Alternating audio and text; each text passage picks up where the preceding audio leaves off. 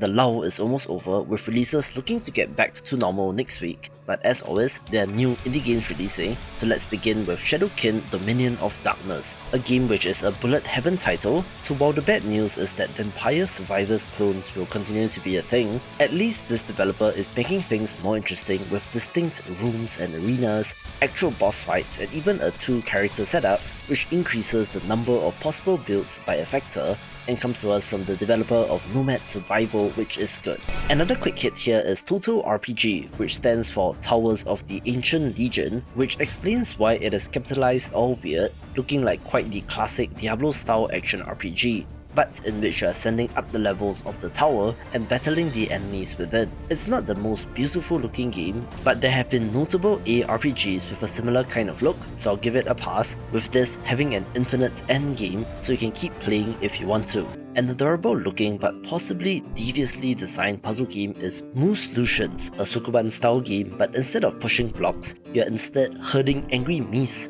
into the right spots on the map while avoiding being run over and trampled. Of course, there will be various additional objects to interact with, such as a cart, as well as moose behavior that you need to learn, such as when a moose collides into another one, it causes the first moose to turn, looking like a head scratcher, where if you're not familiar, do look up real life videos on these creatures and get absolutely terrified by their size. A neat looking, classically designed turn-based RPG is Astra Hunter Zosma, one in which you play as treasure hunters for hire, which end up getting stranded, with the only way out being through the Crescent Moon Tower, which of course might just be where you make your name. It has a 2-character setup right off the bat, where the helper character can be customized and where our hero can change classes at will, take action multiple times per turn, and even chain abilities together. The pixel art is well done and evokes the classics, with the best part being that this is free, so why not check it out, with developer Torch60's other games being worth checking out as well. An impressive looking first-person parkour platformer that I have my eye on is Kickbastards, in which you are in hell and are attempting to get out of it, but the devil is on your tail and chases you across the various levels in the underworld. The fun part is that you can straight up dropkick enemies and have to do so in certain cases, since they act as platforms for you to move forward, but you can also jump kick the ground for an extra boost in height, kind of like the rocket jump as well. Furthermore, one of your feet is detachable and can be used as a grappling hook, with there being no cap on the player's speed, so if you are skilled enough, you can go really fast through the level. Of course, there will be a focus on speed running the game, and I can see this having a similar kind of appeal to Neon White, although it does have less bells and whistles. A game that you can only find in indie games is Skeleton Rebellion, a title that is pretty horrifically low fidelity in a good way, I think, being a classic turn-based RPG that looks like it was made in RPG Maker, but has changed things so much that it doesn't even look like your box standard low-effort RPG Maker game. You play as a skeleton who is fighting back against the mages, recruiting some fairly likely allies in your rebellion as you overthrow the archmage of each school of magic. The almost claymation-like characters, the weird animations, and the frankly bizarre nature of this title looks intriguing, and while I don't know if it will be any good, at least it got my attention. Another precision platformer title of interest is Trash Bandits, one in which you play as a raccoon thief with a grappling hook, stealing from humans and animals, but has an interesting meta progression system of owning and running your own hotel. That means there will be collectibles in the form of furniture to find in every level, which is an interesting way of adding progression outside of just getting to the next level, and if you do run out of levels, there's a level editor to make and share more through the Steam Workshop, looking like the hidden gem of the week. An impressive looking and spooky point-and-click adventure game is The Night is Grey, telling a story of a man in the woods filled with wolves who is running for his life, but then stumbles upon a lost girl in a cabin, and together they must find a way to survive. I don't know about you, but that description alone is giving me all sorts of bad vibes, and that quite possibly horrible things will happen to these two characters, but therein lies the thriller nature of the game. Although from the stinger right at the very end of this trailer, I fear my suspicions will be proven true. However, the animations are painstakingly handcrafted, with each being 12 frames per second, which is supposed to be the same as the classic 2D animations, looking like quite the impressive package. A classic looking run and gun action platformer is Guts and Grunts, a game which is inspired by Contra and Turrican, set in somewhat of a dystopian world in which the evil scientists have created a breed of intelligent pig that were trained from birth to self-slaughter when they matured, but their calculations were off, which led to the creation of one special super intelligent boar that now has to fight back and to destroy his creators. Needless to say, I like the pixel art here, which is very clean and well done, not surprising since it comes to us from developer Cascadia Games, who also made Moon Raider, with the action looking pretty intense and fun, with power-ups and upgrades as well. This next title is an indie game insofar that Portal Revolution is a mod for Valve's classic, made by a third-party developer, but of course the IP isn't exactly one, but technicalities aside, more Portal is always welcome. If you're not familiar, this is a first-person puzzle game that coined the phrase "made you think with portals," having such an influential mechanic that it kind of changed puzzle games forever, which is even more impressive given the climate of first-person shooters when this first released. The mod is set in the time period between Portal 1 and 2, with it containing 40 new puzzles, new test elements, and also elements from Portal 2 which are not presented in the same manner as in that game, with this mod being free as well and is a no-brainer pick. New game releases are beginning to pick up steam after the holiday lull, with some promising titles and the first big indie game of the year, so let's begin with Call of Sentinels, a stylish roguelite bullet heaven title but in a medieval fantasy setting, in which various heroes take on all sorts of enemies using their special abilities. Weirdly enough, the Steam page has no mention of it being a roguelite, but the trailer opens with "Fresh take on the roguelike genre." So I don't know why they are shying away from it, but it has proper boss fights and a story, so it's somewhat of an advancement of the concept. We also have the release of Zombie Party, not to be confused with Zombie Party from 2016, in which this is a pixel art action strategy title in which you play as a character named Gravedigger with the ability to summon zombies, telling an anti-establishment narrative as our protagonist seeks to overthrow the government, which is governed by the Parliament of Five, which should be the 5 characters that show up at the start of this trailer. This appears to be similar to the Infectonator games, in which you are summoning zombies and using them to overrun enemy installations, in which timing the use of special abilities or the spawning in of zombies will be critical to your success. And of course, I cannot resist, since the store page does talk about using the power of chaos to overwhelm your enemies, having meta progression in base building and upgrade modules as well. Are you ready for something pretty messed up? Angel at Dusk might be technically not safe for work, so I've cut out bits of the trailer with questionable imagery, in which this is a shoot 'em up title with an almost HR Geiger style body horror to the designs of the enemies, of fleshy abominations, of way too many eyeballs, tentacles, tumors, and more, being an intense bullet hell title. Set in the year 2.3 billion AD, Earth is now a paradise for angels, but the sun has begun to expand, which might signal the end of the universe, with this rewarding risky play by rewarding you the closer you get to enemies, and just looks like a lot. Here's a smaller game that you might not have considered, since I was intrigued by the opening shot of Searching for Rest, since it kind of looks like a memory game interface with the gravestone tiles, but then it reveals itself to be a roguelite deck builder RPG. But I'm just glad it's not another Slay the Spire clone. Not too many details are given with regards to the system and how it works, but the gist is that you play as a soul who is unable to be put to rest, having to destroy your enemies in order to find peace, with strategizing around the builds looking fun, and is your hidden gem of the week. I'm not familiar with the original Buried Bones, but that appears to be a free-to-play title that has its fans both on Steam and mobile, being a turn-based dungeon crawling RPG, with the sequel Buried Bones 2 Dungeon RPG being the title of interest here. While this trailer is Japanese only, it will have English language support based on screenshots, set in a world besieged by an ancient overlord who commands an army of the undead, in which you can defeat and acquire their corpses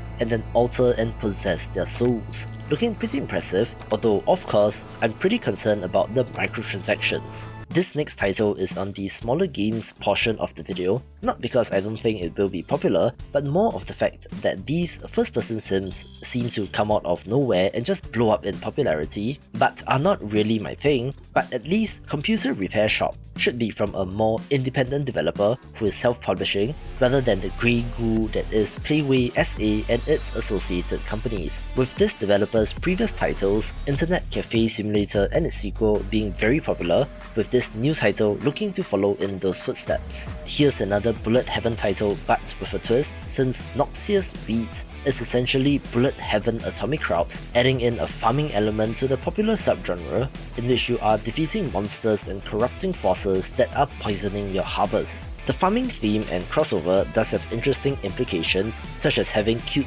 veggie companions to help out, so again, it's something different which makes it of interest. We also have the Steam and Switch release of Reign's Three Kingdoms, a game that uses the same card swiping mechanism that made the original very popular, since you had to make decisions and attempt to keep the 4 meters full, otherwise it's game over. I thought that this was out, and indeed it was, but on mobile only, where this game was in Netflix's Vortex under their gaming services, but exclusivity has expired and is now coming to other platforms, with this game being the first in the series to have online ranked card battles, which I was not expecting. A perhaps not so indie title is War Hospital, coming to us from a Polish developer, being a World War I real-time strategy game but with a twist, since you are managing a field hospital and are commanding the medical corps instead of soldiers. Combat medics are still soldiers near the front lines of war, so there's that to consider, but the main objective here is about saving lives and not taking them, which is a clever inversion of video game norms. As such, it's different enough to be of note and has good momentum leading up to the release. Here's quite the curiosity for the week in Archelund, a first-person open-world RPG in which you're exploring this fantasy world, but then comes the twist that combat switches to turn-based on a grid, which I was certainly not expecting. Yes, it's a full-fledged party-based CRPG in a fantasy world, think Baldur's Gate for example, but the decision to bring the camera down into first person during exploration is an interesting idea, where I do wonder how that will affect the larger design of the game. Here's an interesting roguelite deck builder in Primateria as well, a combat focused title that is more akin to Hearthstone or Magic the Gathering, with the developers specifically calling out the Yu-Gi-Oh! Card game in particular. So if you're familiar, you know what to expect, but if you don't, it's a 1v1 combat focused title in which you're attempting to deplete your opponent's health but can summon monsters to block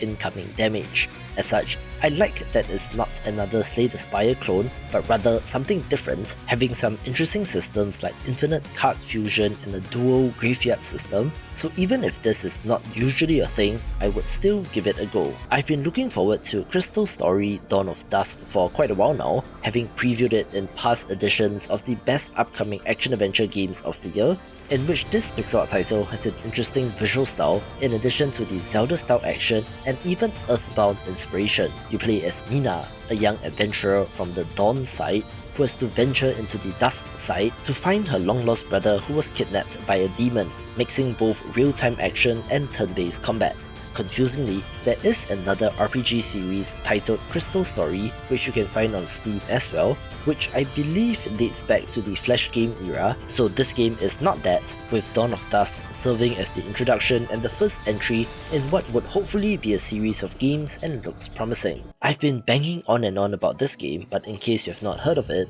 Momodora Moonlit Farewell is the 5th entry in the Momodora series of action platformers, which comes after Reverie Under the Moonlight, but there is no requirement to have played the earlier games since they are all standalone stories, with our heroine being on a quest to save the village from demons in this case. The action in this looks awesome, with the previous entry having some Souls-like elements in the combat without directly having a stamina bar, so this should be quite the challenge as well, and it's the final entry in this series, but I believe the developer is still planning on making games, just not with this IP. We have a regular-sized week of new releases, so let's begin with Turnip Boy Robs a Bank, the sequel to a game from 2021 titled Turnip Boy Commits Tax Evasion. So while our main character does look kind of cute, don't let that fool you, he is a hardened criminal through and through. This time, he is teaming up with members of the Pickle Gang in order to pull off a bank heist, buying weapons and equipment off the dark web, and fighting the police,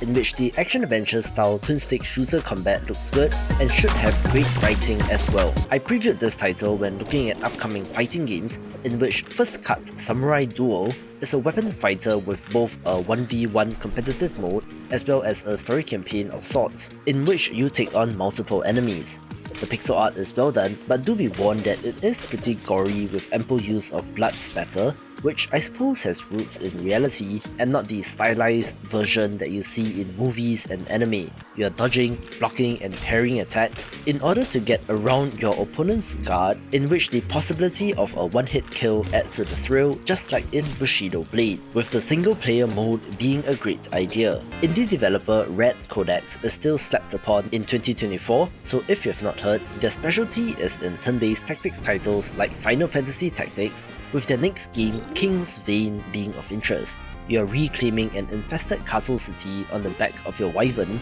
leading a party of characters from 15 different classes in turn-based tactical combat. Interestingly, it talks about using abilities for exploration as well, such as freezing rivers with your magic in order to access a new area, so it is not just limited to combat scenarios, where if you love this, any of their previous titles would be worth a play, especially the open world game Horizon's Gate. An impressive looking survival city builder that seems similar to Frostpunk is New Cycle, but instead of the freezing cold, it takes place in a world after an apocalyptic solar flare has occurred, leading to a new cycle in the Age of Man, in which you have to lead your people and to survive. The management systems look pretty in-depth, so if you're a fan of the genre, do check it out. I recently mentioned The Last Flame in my video previewing upcoming strategy roguelites of the year, since this is an auto-battler title in the vein of games like Auto Chess and Teamfight Tactics, using quite the classic fantasy theme and setting. You are recruiting and upgrading heroes, equipping them with loot as well as crafted gear,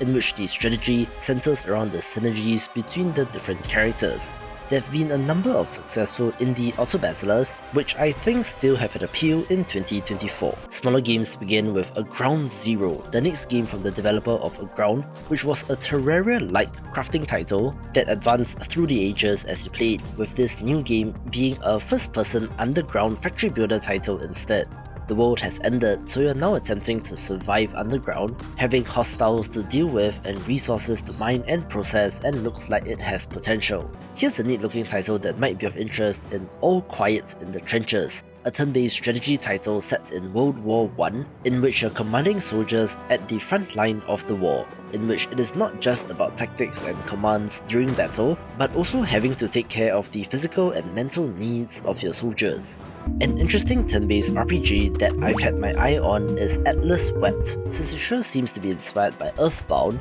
allowing you to play from the perspective of two groups of characters as their stories draw ever closer. Interestingly, this has turn-based combat with bullet hell elements, so yes, very Undertale inspired as well, and looks like the hidden gem of the week. An impressive looking title with a bunch of hype behind it is Contain, a tactical co-op first-person shooter in which your squad of 4 soldiers must work together to contain supernatural anomalies, looking kind of creepy, and comes to us from a mid-sized developer based out of Istanbul, which I have not heard about before, so I'll be watching to see on this. Hardcore 4X strategy fans will be familiar with the Dominions series, with Rise of the Pantocrator being the 6th entry, in which this fantasy world and the sheer number of factions just seems insane to me. Having 101 different factions, each with unique units, and is a deep strategy title. An adorable looking smaller game of note is Mice Guard, an action strategy title in which you lead Viking mice, commanding a small group of them as they take on all sorts of enemies. Here's an interesting pixel art detective game that comes out of South Korea, in which no case should remain unsolved, sees a retired senior inspector being approached by a young police officer who asks her to reopen an old case, in which everyone seems to have been lying, being a plot that I swear has been in some Korean drama that my wife has watched at some point, but to have it in video game form sure is a curiosity. We also have the 1.0 release of Rising Lords this week, a medieval turn-based strategy game that nailed the medieval-inspired art style, where I really get confused between this game and Battle Brothers since both have a similar look. However, they are distinctly different games, with this leaning a little bit more big picture and having, I suppose, a more meta strategy layer to it, where it has done okay so far in early access, so pick it up if you've been waiting for the 1.0 release. Another curiosity of the week is The Cub, a 2D platformer which self-describes as Jungle Book meets Armageddon, coming to us from the developer of Golf Club Nostalgia, formerly Golf Club Wasteland, and is set in the same world, in which the rich people have fled to Mars and are taking recreational, leisurely trips back to Wasteland Earth in order to play golf, with the Cub, of course, being the descendants of the humans left behind. The demise of Adobe Flash meant that a whole bunch of classic games were lost to time, so some of those developers are making the effort to either port or somehow remake their games in another engine, but critically still had to feel like the original, with the Fancy Pants Adventures Classic Pack being one such compilation of a beloved series, also adding in bonus new content and upgraded visuals, so if you have any nostalgia for this, be sure to pick it up. We also have the standalone release of the Pony Factory, which was previously bundled together under the Dread X collection, coming to us from David and John Semensky, who made Dusk and My Friendly Neighborhood, with the short blurb on the Steam page just stating, Winston thought that he could use heavy machinery and power from the depths of hell to transform sinful men into magic ponies. Winston was wrong.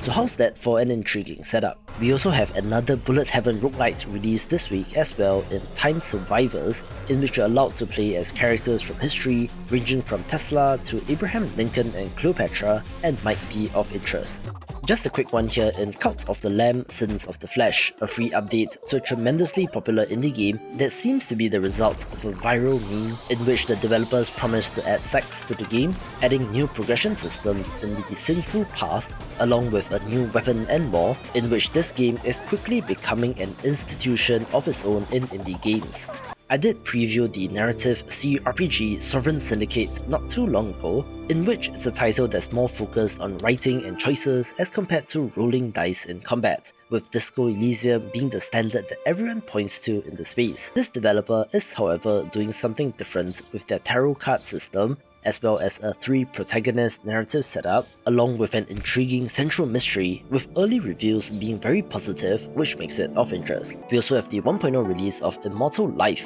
a Chinese cultivation farming sim that looks promising and is for fans of the genre. After a short delay, Three Kingdoms Zhao Yun is supposed to release this week, which was shifted from December 2023, in which this Chinese action RPG draws upon the classic novel Three Kingdoms or San Guo, in which you play as a well-known general in his youth, with it having fantasy elements like elemental powers or giant beasts to battle, and simply looks awesome as a Diablo-style title. Here's a game which just announced its release date 5 days ago, in which Pale World is one of my most anticipated releases, so of course I'm happy to share the early access date. This is a third-person shooter with monster taming elements, in which you can ride on monsters and fight alongside with them, all while using assault rifles and rocket launchers as well. However, the insane thing about this game is that the monsters themselves can wield guns, can be enslaved in a sweatshop to produce weapons, and can even kill other monsters or pals as they are called,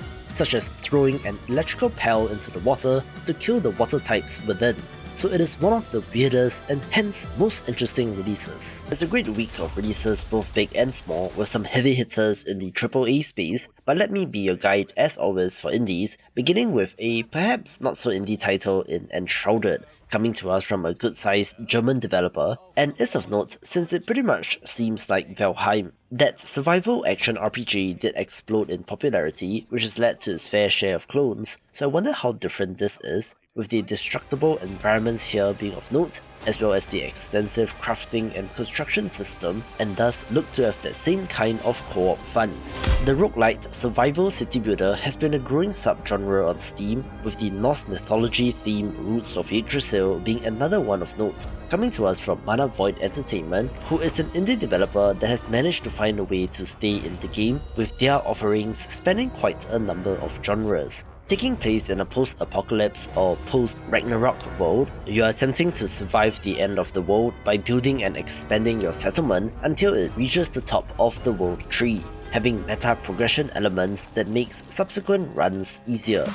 Here's an interesting strategy roguelite-ish title in Heroes of Eternal Quest, one in which you're gathering resources, constructing buildings, and leading a party of heroes as they ascend the Tower of Shards, with each level seeing your hero travelling the map on a loop. Yes, it is of course a loop hero-like, with a different art style and lore, in which the meta progression layer of gathering resources and building up the hub area is compelling and is one of my favourite mechanics in games. There also appears to be semi-active combat, since the different hero classes have their own special traits and skills, which looks like an interesting take on the concept. We also have a number of games releasing out of early access, one of which is Phantom Abyss, a first-person platformer with procedurally generated temples in which you play as an adventurer that has to retrieve the secret relics within. Surprisingly, this took almost 2.5 years to complete early access and seems to have faded out of people's memories, so perhaps the 1.0 release will make people remember, in which the asynchronous multiplayer seems to have been a variant of the Battle Royale concept since the game did launch in 2021 after all. I did preview Unforetold Witchstone when looking at the upcoming games of January, since this is a classic looking isometric party-based CRPG in the vein of games like Baldur's Gate, but with the critical difference being that it is set in a different high fantasy world. Supposedly, this is a living, dynamic world that will shift and change according to your actions, also giving you multiple ways to tackle any one problem that you may face. BG3 has really thrown the doors wide open for CRPGs, so I'm excited to see what other developers come up with. Smaller games begin with the prologue demo of Gods Against Machines, who have previously sponsored a video on the channel in which this strategy roguelite is of note since it's RTS adjacent, but not in the sense that you're controlling units, but rather using destructive god powers to destroy your enemies, so if curious, be sure to check this out. Another 1.0 release of interest is Graven, self-described as a gritty action first-person puzzler, but does also have immersive sim elements and action elements as well. You're exploring this dark fantasy world and battling the horrors within, having some interesting ideas, even though it currently sits at mixed reviews. If you're into rhythm games, Hailing from the Abyss looks like an intense one of these, being framed as a combat battler with powerful skills and even consumables that you can use, all with the foundation of a DDR-looking rhythm section that looks intense. I'm not usually a horror game person, but I have to commend the visual quality of Plastomorphosis, since it's a Silent Hill type psychological horror title with fixed camera angles, some really disturbing looking characters and unnatural, unnerving animations, so visually it meets the bar, so let's see about the gameplay. An interesting looking dice builder title is Right and Down Dice, since you're rolling dice and slotting it into cards and equipment slots so that you can damage enemies, having an almost board game style presentation to the combat, but also where you can only move right and down in the dungeon exploration phase, so I wonder what implications that will have on your strategy. Here's a curiosity in Rin the Last Child, a dark fairy tale Metroidvania that looks neat, in which your transformed siblings are the bosses in this game and also has an elemental spell system and is your hidden gem of the week. I'm not quite sure if The Witch's Cauldron is doing something new or just renaming an existing genre, since it self-describes as a narrative roguelite game in which you're making choices to randomly generated events, brewing potions and supplying these to characters, or to use for yourself at critical points in time, looking like a choose-your-own-adventure game in the vein of titles like Reigns. The top 5 begins with Anomaly Agent, a cyberpunk action platformer that has its share of fans, looking to have sleek and fluid combat as one of the main draws. You play as a special agent who investigates anomalies who threaten the balance of the world, using special weapons, both melee and ranged, in order to dispatch of your enemies. As far as I can tell, this is fairly linear in nature, but apparently your actions can shape how the story unfolds, so there might be branching paths, looking like one of the better action releases of the week. A no-brainer pick if you enjoy roguelites is Go Mecha Ball, a top-down action title in which you play as a creature in a mech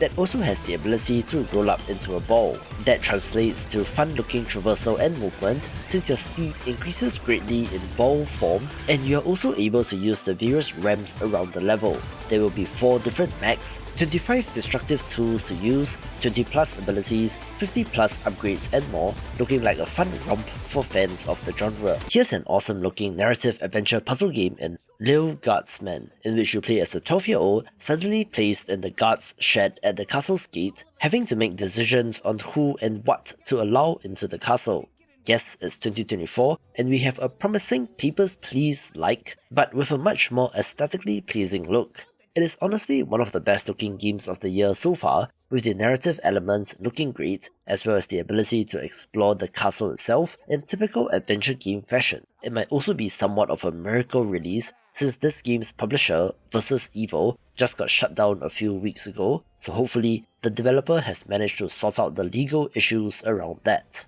A game which I mentioned in my newsletter a few editions back is the 1.0 release of Oblivion Override, a stylish roguelike platformer that has been chugging along in early access and releases out of it after about 6 months. This has Castlevania inspiration in a so-called Roguevania kind of way, with the action, upgrades and animations here being sleek, in which you play as a robot ninja and dive into an enemy base, having some epic giant boss fights as well. Diablo fans, listen up. Into the Necroville might not look like a typical isometric action RPG, but it follows a lineage of indie pixel art ARPGs like The Slawmancer and Chronicron in delivering a Diablo-like loot-driven experience in which you play as a condemned criminal named The Stranger, exploring the Necroville and battling the degenerates within, where you will be given the choice of saving or destroying the world. The action looks awesome and intense, with hundreds upon hundreds of items from relics to equipment, so do not sleep on this game. It's a small week of indie games, so let's begin with a throwback title in Ex Vitro,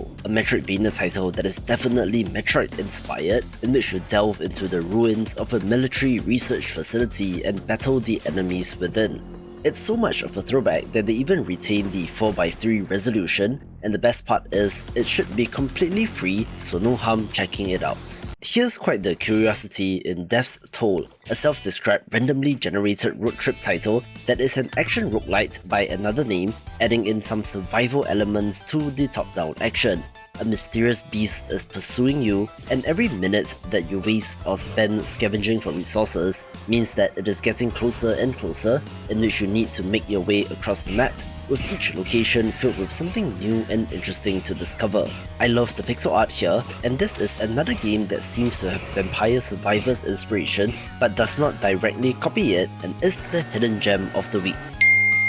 I'm not quite sure what kind of mass appeal Joy of Programming will have, since it's a puzzle coding title in which you have to write real Python code in order to solve the puzzles. Programming has always been one of those mythical, out-of-reach skills, and there have been many attempts to gamify it to various levels of success, so this is the latest game to try, and while it isn't the prettiest, could be a new form of edutainment game. This developer has had quite the interesting catalogue of games across genres, where he found some success in the stealth action titles released, resulting in another one in Under a Star Long Code, following his previous title, No Sun to Worship, which definitely had Metal Gear Solid vibes.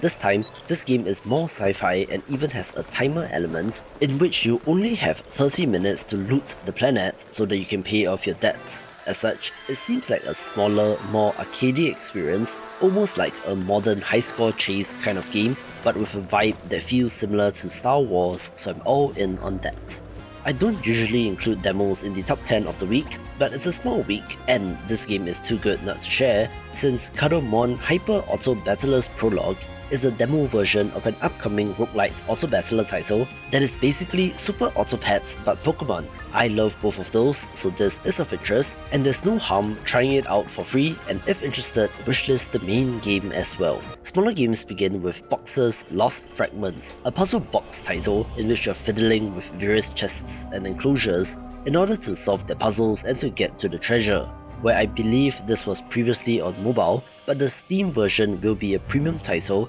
without ads or microtransactions, and will be for fans of games like The Room.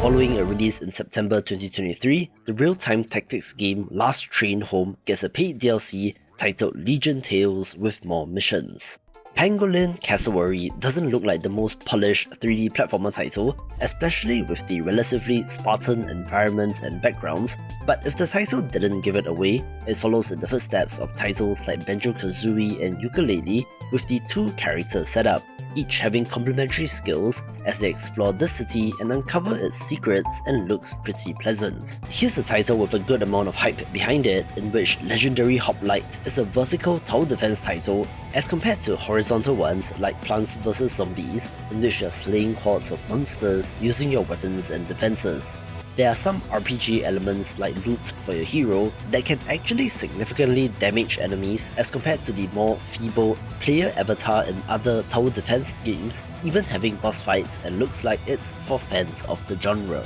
While the Steam page does say English language is not supported in Murders on the Yangtze River, screenshots and trailers show that it is available, so do not write off this detective title just yet. It's an Ace Attorney-like game set in 20th century China, in which you have to use your detective skills to solve a variety of cases. You must use evidence, logical reasoning, and debate to catch the criminal, having a good art style as well. So apparently this title released on Switch last year, so this is technically a port to PC and other consoles, in which Speed Crew is a multiplayer co-op party game, think Overcooked, but where you are instead playing as members of a pit crew and have to swap out parts for a race car as quickly as possible, all in service of helping the team win as many championship points as possible. It has been relatively overlooked on Switch, but the Metacritic scores are in the 70s and 80s, so it should be good. So here's hoping that the multi-platform release pays off for them, since it looks kind of fun. One of my most anticipated releases of the month is Eastward Octopia, a farming sim spin-off of the gorgeous pixel art action-adventure game Eastward from 2021,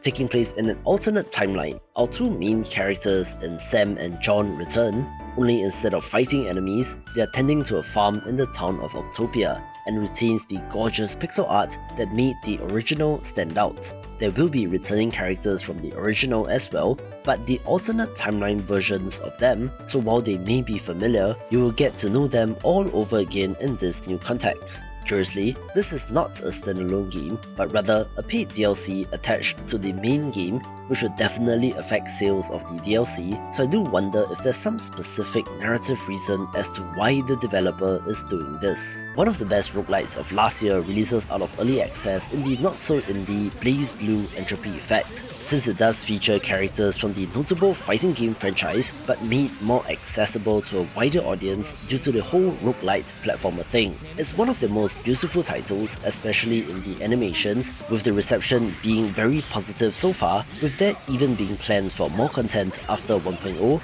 and already looks like a standout entry this early in 2024. It's the week of the Steam Next Festival, which means literally hundreds of demos to try, so stay tuned to the channel for my top picks, where I've always said that it's either very foolish or very brave for developers to be releasing their game on the week of the event, so here are 9 of note, beginning with Empyrean Galactic Survival Dark Faction, a paid DLC to a space sandbox survival game from 2020 that does not look the most visually impressive, but is of note since as of recording, it has 26,000 Steam reviews, which for context is more than Dredge right now, meaning that it has probably sold more copies, where survival games do have these massive audiences, with this update adding new scenarios in a new dark galaxy. The hit puzzle game Threes makes it to Steam 10 years after the mobile launch for some reason, being the original tile sliding number edition game that led to the most famous of clones in 2048 and its spin-offs, in which I do adore this game dearly, but does seem to be best on mobile, so I wonder what kind of reception it will get. Communist Bioshock Atomic Heart made quite the splash last year due to the action and character designs, in which their second paid DLC titled Trapped in Limbo will release this week. Interestingly, this is a direct continuation after the events of the main game, but continues a different ending as compared to the first DLC. You are now in the world of Limbo, which is just bizarre and weird, where the normal rules of the world don't seem to apply, which is perfect for developers to flex their creativity, so expect things to take a twist for the weird. It's also a curiosity narratively in how they are exploring the different endings, perhaps trying to work out what will be canon for Atomic Heart 2, so check it out if you love the game. Here's a curious indie title titled Starshift Rebellion, one that got my attention primarily because it showed off a turn-based RPG battle interface that has you controlling 7 party members all at once. But it's not just a simple RPG Maker title, instead also having a turn-based tactics portion as well. It doesn't look the most polished visually, but it seems ambitious, with the developer's prologue demo Starshift Origins being well received, and they have planned out the whole saga of games, including Starshift Freelancer and Starshift Legacy, both with Q4 2024 release windows, so it's something of interest for sure. Here's a grimdark action-adventure RPG title named The Inquisitor, that is based on a series of books of the same name, taking place in an alternate timeline in which Jesus did not die on the cross, but instead fought free and brought vengeance down upon the non-believers, and 1,500 years later, an army of inquisitors brutally enforces the faith. You play as such a character sent to a remote town that is plagued by mystery and sin, being judge, jury, and executioner as you solve these cases. It's dark and brutal, and does seem more like the detective portion of The Witcher without as much of an emphasis on combat, although it is still there, so who knows, this might just be this developer's Witcher 1 in terms of kicking off something epic. I previewed this next title when looking at the upcoming games of the month, in which the Chinese or Eastern action RPG Tales of Spark sure looks like fun. I suppose you can think of this as Chinese Diablo, and in some ways, it does seem to be going for the Diablo 3 thing, with the skill cooldowns on the action bar that kind of looks similar to an MMO, but of course with much more hectic action. While the trailer is in Chinese only, there is supposed to be English language translation, with the best part being that this game has been out for a couple of hours now and already has more than 100 Steam reviews and a very positive rating, so sentiment seems to be good on this game, so perhaps check it out. Now, the release of this title boggles my mind since I thought the developer would have known better, since they have 2 releases under their belt, and releasing in the middle of the Steam Next Festival isn't all that ideal, so we'll see what effect that will have on which hand, given that their estimated number of wishlists is good for an indie title but might not be massive enough to push back against the flood of demos. Still, this is a Stacklands-like card-based management simulation in which you're opening random packs of cards and then placing them on other cards to simulate some action, and while it's definitely not as action-packed as some other games, Stacklands was a massive hit for good reason, so maybe this will be as well. You play as a witch, leading your coven in exploring new lands, which does have their share of enemies, in which, as compared to Stacklands, the play area seems to be much larger and looks fairly complex in terms of the simulation and the resources, units and enemies that you need to manage. I do think that it looks awesome and is the hidden gem of the week. Another title from the preview is Touhou Danmaku Kagura Fantasia Lost, a rhythm game plus a bullet hell shoot 'em up title combining 2 genres that Touhou games are known for into what looks like a very intense package. There are straight up Note Highway rhythm game segments, but more interestingly, combines a stripped down Note Highway of just a single lane on the left and right, with the center of the field being a bullet hell boss battle, and looks like a real challenge. Oh, as a side note, Toby Fox, creator of Undertale, is involved in this project on the musical front, so you might want to check it out. A sequel that is releasing 9 years after the original is Helldivers 2, in which the first game was a beloved co-op twin-stick shooter with friendly fire, forcing you to work together with your friends to protect Super Earth from the enemies of mankind. It does have Starship Troopers-like satire in the writing, which seems very funny and excellently done, with the sequel changing it from top-down to completely behind-the-back third-person shooter, but critically retains the same intense action, monstrous enemies, and of course, friendly fire. This is, however, not an indie team, with the developer feeling like a second-party Sony studio at this point, so there is an asterisk, but OG indie game fans will know that they made Magica back in 2011, going back to its indie roots, and should be one of the best games of the year. New releases were backed up because of the Steam Next Festival, so here's a solid week of releases, beginning with Fight Crab 2, a quote-unquote fighting game in which you play as a human mounted on top of a giant crab who wields all sorts of weaponry in physics-based chaos. The sheer absurdity of this game is a draw in itself, in which there are over 9 different weapons and skills to use, from giant swords to flamethrowers and more, looking like one of the most ridiculous indie games in a good way, so I'm all down for this. This next title is quite a curiosity, since for some reason, they have decided to use the CDI Zelda games as inspiration in Azet, the Jewel of Faramore, in terms of the art style in the animated cutscenes, which isn't exactly the most gorgeous, but has good pixel art in gameplay.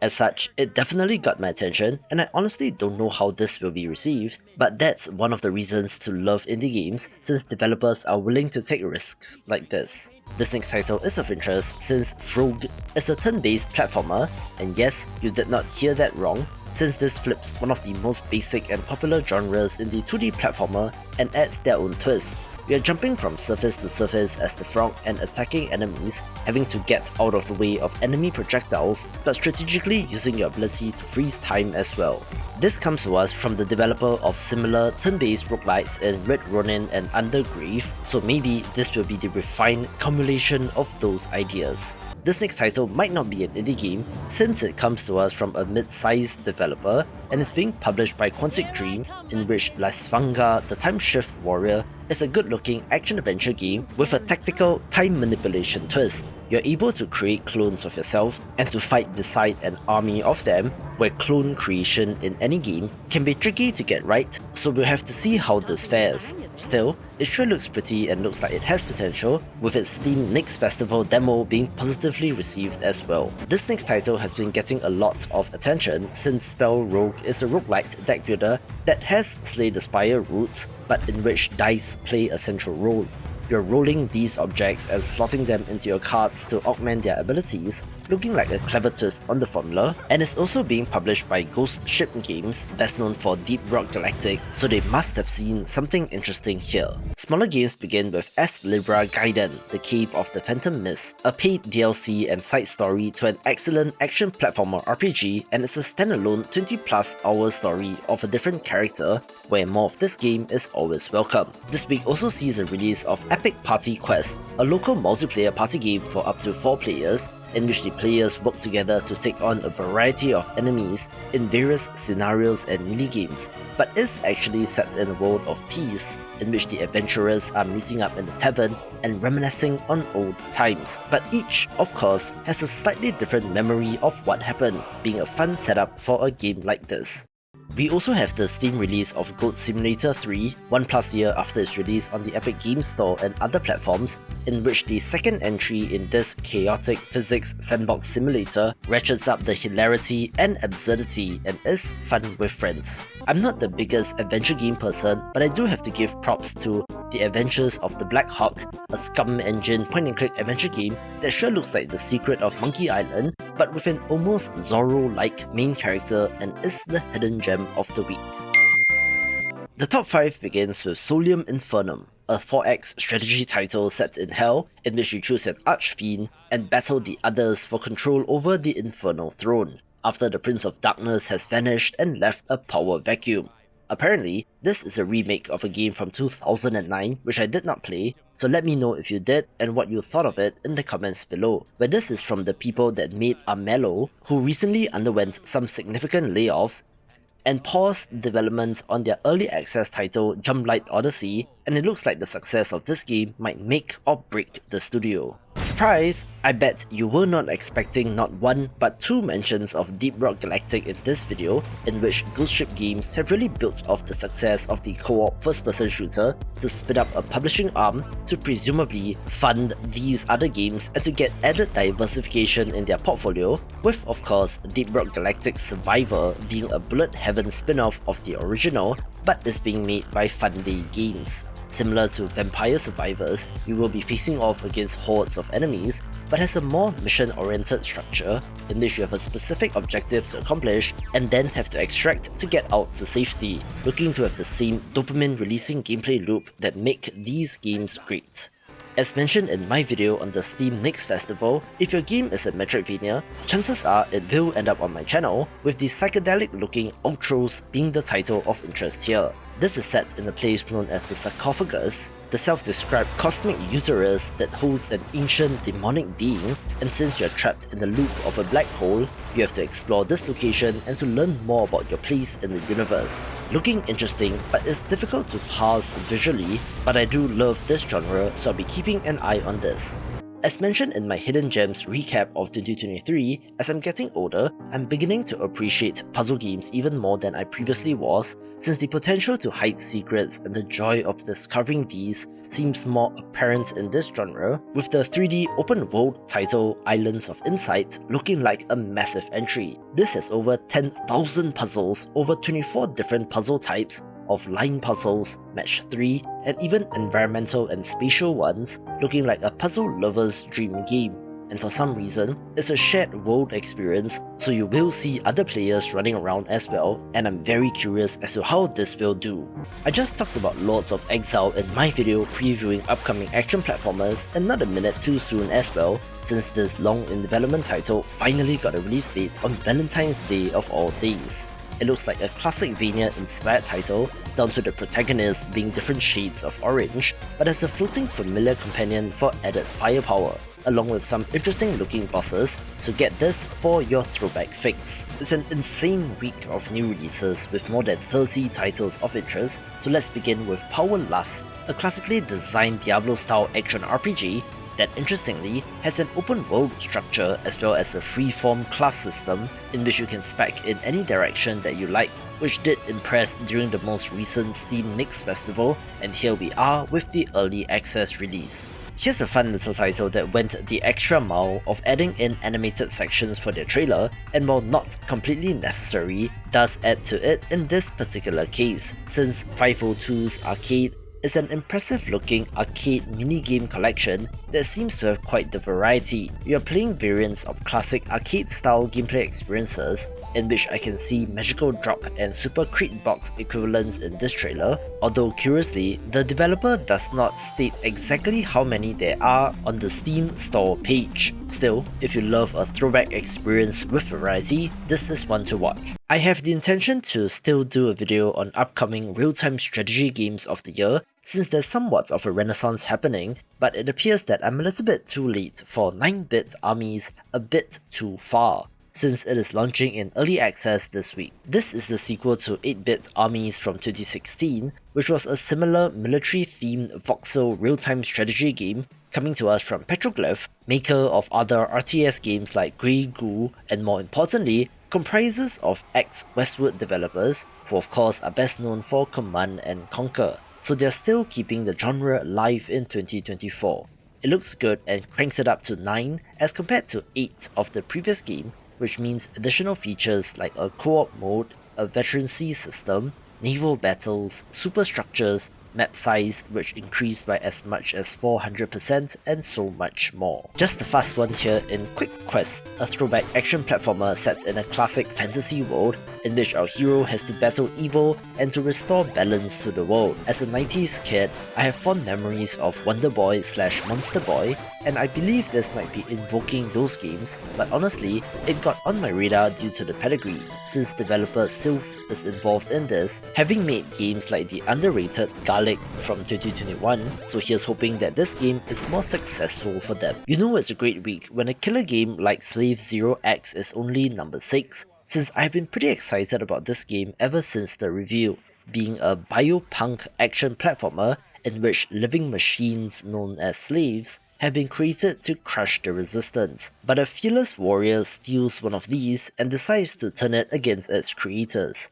There's some fighting game influence in this game in terms of combat, with the stylish, almost character action style combat drawing upon Devil May Cry and Strider as well. I have told this story before, but apparently the publisher of the game acquired the Slave 0 IP, which was a game from 1999, which I'm not familiar with, but then they got a developer to create the prequel to that game, having a delicious throwback look and is definitely of interest. I'm not sure if smaller games is the best descriptor for Bando Tale, a League of Legends story, since it is obviously not small based on the IP, but I have nowhere else to put this, so I just wanted to give this game a mention. It's a cozy life sim title set in Bando City, which is the homeworld of the Yordle race of spirits and looks like a delight, although unfortunately it is the last entry in the Riot Forge initiative, which saw Riot licensing out the League of Legends IP to indie developers to make non-mobile games. So hopefully this is great and does come to us from the developer of Graveyard Keeper, so the quality should be there. An interesting looking adventure game is Corpo Nation: The Sorting Process,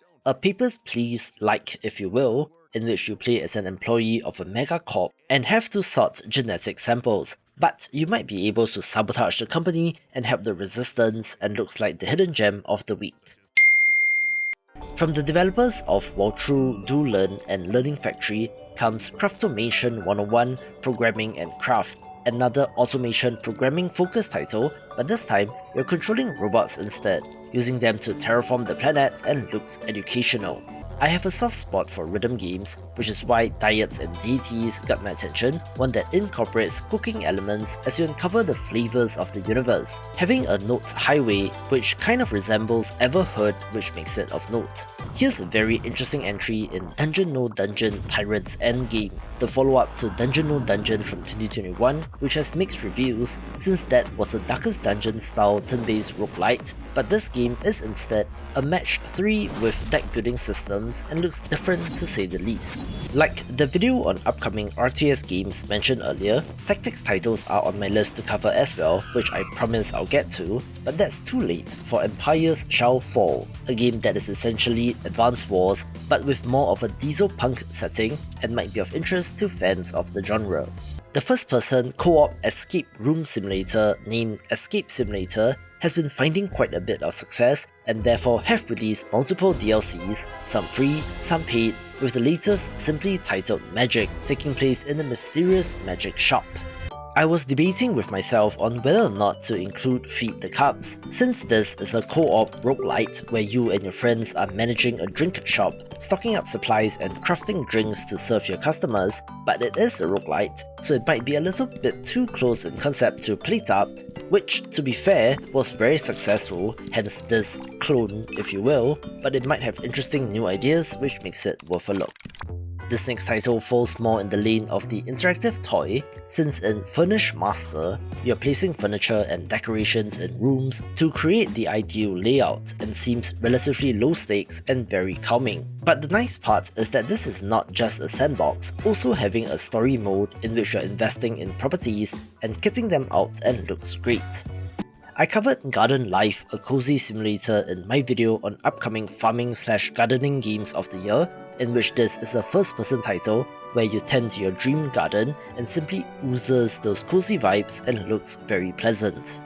This week also sees the 1.0 release of Inculinati, a turn-based strategy game that has armies of animals in a medieval art style fighting against each other, so if you have been waiting, this is the time to pick it up. Here's an interesting looking twin-stick shooter in Nidus, one that is relatively old school in design, and from the UI elements, it appears that you're controlling the flower and the wasps on the different thumbsticks and might be quite the challenge. There have been a number of games that play with the idea of having to dig through phones and social media accounts for clues, such as the Simulacra games, which have a horror twist, with Bricolage Idolized having the same idea. But this time, a K-pop idol has gone missing, and you need to figure out what has happened, and while not explicitly a horror game, might still have some creepy vibes. We also have the release and sequel Comp 2 this week, in which the ball in Pong manages to escape the arena and goes out exploring, being a one-button game where hitting the button changes the direction of the ball, but I believe the original creators sold the IP to Atari and is made by another developer. The long-awaited sequel Regency Solitaire 2 also releases this week, being the follow-up to a popular casual game from 2015 and it's a +-1 style of solitaire card game but with special abilities. I was honestly surprised to see the release of Rough Gunner, since I've not heard of this game before this week, being a Slay the Spire style roguelite deck builder, so let's see if they have any new ideas. The developers of SCP The Expedition did reach out to me, and while I'm not intimately familiar with SCP lore, an XCOM style tactics title set in this universe seems promising. Shadowkin is a vampire survivor style bullet heaven roguelite, but is of interest since it comes to us from the developer of Nomad Survival, which is very popular, with the new twist here being a companion character, either controlled by another player or AI, so let's see what this brings to the table. I covered Sokobon Express in my video previewing upcoming puzzle games of the year, and this is the sequel to a game from 2014, but in which the chemical molecules move along the track that you create, and if the developer is anything to go by, should be a real head scratcher. Similarly, The Tribe Must Survive was covered in the video on upcoming strategy roguelites, in which this is a strategy survival management game where giving commands to your villagers and attempting to survive against the horrors of the dark, and will release in early access.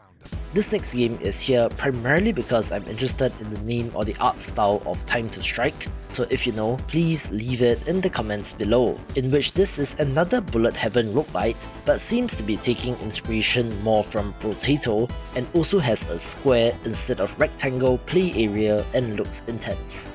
A very interesting release this week is Window Kill, a meta shoot-'em-up title that takes place within several windows on the desktop and is something that you can only find in indie games. A not-so-indie title is Yohane the Parhelion, Numazu and the Mirage, being a roguelite deck builder based on the anime series, which as far as I understand is a spin-off of another series and sees the characters in a different kind of setting, in which there was a Metroidvania spin-off game as well using this IP, so I'm guessing that it has to be fairly popular. The top 5 begins with the early access release of Nightingale, an open-world survival crafting title with a self-described gas lamp fantasy world, in which you play as a realm walker with the ability to enter the Fey realms and to explore and search for resources. 2024 has been the year of the survival crafting game so far, with titles like Enshrouded and Pale World, with this looking to join those ranks. It was delayed for a little bit, but did get a lot of attention when it was first revealed,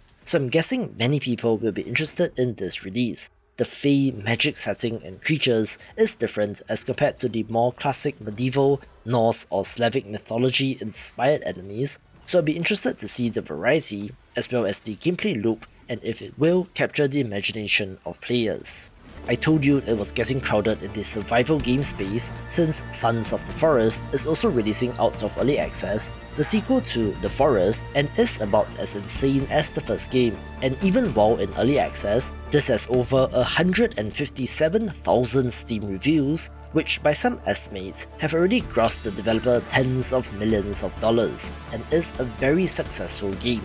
The studio is technically independent but staffed up quite a bit following the runaway success of the first game, and it shows in this sequel, so survival game fans definitely get in on this. Here's a little bit of a palate cleanser for all the survival games, since Balatro is a poker roguelite that has previewed extremely well in demos and did excellently for the Steam Nix Festival, a game that uses basic poker rules but introduces different types of jokers to wildly alter gameplay, and mark my words, this will be a huge hit. Everywhere I go, I see another survival game in Pacific Drive, a game with a large amount of hype behind it, since this has you exploring the Olympic exclusion zone in your car in order to uncover a mystery. It is one part road trip simulator like Jalopy, and one part survival game like The Long Dark, with your car as the primary lifeline, and looks intriguing as a concept and might just be another huge breakout hit as well. Surprise! Some of you might not have seen this coming,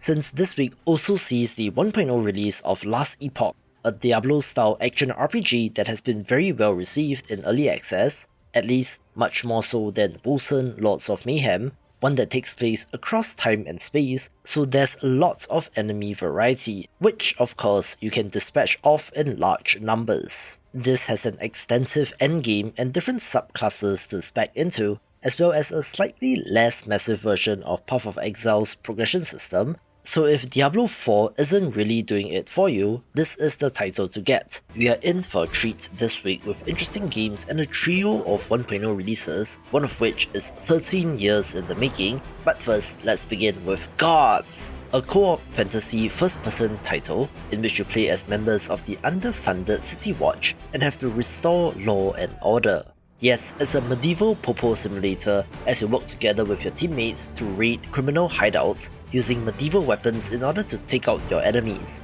There are 3 main rival gangs in the Orcs, Rogue Merchants, and even a Necromancer cult, so you need to be careful, having some early Assassin's Creed-like elements of having to stick out and study the hideouts before charging head in, as well as a Shadow of Mordor style hierarchy system with the Kingpin at the top of the organization. It seems to be satirical in tone since the developer does talk about you committing city-sanctioned murder and wanton property destruction, so we'll have to see how it delivers. Here's a game which I covered a little while back and has finally made it to release, in which the Brew Barons is one part flight sim and one part management merchant simulator, in which you have started your own brewery and are attempting to sell in the region, but pirates are attempting to shoot you out of the skies in order to enforce their own monopoly. There is some Studio Ghibli influence on this game, drawing upon Porco Rosso from 1992, and does look promising. Don't go expecting ace combat however, since the aerial combat does seem to be a little bit slower since you are using propeller planes after all,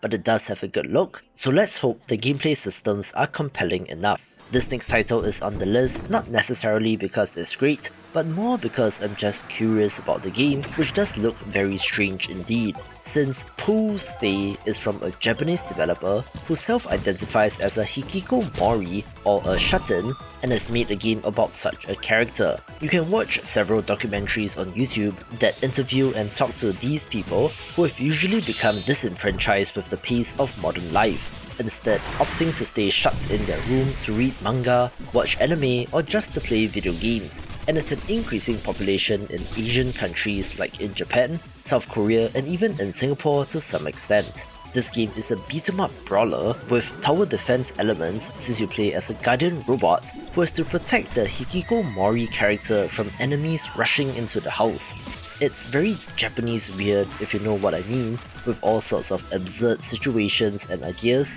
so it's definitely a curiosity, although I'm not guaranteeing the quality of the game. This next title exploded in popularity during the most recent Steam Next Festival since Minami Lane is a cozy management sim with a wonderful art style. You're building out said lane and gradually constructing and adding more shops to it over time, with the goal of maximizing the happiness of the villagers by providing them what they want. It comes to us from the developer of the minimalist roguelite Froggy Battle, with this entry being quite the interesting departure. I just mentioned the spooky pixel art adventure platformer Avoid Hope in my video last week on adventure games, in which this is a survival horror adjacent game but is more of a side-scrolling platformer. The city has collapsed due to something turning people and creatures into monsters, in which our protagonists are a couple who are trying to find a cure. There are puzzles to solve and a whole city to explore, and while there are monsters and you have some ways of dealing with them, the best course of action in most cases is to run away,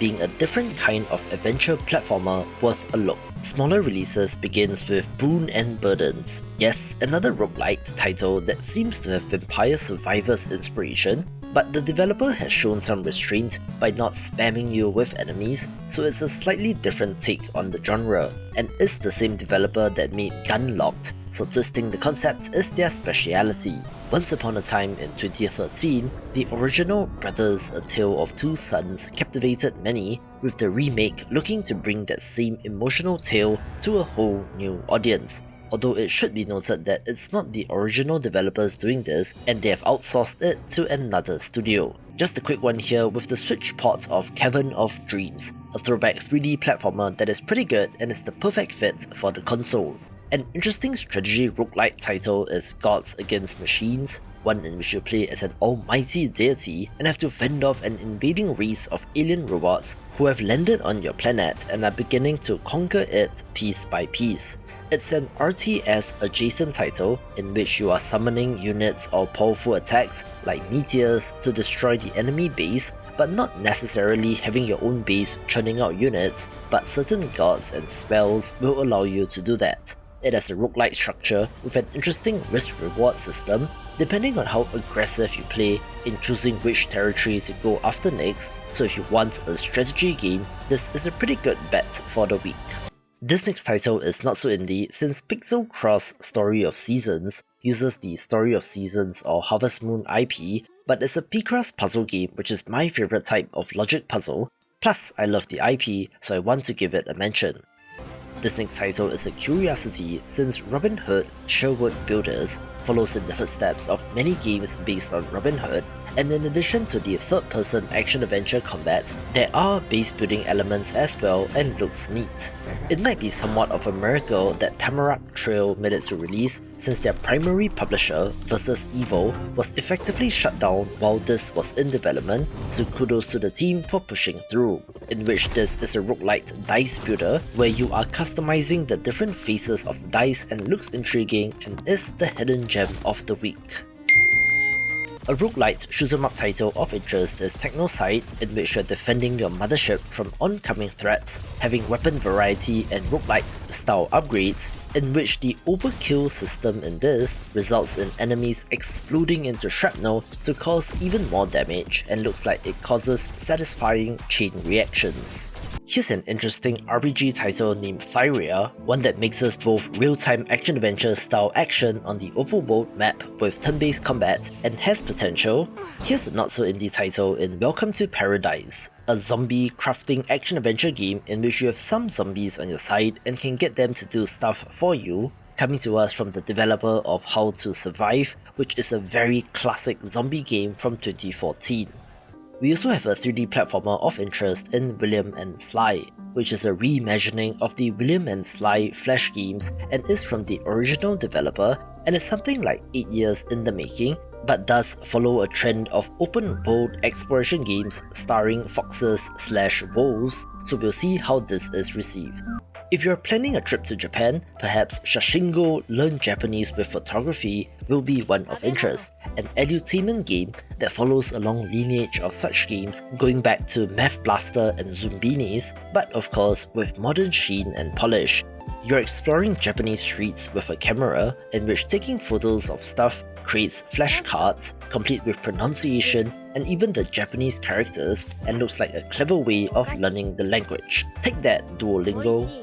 This week also sees the 1.0 release of Wrath Aeon of Ruin, a boomer shooter that apparently is based on Quake 1 technology and is a throwback in more ways than one. You're hunting down guardians of the old world in a realm left to rot, having a variety of powerful weapons including a gigantic arm blade, and simply looks like boomer shooter excellence. This spent over 4 years in early access and has been well received so far, so let's hope they will manage to stick the landing. Here's a roguelite RPG of interest in Dice Folk, in which, as the name proposes, has dice as a central mechanic, but not like in Tamarack Trail mentioned earlier. You have a party of 3 creatures which are able to rotate in battle, but you can also control the rotation of the enemy, which definitely has interesting strategic implications. I do love my monster taming games, so of course this is of note, with the dice rather than card focus being a different twist. I'm also excited to share the 1.0 release of this game, since Spiritfall is an awesome roguelite platformer that I have covered many times last year, in which this takes a lot of inspiration from Hades, so of course I was in. You're able to call upon various elemental animal spirits to augment your abilities, but instead of a top-down action title, this is a side-scroller, and more interestingly, has combat inspired by platform fighters like Smash Brothers, even having a Final Smash equivalent type attack, so if you love roguelites, trust me on this one. Imagine my surprise when a tweet from this developer showed up on my timeline, since this has been 13 years of work, 10 of which were in early access, and we finally have the 1.0 release of Secrets of Grandia. Now for those of you who are new to indie games, you might not have heard of this game before, and I don't fault you for that, since it has been quietly chugging away in early access, with periods of radio silence if I'm not remembering wrong, with the one big question being, why is it taking so long? This is an action-adventure RPG with co-op support, set in a classic high fantasy world, taking inspiration from classic SNES games but also parodying them in some ways. The closest comparison that I have to this would be crosscode, which is excellent, and to be fair, there isn't really any crosscode likes in the world, so this game will scratch that itch, having a full campaign with over 300 unique characters as well as 30 plus boss fights and plenty of side content like fishing, mini-games, pet taming, gardening and more. Oh, and that is in addition to the arcadey roguelite mode for replayability, but the highlight should be the main story campaign as well as the action, and I'm just so curious about this game. There should be a launch discount when this switches to 1.0 on February 29th, so if you don't own it, pick it up then to save a couple of dollars. It's another massive week of indie games, so let's begin with Touhou Red Empress Devil, an action roguelite that has characters from the Touhou project and is set in the Scarlet Devil Mansion, which is a recurring location in the series. This is a bullet hell roguelite with distinct rooms, so think Binding of Isaac, with a decidedly Touhou feel, and looks pretty good, so check it out. Here's a very cozy title in Snufkin Melody of Moomin Valley, a musical adventure game that is based on the beloved Moomin characters, but has you playing the role of Snufkin that has to restore harmony and balance to Moomin Valley. You are fending off the machinations of the industrious park keeper who intends to create a series of hideous parks in which our protagonist must cause trouble to foil the plans of the antagonist. There's puzzles, stealth, and even musical melodic elements, all wrapped up with a very pleasant art style. The early access release of Townscaper in 2020 opened the doors for a whole class of other games, which I would title the interactive toy, in that they are video games with graphics, music, sound effects, and are programs that you can interact with, but lacks everything else that a video game has, such as levels, points, goals, timers, or any other objective really, simply allowing you to tinker with it and to see what you can build, with the latest being Summer House. You are creating a number of houses and can create a little neighborhood of them, with the developer wanting to recreate the feeling of the seemingly endless childhood summers of no responsibilities or stress, and looks to be nailing exactly what they are going for. On perhaps the polar opposite end of things is the frustration platformer of games like Getting Over It, Quap or Jump King, with the next title of note being a difficult game about climbing. This looks to be more Getting Over It in terms of look and feel of a man in a loincloth using just his hands to climb, with the euphoria of getting to the next obstacle contrasted with the crushing disappointment of falling and having to restart. It might be streamer bait to some extent, and I do wonder if this game will have a narrator like in Getting Over It, which adds to the overall presentation and comes to us from YouTuber and game developer Pontypants, which makes it of note. Quilts and Cats of Calico is a digital adaptation of a board game that sees you creating patterns on quilts, sewing buttons and attracting cats in order to score the most points. New in this digital version is a story campaign, which is inspired by the work of Studio Ghibli that sees you determined to succeed in a city that worships cats, being a whole separate single-player mode, which is a nice companion to the more classic competitive multiplayer aspect of the tabletop version. You are also able to create your own cat, giving it a name, choosing the color of its fur and so much more, which can then appear on the game board as part of the main game. There's online and offline multiplayer support, so you can find other players to play with, and will be releasing this week with a launch discount of 10% off, so definitely check it out if you're interested in strategy games. Other games begin with the 1.0 release of Abyss Built to Destroy, a physics puzzle game in which you are constructing gigantic structures and contraptions, using these to destroy other structures in one of the most satisfying games ever. Although with the amount of particles flying around, you might need a chunky graphics card to enjoy all the destruction, and is the hidden gem of the week.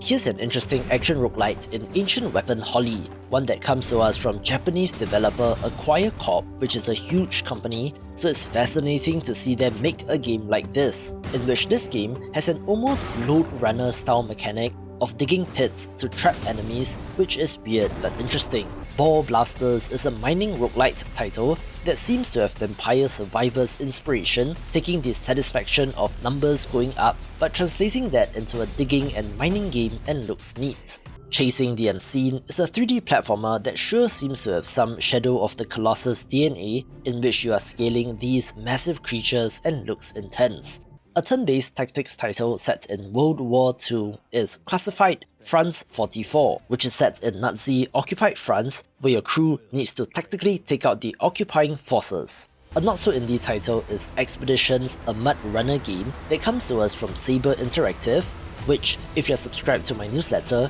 you will know that they bought themselves back from the Embracer Group, with this looking to be a similar kind of realistic driving simulation title complete with mud physics, but in the context of going on scientific expeditions. Not to be confused with Mage and Monsters is Mortal Glory 2, a turn-based tactical roguelite that is the sequel to a game from 2020 and has character variety as well, which gives you plenty to think about in terms of strategy. An awesome looking minimalist factory builder title is 64, a game that has idle or incremental elements in addition to the synergistic construction of games like Factorial, and has a great look as well. I'm not sure if Star Racer will release this week, since it is earmarked for Saturday for some reason, and the developer's social channels don't have any mention of the release, but in the case it does, this is an F-Zero-like combat racer that looks awesome, from the speed of the action to the ability to build and customize your own levels.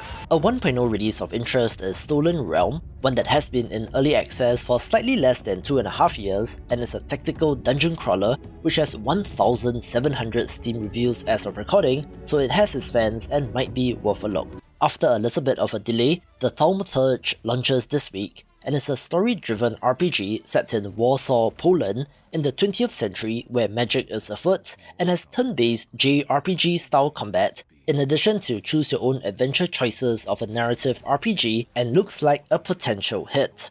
Time to Mop self-describes as Slime Rancher meets Factorial, so of course I'm in, and while I'm not completely sold on the visuals, the gameplay here might make up for it.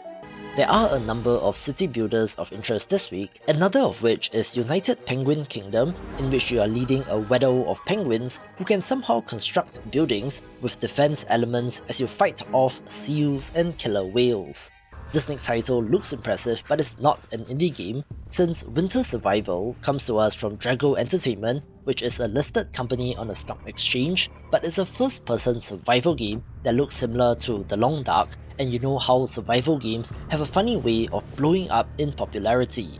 Another game which I'm not sure will release this week is Corrupted Dawn of Havoc, since it has a Sunday release date penciled in, but this is a self-styled, hardcore auto-battle roguelite deck builder, or hard game, and has a considerable amount of momentum going in. As described, this is a roguelite deck builder in which you're building a team of characters and a deck of skill cards in which your team automatically fights the enemy in real time, but you're able to strategically use your cards to get an advantage and might be another potential hit. The long-in-development Zoria Age of Shattering makes it to release as well, a classically designed party-based CRPG, of which the bar is now set very high in Baldur's Gate 3, so I wouldn't go in expecting the same thing, but it looks to be a solid entry in the space. This has the classic high fantasy setting and turn-based combat, but also introduces crafting and survival elements like the need to rest, along with an entire base building aspect, so if you love the genre, do check this one out. Surprise! Here's another interesting title that kind of mixes genres, since Bleed Prince Academy is a tactical RPG but has real-time with pause combat, so don't go expecting Fire Emblem with this game. If left alone, combat does play out in real time, but the ability to pause, plan and issue commands does add to the strategic depth of the game. You're leading a party of Blade Princes who have to defend the city from an external threat, but these characters are still students at the academy, so you need to balance that with academic and social lives as well, having some time management aspects and perhaps a little bit of Persona 5 in this game as well. The long in development pixel art action platformer makes it to launch in Berserk Boy, a game that looks to pay tribute to Mega Man in more ways than one, in which our hero is protecting the world from a mad scientist and his forces. You have elemental forms to call upon, such as lightning,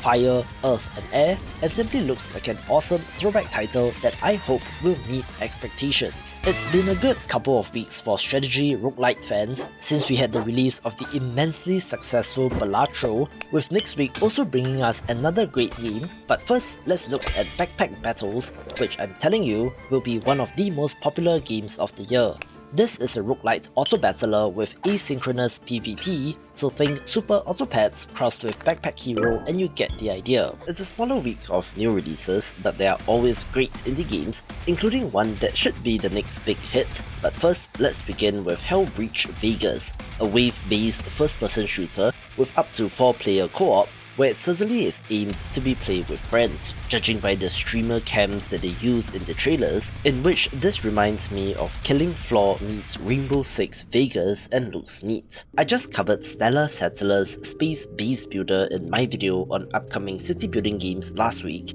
in which this has you creating space colonies on hostile alien planets, with the ultimate goal of having to build a rocket to escape, but with the twist that there are physics involved, Kerbal Space Program style. The bases here have that stereotypical sci-fi look to them, consisting of interconnected pods rather than distinct buildings like in a regular city builder, so I suppose there's a little bit more realism here since the alien environment is hostile to humans. The colony sim aspect comes in the form of settlers, each of which have different talents and perks, but I don't think it will be as in-depth as colony sims like RimWorld in having each character act on their own, but it looks like a very pleasant title worth a look. A long in development Metroidvania that has some Monster Hunter DNA is Slovenia, which, from the title, wears its inspiration on its sleeve, in that this draws upon Slavic mythology. Our hero wields a powerful magical spear that he can use to hunt down enemies,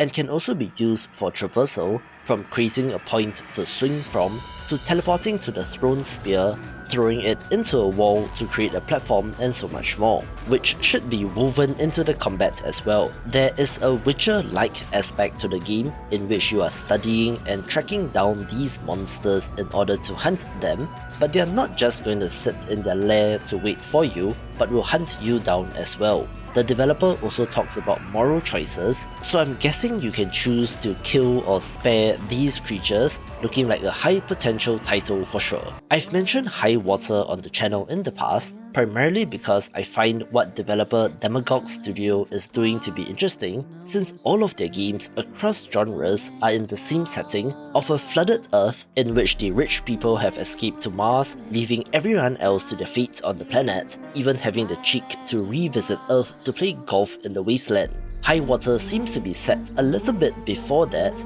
in which our heroes are adventuring through the flooded world, hoping to sneak on board a rocket, and bills itself as a story-driven narrative adventure game. However, there is turn-based tactical combat as you face off against troops in hazmat suits, having more of a puzzle slant to the tactical action, which makes it different enough. I've had my eye on Anti-Paint for quite a while, since it's just a very weird and interesting action roguelite title centered around art and painting. It is not a bullet heaven title, but rather an arena roguelite in which classic paintings are the main bosses that you need to fight. Before we get there, however, you have to take out a bunch of enemies, in which killing them results in splashes of paint on the canvas, so every level becomes a piece of art that fits perfectly with the theme. As such, it is a very cleverly designed title, so I hope this coverage helps the developer sell just a few more copies. Other games begin with Chinese Empire, a city builder title set in ancient China that looks impressive, so if you're in the mood for one of these, do give this one a look.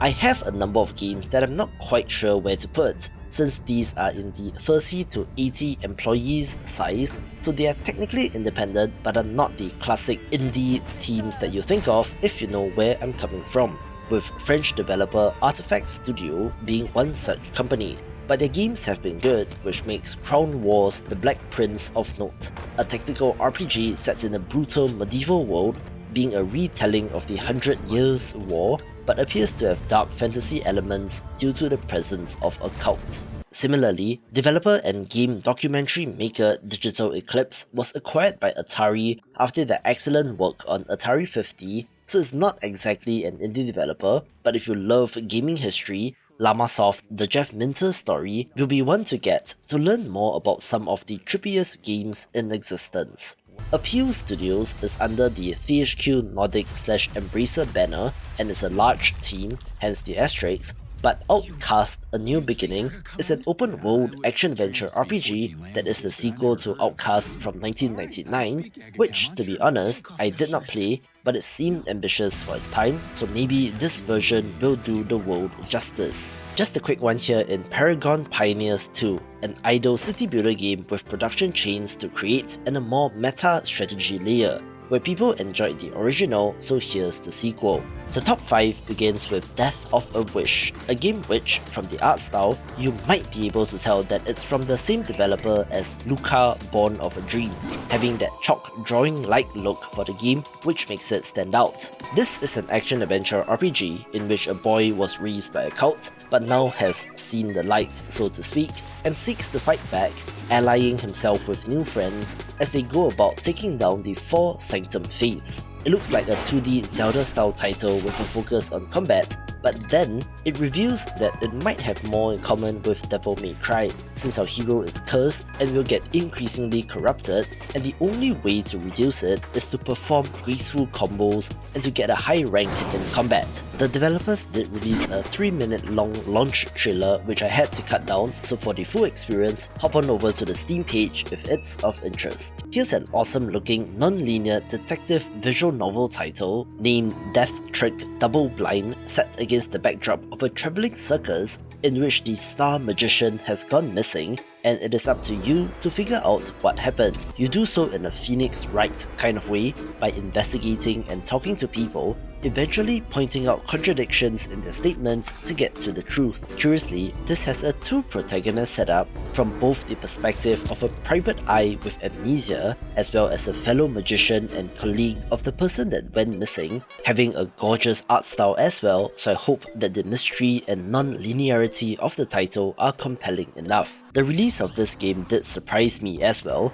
since there was very little anticipation and hype leading up to the launch of Subterrane Mines of Titan, which is the sequel to Subterrane from 2016. The original was a top-down survival roguelite which was in real time and was set on Mars, but this game is turn-based and is set on the moon Titan instead, but otherwise seems to have some similar ideas in the survival department. You're helping the colonists survive by assigning them tasks, harvesting materials, and managing food, water, and oxygen, but every move that you make advances time, and time waits for no man, with horrors from the dark slowly but eventually creeping up on you. As compared to the first-person survival game, the turn-based variant is relatively underrated, so hopefully this game is good since it looks like the hidden gem of the week.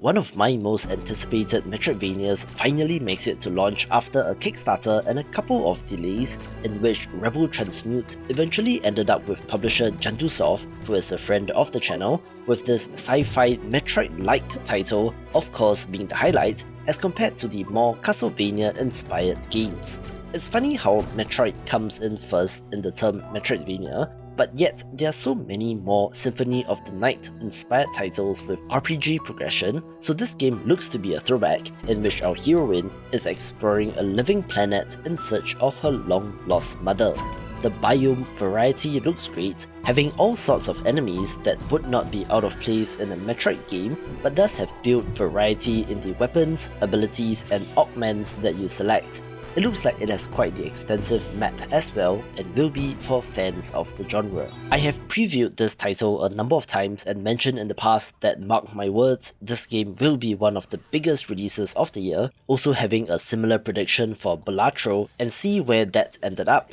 But back to the topic with Goblin Stone. This is a turn-based RPG with roguelite elements in which you are leading a party of goblins who have been hunted to near extinction, having to rebuild their lair, breed, and go forth and fight back against both humans and monsters. The lair building part kind of looks like XCOM, and the combat part looks like Darkest Dungeon, so it looks to have a very compelling gameplay loop of combat, get resources, die, and then restart at the lair with new upgrades, and simply looks excellent. Due to the trifecta of the Steam Spring Sale, PAX East, and the Game Developers Conference this week, understandably so, there are a smaller than usual number of new releases, but hidden gems abound, beginning with Pesticide Not Required, a Vampire Survivors style bullet heaven roguelite, but with a twist, since it is one step above the action in other games of this genre, since it introduces a farming aspect. You also play as a frog, so that's a plus, who just gobbles up all the oncoming bugs, with the free prologue demo version of this being well received, so I think that's definitely something of interest here.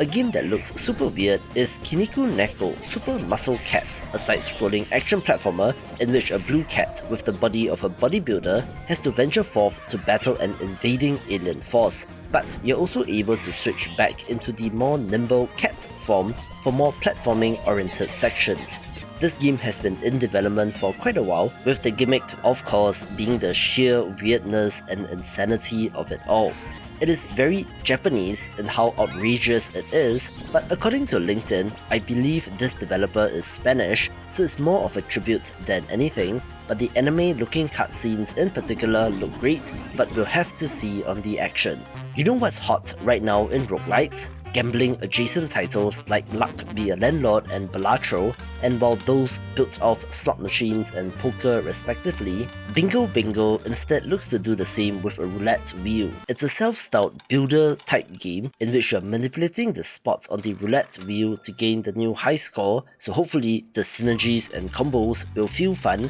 and given how things are going with these types of game, has a good chance of being the hidden gem of the week.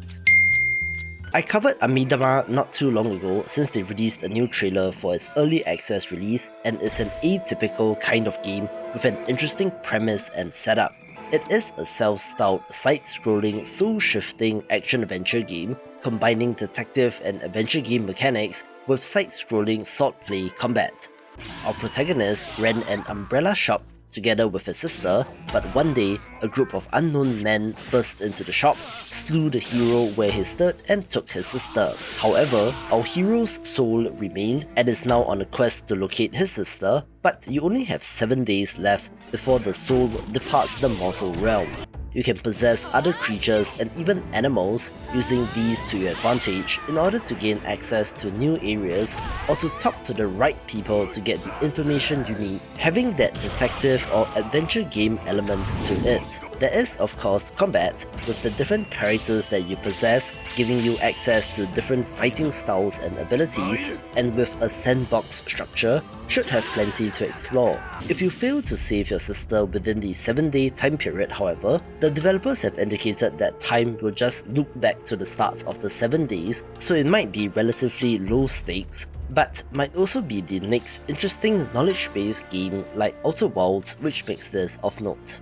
Just a quick one here, since after about 2 years in early access, Midnight Ghost Hunt releases out of it, an asymmetric multiplayer ghost-busting experience that seems like Prop Hunt on steroids, releasing in a period where Phasmophobia was at its peak of popularity, and while it has not done that same kind of massive numbers in terms of total sales, and Steam charts indicates just 45 peak concurrent players today, down 99%, from an all-time high of 4,800, so maybe the 1.0 release might breathe new life into this game. Here's a neat-looking pixel art title named Arc Sync, one that does have its roots in twin-stick shooters, but apparently is a roguelite platformer, even though the developer doesn't explicitly state that it is one, but it could be neat. Another 1.0 release of interest is CD2 Trapmaster, in which CD stands for Candy Disaster and is the sequel to a game from 2021, and it's a tower defense game with deck building elements since you're placing down trap cards in order to dispatch off waves of enemies, having the roguelite style of synergies and combos to discover.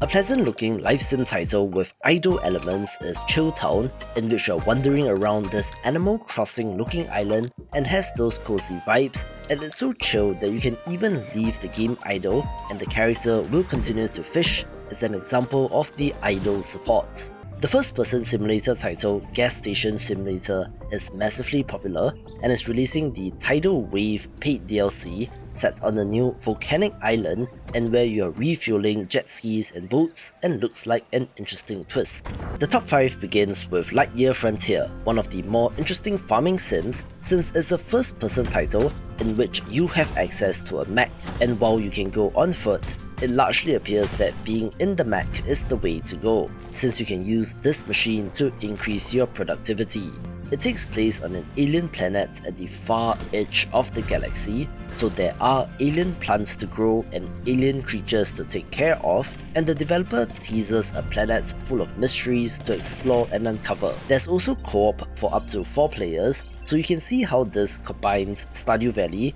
with, say, Satisfactory, and in contrast with mechs in games, which are usually wanton killing machines, to see them being used for a more wholesome purpose is a nice change of pace. In line with that, I don't believe there's any combat in this game, which is interesting since that's one of the most common elements of a video game, but do note that this will be an early access release, with this period planned for at least 1.5 years with more content to be added. It's a decent week for farming/survival crafting titles since we also have the early access release of Terra Tech Worlds, the follow-up to Terra Tech from 2018, which has been tremendously successful, in which the modular building and customization of these vehicles will be a returning mechanic. There seems to be a little bit more structure to this game as compared to the sandbox of the original, in which your vehicles are essentially mining rocks and chopping down trees in a very survival game kind of way. This is also a PvE title as you battle the environment and enemies found on this alien planet,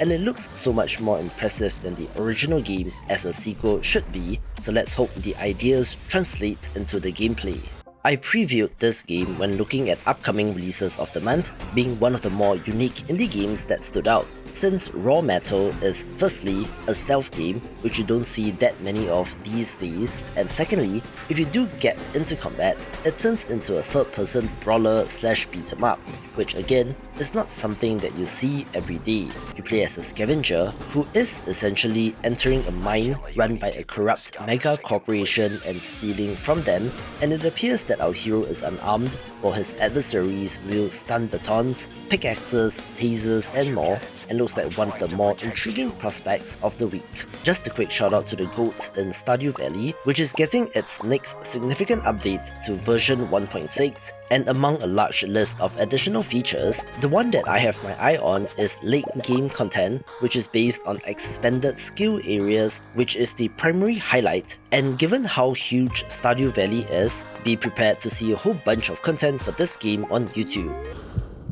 I just talked about upcoming tactics games last week, of which this game featured rather high up on the list, being a long in development remake of a game from 2013, in which Reverse Collapse codenamed Bakery is set during the Second Cold War and tells a tale surrounding the mysterious codename Bakery, which is the silver-haired girl shown in this trailer, with the action looking awesome, so I hope it is great. Indie games are back after a lull due to events over the past 2 weeks. We have a super-sized edition of new releases, beginning with Outpost Infinity Siege, a game which got my attention in the first place when it showed off a sick-looking gif of a mech picking up the player character in mid-flight, in which this is a defense first-person shooter title that looks very sleek. Instead of tower defense, you're defending your outpost, which can be thought of as a mega structure which churns out weapons and where you can mount turrets and defenses on it, using extreme firepower to take out the enemy. It looks very pretty, which I believe is due to Unreal Engine 5, with the action and concept being of note. Here's a game which I wasn't quite sure where to put when it was initially revealed, but this new trailer helped clarify things, since Terra Memoria is indeed a turn-based Japanese-style RPG like the classics of old. The initial pitch did mention things like adventuring through the world in a cozy RPG and talked about the exploration, crafting, building, and detective/adventure game elements, but I wasn't quite sure if combat was a factor, and if you actually go to the Steam page, combat still isn't mentioned at all in the description, so I don't know how much of this trailer is just smoke and mirrors, but it's a gorgeous looking game and should be interesting nonetheless. Here's a gorgeous looking title that might be quite interesting, since Bulwark Falconeer Chronicles is an open world builder title with a sandbox simulation element, combining the freeform building mechanics of games like Townscaper, but adding more meat onto the bones, since there should be actual gameplay in this. You're creating bulwarks, which are these massive island fortresses which can be inhabited by the people of the world, and then you will see ships, dragons, airships, falcons, and more moving about the landscape, looking very intriguing, and I'm interested in how the gameplay portion will come together with this title. I did preview Godsworn when talking about the new releases of the month and loved the audacity of releasing a real-time strategy game in 2024, since as compared to the more modern, simplified versions like Thronefall, this game is a classic RTS through and through, with base building, resource gathering, and even hero characters like Warcraft 3. There's also a story campaign in addition to skirmish missions set against the backdrop of the Northern Crusades, in which the pagan gods and their followers clash against the Crusaders and the armies of heaven, looking pretty darn epic, so here's wishing them all the best. A must-play for indie game fans is Necrosmith 2, the follow-up to Necrosmith from 2022, and is a bigger and better sequel in every way. This is a necromancer simulator with procedurally generated elements where you can harvest the body parts of slain enemies and to use them to construct your undead minions. There are plenty of upgrades and progression systems, and new in this sequel are the Titans, which are giant monsters to fight, but you have your own undead titan to counter those, and if this is anything like the first game, it should be great as well. Other games begin with Acolyte of the Altar, a roguelite deck builder that is more in line with the Hearthstones and Magic the Gatherings of the world, but with the twist being that you're battling giant monsters instead of another opponent where each boss is unique and has special abilities that become available to them as you whittle down their health, and looks like a solid entry for fans of the genre. Yes, Artifact Seeker is another Vampire Survivors style action roguelite, but it's in 3D and the prologue demo has been well received, and it's actually been out for a couple of hours as of recording and already seems fairly popular. From the developer of Lacuna, a sci-fi noir adventure, comes Between Horizons, a sci-fi detective adventure set on board a spaceship which has been in transit for 33 years and looks to have branching narratives and interesting choices to make. This next game has an art style which might not be for everyone, but I'm smitten with the look of Velvedek, a, strangely enough, turn-based Japanese-style RPG, but with animations as though you were in first person, set in 15th century Slovakia with an element of truth to it in the history and setting, and is the hidden gem of the week. A game which did decently well during the Steam Next Festival is Maniac, a top-down action roguelite that is a self-styled crime action game, so it's kind of like GTA in look and concept, and comes to us from Transhuman Design, who made one of my favourite games in Butcher from 2016, so here's giving them a shout out. Millennia comes to us from a bigger developer that might not exactly be considered indie, but it's a Civilization-like 4X strategy game that challenges the status quo, exploring what-if scenarios in human history, such as if steampunk took off instead of electricity, or what if aliens came to Earth, and looks pretty ambitious. Honestly, the opening of this trailer confused me, since Omega Crafter looked like some sort of action-adventure game, and then, lo and behold, this is a survival crafting game, and to be a little harsh, it looks like Hell World but not as fun, since you have the same robots in different colours instead of fun monsters with guns, so we'll have to see on the longevity, and not helping is that I believe the mushroom and lich enemies are from some sort of asset store, since I've seen that exact same character model in other games. Here's an interesting looking narrative puzzle platformer named One Last Breath, in which you play as Mother Nature attempting to survive on Earth, which has been destroyed by humans, and kind of looks like Limbo or Inside, but a little bit more creepy. Here's the early access release of Rift Wizard 2, a classically designed turn-based roguelike in which you play as an immortal wizard, with the screen clearing spells and abilities being the highlight, and follow-ups from the successful original release from 2021. Another 1.0 release of interest is the Magical Mixture Mill, a potion crafting factory builder title that has impressed in early access, although it hasn't reached that critical mass, so if you love games like Factorial, give this game a look. I predicted that we will begin to see more 3D, third-person, behind-the-back roguelites due to the success of games like Risk of Rain 2, and here it is coming to fruition in Vellum, a co-op focused title in which you sling spells at enemies and does look kind of fun.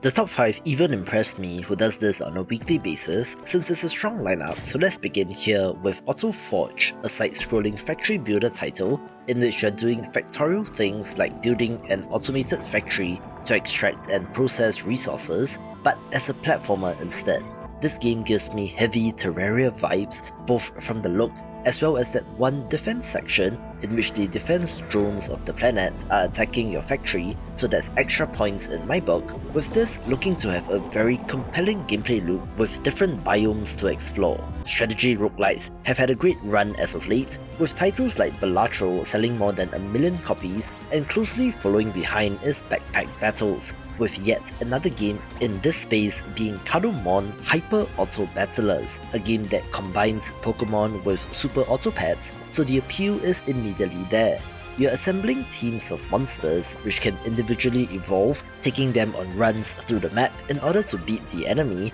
with the evolution of creatures and rare Kadumon being the main appeals, although do note that this is an early access title. A game that looks like it's going to be massive is Sentry, with the developer sharing on Twitter that this has over 100,000 Steam wishlists before launch, which is a very impressive number. This is a defense first-person shooter that kind of reminds me of Natural Selection, in which you're building turrets and defenses, and even doing things like building doors shut to slow down invading enemies, since they want to destroy the core of your ship. In addition to building turrets and traps, you have different weapons available to you and can even use the environment to your advantage, such as causing aliens to be sucked out into the vacuum of space by shooting through a window.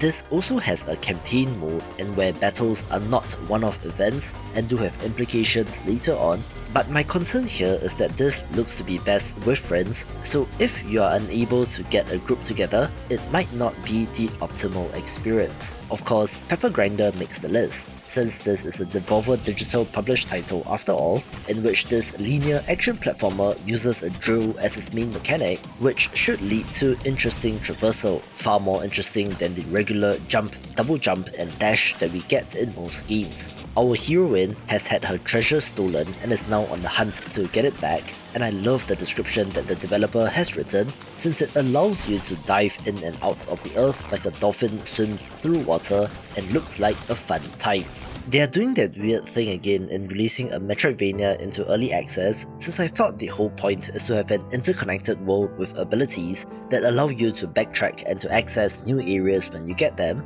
but the developers of Ender Magnolia Bloom in the Mist have done it before with Ender Lilies Quietus of the Night, one of the best recent Metroidvanias, so they must be doing something right, so we'll see how this sequel does, with the indirect combat gimmick returning in this game, in which our heroine uses homunculi to attack and is set decades after the events of the first game. Just a quick reminder before we start that it's April Fool's Day, so do not believe everything that you read on the internet today, although I suppose that should be the default anyway, with this week kicking off a stacked month of April for indie games, beginning with Pathless Woods, a self-styled, cozy, open-world survival sandbox builder with an ancient China setting. You're constructing your dream home, having to grow crops and also defend the base from bandits, and can venture out into the open world to explore and fight, and looks like a very promising entry. Alright, full disclosure here, this game got on my radar primarily due to Markiplier,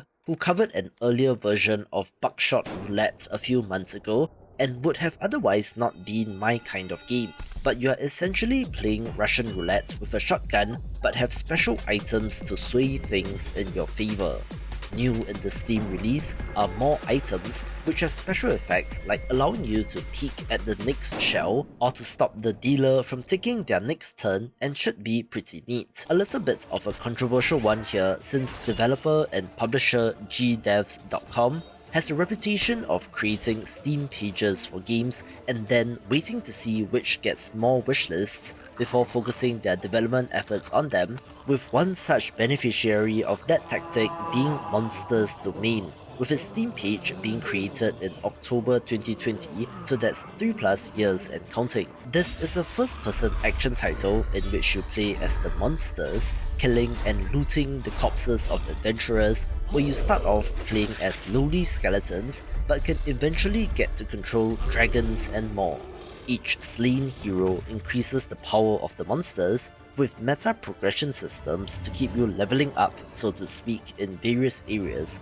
and looks like another take on Dungeon Keeper, so let's see if their strategy pays off. A game from an unexpected source is Saviorless, since this is made by a team out of Cuba, not a country that you would traditionally associate with indie games, and I have to say, at least based on first impressions, this is pretty impressive work. It is an action puzzle platformer in which you are exploring the Smiling Islands, playing as a child who wants to become a savior, with the masked avatar version of this character having more combat-heavy gameplay as compared to the regular version. There's also a third playable character, so it's kind of a lot, so let's see how everything fits together in this game. We also have the release of Biomorph, a shape-shifting Metroidvania that seems to have some Hollow Knight DNA, in which the gimmick is that our hero can transform into the enemies that it kills. It has been described as Hollow Knight meets Kirby as shorthand, where each enemy has special abilities that you can use in combat and exploration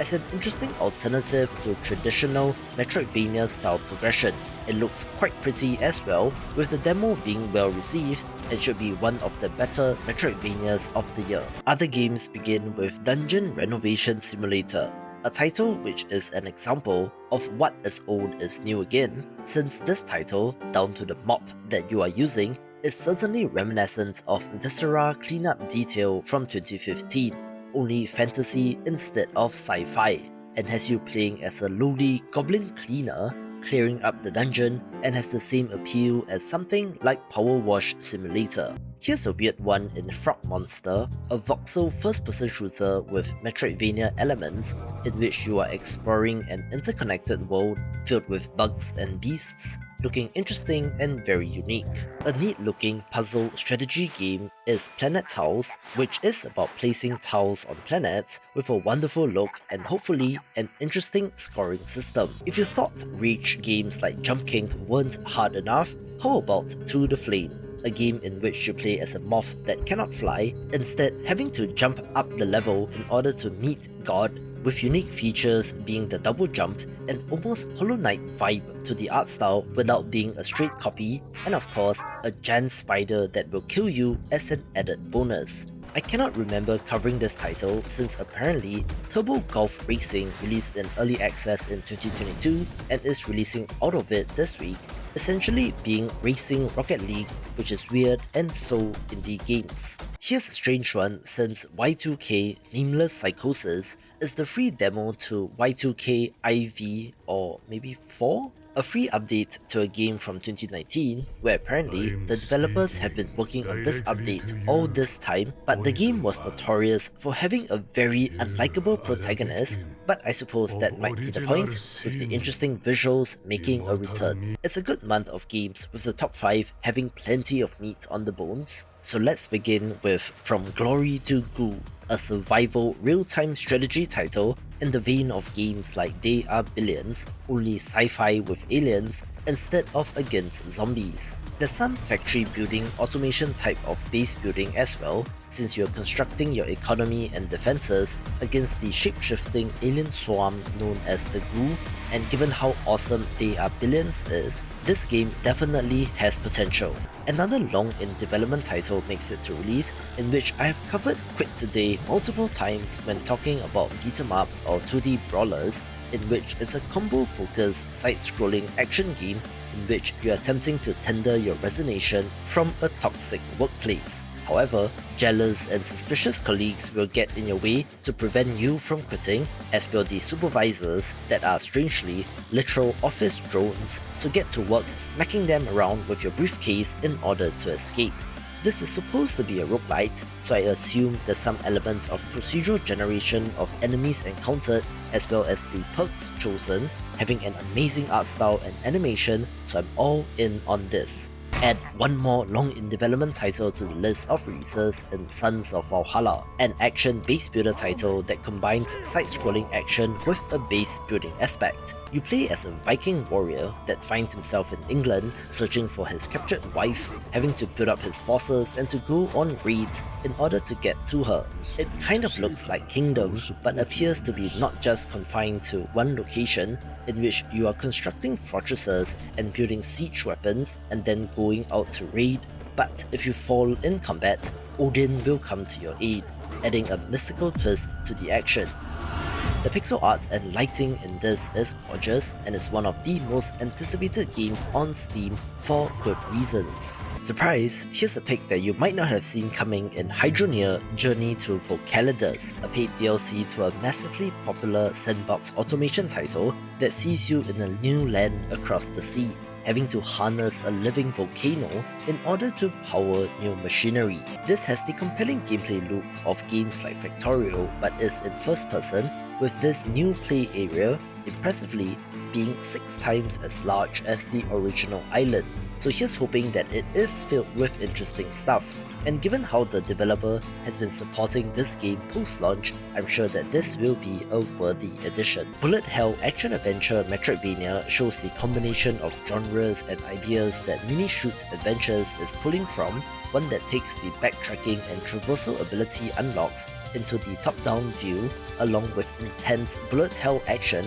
against both masses of enemies and giant bosses, and could really be something special. It's another big week of new indie game releases, including a Devolver title and a Metroidvania that I have my eye on, but first let's begin with Yellow Taxi Goes Room, an awesome looking 3D platformer title in which you play as a wind-up yellow taxi, and yes, it does seem as fun as it looks. This has an interesting visual style that is definitely reminiscent of the N64 era, but I believe it's a much more cleaned up version that you have in your mind rather than what actual N64 games look like. With this being an arcade platformer, so don't go expecting a huge interconnected world, but rather self-contained levels, but either way looks like a ton of fun. A stylish looking 2.5D action platformer is The Devil Within Satgat, coming to us from a Korean developer, in which you play as a royal guard who is slowly losing his humanity,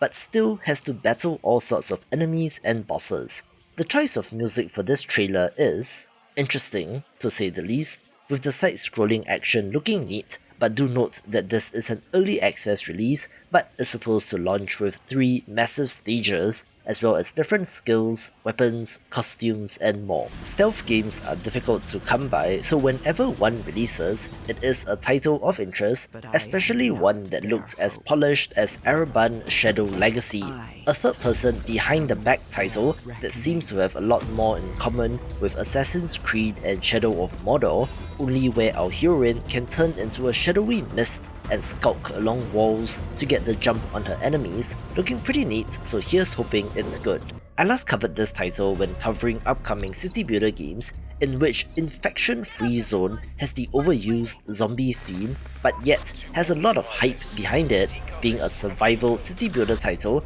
in which you lead a group of survivors scavenging for resources in the day and then hunkering down at night and while very abstract and minimalist in presentation, there is a sense of style to the game, with the prologue demo being very well received. Here's an interesting title that is published by Devolver Digital, a game that looks like Sniper Elite, but interestingly, Children of the Sun is a puzzle game of all things. You have one bullet, but are able to control its trajectory after it passes through an enemy, having to sneak around the compound and line up the perfect shot so that you can take out the members of a cult to get your revenge. The colour palette chosen of largely orange and purples is neat as well, looking kind of trippy and awesome. Other games begin with Against Great Darkness, a roguelite bullet hell shooter with brick breaker elements, so yes, it sure looks like Arkanoid on steroids, with the expected procedurally generated levels and roguelite style upgrades and relics, looking like a compelling package and is the hidden gem of the week.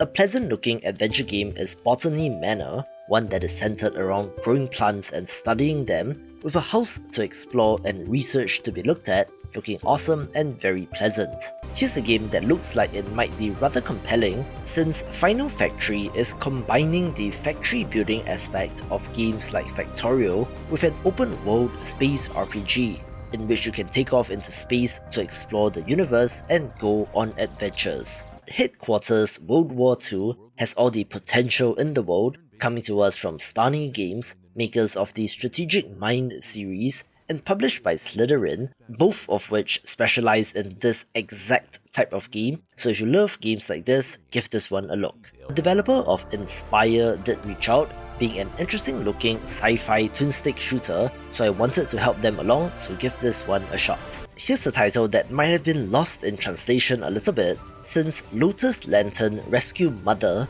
is a very strange title for a game, but it's a Chinese mythology themed action roguelite in which our hero has to save his mother, which, yes, obviously, that is stated in the title, but again, it seems a little strangely packaged as a whole. Throne of Bone is fun to say, and was covered in my video on upcoming strategy roguelite, in which it uses cards but is not a deck builder per se, being more of an auto-battler title and might have potential. I told you that April is going to be a stacked month, so let's continue on with Broken Roads, a party-based computer RPG or CRPG in the vein of games like Fallout 1 and 2, but this time set in the Australian outback. Name's Jonesy, mate. Who are you?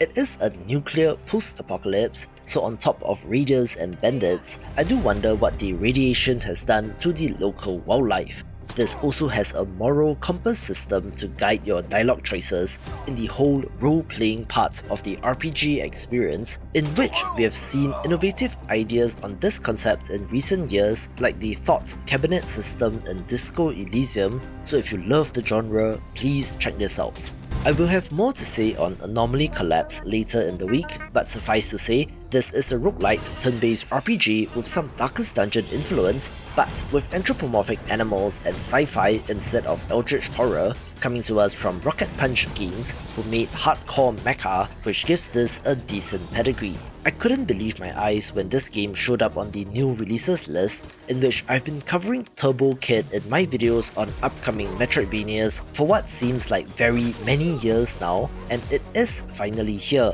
a so-called BMX Metroidvania that made this awesome launch trailer. It is based on the movie of the same name from 2015, which is ages ago by now, and somehow the IP has found its way to indie developer Ultraminds Inc., with the live-action portion of this trailer showing how it should be done. This game, however, is a pixel art title through and through, in which you are exploring on a bicycle and have to use ramps and loops to get to the next area. So if games like Laika Age Through Blood is your jam, this should be as well. The bicycle exploration, however, is interspersed with platforming and combat on foot, with powerful weapons and upgrades that will be accessible to you. And whether you have watched the movie or not, I do think that this will be of interest to Metroidvania fans. Alright, I'm not quite sure how much of a game there is here per se, since Spirit City Lo-Fi Sessions is essentially a lo-fi girl game in all but name,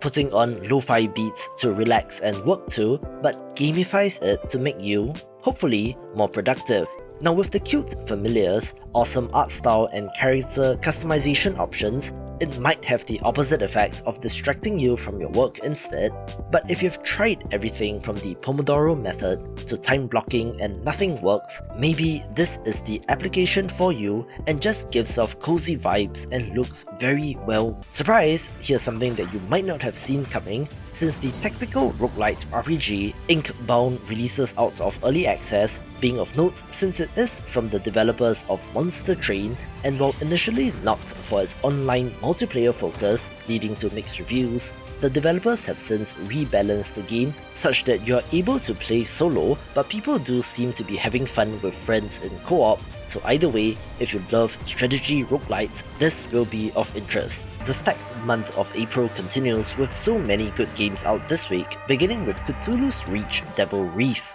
an isometric action roguelite title with a cosmic horror theme, in which you are exploring the labyrinth known as the Devil Reef, delving deep within in search of treasure. Interestingly, this has a co-op option so you can play with friends, but I was primarily drawn to it due to the isometric camera angle and the throwback visuals, since it is not something you see every day. Here's a pretty pixel art title that might be of interest in Vertical Kingdom, a roguelite card-based title, but it's a city builder through and through, in which you are constructing cities which stretch into the sky. Pixel art is a weakness of mine and I think this looks pretty nice, so I'll be interested to see how this meshes together with a city builder, since the developers do talk about having resources like food, bricks and stone to manage, and thus also talk about a great evil that lurks within the ruins, so there's more to this game than meets the eye. Another pretty pixel art title is the roguelite platformer Ants Took My Eyeball, a game which has previewed decently well,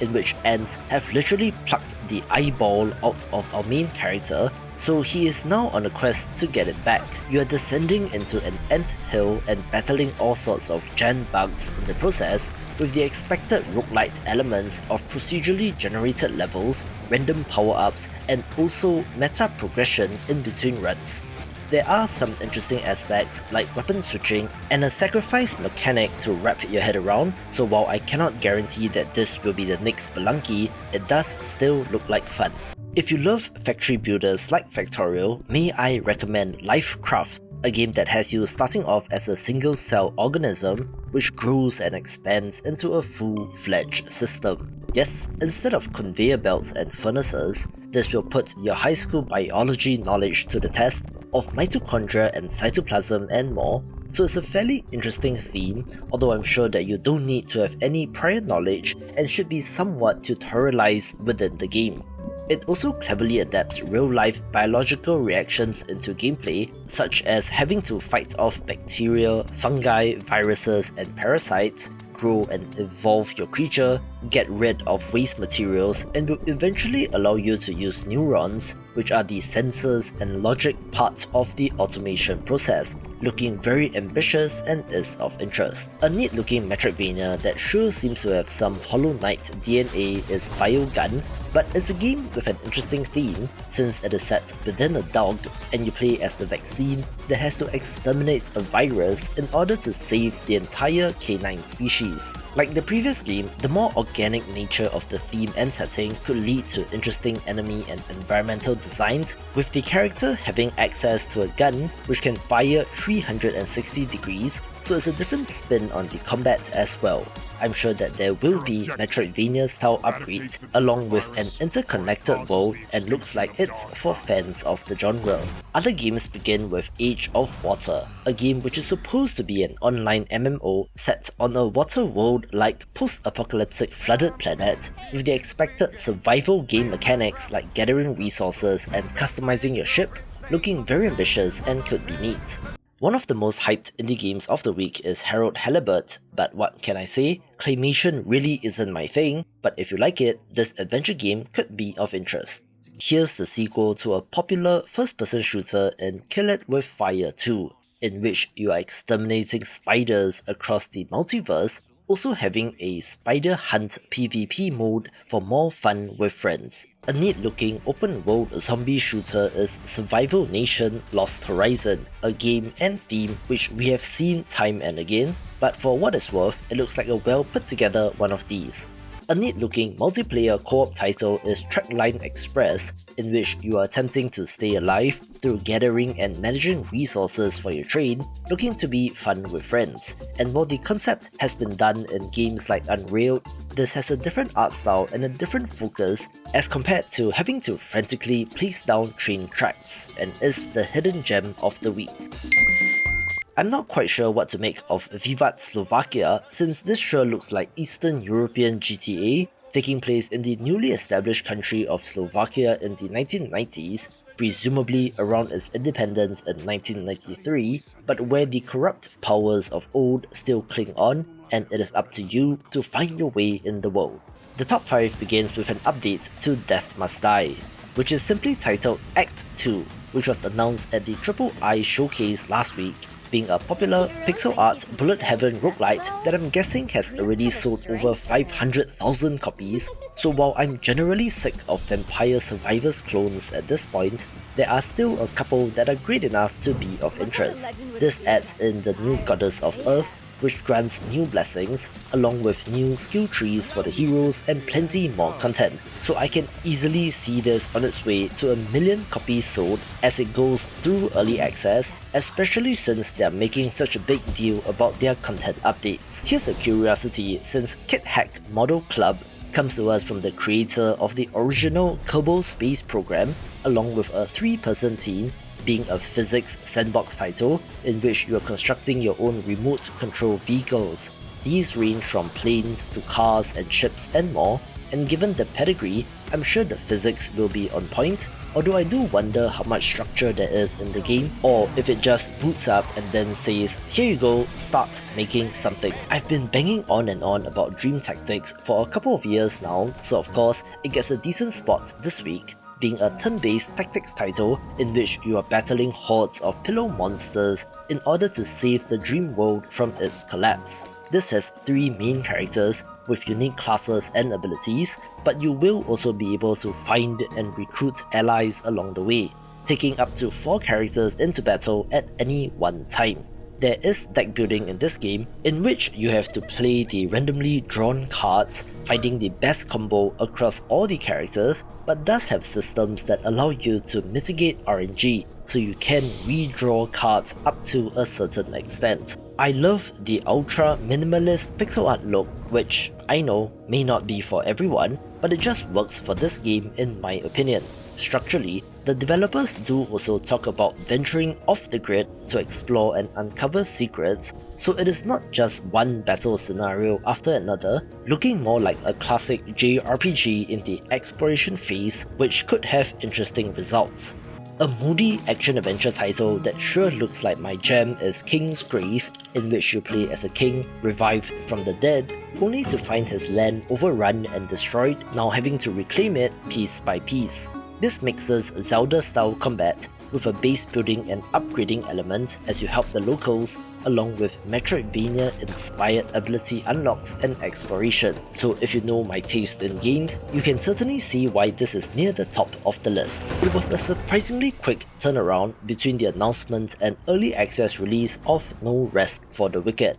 a game which got all the eyeballs when it was shown off at the Game Awards in December, not least because it's from the studio that made the Ori games and wants to reinvent the action RPG genre and does look awesome. It's the last full week of the absolutely stacked month of April of new indie game releases, and it does not disappoint, so let's begin with Shadow of the Depth, a top-down action roguelite that looks absolutely sick, and if you're hardcore into indie games, you might think that this is from the developer of Devil Slayer Raksasi, given the similar art style, but it is in fact from the developer of another roguelite in Otherworld Legends, so it is interesting to see their take on the idea. I love fishing as a mechanic in games, from Stardew Valley to Hades, Dredge to Dave the Diver and more, so a game that appeals to that exact sensibility is Whisker Waters, a self-styled fishing RPG in which you play as a cat.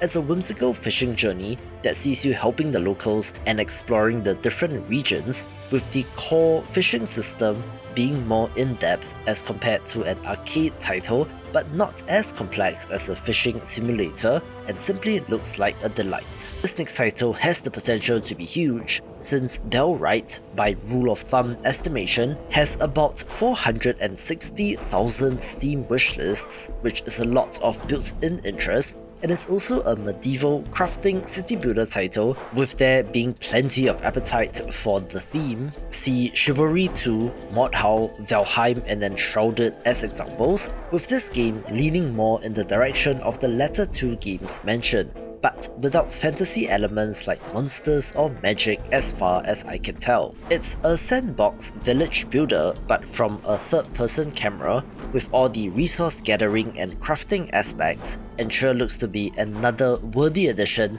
to the year of the crafting game. The release of Virtua Unlimited project did creep up on me as well, since this pixel art action platformer was on my list of upcoming games to watch. But then the developers kind of went radio silent, so I had no idea what the progress was like, and lo and behold, apparently it will be out later this week. This is inspired by the Mega Man Zero games, so it's classic side-scrolling action platforming action, in which defeating bosses will allow you to gain their powers, with elemental weaknesses to exploit, so the order in which you face the bosses is critical. There is a little bit of Metroidvania-style exploration in this, with special abilities that allow you to access certain parts of the level, but it is distinct individual levels as far as I can tell. Oh, and you are also playing as VTubers in this virtual world, hence the title, but the store page description does seem a little strange in spots, so watch out for the quality of localization. Of course, the release of Eiyuden Chronicle 100 Heroes is of note, since this is the spiritual successor to the Suikoden series of JRPGs, coming to us from the original developers who broke free of Konami, resulting in a hugely successful Kickstarter campaign and even a spin-off action platformer named Eiyuden Chronicle Rising. This game has had its share of ups and downs, with the original creator of the Suikoden series being involved in this project, but sadly passing away earlier this year and did not get to see the release of the game. So if you have fond memories of Suikoden, this might be of interest. However, I have heard mixed things about this game, of game-breaking bugs and the main three characters being kind of bland and having no personality, so I wonder what the larger reception to the game will be like, but if you're a JRPG fan like me, this is definitely of interest. Other games begin with Bridges and Docks, a cozy looking city builder game that has you constructing islands following in the footsteps of games like Townscaper, but critically has actual objectives and looks very pleasant.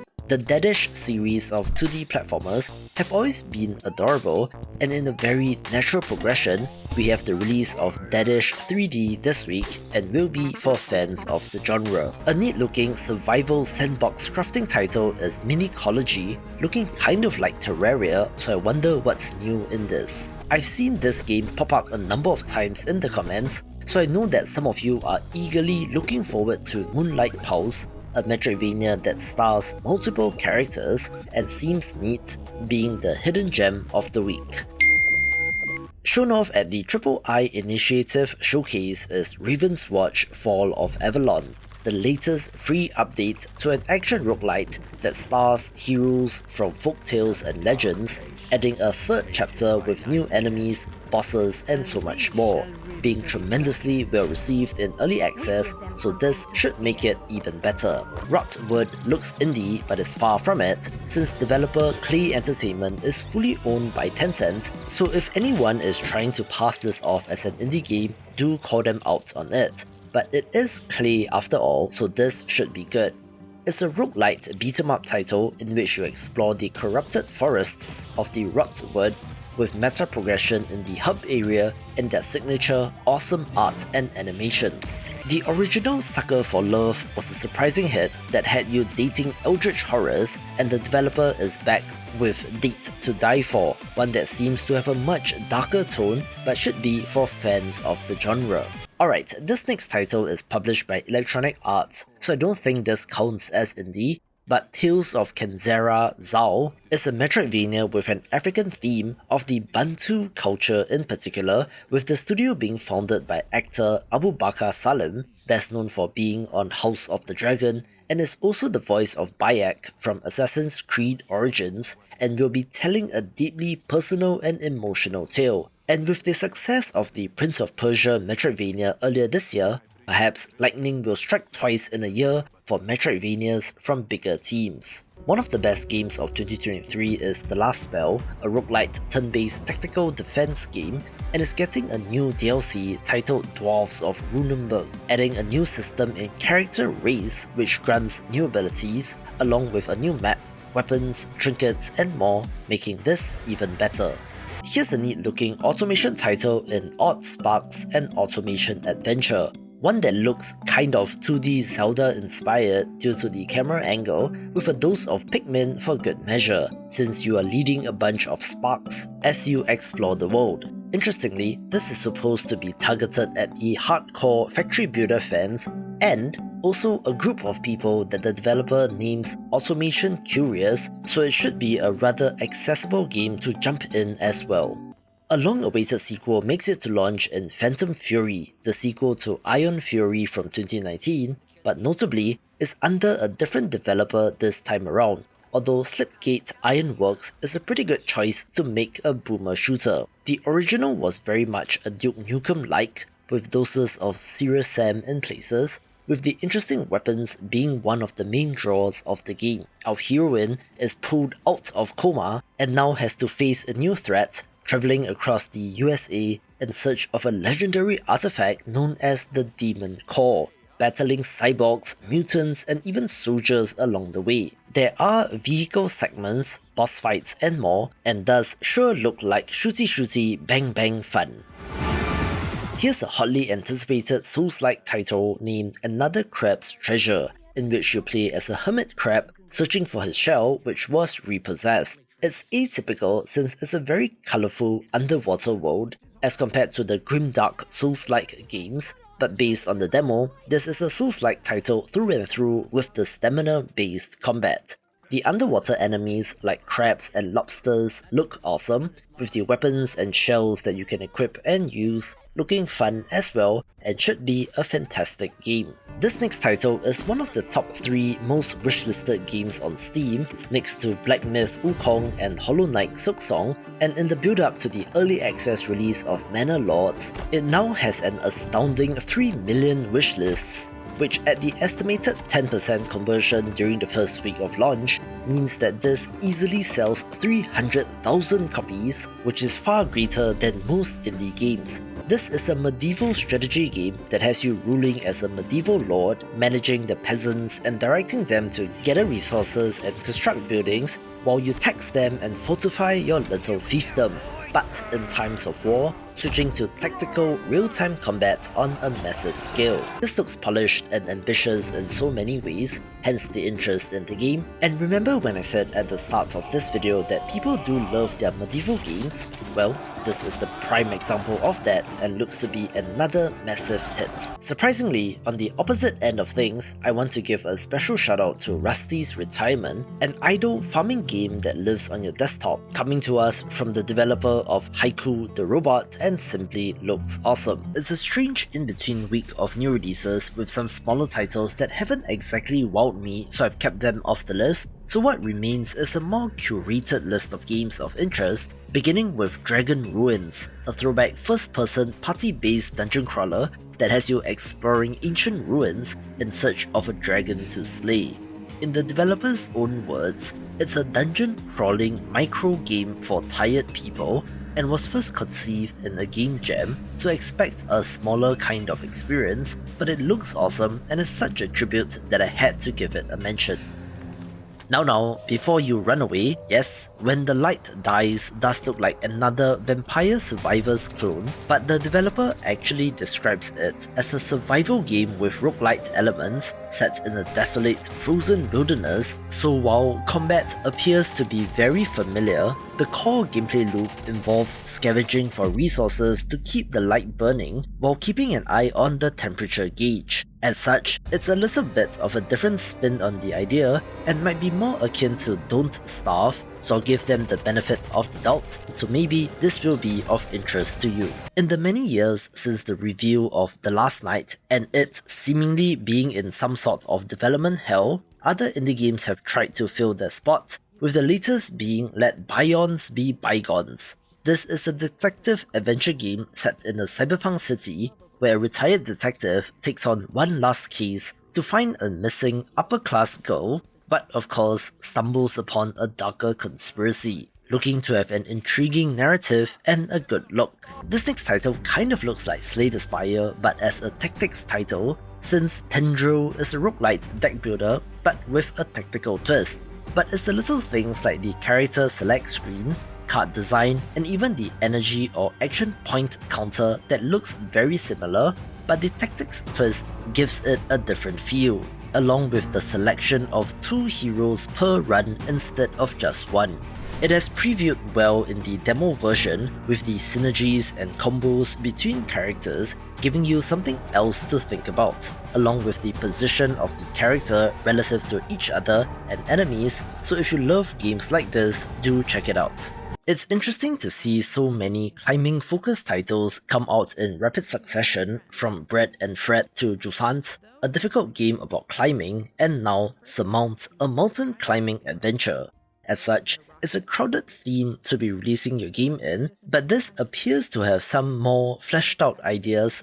like the climbing lanyard, co-op, and even a town with NPCs, so there's more to this game than meets the eye and looks like fun with friends. Other games begin with Chill Pulse, another lo-fi productivity application like Spirit City that released at the start of April, although knowing myself, I'm more likely to be distracted by it rather than it adding to my productivity. Now this game looks neat since Tempest Bound has you playing as a bipedal owl-like creature who is exploring and uncovering the mysteries of the realm, looking like quite a curiosity in a rain world kind of way, but is more of a platformer, although the developer does state that it's a short, dark tale, so there might not be that much in terms of content, being the hidden gem of the week. We also have the release of The Lullaby of Life, a puzzle adventure game in which you awaken dormant beings and bring them to life, which is inspired by the origins of the universe and looks colourful and neat. The top 5 begins with Undead Inc., a management simulation title that might just have you being in control of an umbrella corporation-like entity. You are running a local subsidiary of the Enswell Medical Corporation, having to construct rooms, hire staff, and conduct research, being able to develop medical treatments or bioweapons, so you can see how things can go horribly wrong. The most interesting part is the presentation of the construction of the different rooms and facilities, but capitalism and pressure from the corporate HQ might just push you to try your luck with the more dangerous stuff. You can bribe or intimidate politicians, ensure that your staff have the weapons and equipment necessary to contain any threat, and when things go wrong, gather up what you can and start anew in a different town, looking to be an excellent one of these. Here's a weird little title in echoes of the Plum Grove, a farming/life simulation title in which you are shipwrecked and find yourself in a new community, taking over the abandoned farm and getting to know the locals. So far, so standard, right? Then, it talks about raising the next generation, and you can actually control your character's children, and along with that comes the passage of time, old age, and death as well. Additionally, diseases can prematurely kill characters, including NPCs, and sinisterly, the description on the Steam store page states that if someone doesn't want to be friends, there are also other means, which might imply that you can straight up murder characters, so despite the cutesy look, the developers are certainly trying out new ideas with this game. One of the standout titles from the most recent Steam Next Festival is Indica, a third-person adventure game in which you play as a nun, but not just any nun, since she has the devil by her side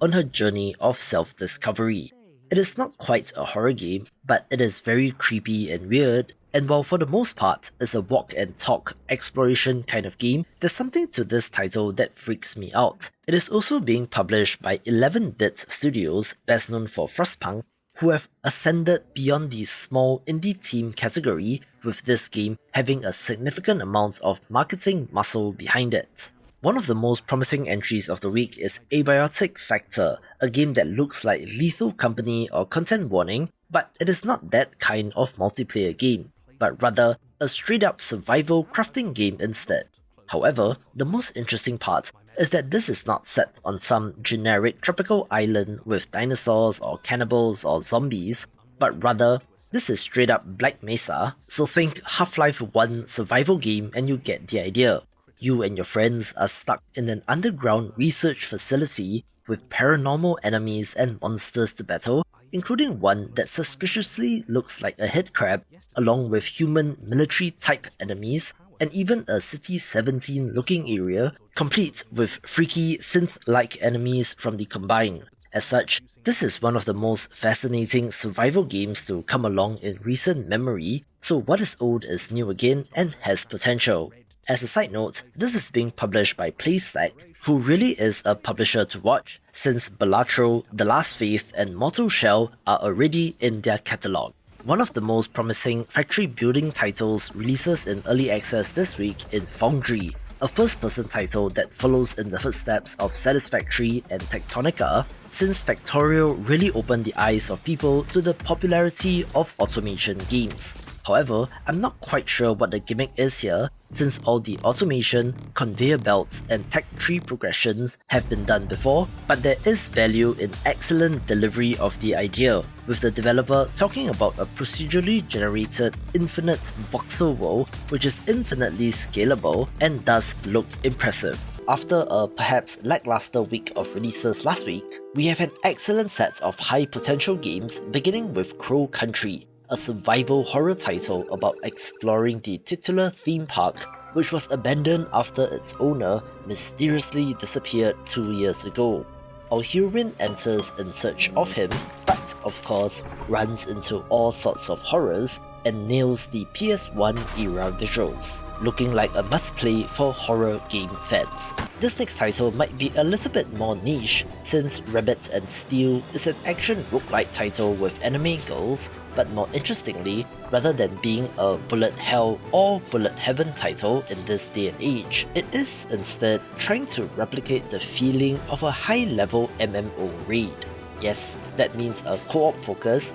in which players need to play their role of tank, healer and DPS equivalents, along with moving and dodging to avoid damage cones and zones just like an MMO. As such, it is quite a different kind of game, although the co-op multiplayer focus is always a concern since you need other players to get the full experience, but apparently is playable in single player and could be of interest. Ready for something weird? Cryptmaster kind of looks like Inscription from 2021, but monochrome black and white instead of the brown and black look of that game. And more interestingly, this is a first-person dungeon crawler RPG, but with a typing element to it. Yes, that is as weird as it sounds, and is an example of why I love indie games, since weird stuff like this can exist. I have to give this game a shout out since it's from a Singaporean indie developer, and God knows it's not easy being one in my home country, but more than that, Plushie from the Sky does actually look pretty good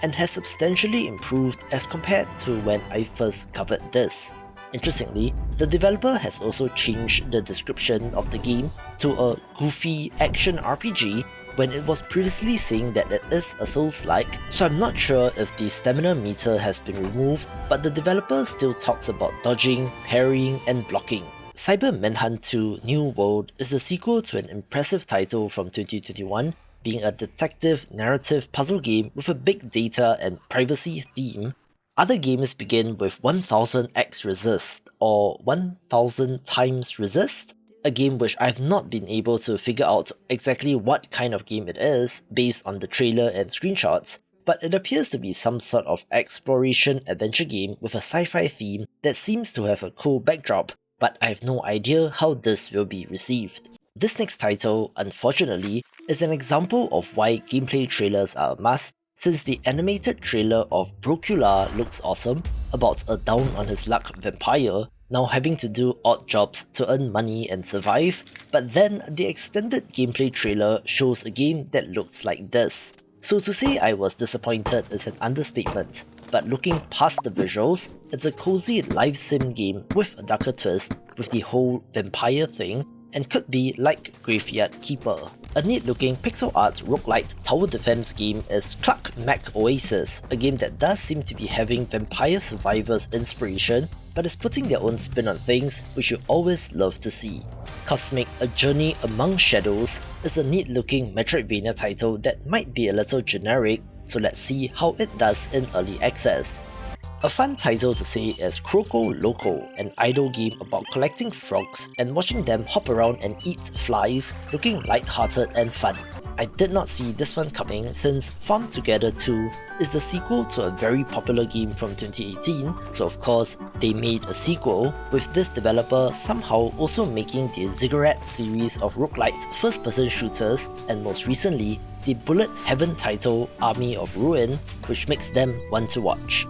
I have not gotten a chance to dive deep into YouTube kid horror stuff just yet, but games like Garden of Banban are very popular, so we have number 7 this week, and to my knowledge, these are not sequels per se, but rather a continuation of the story as you descend deeper and deeper into the kindergarten. I was surprised by this game in my email since Gift is being published by Bushiroad, the same company that owns New Japan Pro Wrestling, and apparently they're looking at indie game publishing, with this being a neat looking action puzzle platformer about escaping a sinking cruise ship. A fun looking automation title is Moose Miners, in which the Mies with carts are mining gems to sell to scale up their operations, looking kind of insane with the scale of things, but does have low graphical requirements, so I'm curious to see where this stands in the grand scheme of automation titles, being the hidden gem of the week. This thing's title is just fun, and once again, the Sisyphean task of getting all the achievements for Vampire Survivors continues with Operation Guns, one that is a crossover with Konami, and most hilariously, the developers chose not to use the Castlevania IP but Contra instead, and my god, what an institution Vampire Survivors has become.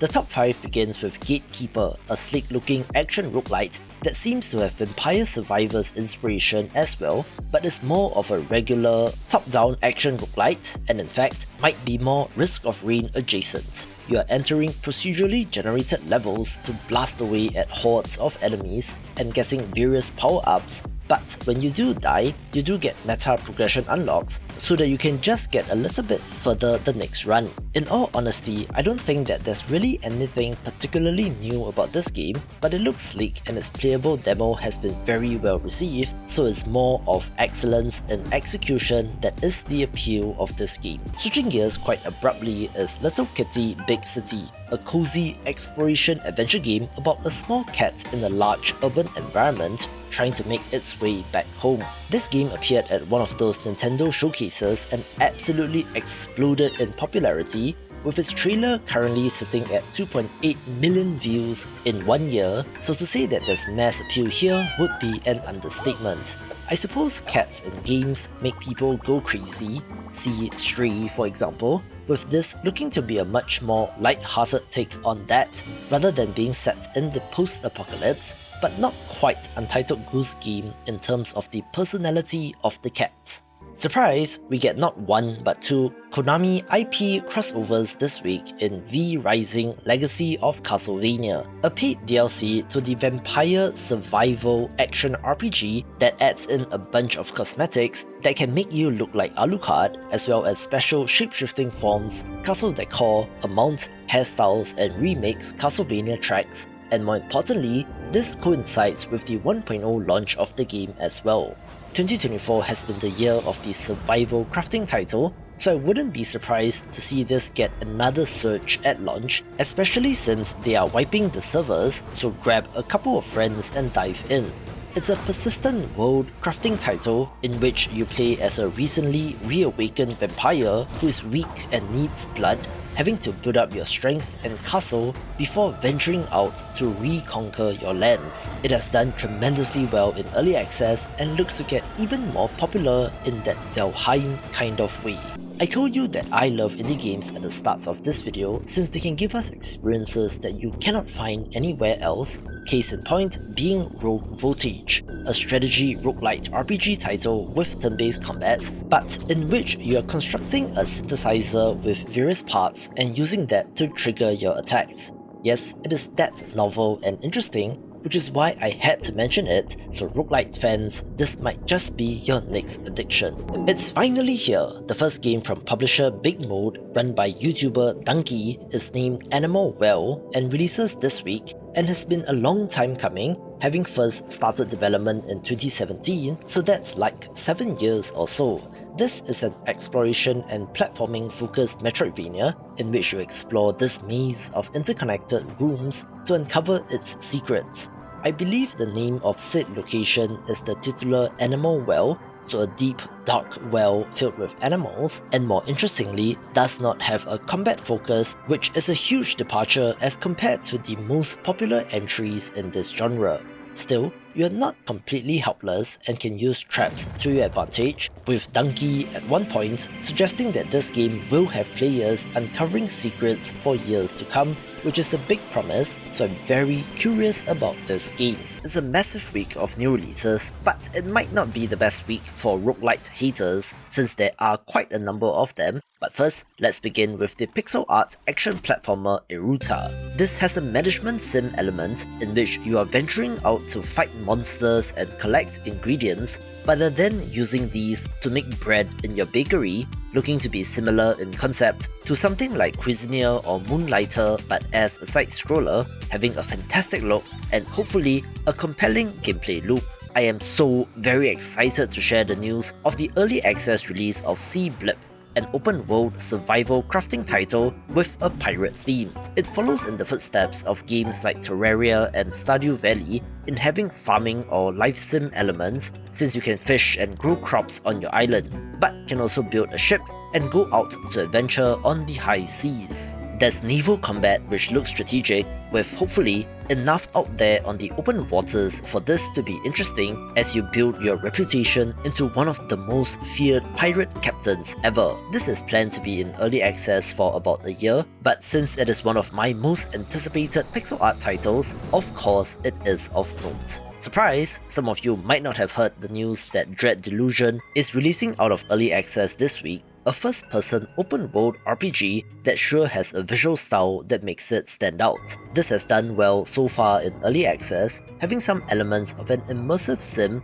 on how you tackle quests and explore areas, with the developers gradually adding content so far in early access, so if you have been waiting, now's the best time to jump in. People have been comparing this to Morrowind in terms of game feel, especially in the exploration of the world, so if that classic is your jam, do give this game a shot. I cannot believe it, but Read Only Memories Neurodiver is releasing this week, a game that is the sequel to 2064 Read Only Memories from 2015, and shockingly had an initial planned release way back in 2020. 4 years and change later, its release is imminent, with the first game being a cult classic, but I believe this should be okay as a standalone title. You play as a psychic detective, tracking down the antagonist known as the Golden Butterfly, who hides in people's memories. The writing and narrative will be the important parts of this game, and I do love the pixel art look as well, so let's hope that they manage to get things right after all this time. An all-action title is Mullet Mad Jack, one that takes inspiration from classic anime in terms of look and tells the terrifying tale of the near future in which humans and the internet have merged into one, but now requires a dopamine hit every 10 seconds. The world is ruled by the ultra-wealthy AI robots known as Robillionaires, in which you need to kill them to extend your own life. Obviously, this has cyberpunk dystopian themes as a whole, but the timer does actually force the action and you have to play aggressively all wrapped up with a fantastic look that just screams awesome. Other games begin with Arcane Assembly, a Metroidvania title, but with the twist that you're using a visual programming language to craft your own spells, so think of this as Noita adjacent, and sure is a weird thing that you will only find in indie games. Indiana Jones meets Celeste is the elevator pitch for Accio Gem, in which you use your trusty whip, as well as double jumps,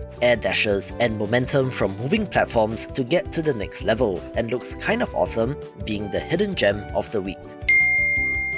A sweet-looking RPG title is Paladins, one that appears to be taking inspiration from tabletop RPGs like Dungeons & Dragons, in which your party of heroes adventure together, having dice rolling and RPG mechanics, as well as co-op support. The original Braid from 2008 was one of those OG indie games that people always point towards, although sentiment on it seems to have shifted, but if you were always curious and have not played it, the Anniversary Edition might be worth picking up since it includes 15 hours of developer commentary. The year of the survival crafting game continues in Karth, which is set in a medieval fantasy world, with games like this having a funny way of blowing up in popularity. Here's an awesome looking wholesome game named Cozy Caravan, in which you are part of a caravan that moves through the world, stopping at towns to help the locals, and looks awesome, with the, I guess, stop motion kind of look to the animation being quite unique. I've had my eye on this first-person thriller title since it looks awesome,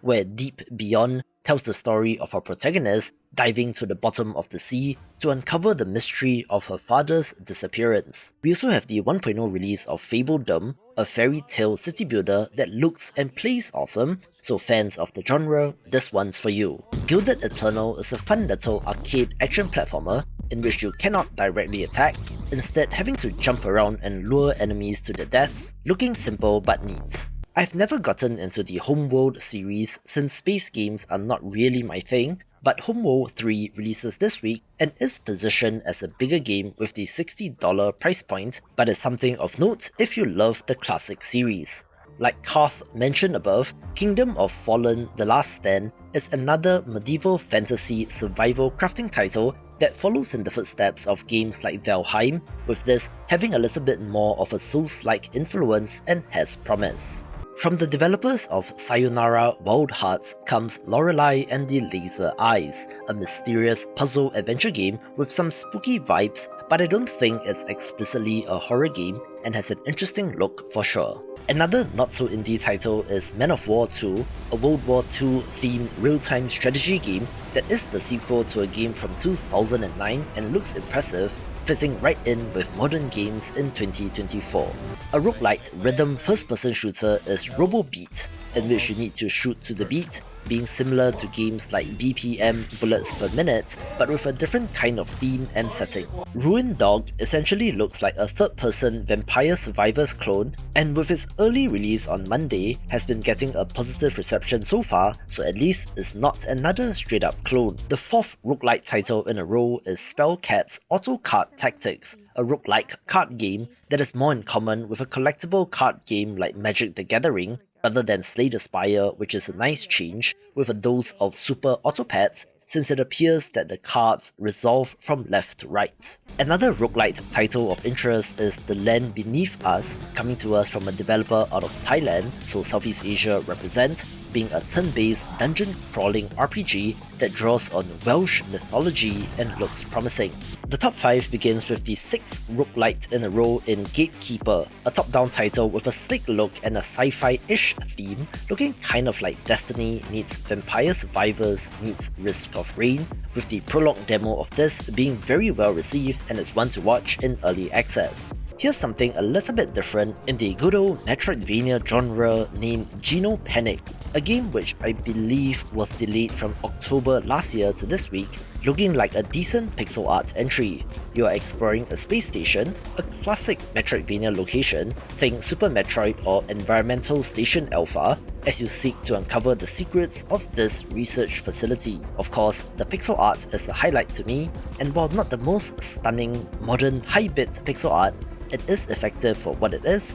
and looks good, so I think I'll enjoy this title. Here's another more classic genre in Morbid The Lords of Ire, a third-person action RPG that is the sequel to the top-down Souls-like Morbid The Seven Acolytes from 2020, which went under the radar due to its release in December, with the sequel taking it into full 3D. However, the developers are particular on not wanting to brand itself as a Souls-like, so it might be more action RPG adjacent in terms of game feel, with the classic grimdark world and monstrous enemies, and looks fun.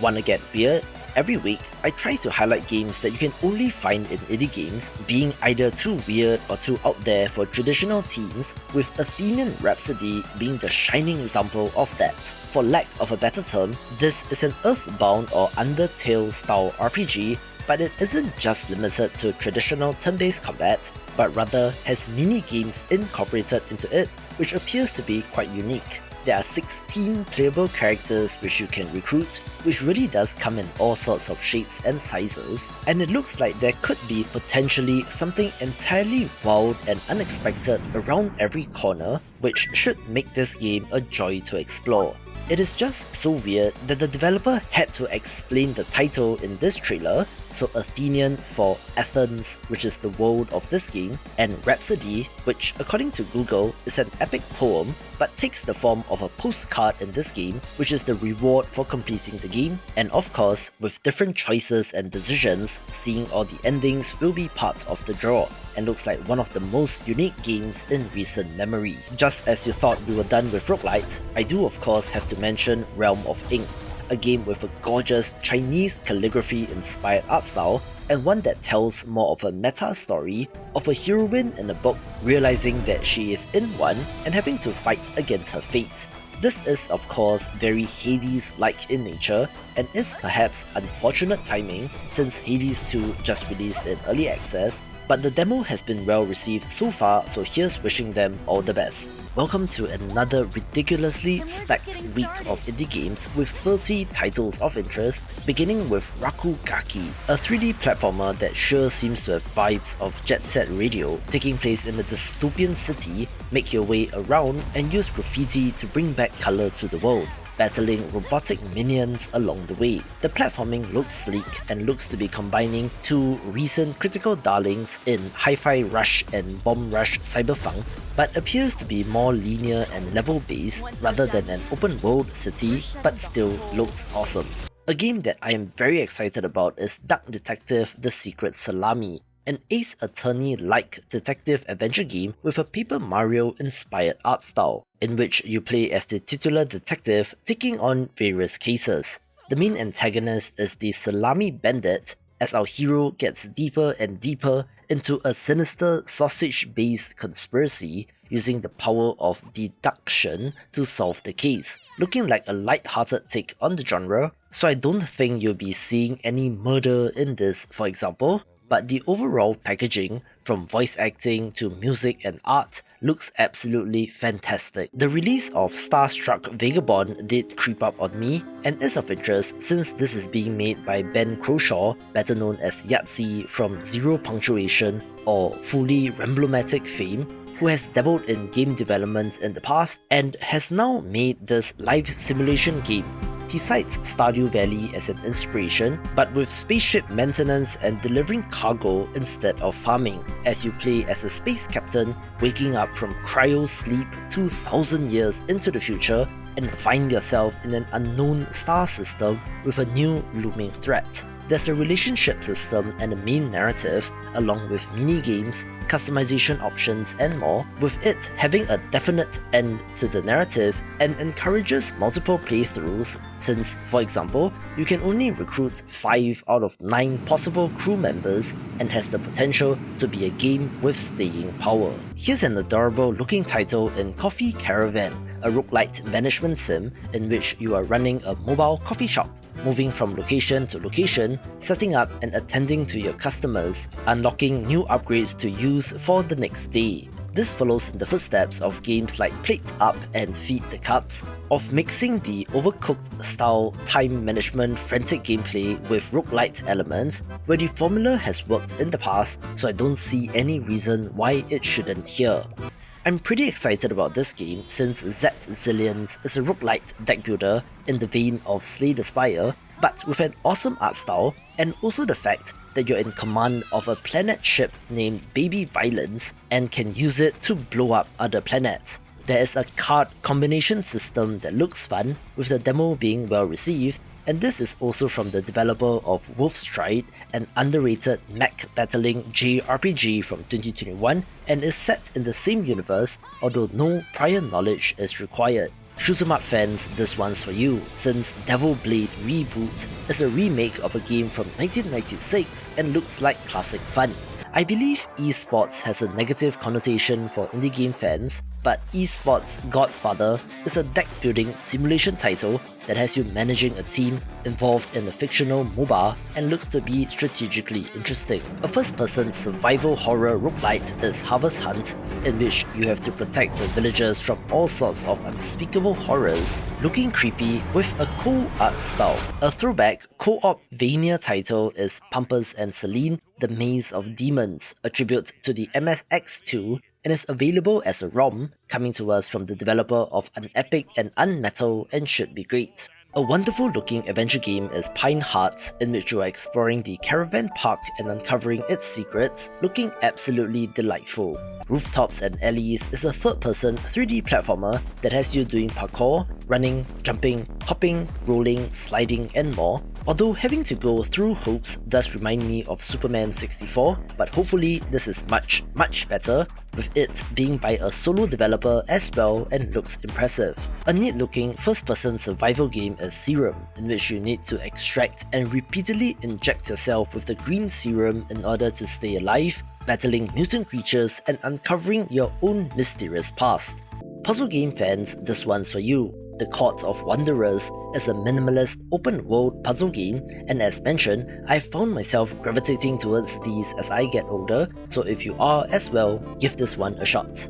Here's an interesting mix of genres in The Detective Reaper Invites, a self-styled roguelite crossed with a detective adventure game, so think Ace Attorney deck builder and you have some idea, looking interesting for sure. One of the sickest looking games of the week is The Tower on the Borderland, a survival horror title in which you are attempting to escape said tower, nailing the visuals of the PS1 era games. And hopefully, they won't be getting a letter from the lawyers of Gearbox anytime soon. I have a soft spot for Arkanoid or Brick Breaker style games since they are about as classic as you can get and add in modern RPG-ish elements to the classic arcade experience, and you got my attention, with Tiny Breaker's Camp being exactly that, which is why it is the hidden gem of the week. There are so many good games this week that Venture to the Vow ends up here, a Metroidvania title with a creepy theme, not least because our main character wears a deer mask or head on his face and might be pretty good as well. I received a press release that Witch and Lilies is releasing in early access this week, a gorgeous anime Yuri dungeon crawler in which relationships can form between the different characters, where this looks like an old school first-person dungeon crawler with combat switching to the very familiar turn-based combat that does remind me of the Atrian Odyssey games. A game with a pun in the title is Yoke Heroes Along Tamago, which, as a dad, I can appreciate, being a pet simulation RPG in which you raise an elf hero from an egg, with the RPG combat and pixel art looking excellent. A classic looking city builder title is Synergy, one that is in the vein of the Impressions or Sierra city builders like Feral or Emperor Rise of the Middle Kingdom, but with a sci-fi theme instead. Humanity has found their way onto a hostile planet, now having to learn about, adapt to, and respect this new ecosystem in order to survive. It looks to have all the classic city building elements, like having to manage multiple resource production chains, all with a wonderful Mobius-inspired art style as well. I was so happy when Besiege the Splintered Sea was announced, since this is a paid DLC expansion to Besiege from 2020, which of course adds water physics, ships and parts to the mix. The original is one of those breakout hits in the physics construction sandbox space, with player creations in the Steam Workshop being very impressive indeed, and this new expansion adds a 10-level oceanic campaign as well as 8 new blocks to play around with. The water physics and its implications will add to the game, with there being a separately constructed sandbox outside of the campaign for you to mess around with, making this even better. We get not one but 2 space farming / life simulation titles this week, with Little Known Galaxy looking to be another high potential title, in which you play as a new captain in training, exploring the galaxy and solving its mysteries. This is a cozy game in the vein of Stardew Valley and does have a more familiar UI as well as things you do in the game like farming, cooking and clearing trash. There's a pet system in which you raise little creatures named Xenos, hopefully not of this variety, but also being able to go to various planets to explore and gather resources. Romance and relationship systems are in place, along with a leveling up or ranking up system for your captain, a museum to collect stuff and so much more, and might just blow up in popularity. I told you that I have a hankering for puzzle games since recent entries like Void Strangers and Peccaret Down the Bun Barrels are interesting, and in a similar vein, we have Owls of Sea and Sky, an open world Sokoban style block pushing puzzle game in which you are exploring an archipelago. It has a non-linear structure, so you are free to explore in whatever direction that you please, and interestingly, the developer says that if you get stuck, they encourage you to go somewhere else to explore and then come back with a new perspective and not come back with new powers, so it might be a knowledge-based game like Tunic that could have awesome revelations. However, they also cite a Zelda influence in their design, so I'm not ruling out key items or power-ups, and of course, will have its share of secrets as well. Between this and Animal Well, puzzle game fans are eating well right now, with a couple more in the pipeline that I hope will deliver as well. By the time you watch this video, there should probably be a new trailer for Songs of Conquest on their YouTube channel, since they had it listed as a YouTube premiere, but for now, this early trailer will have to do, where the pixel art of this Heroes of Might and Magic inspired strategy game is excellent and has steadily gained content and momentum through early access,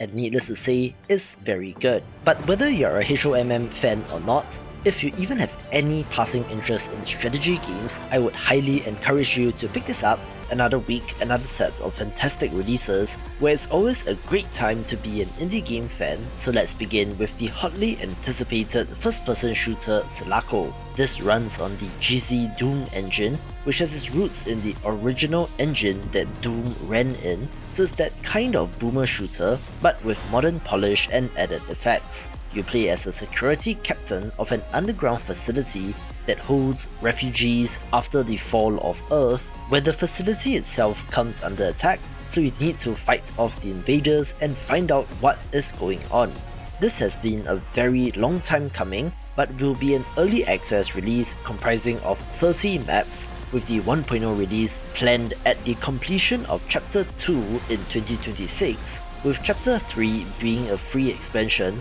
so there's still a ways to go, but it is one of the most hotly anticipated shooters for a good reason. I've had my eye on this game as well, since Wreck and Slay is fairly unique when it comes to roguelite, essentially being a Billet's roguelite but as a dungeon crawler, where you're attempting to knock enemy balls into holes, and has roguelite style upgrades and procedural generation as well. As such, this is of note due to the uniqueness of concept, and you can easily see this being applied in other traditional games and sports. For example, backgammon, air hockey, carom, darts and more, rather than the more common chess-based roguelites, which I fully expect to see if this game takes off. The release and insane popularity of Mario Maker back on the Wii U did usher in a new era of games attempting to give you the tools to build your own levels, with the hope being that player-generated levels then provide infinite replayability, with people asking for Zelda Maker that has yet to come from Nintendo, and the latest game to try is Quest Master. Believe it or not, this is not the first attempt at indie Zelda Maker, with other games like Super Dungeon Maker being of note, but this of course has gorgeous pixel art from developer Sky Devil Palm, which is known for this. What previous attempts at this have shown is that it's a lot more complex and intensive to make a coherent, full Zelda dungeon, since the earlier rooms need to build up the player's knowledge in how to interact with it, and upon getting those key items will allow the player to understand how to progress forward, which is much more complex than a standard Mario level. So we'll have to see how this game does, but as always, I'm glad that indie developers are at least giving it a try. Here's an interesting release in Arcus Chroma Classic, a pixel art fighting game which I've been keeping an eye on for the longest of time, releasing in early access this week. I'm not a huge fighting game person, but I do appreciate indie developers who are making their own, since it is by no means an easy task, and based on early reception to playable builds, it's a fairly solid one of these. However, do note that there is no online support, so if you want to play multiplayer, you have to use remote play or something like Parsec to play with friends, with this being an early version of the game, and with a sequel, Arcus Chroma Dimensional Shift, also being in the works. But if you love fighting games, I do think this will be of interest. Here's a release that you might not see coming in Wraithbinder, an action roguelite with Metroidvania inspiration that comes to us from developer Wizard Fu, maker of Songbringer from 2017, which was an interesting Zelda-like title. They've made this game into a full roguelite with the expected procedural generation, in-run upgrades and permanent upgrades which carry over from run to run, and looks kind of sweetly animated as well. However, my concern is that other than the visuals and setting, it doesn't appear to be doing anything too crazy or unique, and in the wake of Hades 2, any game in this genre will be a tough sell, but since I enjoyed Songbringer, I thought I'll give it a mention to help the developer out. Other games begin with Capes, a turn-based tactical RPG in which you manage a team of superheroes battling against supervillains, looking like a fun take on the genre. The Creepy Tale series of horror adventure games are tremendously popular, with the next entry being Creepy Tale Some Other Place, notable since it doesn't have a number in its title, but sports that signature, gorgeous but disturbing hand-drawn art. Here's a title that you can only find in indie games named Dungeons of Blood and Dream, a first-person dungeon crawler in which you play as a blood wizard attempting to escape a death loop of trippy dungeons and looks weird and unique. The original Hive Jump from 2017 was an interesting roguelike platformer, with the sequel Hive Jump 2 Survivors being a bullet heaven roguelite that looks neat, so let's see if they bring anything new to the table. Overbold is a throwback pixel art action platformer that I absolutely love the look and sound design of, so if you have any nostalgia for this era of games, give this a look, since it is the hidden gem of the week.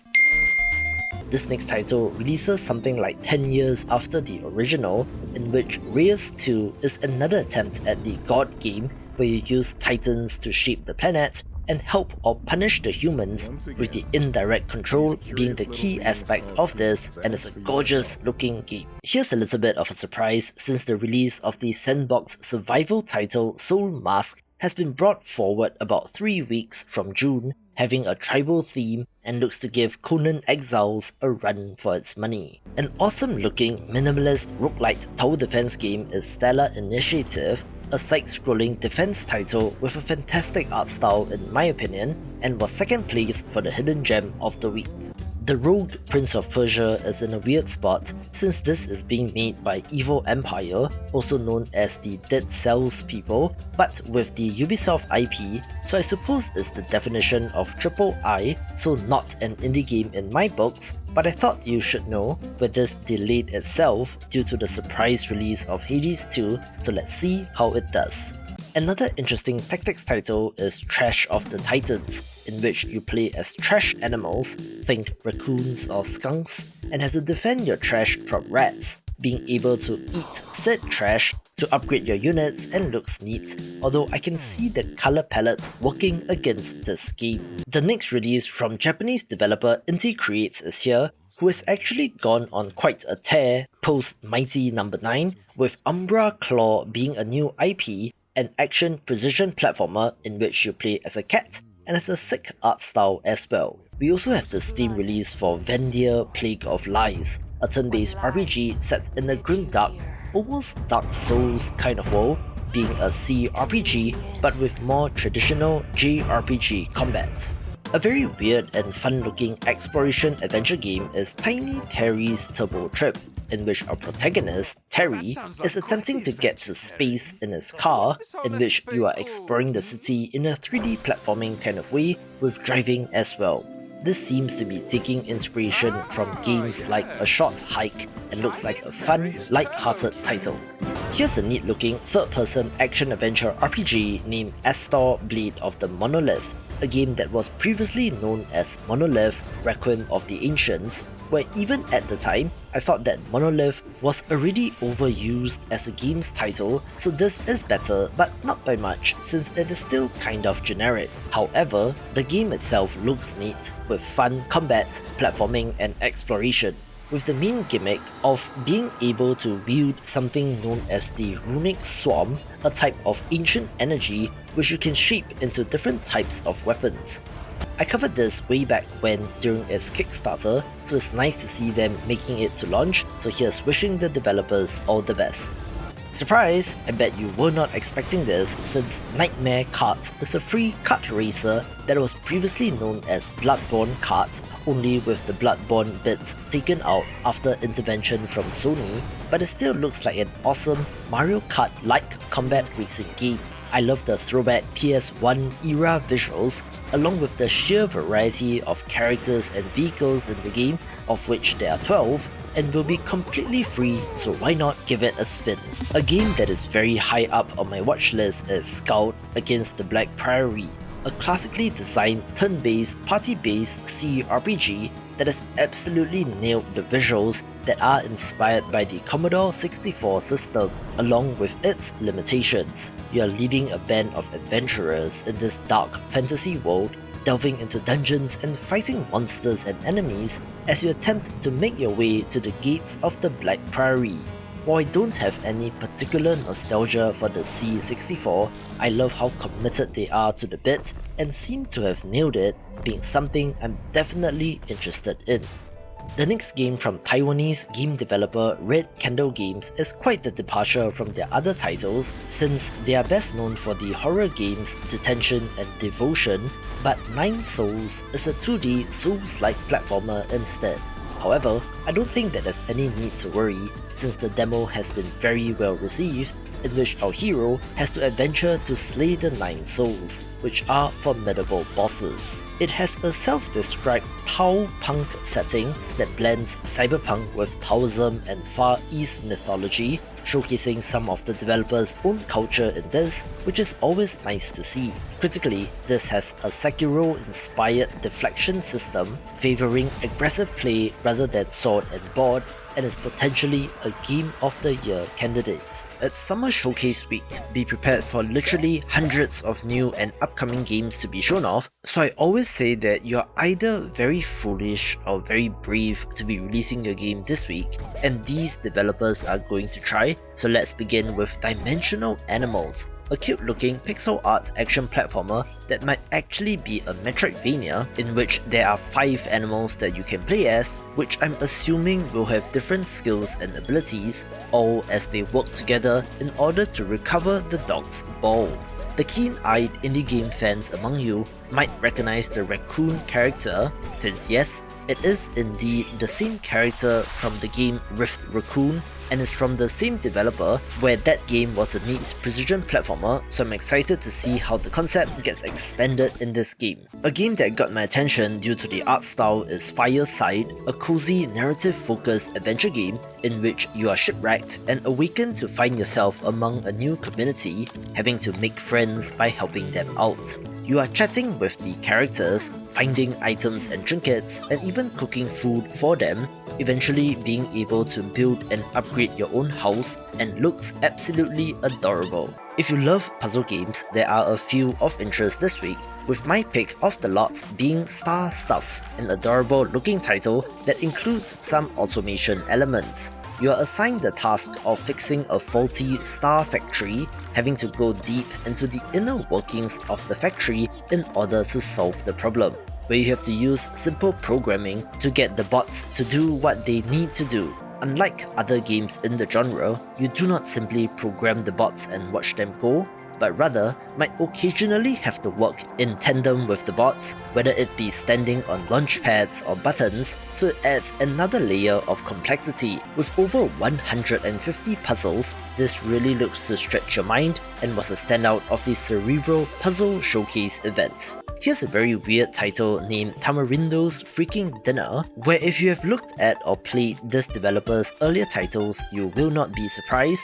since they did make the Baobab's Mausoleum games as well as Mesmeratu, with this being a horror comedy time loop first-person adventure game. You play as a pizza delivery person that has to complete a delivery, but the dinner is not pizza but you instead. Inspired by games like Majora's Mask, you have 1 hour and 45 minutes, and I'm assuming in-game time here, to figure out the routines and patterns of the characters and kill them before they can kill you, having key items to find and stealth elements as you avoid them in the corridors. I wouldn't say that this is the prettiest game in the world, but it sure looks unique, and even more so is that the mansion is a living thing, which means that the developer plans to update the game every month, adding new rooms, unlocking doors, and adding new in-game events and endings, and sure looks like an experience that only indie games can deliver. If you love any of those old school tycoon games like the movies, then I'm sure that Blockbuster Inc. will be of interest, a modern take on the genre that has you running your own studio and making movies, down to building out the sets, hiring talent, and producing movies across all sorts of genres. Evidently, from the trailer, the tools appear to be rather powerful, with Tommy Wiseau, Barbie, and Homelander equivalents shown off, and looks like a good one of these. Other games begin with Fantastic Haven Prologue, a free demo of a city builder title where your objective is to rescue and protect fantasy creatures, nurturing them and releasing them back into the wild, and looks like a beautiful title. Forgotten Seas is an open-world survival crafting game with a pirate theme that looks neat, although it might be janky in that survival game kind of way. Here's an adorable puzzle game in Koroneko, a game that we have certainly seen before, but with a wonderful art style that simply looks pleasant. Here's another puzzle game in Little Locked Rooms, one that is perhaps on the more light-hearted end of things, since you're using your magnifying glass to peer into tiny dioramas with little wooden meeples used to represent people as you puzzle out and solve the case, and is the hidden gem of the week. If you thought that Kameru, a frog refuge, looks familiar, that is because there's something similar in Neko Atsume for cats and Usagi Shima for bunnies, all of these being ultra cozy games about documenting and taking pictures of cute animals, with our froggy friends getting the treatment in this game. However, I think that this game is a little bit more active rather than simply putting food and toys out and waiting for random animals to appear, since the farming and management sim aspects appear to be much more fleshed out, along with the inclusion of mini-games to play as well. A large part of this game is the catch-em-all aspect, in which you are breeding and collecting 500 plus different types of frogs, differing in colour and pattern combinations, and while all variants on basically the same thing, it does look pretty well made. A 1.0 release of interest this week is Empires of the Undergrowth, which released in early access almost 5.5 years ago, so it has been a very long time coming, but since then, this has over 10,000 Steam reviews and a very positive rating, so the developers must be doing something right. This is one part base building and one part RTS, in which you are controlling the swarm of ants to gather resources and extend the tunnels of your nest, but when enemy ants or even larger creatures appear, the warrior ants then go to war to destroy the enemy. The 1.0 release includes 3 new, fully voice-acted campaign levels starring termite-eating ants, along with New Game Plus, a new climatic challenge and more, with teasers of a post 1.0 roadmap announcement as well, so I don't think that the developers are done with this game just yet. The review of the early access date of Crystalla did bring about quite the amount of attention, since this cat Souls-like RPG looks good, to the extent that they even had a very successful Kickstarter campaign, so I hope that there is enough content to justify the early access release of the game. You play as a cat who wants to join the ranks of the Raksaka warriors, having to uncover a curse that transformed the creatures of the world into monsters along the way. This looks well made, although not without its rough edges, so I'm interested to see how hardcore Souls-like players will react to this, with the developer actually citing Sekiro as its closest comparison, so it's a more aggressive, action-y style of game. An awesome looking title which I did preview for June is Rolling Hills Make Sushi Make Friends, a cozy live sim title in which you play as a little robot chef that opens a new sushi restaurant in a cozy village. The art style and look of this game is a highlight and is the definition of a cozy game, mixing the talking to and buying stuff aspect of games like Stardew Valley with the more frantic Diner Dash style of having to serve customers and clean up during opening hours. I mentioned that this might have a little bit of Dave the Diver DNA in the sushi serving portion, but without a fishing element, I do wonder how compelling the other half of the game is. If you have been following this channel for any amount of time, it will be no surprise that this grimdark pixel art roguelike platformer is on the list, since on paper, Dragon is Dead is my kind of game, mixing intense action with gorgeous visuals, but the concern with games like this is how much content there is. See the Rogue Prince of Persia as a negative example, as well as where it stands in the grander scheme of things, since it is a very saturated market, but there's always room for great games and I wish the developers all the best. More summer games showcases and the Steam Next Festival means a very small number of releases this week, which is a good thing, since I don't want indie games to get buried by the barrage of demos and announcements, but yet we still have some interesting releases such as the not so indie Rocket Knight Adventures Resparked, a compilation of 3 games in the franchise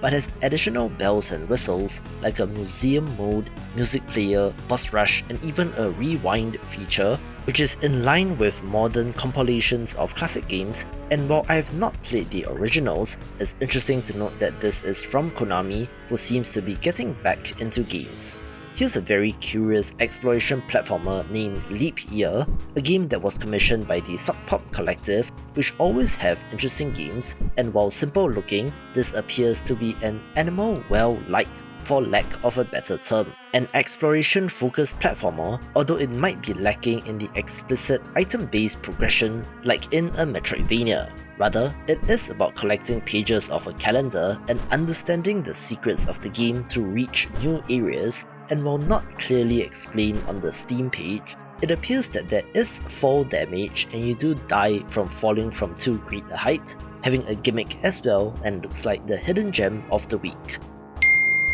We also get the PlayStation 5 port of Slime Rancher 2, of note because this is an early access title on Steam and in game preview on Xbox, so it too will be such a release on PlayStation, and in terms of content, should be the same as the other versions. I mean, it was only a matter of time before it launched on PlayStation, but while still in early access is a surprise, but this is a fantastic follow-up to an excellent game and is actually visually much prettier, so it's a good get for Sony, and I hope PlayStation players will enjoy the game. Another smaller title that might be of interest is Defense of the Dauntless, an endless horde mode survival-based tower defense game in which you are constructing your defenses and forcing enemies to take the long way around, all while getting fired upon by your towers. There are roguelite style randomized upgrades when you level up and has permanent upgrades as well. One thing to note, however, is that the walls that you use to build out your maze appears to visually block the enemies, so you don't know which unit is behind the wall, which is a weird choice,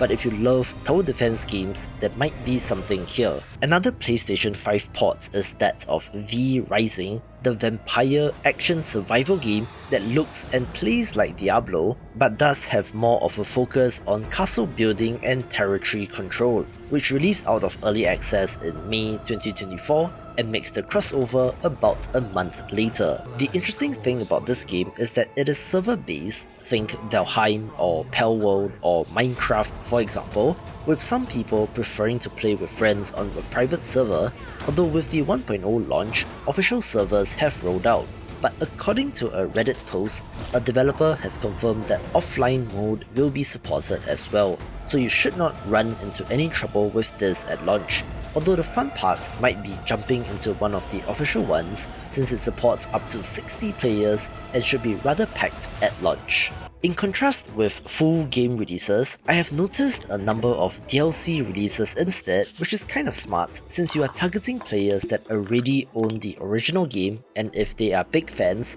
are more likely to buy and play the DLC rather than some random demo, and such is the case with Cooking Simulator Sushi. The original game is a massive hit, being a first-person title that sees you making food in a realistic kitchen with realistic tools and cooking methods, with the Japanese-inspired sushi expansion, of course, adding the signature food. It does look well made and charming, although it does have that uncanny valley-like human character models, but it's good to see them expand their palette, so to speak. Alright, one of the big new releases of the week is Sunnyside, a cozy 3D farming sim title that has more realism in the game, from character proportions to the ability to use a hose to water your crops instead of a watering can. It is set in the Japanese countryside in somewhat modern times, so there are modern tools and equipment as well as furniture, decor, and a town to explore. It has the farming sim elements of characters to romance and go on dates,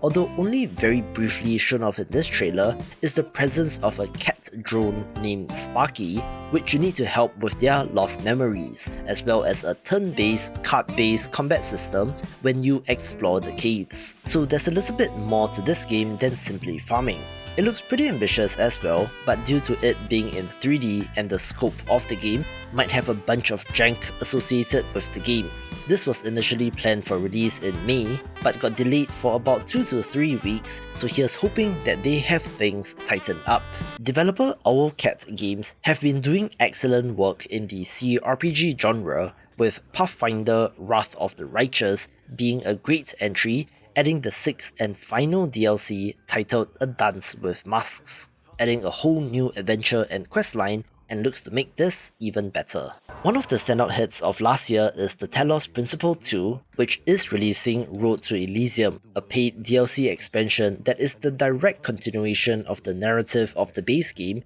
adding a 3-part coda, and I had to look this up, which is defined as the concluding passage of a piece of movement used in music, which I suppose translates to some sort of epilogue to the narrative, with new areas and puzzles to solve, and is a no-brainer if you love this game. Here's a little bit of a surprise in the 1.0 launch of TFC The Fertile Crescent, a classic base-building real-time strategy game that sure seems to be inspired by Age of Empires, but is more focused on the cradle of civilization phase of humanity in the Near East Bronze Age. The full release adds a new campaign mode, units, technologies, map types, mechanics, and more, giving you more strategic options as well as improvements based on player feedback, and looks wonderful. We are back to our regular programming this week with a big week of new releases, so let's begin with Crab God, an adorable underwater strategy game in which you are leading a colony of crabs,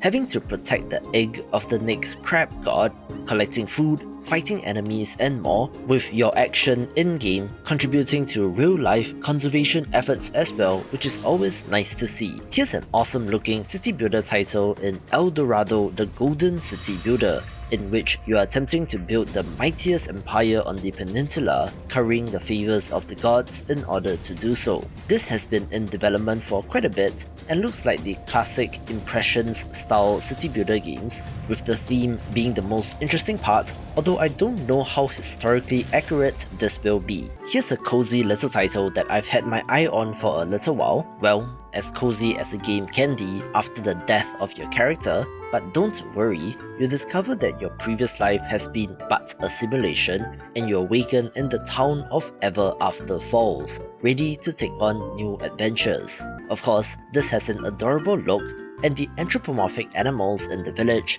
give it a little bit of an Animal Crossing vibe. You have your expected farming sim elements like farming, fishing, crafting, and more, but does also have a combat element as you delve into dungeons. There's a card-eating progression system which looks interesting, and otherwise looks to be another solid entry in the farming sim genre. A game which I did preview for the month is Tradesman Deal to Dealer, a merchant simulation game for lack of a better term, in which you have to buy low and sell high in order to profit.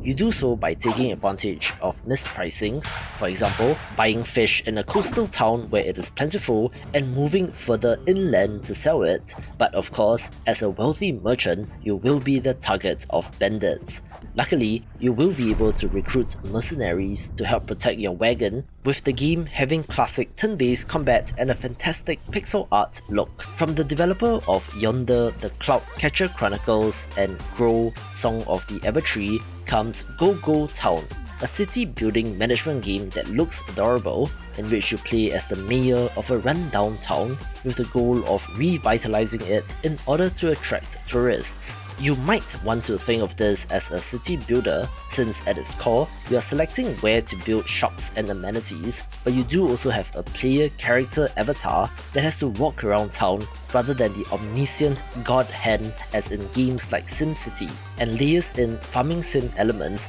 like resource gathering, fishing, and crafting as well, looking absolutely adorable and is worth a look. Smaller games begin with Be My Horde, a vampire survivor style roguelite, but in which you play as a necromancer, using her minions to defeat the enemy, and is something different. A neat looking city builder title is Dystopica, a sandbox builder that allows you to construct cyberpunk cities, but do note that there are no goals or systems in this, falling into the interactive toy subgenre. We also get the enhanced release of Echo Generation, subtitled Midnight Edition, coming to Steam for the first time after a bit of a weird release on consoles and the Windows Store for some reason, with new updates and features and that signature voxel art, which is gorgeous for this turn-based RPG. Here's a bleak-looking turn-based tactical RPG named Interregnum False Prophet, with the gameplay portion looking like XCOM, but has survival elements as you scavenge for resources and manage your caravan of party members, looking pretty brutal but intriguing. Murky Divers is the latest in the line of co-op horror titles, think Content Warning or Lethal Company, but underwater, in which you need to dispose of all the evidence of your employer's failed experiments, with underwater monsters lurking around and looks to be doubly terrifying, and is the hidden gem of the week. The developer of Nebula Flow did reach out, and I wanted to help them along, since this is a cozy rhythm game that reminds me a little bit of Bit Trip Runner, with a nice pixel art look and chill vibes. For all intents and purposes, PAX Day might be one of the biggest game releases of the week, but it is from a technically independent studio, although they did get funding, being a social sandbox MMO in a medieval fantasy world, and looks very ambitious, so let's see if they manage to carve out a little bit of that market for themselves. Another city builder title of interest is Republic of Pirates, in which you are constructing a pirate utopia during the golden age of piracy and looks very well made. You might not consider Teardown to be indie anymore, since the IP was sold to Saber Interactive, which is under the Embracer Group, and the changes to the game's direction has not been the most positively received, but they are forging ahead with the release of Folk Race, a paid DLC which is part of their season pass that adds a new single-player campaign with new maps, vehicles, and driving modes. I just talked about Thunder Ronin during the Steam Next Festival,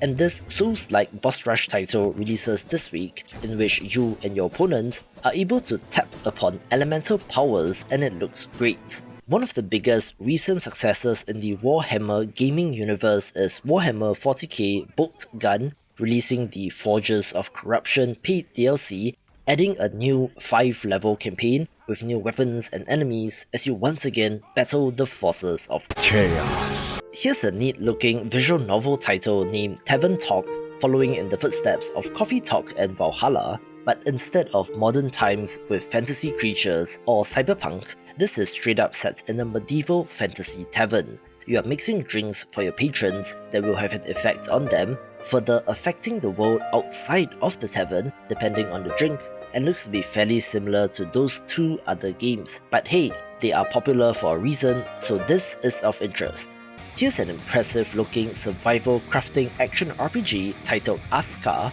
which is pretty much Valheim in having the Viking theme and crafting elements. However, there are some notable changes, such as being able to attract NPC villagers who are supposed to have some amount of intelligence, a more expanded village building element which includes constructing defenses and fighting off monsters who will attack you. It does also have co-op support for up to 4 players, which is kind of expected for this genre right now, with one major difference being the visuals being more modern or high fidelity looking as compared to Valheim. However, visuals are not everything, so I'm curious to see how this does since Valheim is still holding strong, peaking at about 50,000 concurrent players on the Steam daily charts. Speaking of survival crafting games, a game that has a similar feel is First Dwarf, but I believe this is an action RPG first, not so much focused on thirst and hunger, but in which gathering resources and crafting still plays a central role.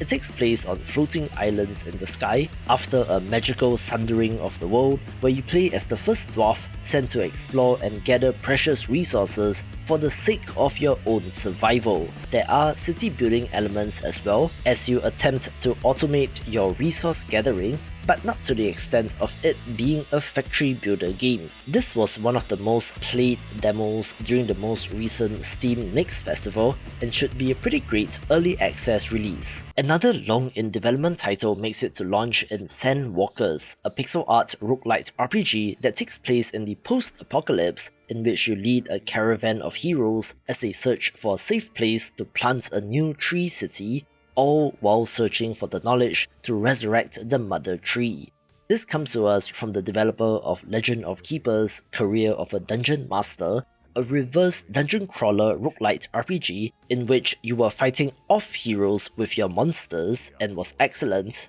with this game returning to the more traditional playing as the good guys with an awesome look and should be fantastic. I first came across this game in what must have been 2019, so that's 5+ years and counting, and as a 90s kid myself, the Cartoon Network looking visuals of #Blood immediately captured attention, so it's fantastic to see them make it to launch. This is an action-adventure game in which you play as a high school freshman who just so happens to be from a long line of vampire hunters, having to take on the bad guys when things go horribly wrong. And in contrast with the sanitized cartoons, this does get very bloody indeed. The action looks fantastic, as are the art style and animations, being a no-brainer pick for the week. It's an interesting week of new releases since developers are scrambling to get their games out before the Steam summer sale, which does mean a smaller selection, but as always, interesting games abound, beginning with Guncho, a roguelite tactics title on a hexagonal grid in which you play as a gunslinger blasting his way through shootouts. The twist to this game is that moving, shooting and unloading your revolver will affect the rotation of the cylinder and hence whether or not there's a bullet in the chamber, which thus leads to interesting tactical considerations. Furthermore, enemy attacks are telegraphed in that into the breach kind of way, so you can make them attack each other, and there are environmental hazards like cacti to consider as well, making for quite the interesting strategic game. Here's a gorgeous looking title in Neko Kami, the Human Restoration Project, which we have definitely seen before since the developers themselves cite Dorfromantic and Townscaper as inspirations. This takes place in the far future in a universe ruled by cats, in which you're attempting to bring back extinct humans, but why you're doing so is the bigger question. The core gameplay involves drawing and placing down hexagonal tiles, placing complementary objects near each other for greater bonuses, with the twist of cat icons on the world map itself being something different and does look very pleasant. Here's an interesting release since Frogun released in 2022 and was a neat little PS1/N64 inspired title, and they are back with Frogun Encore, which is an expansion/sequel and adds neat options like a co-op mode. I'm not sure if this will be a Wii to Wii U kind of confusion, since it sounded like a remake to me when I first heard of this game, so to clarify, it is not, having whole new levels and challenges, although I do expect to see a couple of returning mechanics and enemies. So I wonder why it isn't called Frogan 2, which might have to do with the amount of content, but if you love the original, this will be of interest. Just a quick one here in Stray Gods Orpheus, the paid DLC expansion to a musical adventure game which was released in 2023, telling the tale of the bard Orpheus in the mortal world and looks like it's for fans of the genre. A quirky little release this week is Ghost Boy, which has a cute art style but with a darker theme, in which you are attempting to help your loved ones through dealing with grief, presumably due to your own death, in addition to the narrative elements like making decisions and micromanaging the relationships between your family members. There's also, strangely, an action element to the game, in which you're helping to defeat negative thoughts through tower defense combat. Yes, it is as weird a mishmash of ideas as it sounds, which is why I love indie games, since developers are willing to try new ideas. It might be a little heavy though, since it deals with mental disorders and trauma, but they have consulted with a clinical psychologist as well as a child psychologist, so hopefully that translates into the game and they handle the subject matter with care. Other games begin with New Sprint, a remake of the Atari classic Sprint, which, to be honest, I'm not familiar with, but modern Atari have been engaging developers to remake their classics to a rather mild reception, but they are continuing to do so maybe this will be good. We also have Ocean World Eden Crafters, the free demo to Eden Crafters, which is releasing later in 2024, being a survival crafting title set in space with automation elements, in which you are attempting to terraform the planet, with this release being set on a location with gigantic waves and looks like it's worth a try. Tech builder fans, this one might be of interest since Dragon Eclipse looks like Slay the Spire meets Pokemon, in which you can choose from various tamer characters and lead a party of companion monsters named Mistlings to fight dangerous creatures. The creature can evolve on top of the expected upgrading of cards and meta progression elements, looking to be an interesting spin on things, although, do help me out here, I'm pretty sure that some of the artwork here is AI generated, so have a look at the Steam page and let me know in the comments below. Alright, one of the most played demos of the most recent Steam Next Festival is Riven, a remake of a game from 1997, which, at the time, won many awards, and comes to us from the developers of Myst and in a similar way are first-person puzzle-adventure games. I have not played the original, so I have no point of reference, although side note, it is available on Steam for $6, but this looks to be in line with the releases of developer Cyan Worlds and should be a good time. Another DLC release of interest is A Little to the Left Seeing Stars, which includes 33 new levels for this organizing puzzle game. The gimmick here is that there are multiple ways to quote-unquote solve a level, since you could be arranging cacti by height, size, or shades of green, so it is pretty freeform and interesting as a result, with the base game and subsequent DLCs like this allowing you to scratch that part of your brain that just wants to tidy and organize things, even if there is no real need to, and looks equally as cozy. Here's an interesting card-based dungeon crawler named Dice and Fold, last seen in my summer showcase, in which you are leading a party of characters to battle monsters, rolling dice and slotting them into cards to deal damage, use abilities, and more. I do like the art style of this game, which is very pleasant and cleanly done, with the dice rolling mechanic looking simple, but will get more complex over time. There's also an element of solitaire in this, such as drawing enemy cards from the deck and then causing them to fold once you deal enough damage, looking to be the next roguelite hit. I'm so excited to share this game since it just looks so well made, which you can tell from the animations when placing down blocks, since Amberword is a roguelite tower defense title that looks absolutely fantastic and is my kind of game. There are like next to no games releasing this week due to the Steam summer sale, which is not a bad thing since a game's visibility is greatly reduced since the sale takes over the entire Steam store page, But yet, there are still games coming out, beginning with Templar 2, a side-scrolling action platformer title that looks okay, although I don't know if there's a Templar 1 having some impressive looking animations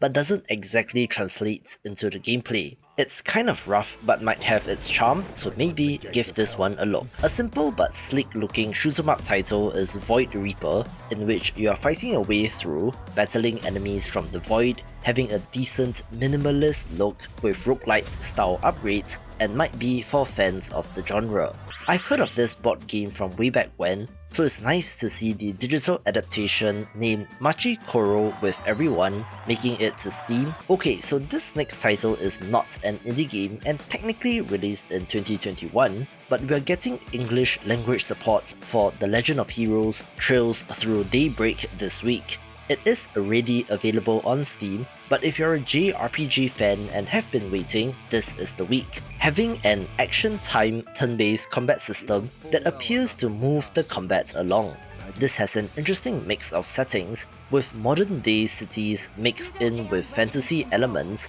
mixing cars with monsters for example, so it has the potential to be quite unique, with the Trails series being consistently good, and this entry currently has a Metacritic score of 83. On paper, the most anticipated new release this week is Kingdom, Dungeon and Hero, a turn-based strategy game in which you are put in charge of a kingdom and have to stop a fallen god. It looks very menu-driven, so you are recruiting troops, constructing buildings and tweaking your economy through the UI, also having dungeon exploration with hero characters that are abstracted to a little mini-map as well. Additionally, there is a larger strategy layer of managing your kingdom, conquering enemy settlements and taking their land, with, I assume, a whole underlying economy system to drive the entire thing. As such, it looks deeply strategic and might be epic, so if you're a fan of this genre, this is one to get. A title that made me go, okay, sure, why not, is Calculate It, which, according to the developer, is a calculator roguelite which involves getting to a certain value within a certain number of button presses, so let's see if this is interesting. At this point, Power Wash Simulator has somehow become a massive juggernaut, since yes, the cleaning simulation game of all things has had crossovers with all sorts of huge properties like Final Fantasy VII, Warhammer 40k and even SpongeBob for some reason, with the latest and strangest being Alice's Adventures Special Pack. Yes, you're going down the rabbit hole into Wonderland in this DLC, cleaning up for a tea party or making your way into the court of the Queen of Hearts. It's just so weird and interesting that they managed to continue to form partnerships like this, so kudos to the team, and I wonder what is next from them. Here's an interesting release that console players might have been waiting for, since the Souls-like RPG Bleak Faith Forsaken is coming to PlayStation 5 and Xbox Series X this week,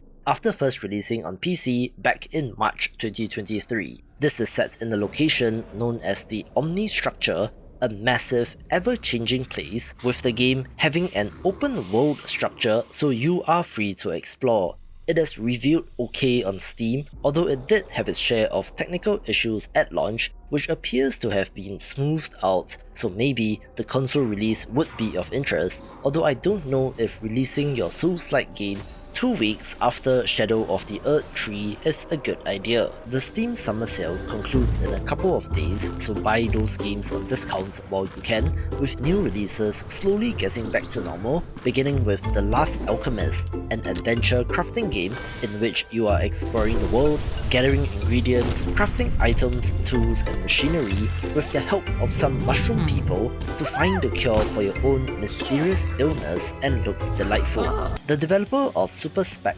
Rallycross did reach out, and I thought that this looked neat, a classic looking top-down racing game with a cool art style which mixes rally racing and circuit racing into its own thing. I like how the tracks are mixed surface, so there's a different kind of challenge within the course itself, and they've added something called a Joker Lap, which is an alternate route that every driver must take at least once during the race, adding an element of strategy since you need to figure out the optimal time to do so. I don't know if it's just me, but I've seen an uptick in the number of rally racing indie games as of late, with there being a couple more in development as well that looks neat, so stay tuned to the channel and I'll let you know when those are out. Here's a strange but interesting looking title that seems to be going under the radar in MonCon, an RPG about talking to people and has rhythm game inspired action along with more arcade style minigames. You are heading to a geek culture convention, but as someone struggling with social anxiety, each conversation feels like a fight to the death, so this is your way of dealing with it. However, more generally, it is about exploring the convention and what it has to offer in terms of panels, vendors, cosplay opportunities, video games and more, and seems kind of neat as a concept. It kind of looks like a Flash game, but not necessarily in a bad way, of something that you might have found on Newgrounds or Congregate, so for that throwback feel, give this game a look. I know, zombies are done to death, but yet there's something to Zombie Raid No One Survives that has resulted in it getting attention, a top-down shooter with both PvP and PvE elements as you seek to survive, although multiplayer-focused indie games might have a tough time of getting that initial momentum. Many of you might not be aware of this series or style of game, but Princess Maker 2 Regeneration is a remaster of a parenting simulation title that first released in 1993 about making decisions and raising a little girl, and continues to be a popular style of game outside of the mainstream. See Volcano Princess from last year as an example. In this game, however, there are fantasy and magical elements since your daughter was gifted to you by the stars, and thus have RPG elements like stats, as well as time management in determining which activities to do for the day. So whether you're new to the genre or have played this all those many years ago, this might be of interest. Other games begin with Happy Sheepies, a game that I would describe as having the Stacklands vibe in terms of visuals, sound design, and also concept. It is a game about farming sheep, with the main way of interacting with the game being drag and drop. And while it doesn't have cards, the idea is there and has worked in the past, with this looking to be an adorable use of those mechanics. Japanese developer Acquire Corp is quite the large company, which is why Hookah Haze comes with an asterisk, but this is a visual novel title that is about you working at a hookah bar in which 3 eccentric girls become regular customers which you will get to know. Fan service aside, this looks to be similar to games like Valhalla or Coffee Talk, and while this trailer is in Japanese, the screenshots do show English translation, where games like this are dependent on the quality of writing, so let's see how this works out. A neat looking title is Lithia and the Sun House, an action roguelite with some impressive hand-drawn art where I cannot quite figure out why this is going under the radar. Yes, it is quite the standard concept of the dungeon crawling action roguelite with monsters to battle, traps to avoid, and secrets to find, but the quality of this appears to be higher than a more common asset flip looking game. It does have meta progression in the form of a home base to upgrade with vendors and more, which I always love, so if you're a fan of the genre, give this a go since it sure looks like the hidden gem of the week.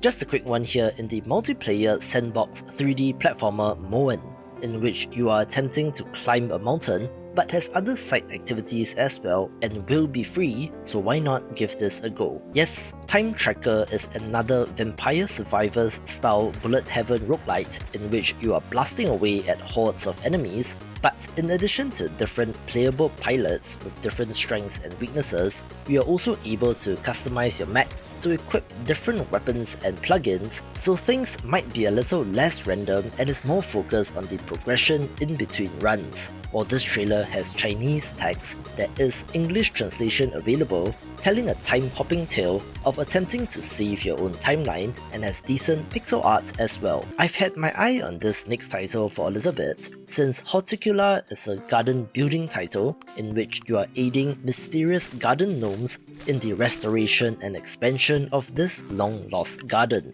In growing plants and building decor, you attract animals, so there's a little bit of Viva Pinata in this, but then comes the twist in a looming corruption that threatens the garden. As such, the second half of the game kind of surprised me, since I thought this was just a cozy game, but some conflict could keep things interesting. although I do wonder how challenging it will be. Still, the pixel art is neat and generally looks pleasant and relaxing, so for a different kind of city builder, give this a go. While the opening seconds of this trailer isn't representative of the final look of the game, I do have to give it its dues since the almost claymation look is different as compared to the more standard animated trailer, and then it switches to pixel art for super dark deception, which I'm a fan of. This is a remake of sorts of a first-person horror game titled Dark Deception, translating the creepy monsters into pixel art, and is more of an overt maze design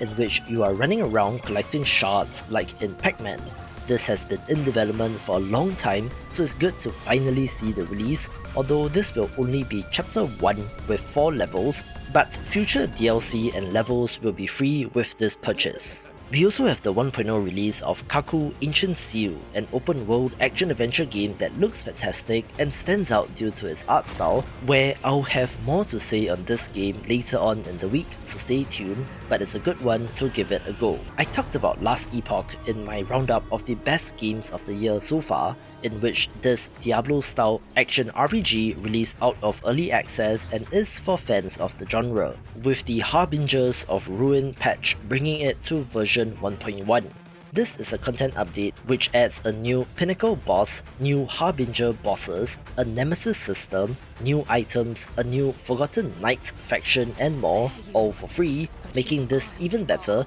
and if you're quick, you can get it while it's still on 20% discount for the Steam Summer Sale. One of the games that I've been excited about is Angerfoot, coming to us from developer Free Lives, who have made games that are as diverse as Broforce, Terra Nil and Genital Jousting, in which this is an all-action first-person shooter that simply oozes style. You are running, jumping, shooting and kicking enemies, having a fantastic cartoony look and looks like all action all the time. Indie games are back after a 2-week lull. Welcome to a ridiculously packed week of games with some certified bangers, beginning with Fallen Leaf, a throwback 8-bit pixel art action platformer that simply nails exactly what they are going for. This is Mega Man-like in nature in more ways than one, down to the jump animation of the characters, but interestingly has multiple playable characters, each with their own special abilities, so there is plenty of replayability, aided by the fact that you can choose which route to take in the overworld.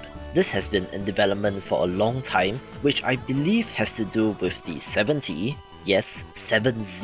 number of stages in this game, so if you're a fan of the genre, this is one to get. A little bit of a disclaimer here, since the first person PvPvE dungeon crawler Dungeonborn looks awesome and has a vibe similar to that of Korean-made Dark and Darker, with the kicker being that I cannot really find any information about developer Mithril Interactive. People are speculating that it is a Singaporean developer, or at least registered in Singapore, like the developer of The Day Before, probably due to tax reasons, and some people are saying that this studio is owned by Tencent, which, like Once Human and Starry Studio from last week, which is owned by NetEase, appears to be an active effort from Chinese tech giants to obscure their links to these developers. So make of that what you will, and it might not be an indie studio after all. Still, the game itself has been well received during the Steam Next Festival, with the variety of character classes and first-person combat proving to be fun, so perhaps give it a look this week. After a little bit of a delay from June, the physics-based action roguelite Galactic Glitch releases in early access this week, a pretty fun combat-focused title with the main gimmick of a gravity gun, which you can use to rip components off enemy ships, disabling their shields or slowing them down, and thereafter to use a wide variety of weapons to take them out. I played the demo and the action feels good, so I'm excited to dive into this one. Another long-awaited indie game makes it to release in Shim, a 3D platformer in which you play as a little frog creature that can only jump from shadow to shadow. The main thing that stands out in this game is the art style, of course, with some very bold use of colour, and is not a one-trick pony since there is quite the visual variety as well. Of course, the concept of jumping from shadow to shadow does evoke memories of playtime as a kid, as you let your mind wander when observing the natural world on those lazy summer afternoons, so its release this week is perfect. I'm curious about how many scenarios the developers have come up with, and if there are escalating levels of challenge like in a regular platformer, since from the trailer footage alone, it looks like you're doing the same thing over and over again, so let's see when this releases. Publisher Hooded Horse is absolutely crushing it with strategy games this year, with their next title of interest being Norland, a medieval colony sim that sure looks to be similar to RimWorld but in a very different time and place. You are leading a noble family as they exert their control over the kingdom, having to tend to the needs of your people or face uprising and the extermination of your clan. Of course, in a very Game of Thrones kind of way, threats emerge from all sides in terms of rival kingdoms, but also religious groups, treachery and backstabbing, and of course economic turmoil, with the indirect control and the unique personalities of characters being central to a game like this. If done well, the emergent stories will be the thing coming out of this game, and it appears to have all the necessary facets in place for its success. It's a big week of other games as well, so let's begin with Corsair's Madness, an action platformer with a nautical theme in which you play as a pirate captain who is shipwrecked on an archipelago with his crew missing, now having to explore, save his crew, and uncover the secrets of the land. The core platforming looks solid and has shoot 'em up inspired sequences on a boat as well, and there's also another playable character shown off, which is known as the Possessed. I believe this is the same protagonist but possessed by something, which gives him increased combat abilities and looks to be a good entry, although I'm not quite convinced that this is going to be the next Shovel Knight. Medieval themed action sandbox titles are fairly popular, see Mordhau or Chivalry, Medieval Warfare for example, with another title dipping their toe into things being Crestfallen Medieval Survival. This is a third-person entry instead of first-person and has fantasy elements like dragons, but for the most part, it's an open-world sandbox RPG title in which you are building a castle, crafting weapons and armor, and then fighting other players for dominance. The multiplayer aspect is a concern since I don't know how active the player population would be, so let's see if there's an interesting enough solo experience, or maybe it will just become the next big thing. Here's a neat looking fighting game named Dojo Masters, one that has a simple but clean looking pixel art style in which practitioners of various martial arts face off to see who's the best, but it is not quite the UFC. According to the developer, this has inspiration from Karate Champ, which released on the NES in 1986, aiming to bring the simple but not simplistic design to the modern age, and has rolled back netcode as well,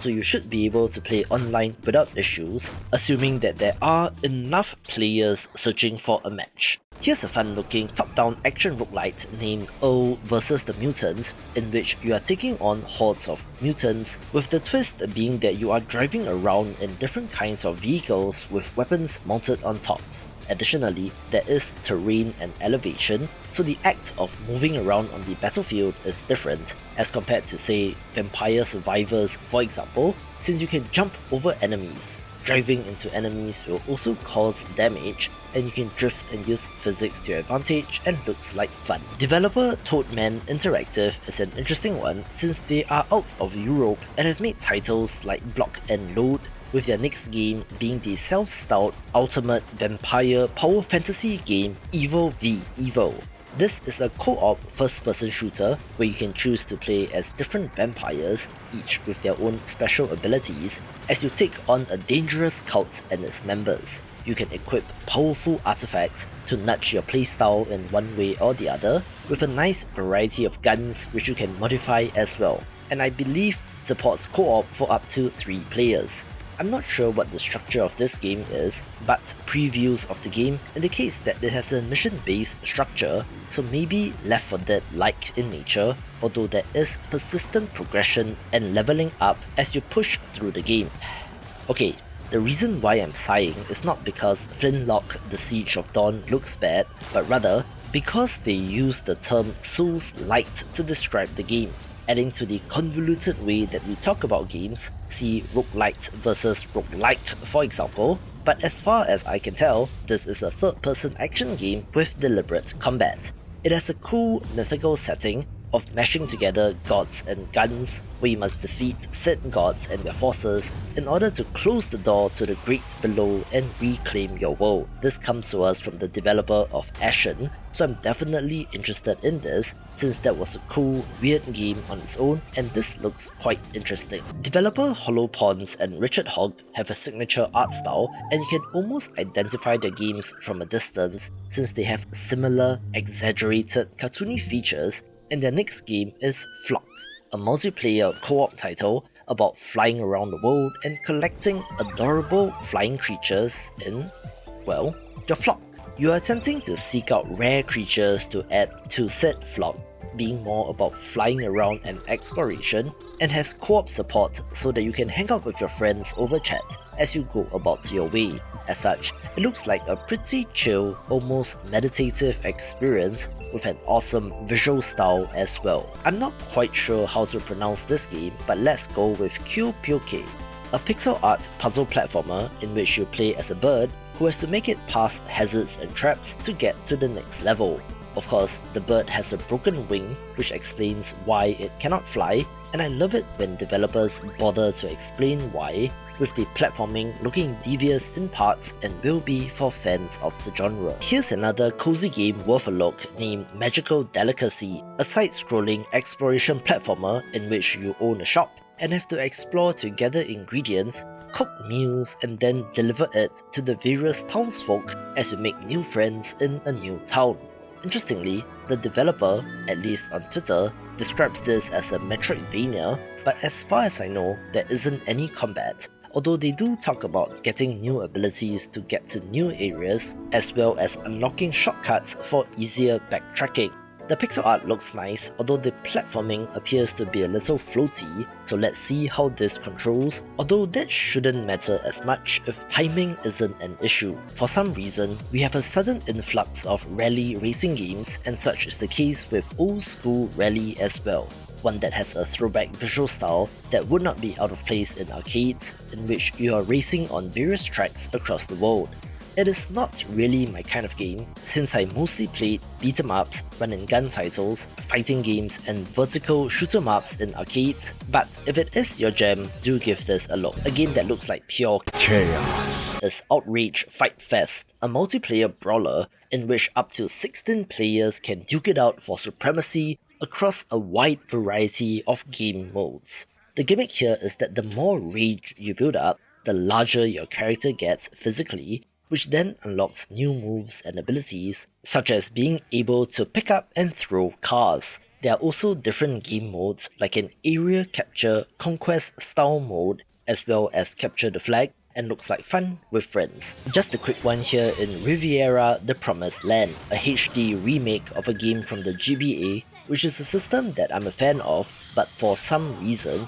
I've not heard about this, where this is a turn-based RPG drawing upon Norse mythology with angels and demons and all that jazz, and might be worth a look given that its Metacritic rating is 76. A neat-looking cyberpunk action title is Shell Runner, a self-styled single-player PvE extraction shooter, but one that sure sounds like a roguelite to me, since you are controlling randomly generated humanoid shells to dive into missions to get loot and credits, but lose it all if you die. While it plays in real time, the developers describe it as a tactical shooter, so there must be some sort of strategy to your approach and might be interesting. Another curiosity of the week is Space Prison, in which you are a prisoner and have to find a way to survive, having to make allies and alliances with other prisoners while you find a way to escape. This is done through turn-based combat, which appears to have a tactical component to it since units are on a grid, but outside of combat, you can craft, equip and conceal items, upgrade your prison cell, tame space rats, and even build relationships with the other prisoners, working your way up the hierarchy to become boss. and if you die, you get reborn in a new body, so maybe there is some roguelite here as well. I love indie games because of games like this, since just listen to its description. Spare Devil is an arcade FPS with the graphic charm of classic 90s bowling alley animations, so if that doesn't get to you, I don't know what will, since it is just a fascinating idea for an indie game which I'm surprised has not been done before. On top of the visuals, you're also wielding a bowling ball as a weapon, so that sure sounds like fun, looking to be a wacky, crazy experience, and the arcade nature of the game probably means that this is more like Devil Daggers in nature, in having to survive and to get the high score, and is the hidden gem of the week. Here's a roguelite deck builder with a fantastic art style named Union of Gnomes, in which fairy tale characters have become slavers and are exploiting the gnomes, the head of which is Snow White herself. So your party of gnomes rises in revolt. Interestingly, you pick a hero gnome character which forms the foundation of your strategy for the run, and then every additional gnome in your caravan can then be played like cards, from using a bard, a voodoo gnome, one that is just named OK Boomer, which causes damage and so on. I love the art style in this game, and there are permanent upgrades to your heroes between runs and looks excellent as well. A 1.0 release of interest this week would be USC Counterforce, a turn-based tactics title that is inspired by XCOM, but more of the original UFO defense games rather than the modern Firaxis releases. You're defending humanity against aliens, commanding a strike team of commandos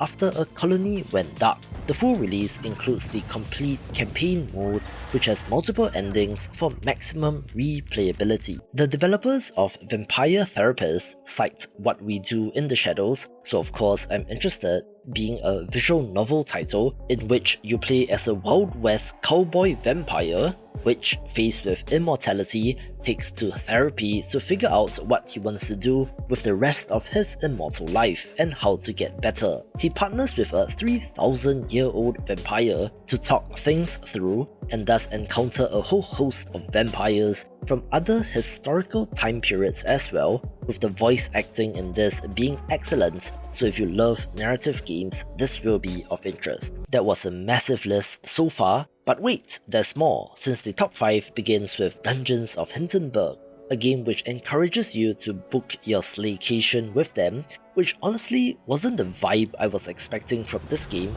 since it looks like one part cozy game and one part action-adventure game to me. Our heroine is exploring a beautiful alpine village in, presumably, some nondescript European country inspired by Switzerland or Austria or something, being able to meet the locals in town, get to know them, learn from them and more, but then there are also dungeons to explore. You traverse around on a snowboard, zipline, minecart and more, and exploration looks fun, with combat looking intense as well. Also having puzzles, so there's a little bit of everything, wrapped up with a gorgeous visual style. The top 5 is excellent if I do say so myself, so make sure you watch till the end, where we have the long-awaited release of Meifu Mado in this spot. This is a pixel art action-adventure RPG set in a post-apocalyptic world that is inspired by Japan, in which our hero explores and attempts to survive. There isn't too much in terms of details and gameplay mechanics stated on the Steam page, so that is all I have to go on,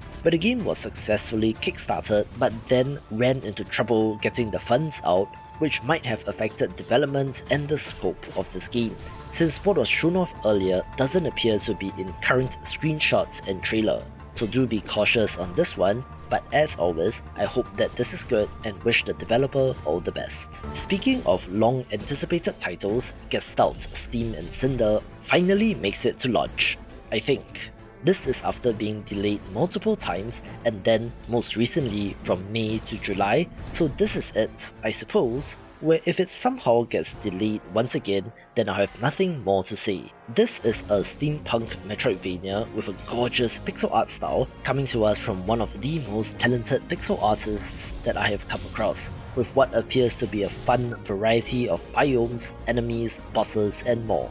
There is a mini skill tree in terms of progression, and there are more RPG elements like stats, and seems to be taking inspiration from games like Symphony of the Night, which I'm not complaining, so fingers crossed this is great. A dark horse pick of the week is Yaoling Mythical Journey, an auto-battler RPG in which you are capturing these creatures, placing them in your party, and then sending them into battle Pokemon style, but as an entire army, and combat is not turn-based, but rather auto-battler combat. As such, formation, troop placement and composition will matter a lot more, with the main narrative hook being to explore the world to face off against other Yaoling keepers and their respective schools. All the elements are here, including monster evolution and even shinies, with there being an extensive base building element as you build up your village as well, where the Yaoling are able to help in the construction and even tasks like farming, so it is Pal World-like in nature as well,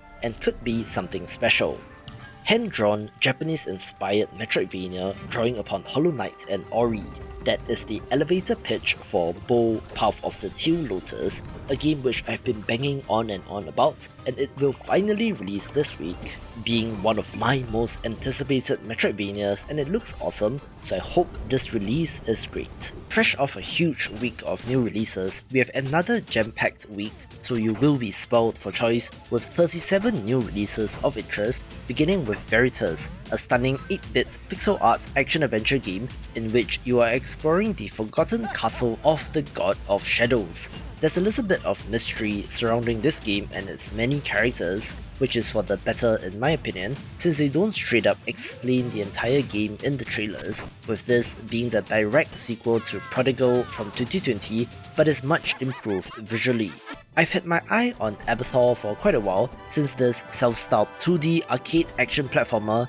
looks to be nailing exactly what they are going for and would not be out of place in arcades, in which 4 heroes battle enemies in a desperate defense of Atlantis. It has that awesome throwback pixel art style, and the 4-player co-op is interesting, where you could have told me that this is a beat 'em up and I would not have blinked, but as a side-scroller, all players and enemies are on the same plane, which might make combat feel a little bit more intuitive. The boss fights in this appear to be a highlight, since there is variety in designs as well as concepts, where it is not just limited to the giant boss spawning on the right hand side of the screen and looks like fun with friends. Here's a game which I've been looking forward to, primarily because of developer Silver Lining Studio, who are best known for Behind the Frame, The Finest Scenery, a narrative adventure game about a painter which sports an almost Studio Ghibli-like quality to the animations. And while the art style of the star named Eos is different,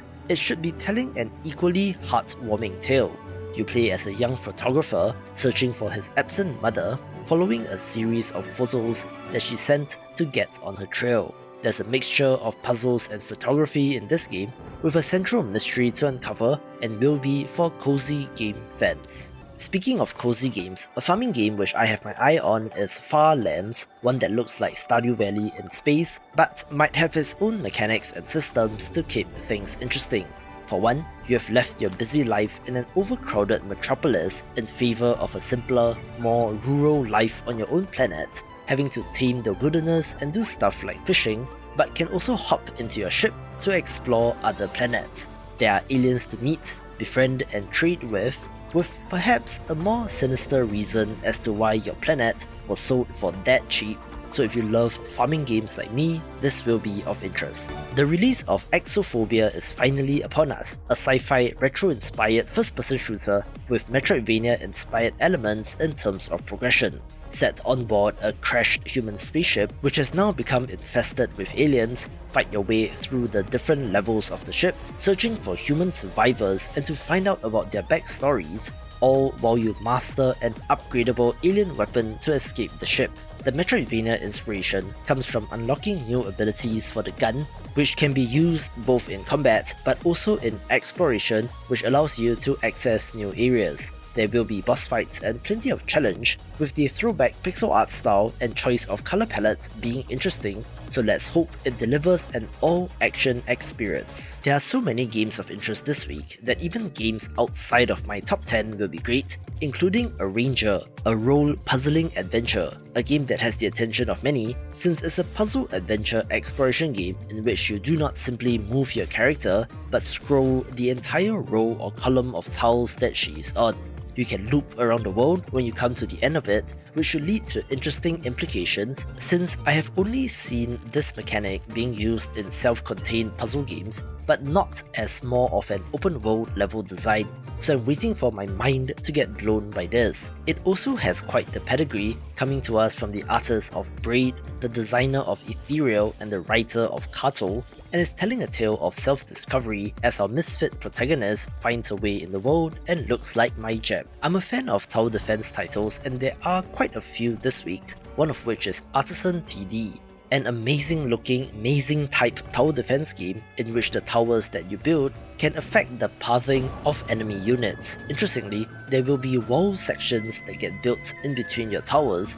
so you can cordon off an area which apparently becomes a farm to generate more resources for you, so there's more to this game than meets the eye, with it having that modern feel to the game, which I believe is due to the use of Unreal Engine 5, so it looks solid all around. Farming game fans are also spoiled for choice this week, since we have the release of Critter Crops, a game that, honestly, isn't the most visually appealing, kind of having flash game vibes in the art and one-tone colours for each of the objects, but the gimmick here is that you play as a witch with the ability to grow magical critters, so what's not to love? Yes, this has a similar premise to Ooblets, but real-time action-adventure style combat, and the art style does grow on you the more you look at it. Furthermore, I don't think that this is a sandbox farming game, since the developer talks about leveling up your critters and accessing the different parts of the map while restoring the island, uncovering the mystery of your own past, and to welcome the unwelcomed, whatever that means, so it might just be a quote-unquote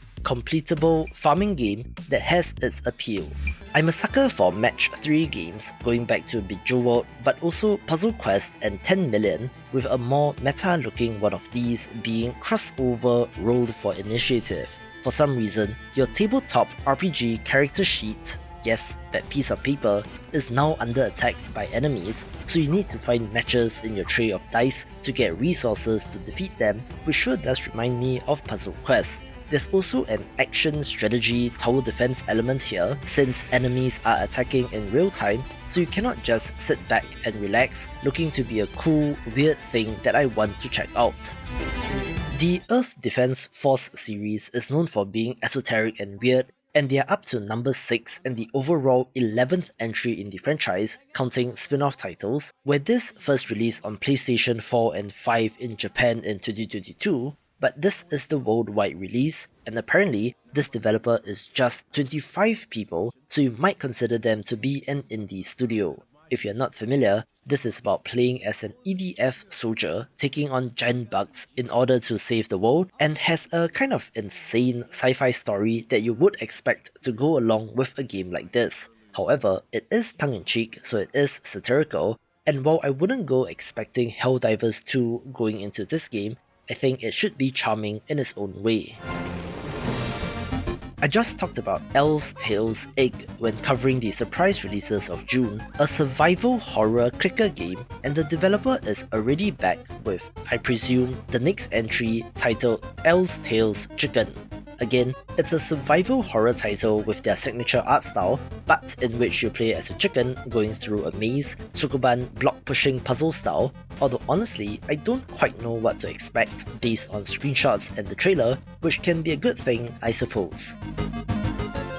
On the polar opposite end of things in terms of vibes is Iti, which means summer in French, a narrative puzzle adventure game set in Montreal and is all about painting, not just of brush on canvas, but also of colouring the entire city as well. It has a very unique visual style that taps on watercolours, where restoring colour and life to an otherwise colourless world is always fun to do in games. There are also straight up normal paintings that you can create, some in the form of commissions for NPCs, which you can develop a relationship with, also having an inspiration notebook, decor for your studio, and so much more. It really looks like the ideal summer game, not only due to the setting, theme, and time period, but also because you're encouraged to explore and to stop and smell the flowers, so to speak, looking very relaxing indeed. This next title kind of went viral when it was first shown off, since Exhausted Man is a physics comedy puzzle game about a very exhausted man crawling around his house, attempting to get things done, with the physical comedy of the snake-like human being the main draw. I suppose this has mass appeal, since after all, who doesn't feel tired all the time, with I believe there being a checklist of tasks to get done, but it's just a weird game worth a look. One look at Forgotten Mines and I immediately knew that it was my jam, being a small-scale, turn-based tactical roguelite with a pixel art style. 1 millennia ago, a mining expedition went too deep, stumbling upon the gates of hell itself, which then led to the mine being overrun with monsters. Now, as the leader of the united Dwarven clans, reclaim the Forgotten Mines and return them to their rightful owner, the Dwarves. Interestingly, this has over 50 types of enemies and bosses, including orcs, goblins, the undead, demons and more, and apparently also has dozens of character classes, including not just warrior, rogue and mage, but white mage, planeswalker, knight, brute, squire, assassin and more. There's also meta progression in between runs, since the precious gems that you can mine can unlock new gear and character classes, along with interesting combat tactics in a dynamically changing battlefield. As a side note, do note that the play area is an 8x8 grid, which, not coincidentally, is the same as Into the Breach, where you will see a lot of this when it comes to tactics games, so look out for that the next time around, but this looks great and is the hidden gem of the week.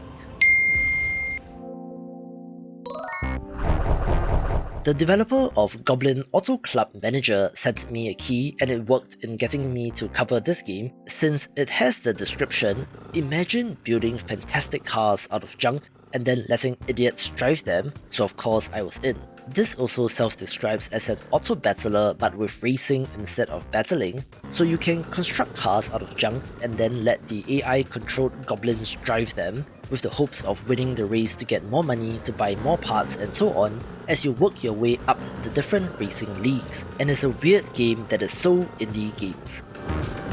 Similarly, the developer of Havoc reached out as well, and it's a 5v5 tactical first-person shooter that sure looks like Counter-Strike to me, down to having a plant the bomb objective, but also additional modes like Capture the Flag. It will be free to play and there will be weapon skins, so I'm not really sure how they intend to take any market share from Counter-Strike, but it looks well made and it's free, so why not give it a go.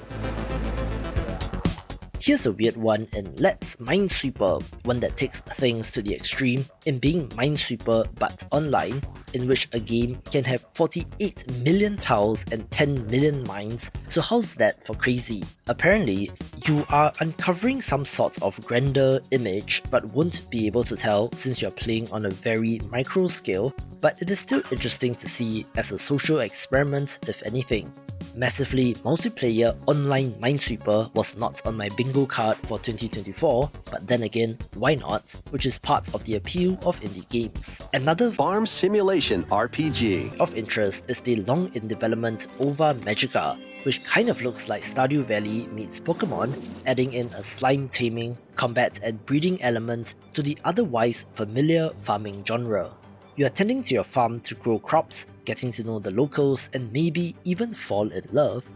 with your own player housing to customize along with a plethora of other activities like fishing. The slime combat part is interesting since you are delving into dungeons and taking part in turn-based combat, with an extensive breeding system to get custom slimes, although for the most part, they are all blob-shaped, so there isn't that much variety. This will be an early access release with what appears to be the bulk of the game already there, only missing endgame content, final heart events and more blob worlds to explore, but should be a good pick for the week. The release of Punch Club 2 last year has been a success, with the cyberpunk setting of this fighting management game being a welcomed change, so here's their first paid DLC titled Iron Fist. This adds about 6 hours of gameplay, which involves building and customizing your own fighting robot, leading it to victory in the Robot League. What that means is its own robot tech tree with attacks, defenses, and modifiers, so it's an additional system on top of the base game and even has a narrative element since you need to figure out the plans of the secret robo-society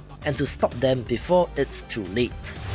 Here's a title that might just go under the radar since Raw Man Food Fighter Arena is releasing on PC as an Epic Games Store exclusive, and I don't know about you, but I'm not hearing that much in terms of chatter when it comes to that storefront. It will be a free-to-play multiplayer combat game about soup, and does have Splatoon vibes since you are skating around on soup to increase your movement speed, for example, but the objective is not to cover the entire area but to defeat your enemies instead. Of course, there are additional game modes which might not be a good thing if there's a minimum number of players to keep things interesting, but since it's free, no harm giving it a shot. Another DLC of interest is Ready or Not Home Invasion, with the game having you playing as SWAT team police officers in high-stakes situations, and this DLC is set during a state of emergency after a devastating hurricane. Massive property and environmental damage has occurred and homes are being broken into,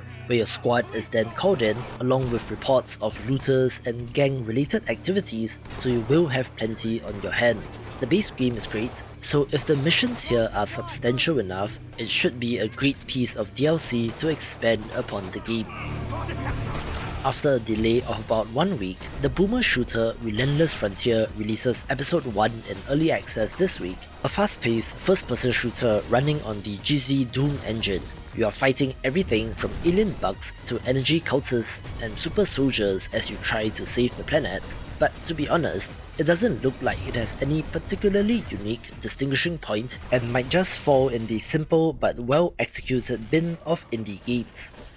For some reason, we have not one but two sliding puzzle games this week, the second of which is Slider, in which you are sliding around chunks of the world in order to access new parts to explore. However, rather than sliding the tile you are on, like in Arranger mentioned earlier, you pull up an artifact so that you can reconfigure the world with secrets to uncover and mysteries to solve. This will also be completely free, so why not give it a go?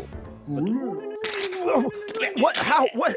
Why did you do that? There are also quite a number of philosophical puzzle games on Steam that takes you through various questions from philosophy like the trolley problem, Schrodinger's cat and more, with Thought Experiment Simulator having a comedic spin on things and looks to be different enough to be worth checking out.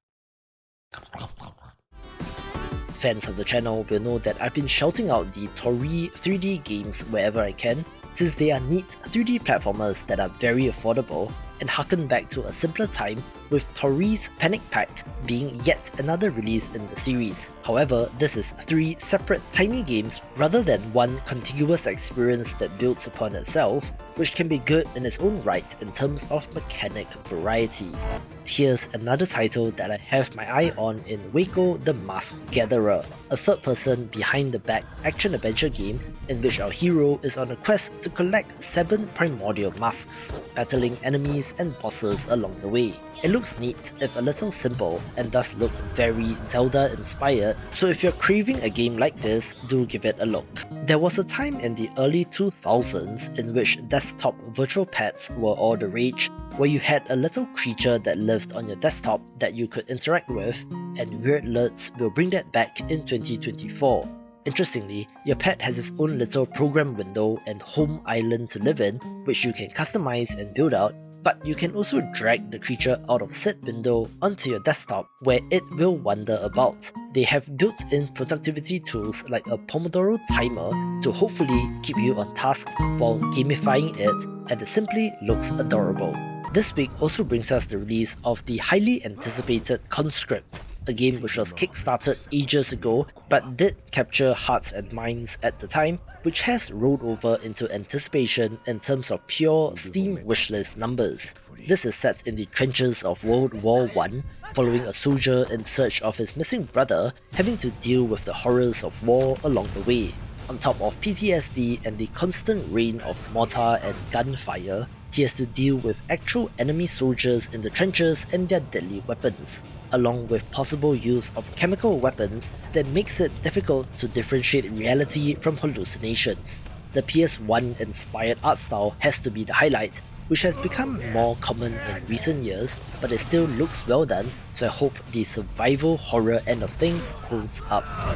Another game which I have my eye on is Lost Castle 2, the sequel to a game from 2016, and it shows since it looks so much better, so let's hope the gameplay portion is great as well. This is a side-scrolling roguelite beat-em-up with a fantasy theme in which you are battling goblins and golems, playing as a knight, archer, mage and so on, with co-op support and meta progression in between runs when you die. The original is somewhat of a cult classic and has a large number of fans, so hopefully this blows away expectations and could be something special.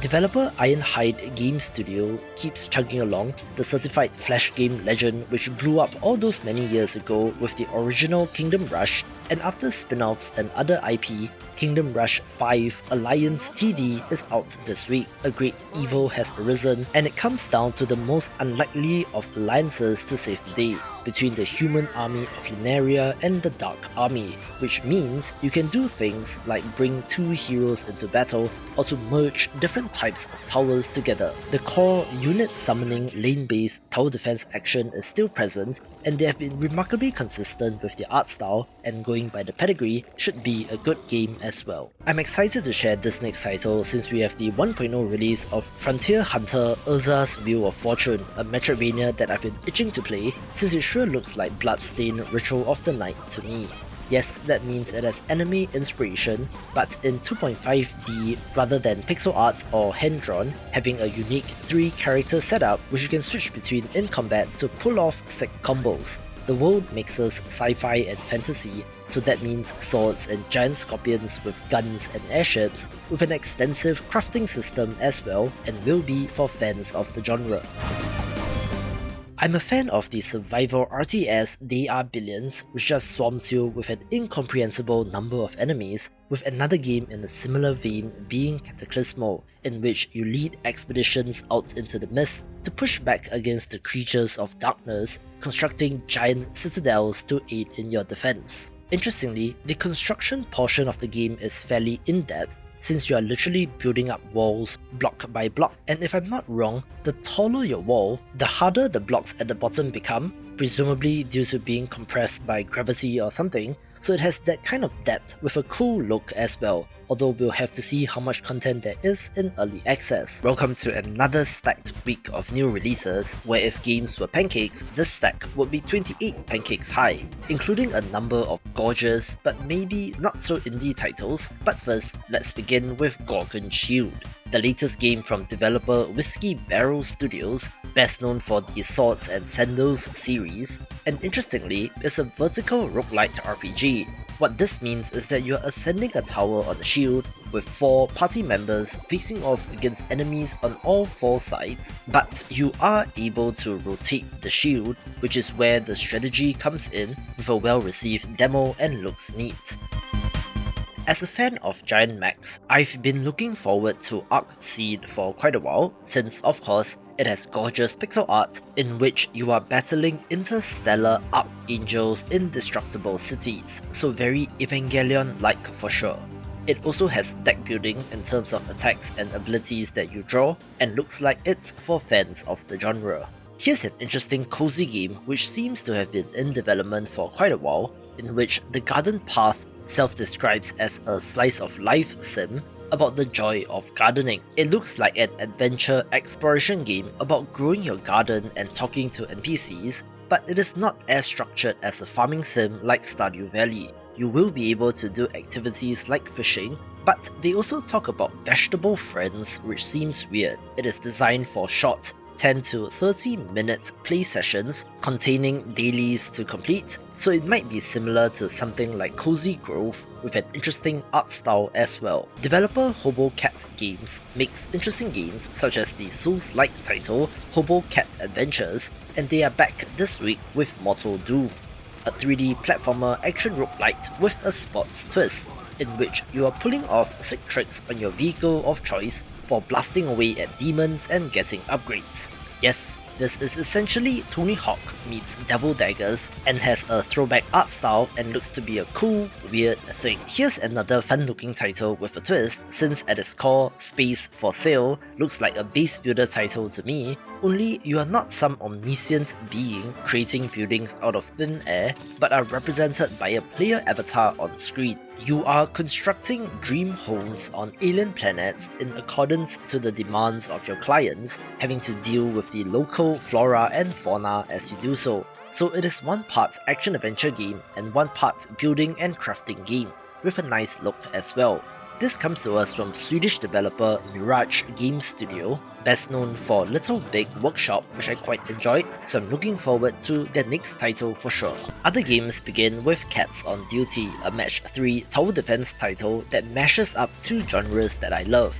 that might as well be called Cats vs Zombies. You are placing down various cats which fire at the enemy, furiously matching tiles on the left hand side of the screen to get the resources that you need to recruit more cats. All of this plays out in real time, so there is a frantic energy to the game, so let's see if they manage to find that balance between too much to do and nothing to do but wait for sunlight to be generated. A new release that might tug at your heartstrings is Closer the Distance, set after a fatal car crash that causes the death of the main character, but she finds herself as a ghost watching over her loved ones as they grieve over her death. Like the Garden Path mentioned earlier, this also self-describes as a slice of life sim, although I would have to disagree in this case, since it looks much more like a narrative adventure game in which choices matter, as you are using your abilities to influence the townspeople, which will ultimately affect the fate of the town. There's something to games about grief and death that can be difficult to play through, especially if you are or have had a similar experience, but maybe experiences like this can help you as well, and goes to show the power of video games.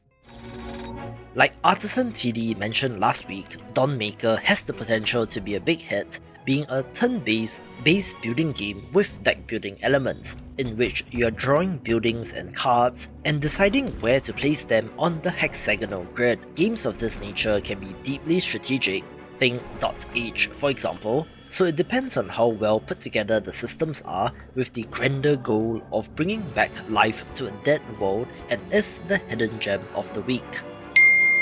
A little bit of a niche one here is Dread Wait, a horror visual novel in which our characters are trapped in a crumbling mansion and have to outlast a witch hunting them down, with this being the direct sequel to Cooking Companions from 2021, although no prior knowledge is required.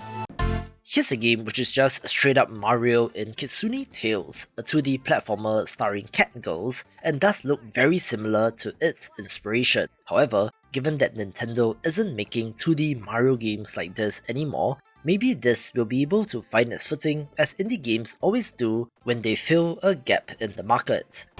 Here's a blast from the past in Sifhead's Cartels 4, a stickman action title from another era, since games like this were very popular on Flash Games sites back in the day, with this being a re-release as a Steam version, which I hope has all the touch-ups to make it work on modern PCs. Still, it is sleek and stylish, so if you've never played a stickman action game before, do give this a look, with there being another collection for Cartels 1 to 3 available on Steam, so you might want to give that a try as well.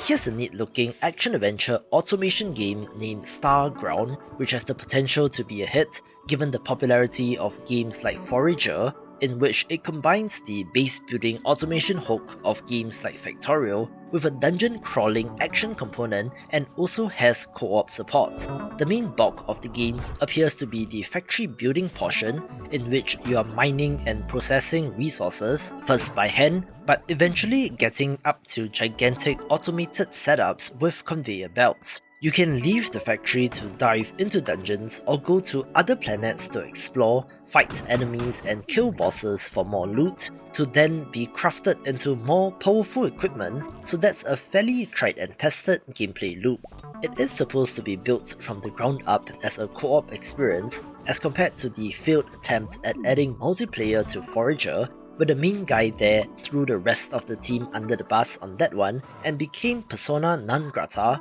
so maybe this game will have different luck. This game looks like it might be the next viral hit, but then comes the twist that will make you smack your forehead, since Stretcher Men is a comedic physics title in which two men have to carry a sick patient on a stretcher to the nearest clinic in medieval times, but must take care not to drop said patient. Sounds simple enough, right? Then, you realize that this is single player only and is not a co-op game, so you won't be getting the same kind of virality as Chained Together, so it looks like a missed opportunity, but then again, I might just end up having to eat my words if this goes on to become the biggest thing on Twitch for this week. This next release kind of hurts my heart, since Sword of Convallaria is a pixel art tactical RPG that sure has Final Fantasy Tactics vibes and looks good, in which powerful heroes take on an army of generic goons, but the enemy should have their own hero character equivalents as well, and thus have gorgeous anime cutscenes, so what's the problem?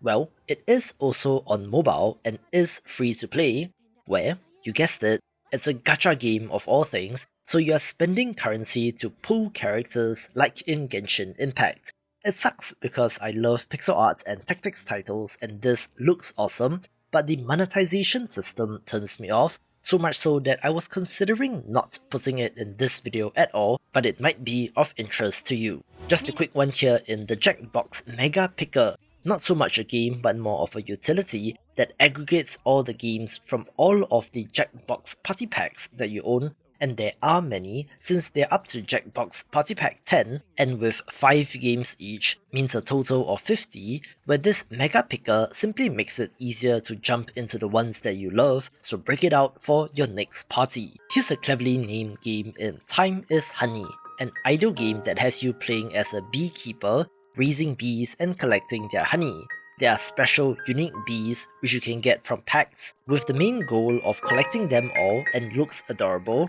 with the Steam page indicating that there are no in-app purchases, so hopefully this is a one and done self-contained purchase. The developer of Towerful Defense, a Rogue TV did reach out, being a minimalist roguelite defense title that is technically tower defense, but just not quite in the way that you expect. This should have Vampire Survivors inspiration since you are swarmed by enemies on all sides, but you're controlling a single tower which cannot move, so that eliminates one part of the action. This has been done before in games like Heretic's Fog, which has been well received, although removing the movement parts of the game just limits the quote-unquote gameplay to clicking buttons and watching your weapons obliterate the enemy, which can be fun but might get repetitive over time. The year is 2024 and somehow we are getting the sequel to World of Goo, a puzzle game from 2008 which absolutely exploded in popularity,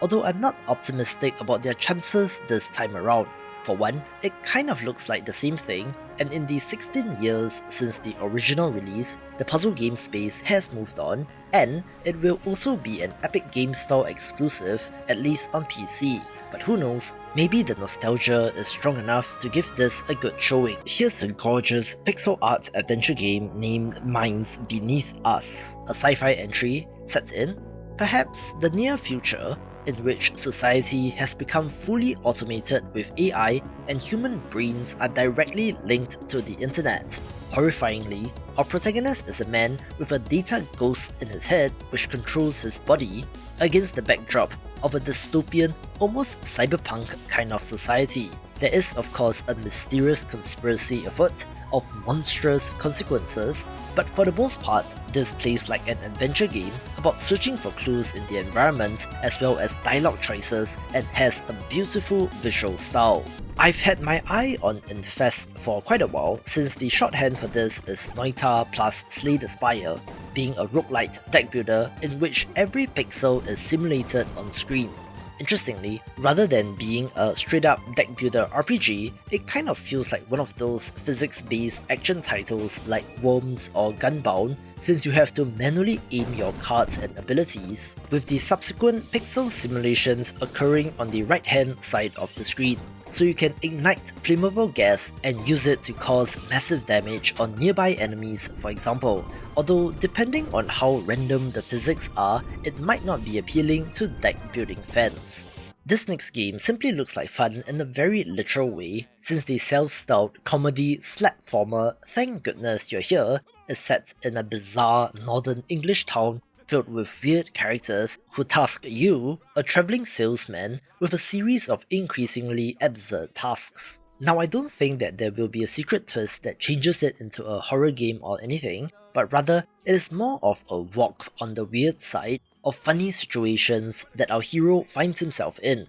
with a combination of adventure game walk-around segments along with platforming, looking vibrantly animated and visually colourful, with the developer of Untitled Goose Game publishing this, so if you trust their taste in games, this is one to check out. Okay, I'll be honest here and come right out to say it, I was a little concerned about putting Deviator where it is, since visually, it looks like the copy my homework version of Hollow Knight, and indeed, the developers are big fans of that game, but even I have to admit that the art style is bordering on plagiarism at this point. This is a Metroidvania, with the twist being that combat is focused around deflection and parrying, so maybe this will be more similar to Nine Souls in terms of feel. The developer does talk about successive reflections required to enter a powerful enhanced state, so it is all about learning attack patterns and getting that timing down. This will be an early access release, which is planned for about 1 year,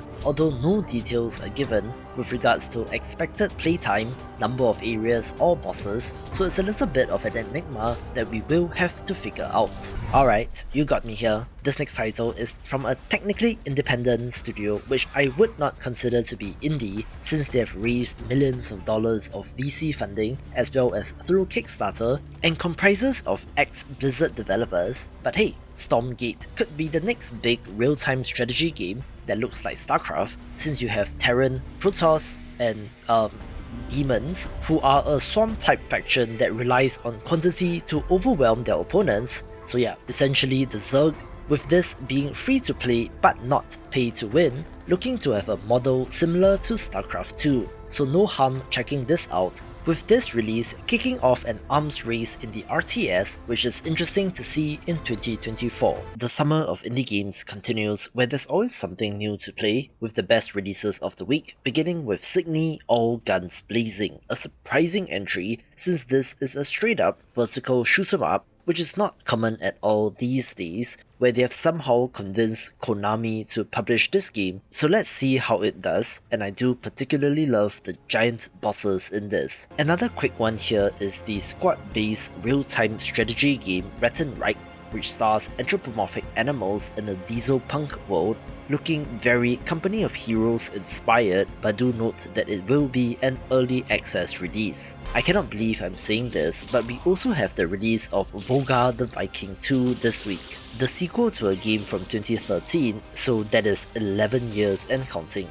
The original was a throwback action platformer that could be brutally difficult, and that appears to be the case here as well, with the thing about this game being that it is not so much Dark Souls difficult, but more Super Ghouls and Ghosts, as well as original Castlevania, which have been known to cause a thrown controller or two. It self-describes as having a level of unforgiving 1980s arcade difficulty, so that might not sit well with a modern audience, but if you're up for a perhaps unfair challenge, this might be of interest, with the pixel art equally looking on point as well. There's something to be said about minimalist titles, since the clean UI and visuals does abstract away from the busyness of the game itself, lending itself nicely in city builders, with Mini Settlers being the title of interest here. You are doing city building things like constructing cities and expanding, but of course, you'll need to fuel your citizens' requirements by providing them with enough food, water, power, and so on. You also have to consider transportation networks to get resources from one place to the next, and it looks very pleasant and chill, with the demo being well received, looking like it's for fans of the genre. I'm not quite sure what this game is, which might be due to a combination of me not paying attention as well as the marketing of this game, where the self-described action-adventure creature-saver game Creatures of Ava looks interesting with quite the pedigree to match. You are exploring from a third-person behind-the-back perspective, encountering all sorts of fantastic creatures, battling, befriending, and even taking photos of them Pokemon Snap style, while fighting back against a corrupting force known as the Withering. However, it might be smaller in scope, just naming 30 types of wild creatures and 4 colourful ecosystems to explore, and also has an environmentalist theme at its core and looks neat, so maybe this will be cool. Other games begin with Aero GPX, an anti-gravity combat racer that has to be inspired by F-Zero, in which you are attempting to come in first place but can pull off tricks to get the advantage over your opponents. The game's gimmick is speed, and there's plenty of that, since your machine can go ridiculously fast in the thousands of kilometers per hour, with the physics in this looking neat as you can drive on any surface in any orientation in a 3D space, which of course leads to possibilities of shortcuts, even more so with jumps as well. This will be an early access release, and at this point in time is single player only, so the quality of the CPU opponents will matter a lot, with this looking to be one of the better recent racing game releases. This game is new to me and is my jam since Hero Emblems 2 is a match 3 RPG, one of my favourite subgenres, which unfortunately tend to be on mobile, which is where this game is from, but the developer has adapted it to PC. Interestingly, the game on mobile is also a premium title, which does not appear to have microtransactions, so I think that the developer's heart is in the right place, with the original Hero Emblems being a mobile title, so that explains why I've not heard of this before. Here's a very cool, very weird thing, since Loop Structure is a roguelite defense game, only instead of towers, you are constructing battle trains which move along a loop in order to destroy your enemies. I'm sure that there's some Vampire Survivors inspiration here, but the battle train concept is new to me and quite innovative, if I do say so myself, and is an example of why I love indie games since it looks awesome and weird. You know me, I'm a sucker for rhythm games, despite not being the best at them, with Mononoke, a rhythm adventure, looking like a pretty neat one, at least from this trailer. There are combat elements to this, as you are battling enemies in order to revive abused kittens, so some content warning there, told through a cartoony presentation that's quite different from the subject matter. I believe this is run-based, so you can purchase upgrades in the middle of a run, so there is a twist on the concept and looks to be of interest. On the polar opposite end of things is one-button bosses, an all-action boss rush title, with the twist being that you only have one button which you can push, which reverses the direction that your ship is moving in. You need to do so to avoid attacks, but the trick is that the less you change directions, the faster your ship goes, and the faster you go, the faster you shoot. As such, there's an interesting risk-reward system since you need to avoid getting hit, with there being upgrades as well, such as changing your weapon or movement upgrades, where the best games actually come from intentionally limiting what you can do, making this the hidden gem of the week. Here's a neat tactics title that looks very Into the Breach inspired, but with the twist in South Pole Bebop, being that this is a multiplayer title with both PvP and PvE elements. You are playing another opponent while also fending off a zombie horde, so there are both players and CPU units to contend with. But if you were concerned with player population, there is a CPU controlled player in addition to the zombies as well. There are special characters with their own ability cards, and with this being free to play, there's no harm checking this out. This next title comes to us from Devolver, so you would think that it would make the top 10 of the week, but The Crush House is a weird dating sim thing about a reality TV dating show set in 1999, where you are the producer of the show, having to select the cast members and to keep the watching audience satisfied. Yep, not exactly my kind of game, but I can see this having the same kind of appeal as Dream Daddy, with there being some sort of sinister secret that the show is hiding, so there's mystery as well. It also self-describes as a first-person shooter, where shooting in this context is shooting the show, but still, it's kind of weird but interesting, coming to us from the developer of Reigns, so it gets a mention. Now this next title looks kind of cool and came out of nowhere, in which Vladik Brutal is a first-person shooter in which you battle mutant creatures, giant bosses, and even human soldiers in a fictional Eastern European country. The UI elements and sci-fi weaponry kind of makes it look like Half-Life, but a lot more Doom-inspired in terms of the fast-paced combat, looking absolutely brutal in terms of blood and gore. Interestingly, this developer also did not go the boomer shooter route like Croct, choosing modern visuals instead, and the most amazing thing is that this is from a solo developer, which is very impressive to me. The top 5 begins with Deathbound, a grimdark Souls-like RPG that of course looks very Dark Souls inspired, but does have some new facets of its own. For example, this is a single player game, but is a party-based Souls-like, so you can take multiple characters into combat, seamlessly switching between up to 4 characters while fighting enemies. It also has some interesting characters, such as one that uses capoeira to attack enemies, with the classic grimdark world that looks good and might just be your next Souls-like obsession. I did preview Fields of Mystria when looking at upcoming games of the month, in which this pixel art farm simulation RPG looks to nail all the same beats as something like Stardew Valley, with the farming, side activities like mining, combat, animal raising, and NPCs to get to know and romance,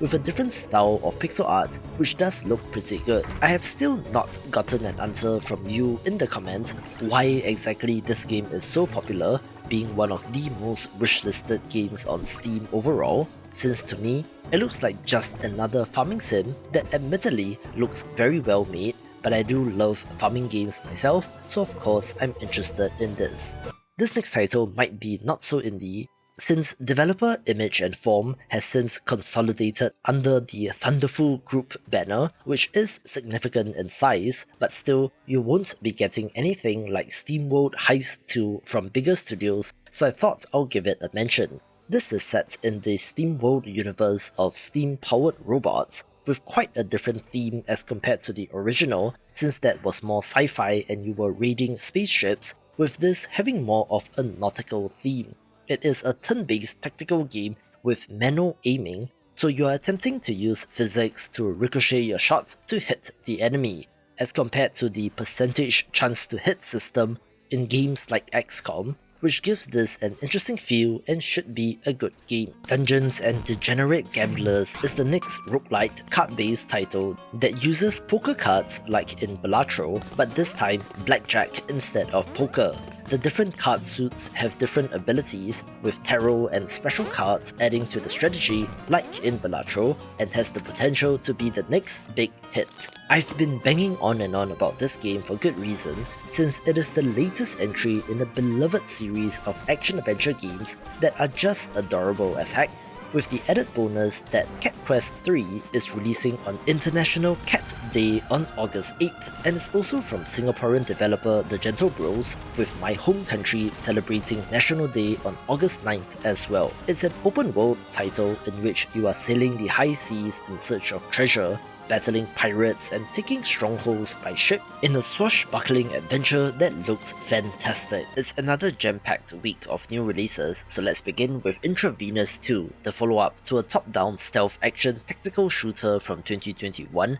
that sure has Hotline Miami vibes, but in addition to the pure violence of the guns, allows you to be a little bit more strategic. That is, until hits the fan. Visually, it looks similar to the first game, but interestingly, has a two-protagonist structure, one of which I believe is the protagonist from the first game, as they embark on a mission of revenge, with one looking for answers to his father's kidnapping, and the other seeking vengeance for his dead brother. There is the ability to slow down time, 29 weapons and 17 gadgets, along with weapon customization with scopes, silencers, and more, even having multiple endings and should be a good one. Untitled Crow Game, aka Just Crow Things, has you playing as a mischievous crow, getting up to all sorts of mischief in this humorous sandbox adventure. You are messing around with the humans, pooping on them, stealing trinkets, and making new animal friends, looking like the exact sort of chaos that I'm down for.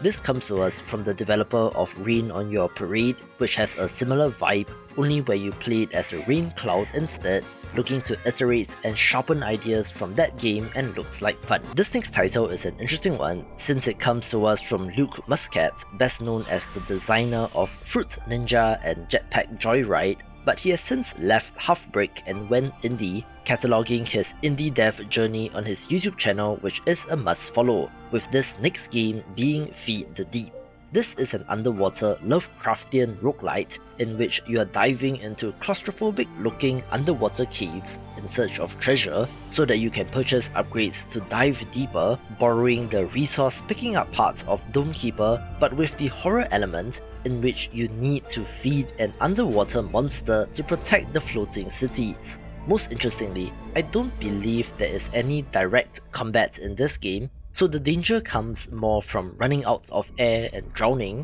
which, granted, is horrifying in its own right, but it's an interesting release for sure. This next title was almost the hidden gem of the week, but I have another game that I want to give the distinction to, so I've bumped Lexi Man up to this spot, where if the humour in the opening seconds of this trailer is anything to go by, this spelling-based action-adventure game should be awesome. You play as a wizard who uses words to cast spells, often to humorous consequences, although I do wonder if you can play it straight. Your character, however, is a basement wizard banished underground after things happened many years in the past, but when the academy is under attack, it is up to you to save the day. Games like this, if done right, can be excellent, and is one of the reasons why I love indie games. Here's a more modern looking fancy pants game in which Dawn of Defiance is a survival crafting sandbox title like Valheim, only this time with a Greek mythology theme. You are battling little goblin creatures, and the trailer also shows off a Medusa style Gorgon with a variety of melee and ranged weapons at your disposal. Interestingly, you are transforming from a weak soldier to a godlike anti-hero, even gaining the ability to fly like in Minecraft creative mode when constructing buildings, which, to be fair, would be the best way for you to craft elaborate structures, and the building systems do look quite intensive. Still, it's a survival crafting game, so expect some jank, but the combination of the theme, visuals and genre, it is 2024, year of the survival crafting game after all, might just result in this blowing up in popularity. The developer of Bernard did reach out, and I wanted to help them along since this looks like a cool concept in which this mixes a 2D side-scrolling platformer with turn-based tactical combat with physics. As mentioned last week, you only see concepts like this in indie games since yes, the closest comparison would be SteamWorld Heist 2 released last week, only instead of steampunk robots, you have a medieval fantasy world instead. Additionally, there's also a deck building element in which you can use cards to create combos to most effectively kill your enemies, and can even make use of the terrain to knock enemy into pits for instant death. Also having RPG leveling in this for some reason, and is not a roguelite, so it's a very cool, weird thing that indie game fans should be aware of. One of the biggest games of 2022 continues to chug along in Cult of the Lamb, releasing the Unholy Alliance free update following a number of other free updates that just makes this such a fantastic experience. This adds local co-op to the game in the form of the goat character in addition to the lamb, but that's not all, also having new buildings and a ton more stuff. And while this week will be the 2nd year anniversary of its release, it is already one of the most popular indie games with a banger Twitter account to boot, so pick up this action roguelike-ish management sim if you have not. The first-person co-op horror title has been the holy grail for some developers, given the success of games like Phasmophobia, with another developer to try their luck this week with Demonsomnia. Taking place after a nuke went off, radiation has spread and caused creatures to mutate, and you must put on your gas mask to go into the forest, gather key items, and then return to the mansion in order to hunt down a demon that is inhabiting its premises. As such, it mixes both open areas in the forest as well as the claustrophobic rooms of the mansion, which is interesting since developers tend to go one way or the other but not both, with this looking to play it more seriously due to the body cam found footage horror style perspective. But then again, if you are screwing around with your friends on voice chat, how scary can this be? I like the look of Desvelado, a precision platformer in which you play as a vampire who has to extinguish the candles, dodge the ghosts, and to get to sleep before the sun comes up. It is not a terribly fresh concept in terms of gameplay, but the art and animations look awesome, so I guess it will depend on how it controls, with this having a little bit of a #blood vibe, but of course not as intricately detailed, but still a neat game worth a look. One of the best games of 2023 is back with Dredge the Iron Rig, a paid DLC that adds the titular location to the world. If you thought that this cosmic horror fishing game wasn't foreboding enough, wait until you get on board this gigantic metal construct, which is funded no less by a mysterious organization. Like the previous DLC, this can be accessed during the main story and it's a side story of its own, so it wouldn't be part of the endgame, so to speak. But if you were looking for an excuse to get back into the world of Dredge and discover a new aberration or two, this will be worth picking up. Just a quick one here in Frontline Crisis, a tower defense top-down shooter hybrid that sure looks to be Plants vs Zombies inspired, in which you are fending off enemies who move from right to left. However, you can blanket the entire playfield with your towers and structures, and can actively target enemies with your weapons as well, with a neat pixel art look and will be for fans of the genre. I cannot believe that this game is finally here, since I'm pretty sure that I covered the Kickstarter of God's Gift back in 2018, and boy, what a simpler time that was, in which this is a 2D puzzle platformer whose most direct comparison would be Lemmings. I'm not sure why it took this long to get done, but to be fair, the Kickstarter didn't raise a stupid amount of money, so perhaps the developers were delayed because of that. You have to guide the cultists to the end of the level, with the twist being that you have to sacrifice units to mutate them into eldritch monsters so that you can progress forward. And given that they don't make games like this anymore, this might be of interest. This week also sees the release of Hidden Through Time 2 Discovery, of note since the original was pretty popular, with the sequel not doing as hot, which probably explains why they released this as a standalone title rather than as paid DLC. It has their signature art style and colour palette, in which you are clicking around to search for objects, looking like a very chill time, and is probably one of two exceptions that I have when it comes to games like this, since there are a lot of low quality clones on Steam. I was pretty surprised to see Knights of the Road show up on the list of new releases, since this is penciled in for Saturday, which is not common at all for new releases, and might be due to time zone issues, but still, this throwback 8-bit platformer looks awesome and might be fun. You can see bits of Castlevania and Zelda 2 in this, also extending to modern-ish indie games like Shovel Knight and The Messenger, with the shield in this being the central gimmick. And the developer talks about uncovering secrets and acrobatic platforming, together with the expected combat and boss fights, but due to the look, is the hidden gem of the week. I just so happened to cover the best ninja games 2 weeks ago and had Mute Crimson Plus in there, with Mute Crimson DX being the enhanced extended version of that game with new content. This is an action platformer with a ninja theme, not so much in the stealthy assassin parts of being a ninja, but more of the hack and slash bits, in which you are climbing walls, double jumping and cutting enemies in half. This edition has 2 new worlds with new enemies, bosses and platforming challenges, redone cutscenes, enhanced musical arrangements, parallax backgrounds, a rewind feature, a new unlockable minigame, new secrets and so much more. So if you love a solid action platformer, this will be one to get. There have been a number of interactive toys in recent years, of programs that allow you to mess around and tinker with it without explicit objectives, scores, points, or any win-lose conditions really, with Odada looking to be in a similar vein,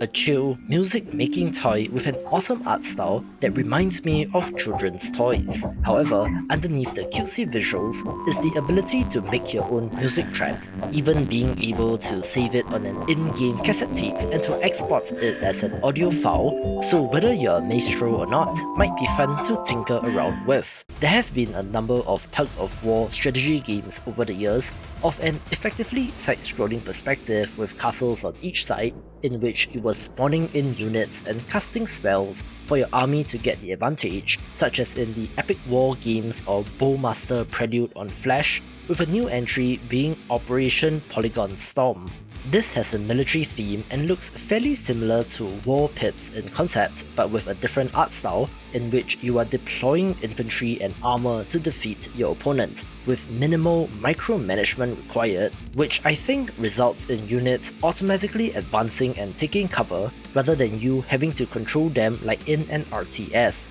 and it looks to have its share of fans. Another strategy title of interest is Overboss, the digital adaptation of a tabletop board game where you play as the villain. You're creating your own dungeon by drafting terrain tiles and recruiting monsters, where placement of tiles affects their scoring, and the monster units on said tiles adds even more. This has a 7.3 rating on Board Game Geek, which is decent, with the pixel art being beautifully translated into a digital version where the various bosses have different special abilities that allow you to change the momentum of the game in your favour and will be for strategy game fans. One of the best kept secrets in the factory building space is the Original Shapes, a minimalist title that had you making abstract shapes with colour, orientation and shape being the most important bits, and the developer is back with Shapes 2, this time taking it into full 3D. The added dimension allows you to build multi-level factories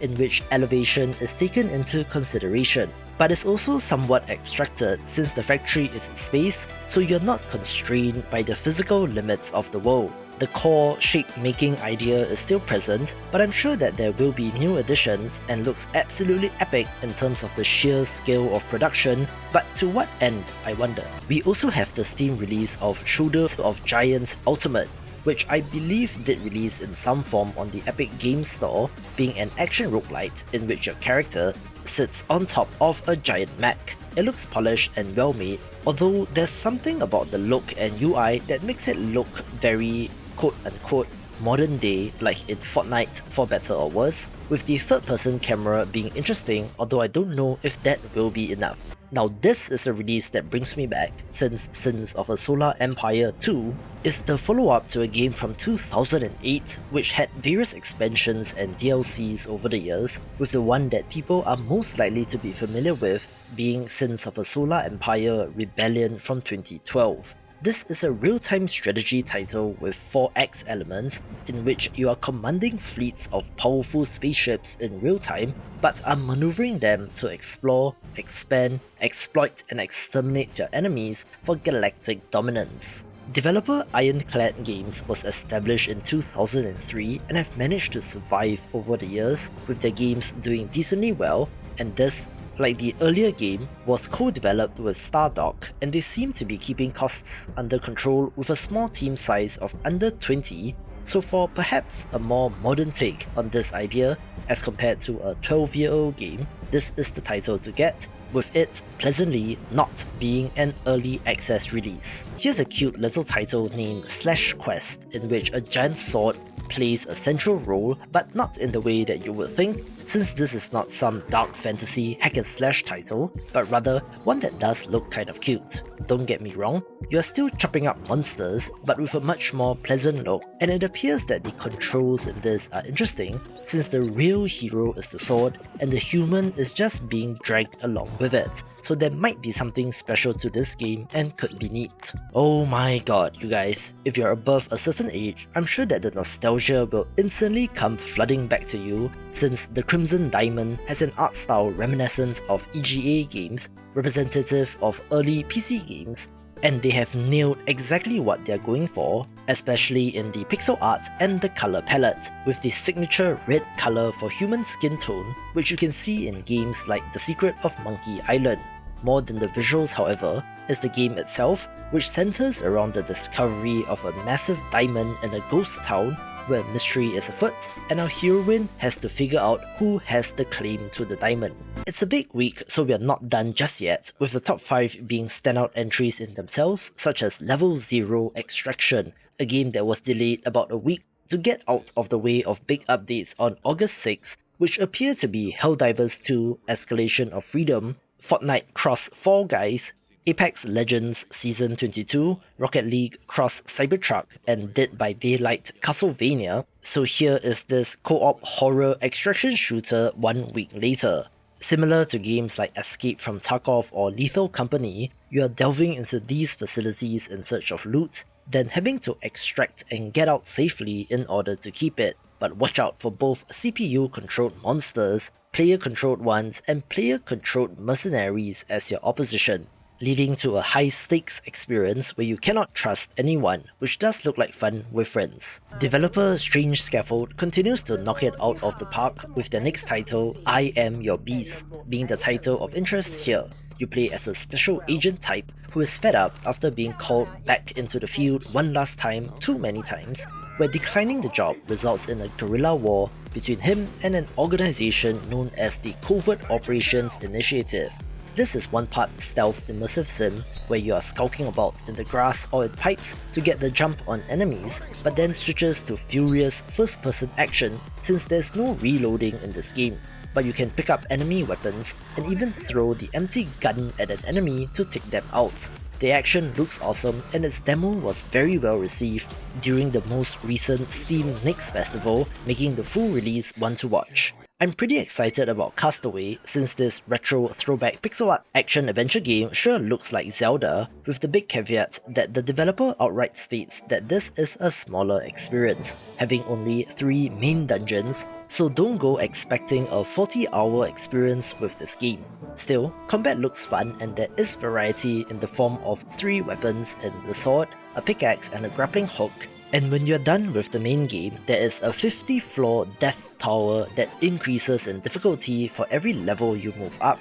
and looks like the perfect palette cleanser in between bigger experiences. By the time you're watching this, the arena action roguelite Nova Drift has released out of early access, one of the most popular games that has been quietly chugging along in the background, and what a state it is in. Plenty of free updates and patches over the 5 years or so of early access since 2019 have resulted in one of the most insane roguelites with over 200 modular upgrades which you can mix and match, which is the fun of this game since how the upgrades slot together and interact with each other encourages you to experiment with them. The game's biggest inspiration is Path of Exile, and it shows with the sheer amount of stuff in this, and the resulting possible builds are as varied as a ship which spams tiny missiles to one that intentionally crashes head-on into enemies. While the art style is pretty minimalist, it does the job for this game, with the 1.0 release adding a final boss and ending sequence among other updates, although I would say that it was already 95% there prior to this patch, to get one of the best roguelites on the market this week, which is an instant Game of the Year contender as well. I love my pixel art games, which is why Arco got my attention in the first place since I follow artist Frenak on Twitter, who always shares gorgeous pieces, and then I found out that they were making a game which is published by Panic, the untitled Goose Game people, so that got my attention. Even more interesting is that this is a real-time tactical RPG in which the action unfolds in real time, but you can pause the action to issue commands, having to anticipate what the enemy is going to do and to counter accordingly. It also tells 3 intertwining stories based on 3 different characters, which are forged in bloodshed and united by revenge, with there also being magic in this world as well, but my god, the pixel art in this is to die for, so it gets top billing. It's the week of Black Myth Wukong, one of the most hyped Souls-like titles, as well as Gamescom, the biggest gaming convention in the world, so understandably so, some indie developers have decided to push their release out of this week, but as always, there are awesome indie games coming out such as Rise Eterna War, a spin-off prequel to the turn-based tactical RPG Rise Eterna from 2021, and instead of being a grid-based tactics title, it is a side-scrolling tug-of-war strategy game instead. There are deck building and RPG elements as you power up your troops and select which to deploy, having some good pixel art as well. This next title might be not so indie since it comes to us from the producer of Rune Factory and Story of Seasons, and their latest release is Elrentaros Wanderings, an action-adventure RPG with a charming visual style that is reminiscent of games on the 3DS for better or worse. Personally, I do like it, and looks to be similar enough to Rune Factory, only with a decreased emphasis on farming and an increased one on combat and dungeon crawling, although there are still partner characters which you can romance and thus look like fun. There are a couple of curious releases which have Sunday as their release date, which is not common at all, which I suspect might be due to time zone issues, but anyway, a neat looking title is Cat Bait. This is a pixel art bullet heaven roguelite, but with a twist, since you play as the bait for the enemy, having to kite them around and avoid their attacks, while the other helper cats, stationed on the town walls, fire away at enemies. As such, it's a different take on the idea, although I do wonder how fun dodging will be as a central mechanic, which historically has not done that well in games since it is rather passive. However, the helper cats can get power-ups and might just end up blanketing the screen in projectiles anyway, which should still give you that dopamine hit, but the adorable look makes it one of interest. The other Sunday release of interest is Beyond Hunwell, a pretty looking title which I'm guessing is due to Unreal Engine 5 again, in which this is a first-person shooter but with more survival horror elements. You are exploring a twisted version of Westminster, London, which has now become filled with anomalies, having to carefully search for resources and ammo, and to use them in any way possible to take out your enemies. It does appear that you can kill these monsters, but for how long I wonder, with the trailer at least appearing to encourage combat rather than running away, although you do have more creative ways of dealing with enemies like electricity or fire. It's probably not for fans of clean pens, but if you love horror games, give this a look, with there being a free prologue named Beyond Hunwell Teaser, the Royal Hallamshire being available on Steam, so give that a go. A very pretty hand-drawn narrative puzzle adventure game is Sunset Hills, one that stars an anthropomorphic dog which is travelling by train to various cities. He is a novelist and is experiencing the local culture, but the twist is that he was a soldier in a war which is now over, and he has since been discharged, but looks to meet up with his old war buddies to reminisce about the good old days, along with the larger purpose of this trip being revealed as the game goes on. This plays like a point-and-click adventure game in which you are walking around, talking to characters, picking up key items, solving puzzles and so on, with the intricately detailed backgrounds and environments being one of the highlights, as well as the animation and character expressions. The world and setting does remind me of a Professor Layton game, and while it looks very cozy, there might be some darker undertones due to the war motif, leading to a more emotional tale than it might first let on, but still, it looks like a story worth experiencing. Another point-and-click adventure game of interest this week is 3 Minutes to Midnight, a game that is about as classically designed as it can get in terms of gameplay and has an intriguing story as well. The game literally opens with a bang, in which an explosion has occurred which woke up the people of the town, and then they realize that they have no idea who they even are since their memories have been wiped clean. Our protagonist is Betty, in which we join her in figuring out what is going on, having a cast of interesting characters like a power-hungry mayor, a sheriff obsessed with the supernatural, and a kraken who doesn't read the fine print, so how's that for intriguing? The larger story involves a doomsday plot that will kill everyone, so it is up to you to save the day. Interestingly, there will be multiple solutions to every puzzle, so you are not railroaded into any one particular solution, but watch out, there are multiple endings as well depending on your actions. It has full English voice acting, which seems pretty good based on the trailer, where it looks like the developers have created quite the intriguing story that is filled with secrets. Cyberpunk fans, this one's for you. Cybercore is a top-down isometric looter shooter with this exact theme in which you play as a cybercore fighter, remotely controlling a combat shell, using it to bring order back to the streets. From the look and feel of this game, it sure does evoke Diablo, and perhaps to a lesser extent, The Ascent, with the developer citing The Division, Warframe and Destiny as inspiration, with that kind of looter-shooter gameplay loop. But of course, this is from an indie team, so do keep your expectations in check.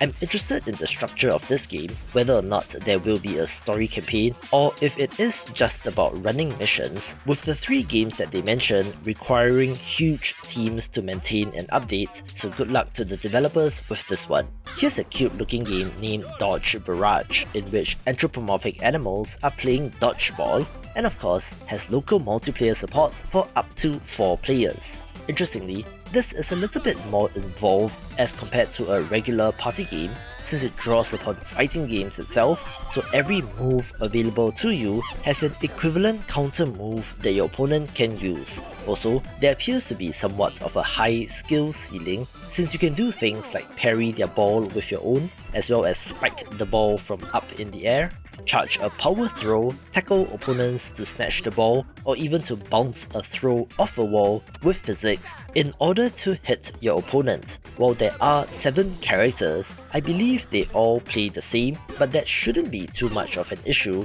and also has 3 maps and 11 game modes for maximum variety, so get this for your next session with friends. This next title is fairly highly anticipated and has an interesting pedigree, since Dustborn is one part narrative adventure game and one part action title, in which our crew is on a road trip across the divided states of America, having to deliver an important package for your mysterious employer, with your cover story being that you are a travelling punk rock band trying to make it to their next gig. Words have power in this game, both from furthering relationships with your crew, convincing people, but also directly in combat, since your shouts can be used to take down enemies. There's also variety, such as playing baseball to take down helicopters, or to throw Molotov cocktails from a bike, looking like quite the interesting mix of ideas. This comes to us from the developer of Dreamfall Chapters, the latest entry in the beloved adventure game series, so at first glance, I assumed this game was like Life is Strange, but the combat element is different and might be of interest to you. A game which is supposed to be completely free is Fell Chaser, an action roguelite in which you have stolen Death's scythe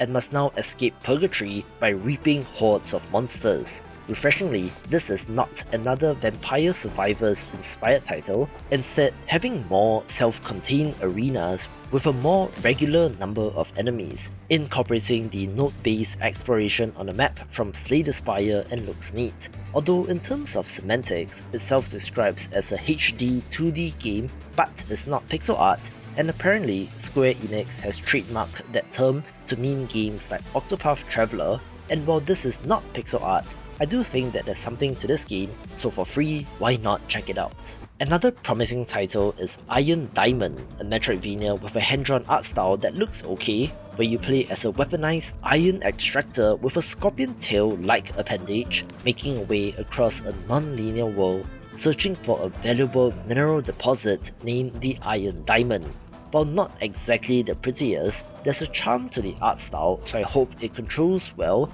since it does look like fun and does have more than meets the eye. For example, there are 17 unique areas or biomes to explore, which have their share of spikes and platforming challenges, which are not just limited to jumping, but also includes climbing, dashing, grappling, pogoing, hanging, leaping, and more. Similar to the charm system in Hollow Knight, there are 20 runes available, this time more directly tied to abilities, and thus have items as well. There's a fast travel system for easy exploration and backtracking, over a dozen bosses and combat with both melee and range options, where melee is not limited to a regular strike but also uppercut, ground slam and more. As such, it does look very ambitious and could be kind of cool, making it the hidden gem of the week.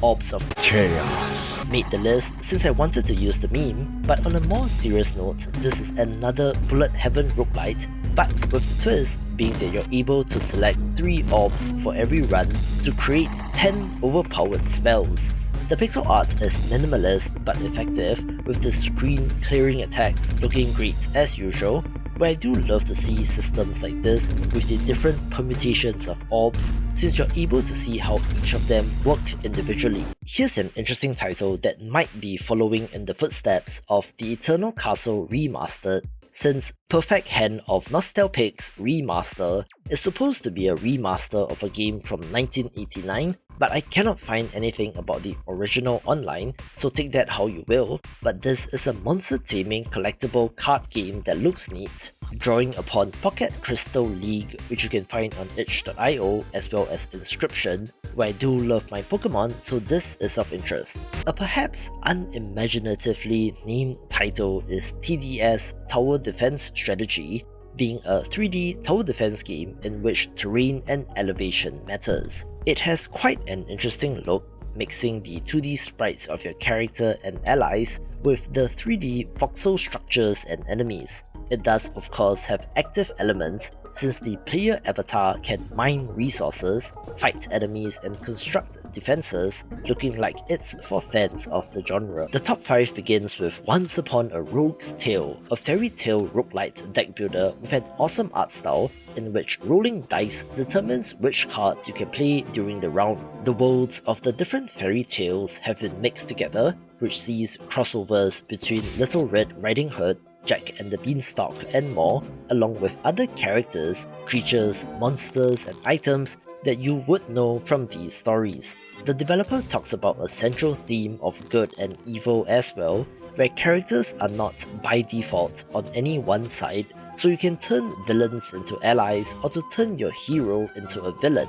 adding another layer to this game, so let's see how this does in early access. I've had my eye on this game for a little while, since Finding Mosey looks cute, being an open world action exploration title about searching for your missing cat. The wobbly movement of the character reminds me of Gang Beasts, but it is not all wholesome exploration fun times, but rather has combat as well. You do have some options of dealing with enemies and scenarios that is not just limited to fighting, being able to sneak around and use stealth, or even to talk your way through, so it's a cool, weird thing that I'm interested to learn more about. I'm not sure how much content there will be in this game, as well as the narrative outside of go find your cat, but it does state that fans of Breath of the Wild, Goat Simulator and Outer Wilds might be interested in this, so of course I'm eager to find out more. I've been looking forward to this next title for quite a while, since Mika and the Witch's Mountain is an awesome, cozy looking exploration game in which you play as an aspiring witch, delivering packages to the people on the island so that you can upgrade your broom to ultimately get to the top of the mountain. It does draw upon the Studio Ghibli classic Kiki's Delivery Service in terms of concept, and feels like it might have bits of A Short Hike in this game as well, where flying around on the island and exploring looks very pleasant. Interestingly, this will be an early access release, but wait, don't write it off just yet. The main content of this game is in and should be fully playable from start to finish, but they are planning to add more stuff like the ability to pet animals, new side missions, a fishing mini-game, more cosmetics and collectibles, proper dungeons and more language support, which is targeted to be complete within 6 months. So it's kind of a weird release, since in my opinion, the optics would be better for a normal release, with the additional stuff coming as free content updates, so let's see about the reception. However, this game is a Kickstarter darling, having raised over 1.3 million euros during its campaign, so I would hazard a guess that the developer already considers this a success, but still, I hope this lives up to the hype. Indonesian developer Game Changer Studio has been killing it with this series of games, beginning with My Lovely Daughter in 2018, My Lovely Wife from 2022, and now My Lovely Empress in 2024. looking to be their biggest and most ambitious title to date. The first two games were management simulation titles in which you went to unspeakable lengths to resurrect your daughter or wife through dark magic, through the creation of homunculi, raising them and then murdering them for their souls in the first, and kind of the same thing but with succubi in the second, being part visual novel, part dating sim, and are generally disturbing titles. As you might have deduced from the name of this game, you play as the Emperor of the Crimson Kingdom who has tragically lost his Empress, having to ensure the prosperity of your people, develop relationships with other kingdoms and rulers, balance internal factions, and to ultimately reap the souls of all your people to resurrect the Empress. To do so, you can summon Yao Guai, inspired by Southeast Asian and Eastern mythology, which directly translates in English to fiend, supernatural creatures with a taste for human blood. But you can also betray them to be used as a sacrifice. As such, the kingdom management aspect looks to be the most ambitious gameplay system that they have come up with, and they've taken the art and animations to another level in this game, with the 3D models and watercolor inspired art. I think that this has a tremendous amount of potential, but am interested to see how deep the systems are, and if they are indeed very complex, whether or not that would appeal to the audience of the first two games since it is quite different, so it's a curiosity for sure. The next game from the creator of Gunpoint and Heat Signature has been in development for a little while, which did resurface during the most recent Steam Next Festival with a trailer and demo, and then subsequently exploded in popularity in terms of demo plays and wishlist number, making Tactical Breach Wizards one to watch. There's more of a puzzle element to this game, since it has a 14-hour long story campaign and unique characters, rather than recruiting randomly generated SWAT team wizards. But the writing looks excellent and has a sense of humor and is potential Game of the Year material. It's the week after Gamescom, so here is a mega huge week of new releases, so let's begin with Shadow of the Ninja Reborn, a remake of a game from 1990 about two assassins sent to kill a dictator residing in a futuristic New York City. Visually, it has been completely overhauled, now having modern high-bit pixel art which looks awesome, along with the classic action platforming action that the original was known for. New in this remake is an entirely new 6th stage, so work has been put into this, looking like fun with a friend. The open-world mercenary RPG with turn-based combat, War Tales, has become a runaway success, with their next paid DLC titled The Pits, which, of course, is focused on black market gladiatorial arenas. Fight for glory and rewards as you take on combat challenges designed to test your knowledge of the game, looking like a worthy addition to a must-play title. Here's a neat little title which I'm not sure how to pronounce, so bear with me on this one, where Runa and the Chaikuru Legacy is a 3D action-adventure platformer title that looks kind of neat. It draws upon the landscapes and culture of Latin America as our heroine explores the land to unravel the secrets of this ancient civilization, jumping across perilous hazards and battling enemies along the way. I find it quite interesting that it appears to be much more platforming focused, but they do not have the classic 3D platformer behind the back camera, rather opting for a more Zelda-style isometric angle, so hopefully it controls well enough so that you don't miss your jumps. It has skills to unlock which allow you to access new areas as well as artifacts to collect, with the early access release containing about 60% of planned content. Next to gambling adjacent roguelites, another subgenre of interest is the inventory management of games like Backpack Hero or Backpack Battles, with the next game in this space being Mega Loot. Curiously, while the earlier mentioned titles are more to do with inventory Tetris and placement of items with relation to other pieces of equipment, this game forgoes that entirely, instead allowing you to purchase and get loot from enemies, choosing which to equip, upgrade or sell, which can result in some impressive synergistic combos. It has a decent pixel art look as well, although not too much in terms of animations, but still, for a systems heavy title, this will be of interest. One of the largest survival city builders in recent memory is Endzone: A World Apart, which was released in 2021, one that is set in the post-apocalypse where you had to guide your people in their survival. and the developers are taking another swing at the idea with Endzone 2. Visually, it looks fairly similar to the first game, although according to the developers, they said that the graphics have been completely overhauled, where I think that it even has the same narrator used in their trailers, with it having all the base building aspects, like creating production lines for resources to construct new buildings to expand your settlement. In the key changes and additions part of the Steam page, instead of one giant contiguous map, there are now different zones with exclusive resources, and you have to manage multiple settlements and trade in between them. The settler AI has also been reworked, and critically, adds vehicles to this game for trade and exploration, which feeds into the changes to the expedition system, where you send your settlers out into the world to explore, and will be for fans of the genre.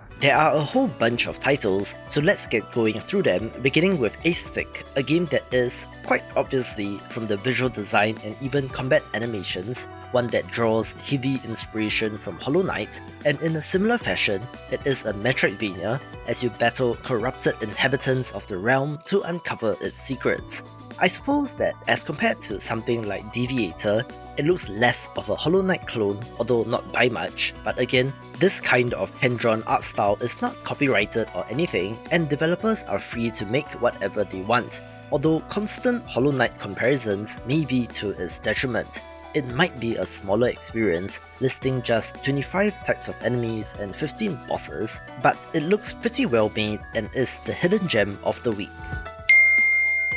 Here's a neat looking title which has quite the history since this studio was formed after the success of their previous game Pumpkin Jack, which is neat, where they have now turned their attention to the robot-focused Akimbot instead, signing with publisher PlayOn, formerly known as Koch Media, which is a notable company. In line with their previous game, this is a 3D action platformer, unsurprising given the developers' love for Jak and Daxter as well as Ratchet and Clank, about a robot and a little droid sidekick as they save the universe. It's bright and colourful and appears to have great action and platforming, and given the pedigree, I'm sure that they've gotten the feel for this game down pat. A weird title that has some hype behind it is Corpus Edax, a first-person melee RPG with immersive sim elements, where you have multiple options to deal with different scenarios such as talking, sneaking, or fighting your way out of sticky situations. It has the setting of a retro, futuristic city on the brink of revolution, which seems prime for this kind of game, and while it is not that much of a looker, if you love titles like System Shock, maybe this will pique your interest. We also have the Steam release of Corruption 2029, the next game from the developer of Mutant Year Zero Road to Eden, which is fantastic, and in a similar fashion, is a character-focused, turn-based tactical RPG. However, it seems to be taking inspiration from Destiny in terms of character designs, so gone are the fun mutants, replaced by Destiny-looking types, with the reviews of this game not being great, and the developer just kind of threw the Steam store page up just a couple of days ago, so it seems like it might be lacking wishlists and interest, but if you're a fan of their previous work, maybe give this a go. After the success of Among Us, there have been a number of social deduction and asymmetric multiplayer games, usually pitting some sort of monster against the human players. So Dale and Dawson Stationery Supplies is a little bit of a different thing, with slackers hiding among the regular specialist players, and with the manager trying to determine who is not pulling their weight, looking like an interesting twist on the formula. I really like the look of Debtors Club, a hand-drawn, narratively driven management simulation in which you play as the tax collector, with the main problem being that City Hall itself is shady, so you need to carefully decide on what to do and who to pursue as you seek to halt the moral decay of the city. You have a daily collection quota that needs to be met, having to scrutinize financial records and to point out discrepancies, or even to send your pacifists to do the talking for you in order to get your money. This reminds me of Death and Taxes, with the narrative implications due to your actions, and has one of the best looks that I have come across. A bullet heaven roguelite title of interest is Defenders of the Omniverse, one that takes the tried and tested formula and puts their own spin on things, first with the art style and character designs reminiscent of 1980s Saturday morning cartoons, and also the fact that this game has actual boss fights, which are not just pellet-swapped regular enemies increased in size with a larger HP pool. In fact, the final boss of this game has random attacks and abilities every time you face it, looking like a good entry in this subgenre. A title whose demo did decently well is Dungeon Divers, a Minesweeper-like puzzle game, with the setup being that you're exploring and clearing derelict dungeons, having to disarm traps as you make your way through, find the core of the dungeon, and to defuse it so that you can get the cash reward.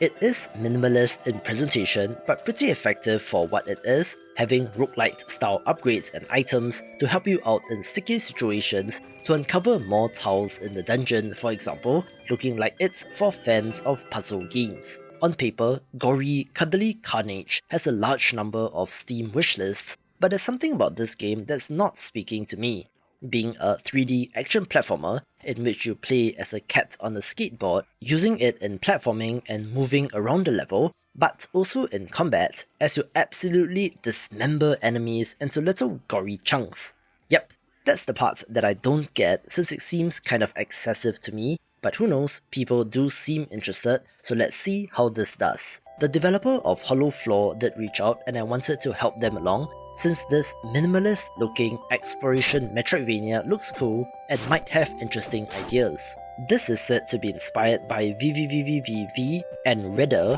where I'm not familiar with the second one, but appears to be similar to Leap Year from this year as well, where you die if you fall from too great a height. So if you love these kinds of smaller experiences, definitely give this a go. This next title is on the more sexy end of things, so I have cut the trailer for Kamikaze Last Planes a little, just so that YouTube doesn't get on my butt, but it's a visual novel mixed with a shoot 'em up about girls which can turn into warplanes, so if you're into that, give this a go.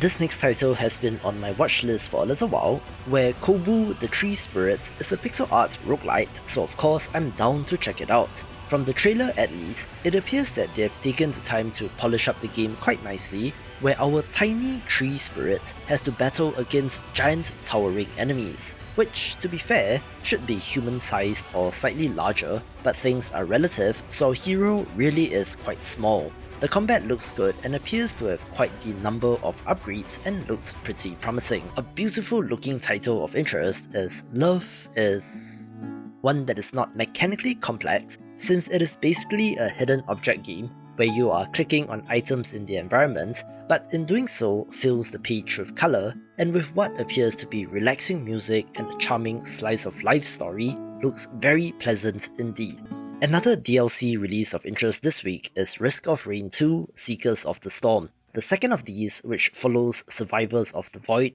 with new playable survivors, items, logbooks and more, and of course a new area known as the Path of the Colossus. This game has become a runaway success, which led to the developers selling off the IP to Gearbox, which you might note are now credited as the sole developer on this rather than in addition to Hoppo Games. So I guess it's officially no longer indie, a fact that many people still don't know about. I don't know how to pronounce this title as well, so let's go with Sentinel Girls 2, which is a side-scrolling action shooter where anime girls fight off waves of hostile enemy mechs. The first game, Marfusha Sentinel Girls, released in 2021 and has 2,300 Steam reviews as of recording, which is a very good amount, with the sequel looking to be fairly similar in concept. So if you have played the original and loved it, please let me know why in the comments below. There was a point in time around the peak popularity of Fall Guys that everyone thought that the Battle Royale platformer would become a thing,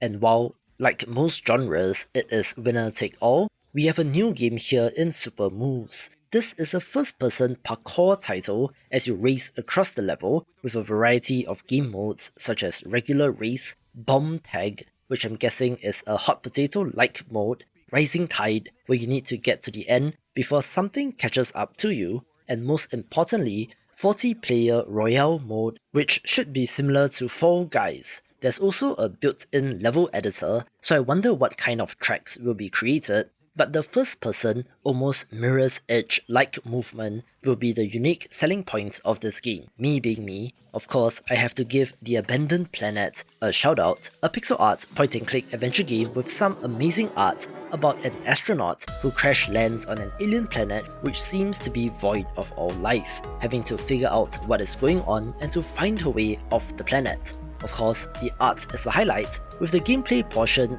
being inspired by LucasArts classics, so if you're a fan, do give this a look. There have been a number of games tapping upon the idea of a children's toy box of G.I. Joes and Army Men in a variety of different genres, with the next game being Toy Sure. This is a tower defense game in which you are setting up towers and defenses in order to fight off waves of toys, having some RTS elements as you command troops as well. The art style looks neat, so let's see how much strategy there is in this game, with the early access release including 12 levels, which should take about 4 to 5 hours to complete, which is 60% of planned content, but does allow you to create your own levels as well. After a little bit of a delay, Warcana makes it to release as well, a defense strategy title in which you are constructing defenses as they blast away at thousands of enemies, being one of the most visually impressive titles out there. In terms of systems, there is a deck building element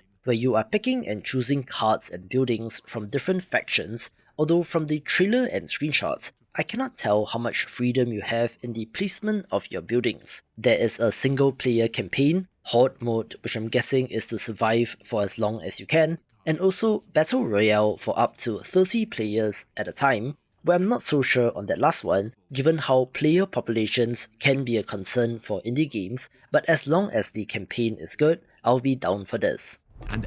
A game which went instantly viral that might seem kind of silly when you think about it is Squirrel with a Gun, where hindsight is 2020, and of course a game like this would have a tremendous amount of hype, combining the popularity of the mischievous animal, see Untitled Goose Game, with the pure insanity and physics of something like Goat Simulator. Similarly, it is a sandbox title but set in more suburban areas where our firearm-wielding rodent seeks out delicious acorns, having to escape a secret underground facility and to battle agents along the way. On top of wacky physics, this does have puzzle rooms for golden acorns, so there's more to this game than meets the eye and looks to be a big hit. I grew up with the Impressions City Builder series, so I have a fondness for this genre, with Memoria Polis looking to be quite the ambitious title, since it will allow you to manage a city for 2,500 years, all the way from antiquity to the Age of Enlightenment. Time in city builders is always interesting to look at, since it often affects things like seasons, weather, and what resources become available, but then you add on this multi-year aspect, and it has the potential to be something special. It is semi-fictional, since it seems to be very Greek or Roman Empire inspired, but they also talk about the ability to construct wonders like the Great Library of Alexandria, the Leaning Tower of Pisa, and Windsor Castle. So definitely a more European slant to this game, but the cities that you can build appear to be very large indeed, so if anything, I'm interested to see the scope of this thing. A new release which is about as much of a no-brainer as it can get for me, and probably you as well if you're watching this channel, is Crypt Custodian,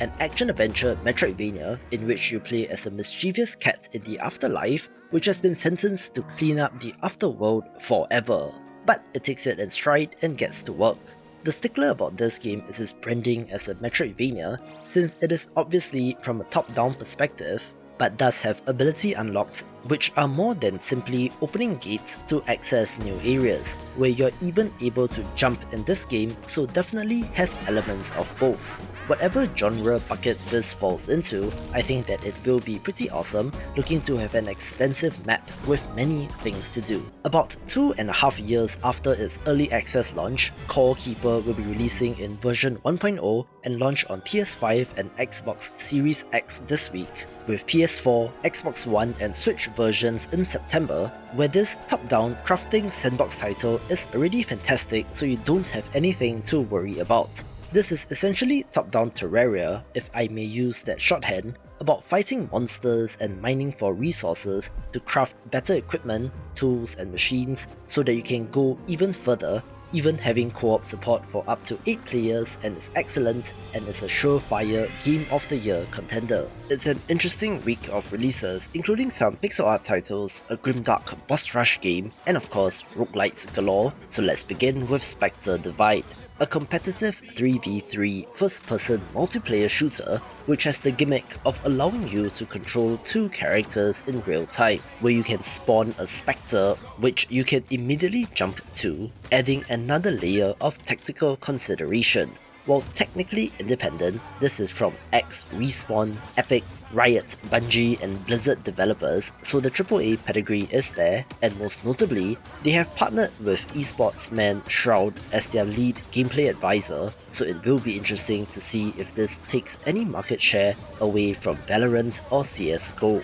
I've had my eye on this game since it is just the cutest thing, in which Kato Buttered Cat is a puzzle platformer that exploits how cats always land on their feet and how buttered toast always falls butter side down. So what happens when you strap the two together? The puzzles in this look clever and atypical of a puzzle platformer, with it also having boss fights, mini games and hidden rooms, in addition to 140 main levels and 60 side levels, looking to be for fans of the genre.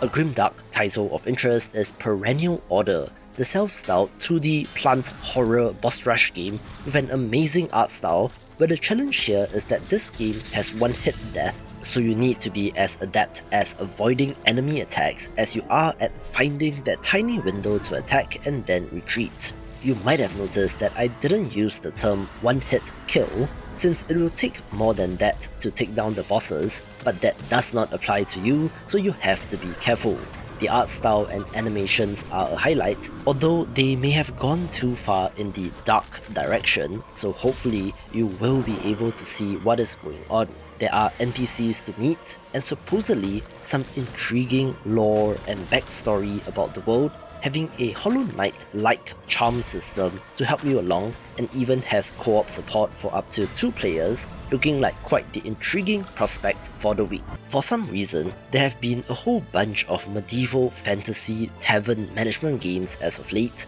the latest of which is Ale and Tale Tavern. But wait, don't go running off just yet. Rather than simply being focused on the tavern aspect, there is a world outside of the tavern where you can go out to explore, fight monsters, hunt animals, go fishing, go on quests, and more. All this, however, is in service of the tavern, as you gather ingredients to prepare food and drink for your customers, but makes it more fleshed out as compared to some other entries in this space. The almost World of Warcraft looking characters and UI elements also gives it an odd sense of comfort, and most interestingly, this is not an early access release, so you'll be able to enjoy the full experience from day one. A moody exploration adventure game that looks like it has an intriguing world is Self-Loss, being set in a Slavic mythology-inspired world as our protagonist goes on a journey to cure his wounded soul. It has some Zelda-style action-adventure elements,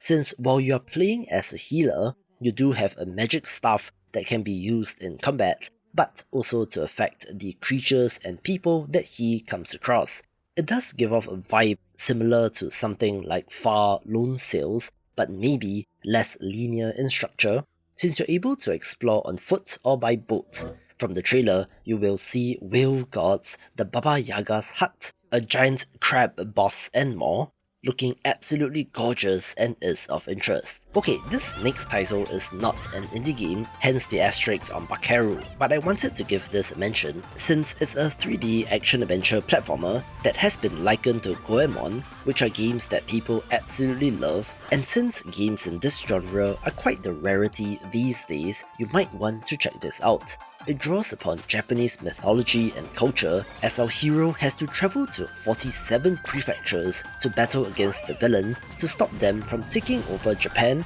being able to transform into various forms inspired by Japanese heroes for gameplay variety, looking pretty well made overall. Here's a bit of a weird one in Boyhood's End, a pixel art sci-fi horror adventure game with quite the intriguing setup, not being something that I usually cover on this channel, but it comes to us from WSS Playground, a publisher and developer that have titles like Toho Lunar Nights, Drainius, and Needy Streamer Overload in their portfolio, so of course I have to give this a look. Set in a world where a mechanical overlord rates every human being alive, assigning them everything from their jobs to romantic interests and daily meals, the lowest scoring human partners up with an eccentric genius hopping on board a driverless train on the Galactic Railroad, meeting great leaders from the past to prank them as they make their way to the farthest edge of the universe, a place known as the Crimson Southern Cross,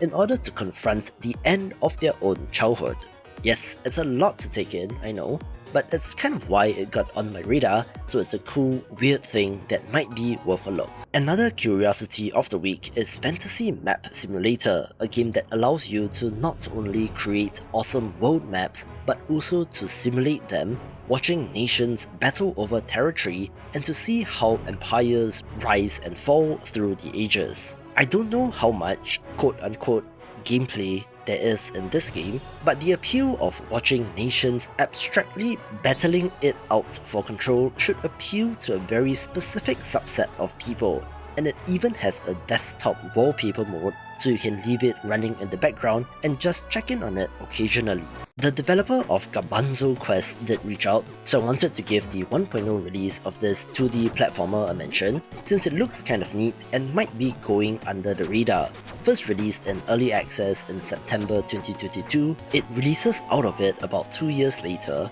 where our hero has to use their spit to take on enemies and bosses. It draws inspiration from Super Mario World and games like Undertale and Celeste, looking like a quirky, weird title with a sense of humor. I chanced upon Ghoul Scrapers when looking for new releases, in which this is a precision platformer title with a throwback 8-bit pixel art look and colour scheme, where the platforming challenges appear to be quite devious, with a bunch of spikes that will kill you and barely any safe spots to land on. Luckily, you do have access to a gun, which, upon firing downwards, gives you just enough propulsion to act as somewhat of a double jump, with there being checkpoints within the level as well. However, even if the challenge might intimidate you, this game should be a completely free release, so you don't have to cough up any money upfront, so there's no harm in giving it a go, and is the hidden gem of the week.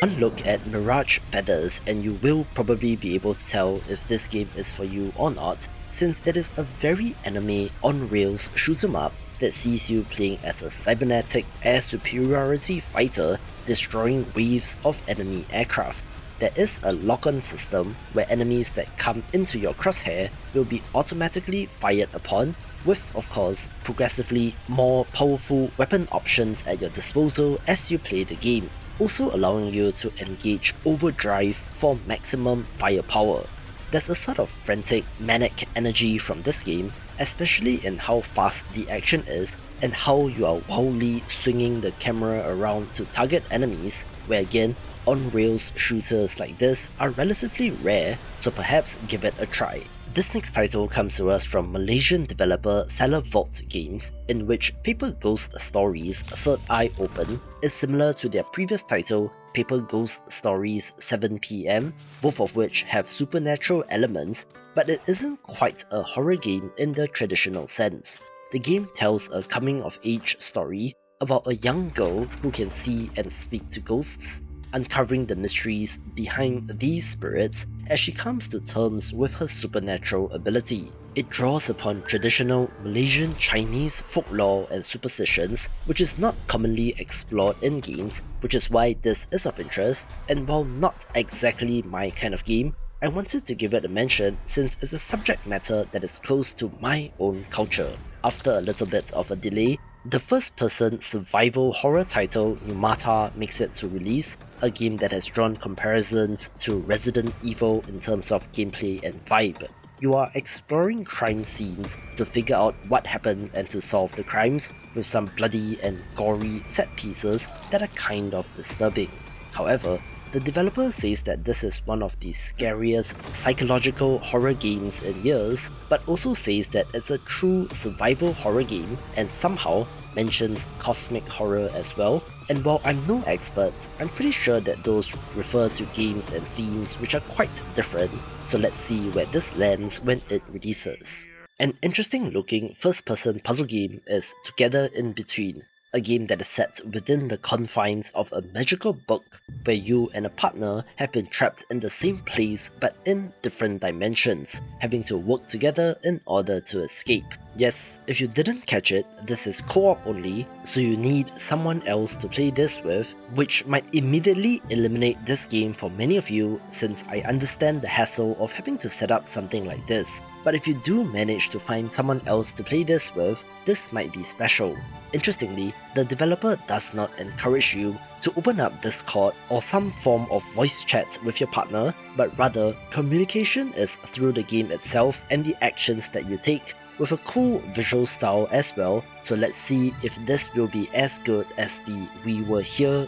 games. I have a soft spot for match 3 type games, especially when there are RPG elements in it, like in Puzzle Quest, as compared to the high score chase of Bejeweled, which is why Demon's Mirror is of interest, and if you can believe it, they have added Slay the Spire style deck building and turn-based combat to the core match 3 action. The cards that you draw can be used to manipulate the grid, eliminating symbols or to get them to swap places, which then sets up longer chains and combos to devastating effect. Cards are limited by the energy system in every turn, and of course, there will be a variety of status effects that you need to use to your advantage, with enemy intentions being shown so that you know who to target. As such, it's a twist on the formula that I'm definitely down for, and I'm very curious to see how the cards interact with the grid and relics in terms of strategy. Here's a fascinating turn-based tactics roguelite with deck building elements named Necro King, where you play as the undead monarch himself and set your skeletons loose on human settlements to remove all life from them. There's deck building in this, as you choose from over 30 types of units and can unlock new skills and skill upgrades, with real-time tactical combat taking place on 4 distinct sections of the battlefield with an awesome pixel art style as well. Now here's the title which has promise in Sumerian 6, a real-time stealth tactics title about a group of commando scientists going behind enemy lines to fight the Nazis, with a healthy dose of arcane magic and weird science to keep things interesting. The last game to use this theme in the Lamplighters League didn't do so well for its developer, but to be fair, that was a full-on turn-based tactics title, where this instead follows in the footsteps of games like Shadow Tactics Blades of the Shogun. And hey, given that developer Mimimi Games has closed down, someone has to take up the mantle for the genre, so here we are. It looks nice visually and should have an interesting lineup of characters with special abilities, so if this does well for them, you might just be seeing more of this type of game out of this developer. I previewed Star Trucker when looking at the upcoming games of the month, in which this is a first-person simulator title in the vein of games like Euro Truck Simulator and American Truck Simulator, only this time on intergalactic highways instead of roads on Earth. The core concept is similar, since you are hauling cargo from one port to the next, getting rewarded for successfully completing a trip so that you can afford fuel, repairs, and upgrades. You will become intimately familiar with the cabin of your truck, fiddling with switches, knobs, and levers as you make your way through space, looking pretty chill and relaxing as games in this genre should be, with the new setting being the most interesting part, and I cannot wait to see what new ideas they have in this game. As is often the case, 1.0 releases out of early access tend not to get picked up by the list of new releases,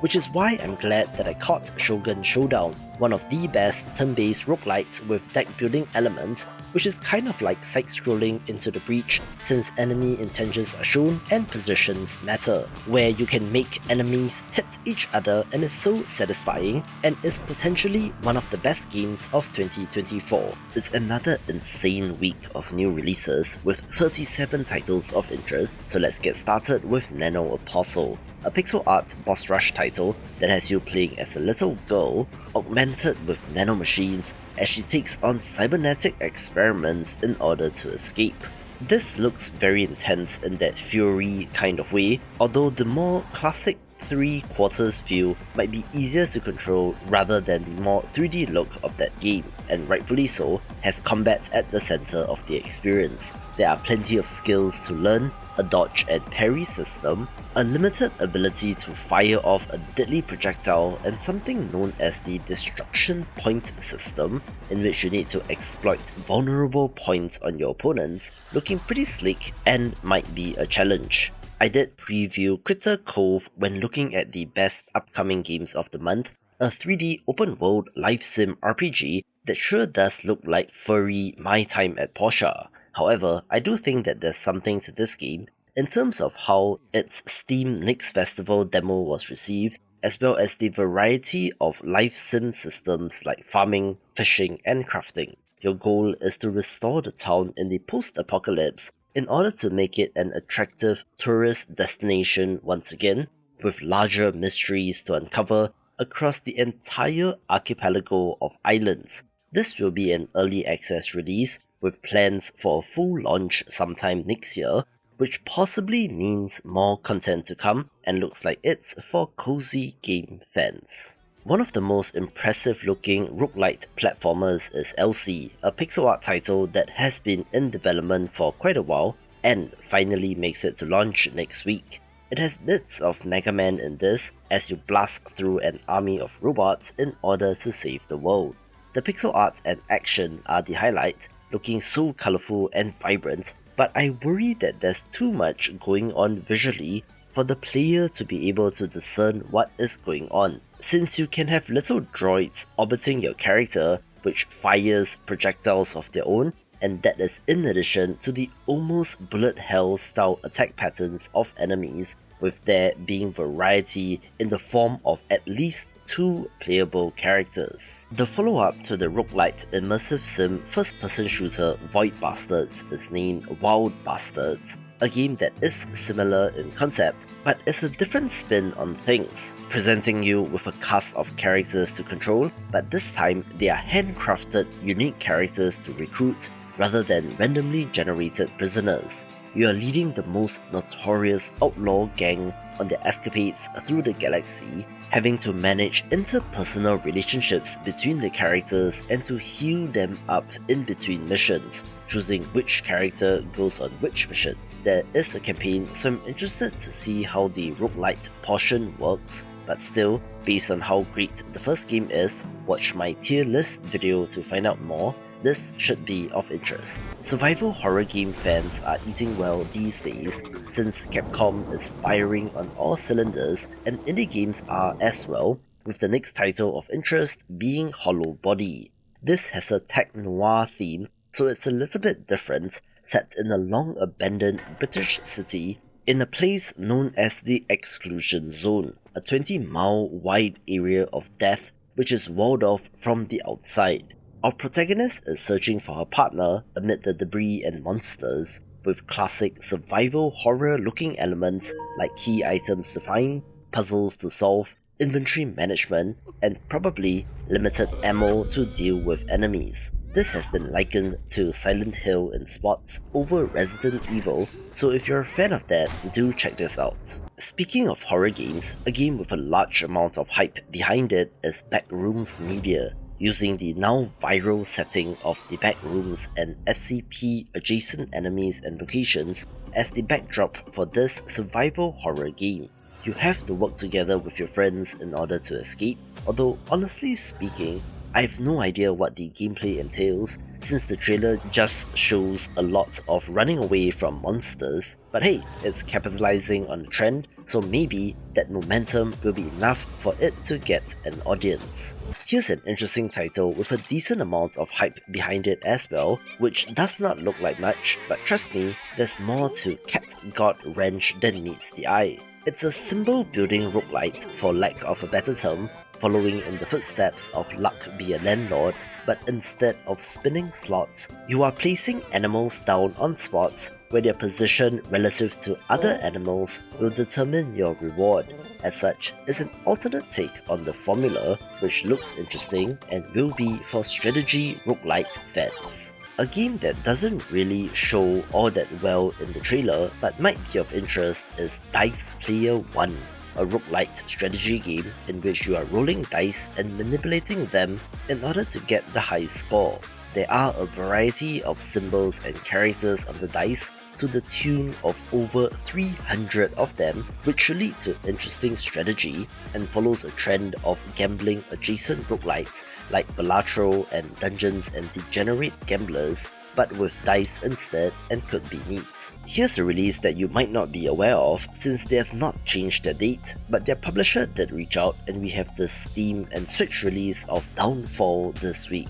after previously releasing on mobile. This is a side-scrolling action roguelite with a little bit of Vampire Survivors influence, although not as direct a clone, with an art style reminiscent of Darkest Dungeon as well. Their press release speaks of a 10% launch discount, so I'm inferring that this is a premium game with microtransactions stripped out and might be worth a look. Another title which is pretty hyped is Edge of Sanity, a 2D side-scrolling survival horror game with a cosmic horror theme. You were part of a resupply team in Alaska, where of course something has gone horribly wrong on a cosmic level and you are now struggling to survive, battling against your own sanity as well as monsters. Every member of the crew is important and has that scavenging survival horror kind of gameplay loop with real-time combat as well, looking pretty promising. I don't know how this developer is pulling it off, but the Fears to Phantom series is a horror anthology comprising of small, self-contained experiences, with the earlier entry on Steam, Iron Bark Lookout from 2023, having 3,200 Steam reviews as of recording, which means many copies sold, and the next entry is Woodbury Getaway. You play as a 23-year-old consultant who decides to organize a weekend getaway with her college friends in a rental home where something of course goes horribly wrong, although the trailer and description doesn't tell you what it is, with the creepy, low-fidelity visuals adding to the vibes. From the developer of Peglin, in conjunction with developer May Gardens, comes Foul Damage, a precision puzzle rage platformer where you play as an egg, where the default jump provides enough height to kill you. As a fragile little egg, you do of course have to be careful where you jump,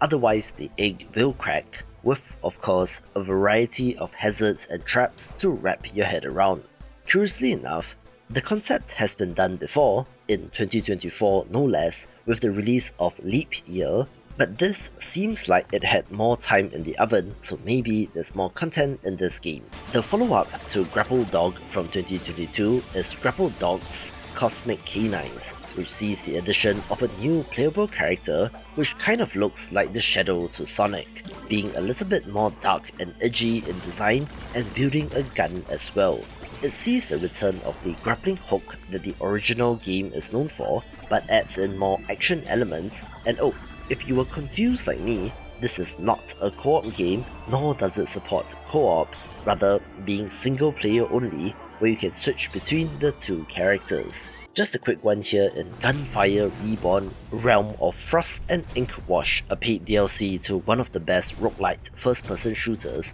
which is similar to their previous DLCs, adding 2 new characters and 4 new weapons, which results in even more variety for this game. As the title proposes, the gimmick of these two characters are using ink and ice respectively, making this even better. We also have the 1.0 release of Hive Jump 2 Survivors this week, which itself is the sequel to a game from 2017, but radically changed up the genre into the Vampire Survivors style Bullet Heaven title. This adds a new area in the Mushroom Forest, a new character, new weapons and a giant boss, and releases out of early access after a relatively short 3 months or so. An interesting looking side-scrolling brawler is Immortal Hunters, one with an interesting world and setups and decent looking action. The Immortal Hunters were under the employ of the church and were used to battle against the servants of the Snake God,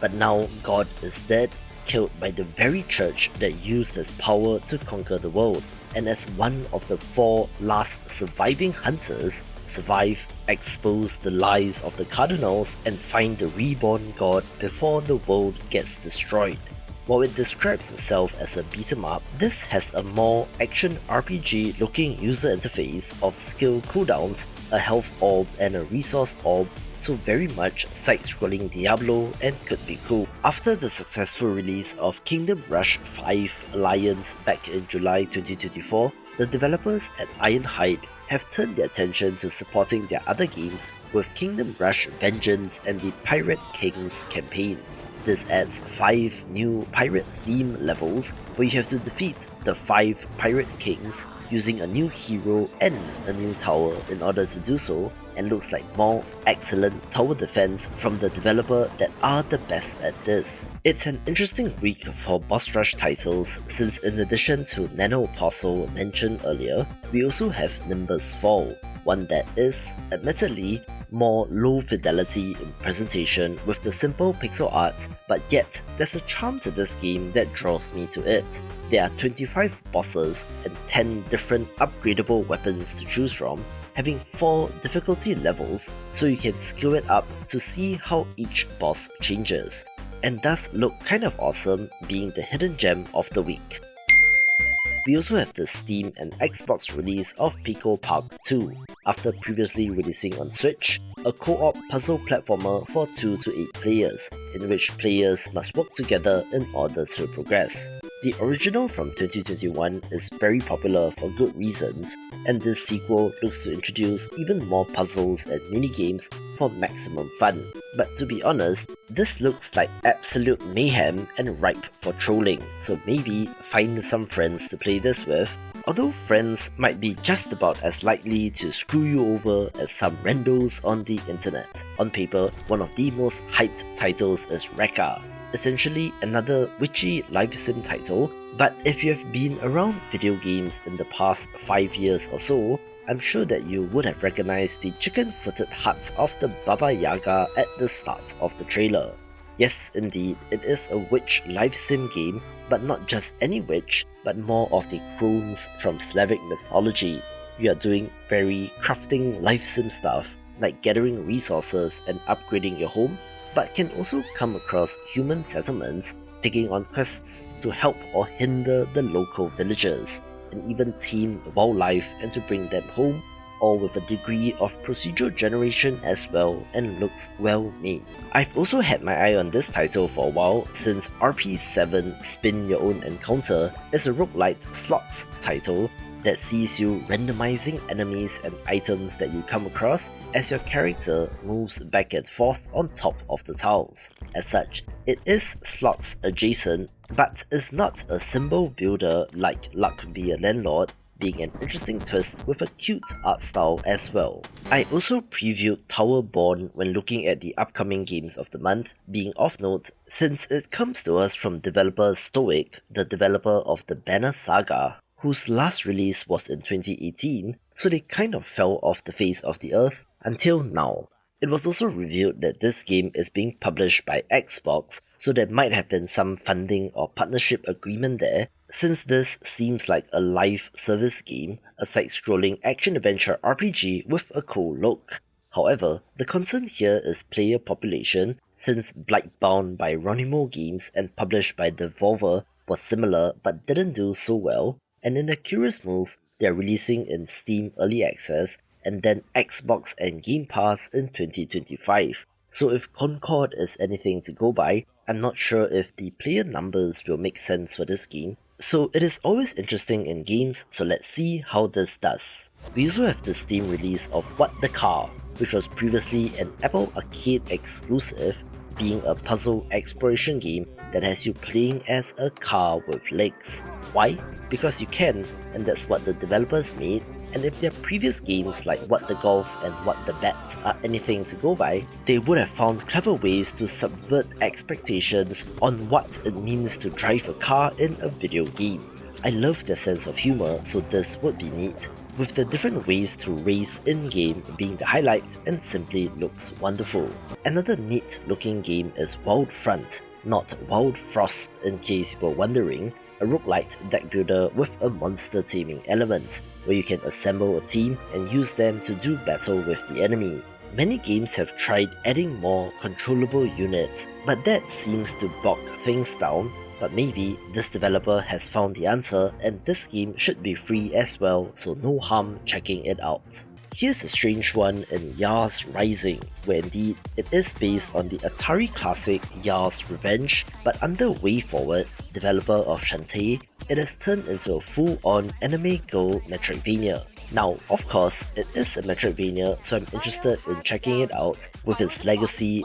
being in the form of hacking minigames which play similar to the original, but the core game itself is quite different. After struggling a little bit with speaker hats, hotels and the Asteroids survival game, modern Atari seems to be hitting their stride with the acquisition of Digital Eclipse and shifting their focus to become more of a preservationist, which allows them to take wilder swings like this game, which is always interesting to see. One of the most anticipated live sim titles in development is Chef RPG, essentially Stardew Valley, but where you are running restaurants, de-emphasizing the farming part and putting more of a focus on running successful businesses. Of course, you do have to source the ingredients through hunting animals, catching fish, foraging for mushrooms, and eventually being able to grow your own as well. But the focus of all of this is the restaurant. There are the expected villager relationship systems, and you can even open multiple restaurants,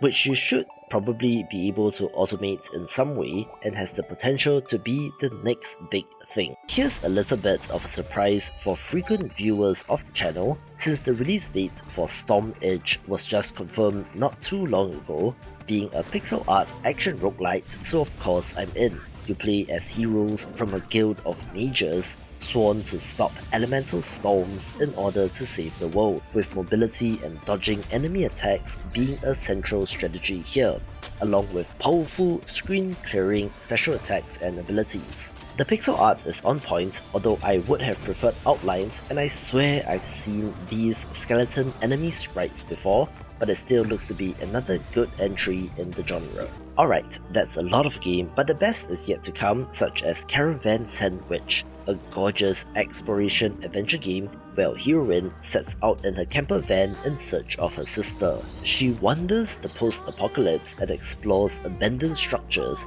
with an upgrade system for the van which allows you to access new areas. You can stop in town to talk to NPCs, and the developer explicitly states that it's a no combat, no death, no timer kind of game, looking very cozy and pleasant. Finally, after about 5 years and 6 months, we have the 1.0 release of Satisfactory, a first-person factory builder that is one of the most popular games in the space, and has been a long time coming, since OGs will remember that this first launched in early access way back when on the Epic Games Store. Now this is from Coffee Stain Studios, which is under the Embracer Group banner, hence the asterisk, but without a doubt, this game is an accomplishment and has so many systems and stuff in it for you to optimize the heck out of, and is a tinkerer's kind of game, made even better with co-op support, so I'm very interested to see where they go from here, since supporting the game with additional content seems like a no-brainer to me. Another game which I'm looking forward to is Drill Core, one part Oxygen Not Included and one part Dome Keeper, where you command a group of miners to dig, build and gather resources, but then have to defend your base from enemies that come from above. That means constructing automated defenses and turrets, and is a roguelite, so if your core explodes and you lose a run, there is some progression carryover to the next run and looks like a hit as well. It's another big week of new releases where I have 30 games of interest for you, including some potential Game of the Year contenders, so let's begin with just a To the Moon series beach episode, playing upon the anime trope of creating an excuse to get the characters into swimwear, but this time for the characters from To the Moon, Finding Paradise and Imposter Factory. But something is off. That is how the developers are selling this standalone title, with apparently most of the characters that should already be dead, so there's definitely a central mystery here. But this is for fans of the series, since I don't think you'll get anything out of this game if you're not familiar with the characters. But Freebird Games has somewhat of a cult following, so I'm sure that this will do well. A neat roguelite tactical title is Project Arno's Ark, one that takes place on a grid, in which you are moving your units around to deal damage to the enemy, with special abilities and character variety to mix things up. So far, so standard. However, the twist here is that it takes inspiration from Go, in which surrounding an enemy unit or groups of enemies will trigger the God Strike ability and instantly eliminate them, which includes bosses, so positioning matters a whole lot in this game, giving you something different to wrap your head around. The Slavic mythology Metroidvania Mako Beyond Brave makes it to launch this week, a title with a neat hand-drawn art style and great animations. You are exploring the world and fighting back against entropy itself, encountering enemies and bosses with the Slavic mythology influence. There's a huge, non-linear, interconnected map with hundreds of rooms to explore, mixing platforming challenges with combat, and of course, special ability unlocks, looking like a great one of these. One of my most anticipated games makes it to launch as well in the rhythm JRPG Key Locker, one that comes to us from the developer of Virgo vs. the Zodiac, which is an underrated gem, where music is banned in this cyberpunk world and you, as a singer, will serenade the rebellion as you fight against the powers that be. The most distinctive feature of this game is the art style and color palette, using some very unnatural hues of pink and purple for the characters and environments. This has Mario and Luigi style turn-based combat, with the active button presses when attacks fire off, along with a variety of mini-games such as straight-up Guitar Hero style note highways, as well as a motorcycle section which has been shown off. There is a little bit of a grid in combat, so I'm guessing positioning will matter, with NPCs to help or betray, which will change the course of the story. Our protagonist also has different characters to choose from Hacker to Juggernaut, each with its own unique skill tree and storyline, so there appears to be quite the amount of replayability here, being more than meets the eye, although the rhythm game slant might push it away from some players. A sick-looking Souls-like RPG makes it to launch as well, coming to us from a mid-sized Italian developer who have previously only made casual mobile games, this time turning their attention into the very ambitious-looking Inotra The Last Song. The gimmick in this game is the various masks that you can wear, which can be game-changing, where you play as the maskless one, donning these artifacts of power in order to free the world from stagnation, since it is currently in a state of a twisted eternal play. So how's that for an awesome setup? The developers are looking to bring the Italian summer into video game form with the vibrancy of the colours and the design of the world, making it an atypical Souls-like, and I do like it when developers inject a little bit of their own culture into games, which makes this of note. However, many games have tried to ape FromSoft, and a select few have succeeded, so let's see if this will be on the level of something like Lies of P. Smaller games begin with Baby Blues Nightmares, a first-person survival horror game in which you play as a toddler with a customizable tricycle, trying to make your way through the levels while avoiding the nightmares that lurk in the dark. There's a stealth, almost alien isolation-like mechanic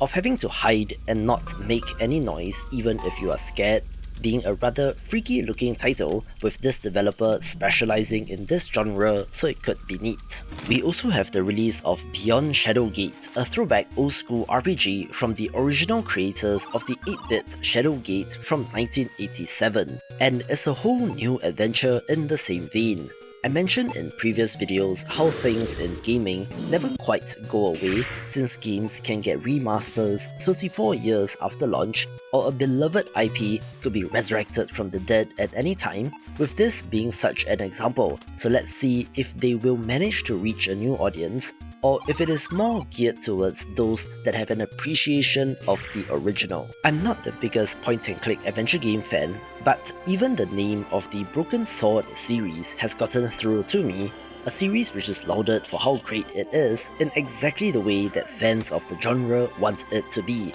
with new entries still being in development in 2024. But we are going back in time with Shadows of the Templars Reforged, a remaster of the original from 1996, so to say it's long overdue would be an understatement. Hopefully, the beefed up visuals will make it more accessible to a new generation, and in the grand scheme of things, adventure games like this are pretty rare, so why not give this a go? I was not expecting to see Chains of Fury on the list of new releases, since this comic book style boomer shooter has been in development for the longest time with no release date in sight up until recently. In addition to the classic influences like Doom, Quake and Duke Nukem 3D, this draws upon comics as well, in particular Hellboy and Lobo, of your anti-hero badass fighting for the right to call himself the meanest bastard ever. As such, it might be a little bit cringe due to how over the top everything is, but they are going for a very specific vibe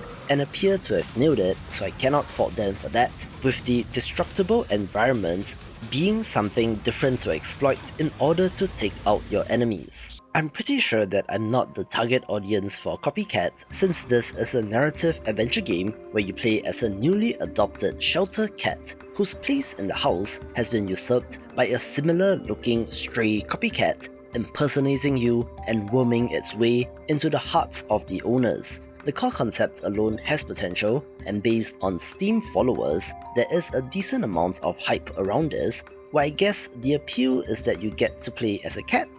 But otherwise, the visuals are not the most impressive and the gameplay kind of regular, so let's see on this one. An adorable turn-based JRPG also makes it to launch in Cricket, J's really peculiar game. A little bit of a strange title, but it is about our hero Jay, a little boy who goes on adventures with his friends that might be largely stemming from his imagination. After a devastating loss, our protagonist will do anything to fix the past, going on a grand adventure to the moon since a fabled location on it is said to grant any wish. Now I'm pretty sure it is all about a child's imagination with an emotional reason behind the adventure, with some great hand-drawn art and animations as well. Like Key Locker mentioned earlier, the turn-based combat does have active elements and you can pull off duo and even trio attacks on the enemies, looking kind of adorable as well. Minutes before I was about to edit this video, I realized that Flowstone Saga is also releasing this week, since the developers did drop me an email, but due to reasons, they were unable to change the release date on Steam, so it does not show up on the list of upcoming releases, and is potentially one of the biggest mistakes a developer can make when it comes to marketing their game, since launch momentum has a critical role to play in determining its success. This is from the developer of the turn-based roguelike Tangle Deep and sports a similar pixel art style, and if you couldn't already tell, this has Tetris combat, where clearing lines results in damage to enemies, with the addition of orbs and link crystals as additional considerations to trigger special attacks. Story-wise, this is a JRPG through and through, but with the combat that is most interesting to me, and while I'm no expert at Tetris, I think I have a basic enough grasp of the concept to enjoy this game. And I do wonder what high-level Tetris players will think about this, but still, due to the pedigree, visuals and uniqueness of concept, this is the hidden gem of the week.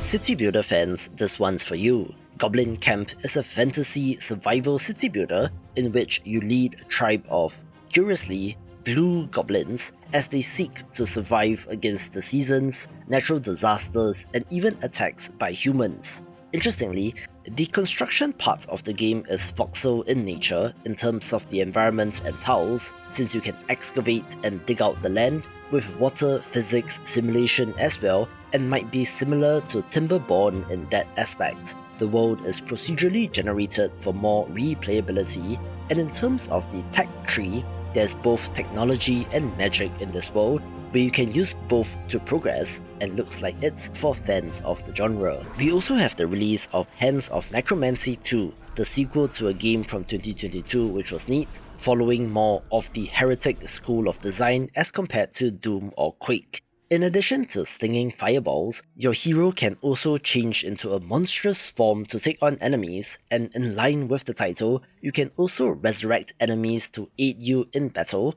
with this sequel adding a new playable character as well. An interesting note is that this is also being published by Fulcrum, who are also the publisher for Chains of Fury mentioned earlier, so to have two launches in a week in the same genre is a curious strategy, so let's see if that will pay off for them. I chanced upon this game on Twitter when looking for weird and unique games, and I have to say, I'm not disappointed by Judaro, since this is about as weird as it can get. This is a 3/4 view action-adventure title based on the folklore and legends of the region around the Scottish border, so it is not your typical mythology and has a weird claymation style effed up look to the game, being a cool weird thing that is just so indie games. Another sequel of interest this week is Machinica Atlas, a first-person puzzle game that is the sequel to Machinica Museum, where you play as said museum researcher, now landing on the alien vessel Atlas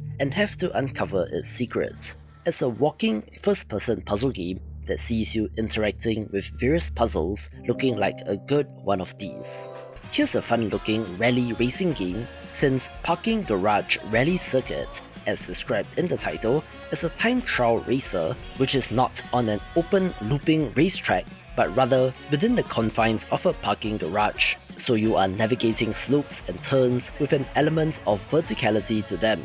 all with the Sega Saturn type art style and looks awesome. There's only a Japanese language trailer for Rainbow Sea, but there should be English language support, being a pixel art narrative adventure game that looks nice and is based on the Japanese myth of the 7 lucky gods, with there being 22 endings, all of which are true, so you need to experience them all to get the entire story, and looks kind of neat. Here's an ordinary looking farming sim, but stay tuned for the twist, since in Shine Hill, you are the newest resident on the island, meeting the locals, farming, fishing, and even battling enemies in the mines. So far, so standard, right? But then, the game reveals the twist that you're actually an alien who has replaced one of the new residents, having to conceal your identity from the others, but there is a larger conspiracy afoot with a different kind of body snatcher. Go check out the Steam page for what I'm referring to, being a twist on the formula which could be neat. Interesting week of games with rhythm elements, since we also have the release of Starstruck Hands of Time, a game that I've had my eye on for a little while, but still don't quite know what to expect. You can play as the giant hen and destroy the town, but also two guitarist kids in what they describe as an interactive rock opera. The cool thing about this game is that if you're not rhythm game inclined, there is the option to autoplay rhythm sections so you can just experience the story, and like Judaro mentioned earlier, it's a cool, weird thing. An adorable looking title is Welcome to Empyreum, a 4-player co-op title in which you and your friends are working together in a hotel, cleaning and tidying up so that your guests have the best experience. From the gameplay footage, of course, this looks like an overcooked style of game, with the magical hotel having different biomes and challenges in every level. As such, if you're looking for a family-friendly co-op game to bust out for your next play session, this might be interesting, and I love that the world that they have created is kind of weird as well. Here's an interesting looking roguelite match 3 puzzle deck builder title named Witching Stone, in which you are linking gems together in order to cast your spells to attack enemies. You are rewarded with new spells after a battle, which can be upgraded,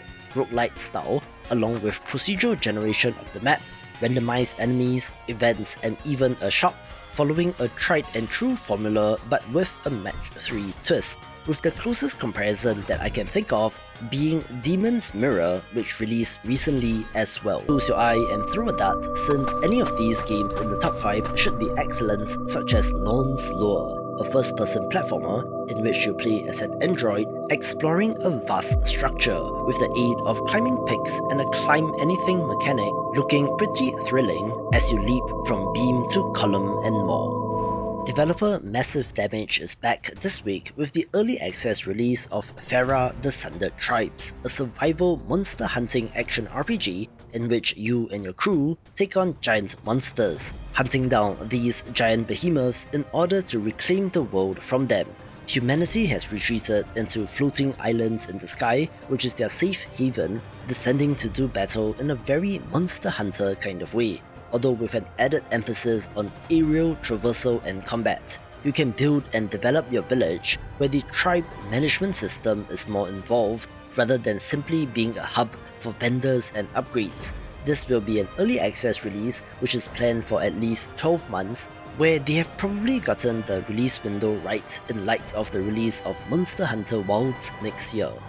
The current third most wishlisted game on Steam is Frostpunk 2, the sequel to a survival city builder from 2018, where I believe that the immense success of that game allowed Polish developer 11-Bit Studios to become not so indie anymore, currently employing over 250 people as of recording, with multiple projects in development, including games under their publishing arm, hence the asterisk on this title. Set 30 years after an apocalyptic blizzard, run your city and manage the factions to prevent societal collapse, with the interesting radial design of the city making a return here. The heat source keeping people warm is in the center, so of course areas closer to that are for the wealthy, with the classic city building systems of having to ensure that your people have enough resources to stay alive.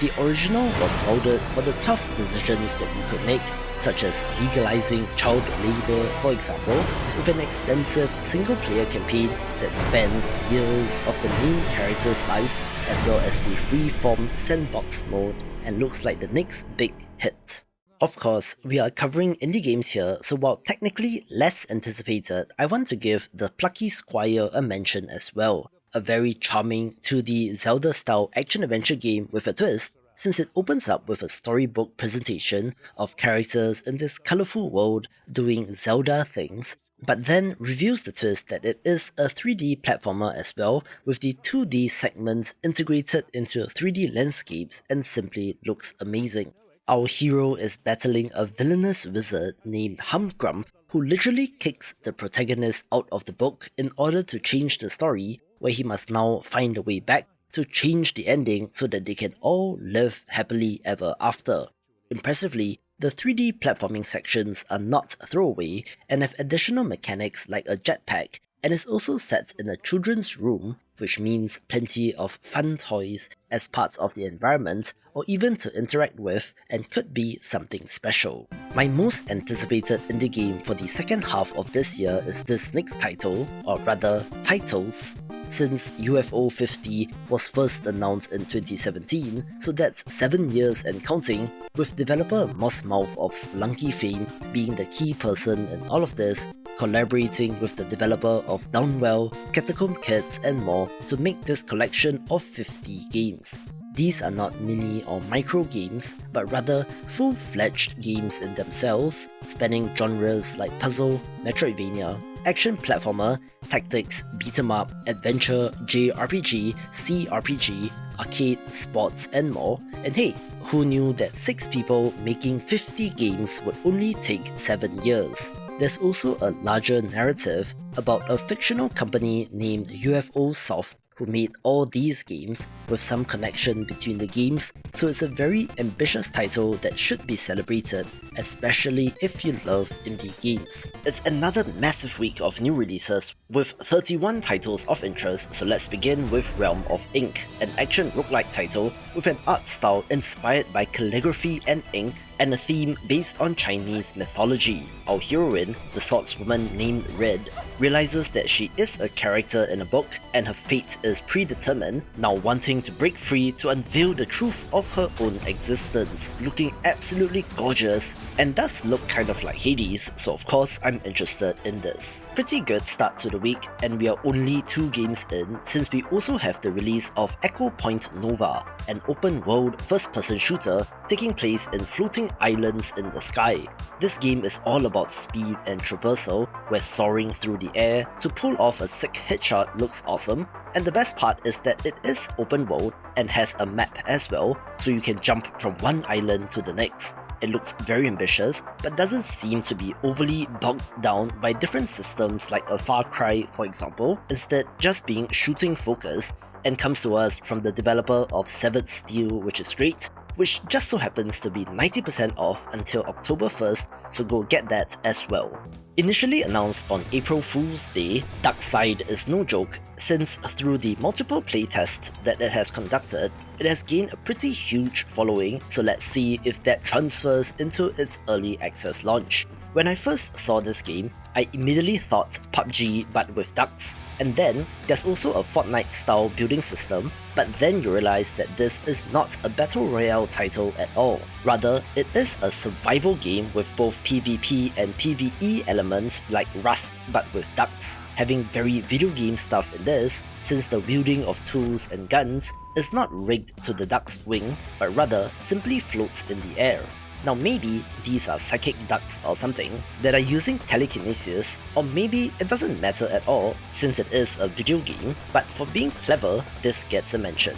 Ever since the shutdown of Mimimi Games, developer of Shadow Tactics, Blades of the Shogun, Desperados 3 and Shadow Gambit The Cursed Crew, there have been a number of developers trying to take the mantle of the real-time tactics genre, making games from an isometric camera angle with stealth and with real-time action, such as the recently released Sumerian 6, with another title of interest being 63 Days. This is a World War II themed game set during the 63 days of the Warsaw Uprising in 1944 as you fight for your life. In addition to stealth action, there are also vehicles and tanks involved, which I presume you will need to outsmart, and visually looks pretty good for a game in 2024.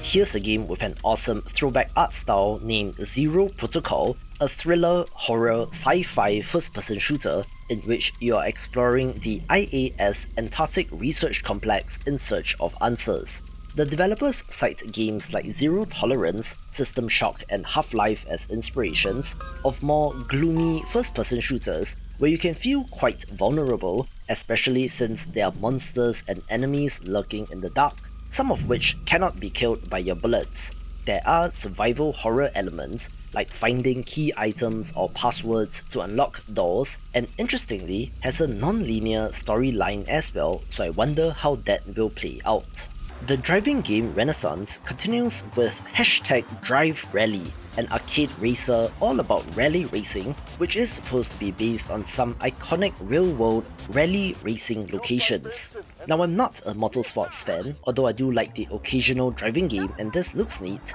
having characters known as co-drivers which you can choose from to assist you, and adds a little bit of personality to the game, with it having a great visual style as well. One of the recent standout city builders is Against the Storm, one that adds a survival element in a world of endless rain, which naturally leads to the possibility of game over and thus the roguelite structure of the game. It has an astounding almost 24,000 Steam reviews as of recording, which means a huge player base, so the release of the Keepers of the Stone paid DLC makes sense, adding a new race of frog people who are experts in stone masonry and rain punk. There's a new biome, buildings, abilities, cornerstones and more, and looks like a worthy addition to a fantastic game. Don't sleep on El Runa and the Necro-Industrialists this week, an 8-bit pixel art Metroidvania that self-describes as being compact and high density, having some essential elements that modern fans of Metroidvanias may not be aware of, since it allows you to sequence break and play out of order if you know how to, and is the hidden gem of the week.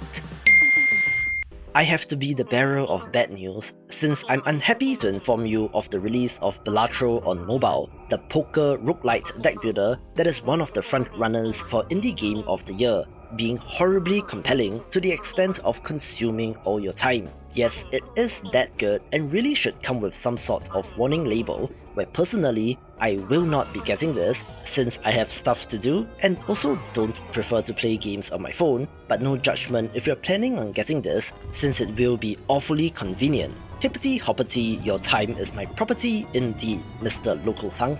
Here's a creepy looking survival sandbox title named City 20, one that isn't the most impressive visually, but has an interesting setting of a city that was quarantined after a radioactive leak and was left to starve. As an inhabitant of said city, you need to find a way to survive, of having to establish relationships with the different factions and exploring, farming, hunting, crafting and building your base. NPCs have their own motivations and will react to your actions, so there is some form of simulation here, looking like quite the bleak survival experience and could be neat.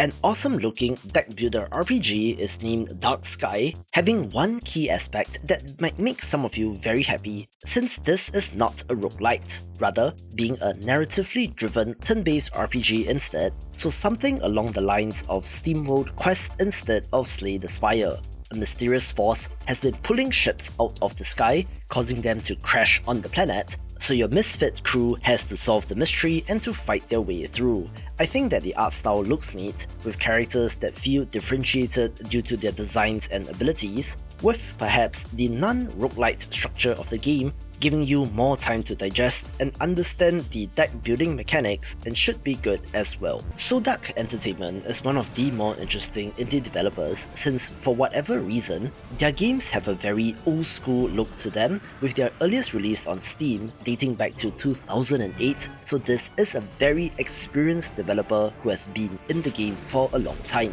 And the next title is Din's Champion. This is a side-scrolling action platformer with crafting and base building elements, so maybe a Terraria-like title, but with more RPG mechanics like attributes, character classes and more. Again, it is not the most visually impressive, but could be neat, so whether you're a long-time fan of the developer or not, maybe give this a chance. We also have the release of Dungeon Tycoon, a game that sure looks like Dungeon Keeper, but voxel to me, which is not necessarily a bad thing, since lots of people have a large amount of nostalgia for that game, and we could use a good modern one of these. You are constructing your own evil dungeon, stuffing it full of traps, monsters, and treasure to tempt heroes to come claim it, but of course, your objective is for them to be unsuccessful, but not to the extent of killing them, since you are running a business after all and want them to come back. As such, it's a little bit sanded off in terms of the whole evil dungeon overlord thing, but I suppose might have a wider, more family-friendly appeal and looks to be a good tycoon game. A not-so-indie title is Earth Defense Force World Brothers 2, the voxel version of the, some would say, mindless and kind of janky Earth Defense Force games, trading in the polygonal models for voxels and looks alright here. It's more of the same fighting giant enemies to save the world kind of story, but that, I suppose, is the appeal of the series, allowing you some mindless fun while also being great in co-op, with World Brothers 1 being well received, so hopefully this scratches that same itch. Developer Fun Selector love their motorsports, having made games all about driving such as Absolute Drift and Art of Rally, and now are releasing Golden Lap this week. Instead of directly controlling the car, This is a motorsports management game instead, where you play as the manager of the team and want to win a championship. That means hiring the right crew members, R&D on the cars, making critical decisions on race day while still accomplishing the goals of your sponsors in order to keep everyone happy.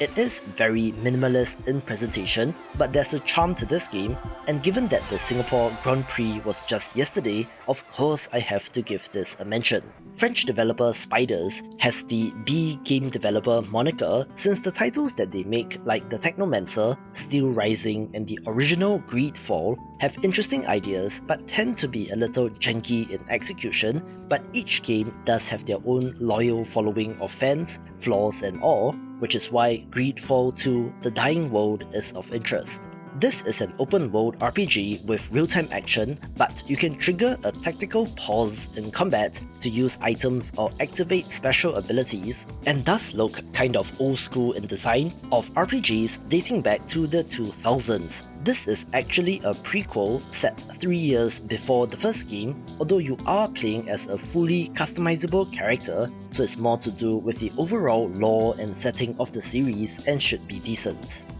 If you enjoy the Pokemon trading card game, a title to watch will be Owls of Swaps, a roguelite deck builder that is not a Slay the Spire-like, but rather takes inspiration from competitive trading card games instead. That means building an economy through gathering energy so that you can play stronger cards where placement on the battlefield matters, along with an elemental system that looks similar to Pokemon, with an adorable look as well as the setting of a playground where kids are competing to become Critter Champion and looks good.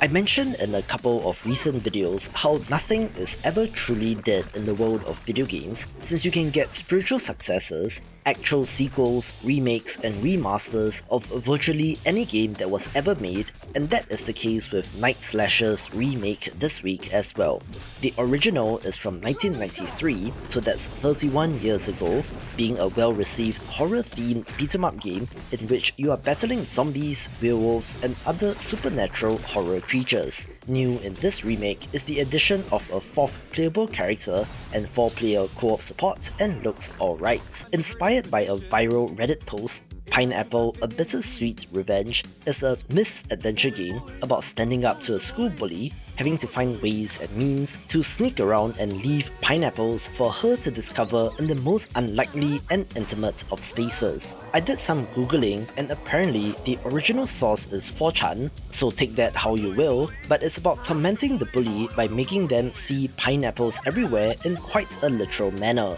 with a rather bizarre art style and very bold colours, which makes it stand out visually. I'm not condoning the actions either way, since some of these are crimes like trespassing and breaking into someone's home, but goes to show that inspiration can really come from anywhere.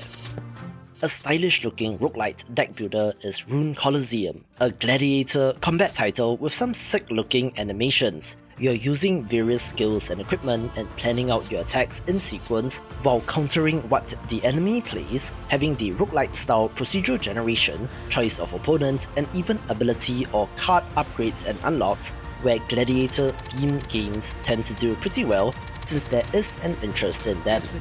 I have no idea if this game is supposed to be an indie game or not, since it is from a technically independent company of about 30 ex-AAA developers who are making a co-op tactical survival horror game named The Forever Winter. One thing's for sure, it looks slick as hell, where you and your crew have to loot the dead in order to survive under the shadow of gargantuan war machines, contrasting the weak everyday man with these powerful enemies, which results in a horror game-like tension. There seems to be some extraction shooter-like mechanics, since you are skulking about gathering resources and have to make it out of the mission alive in order to keep them, and with co-op support might be an interesting, maybe Remnant 2-like kind of experience and could be neat. A turn-based RPG with a fantastic art style is The Nameless Slay Dragon, a bit of a strange title, which might be due to translation issues, but this has you playing as a young man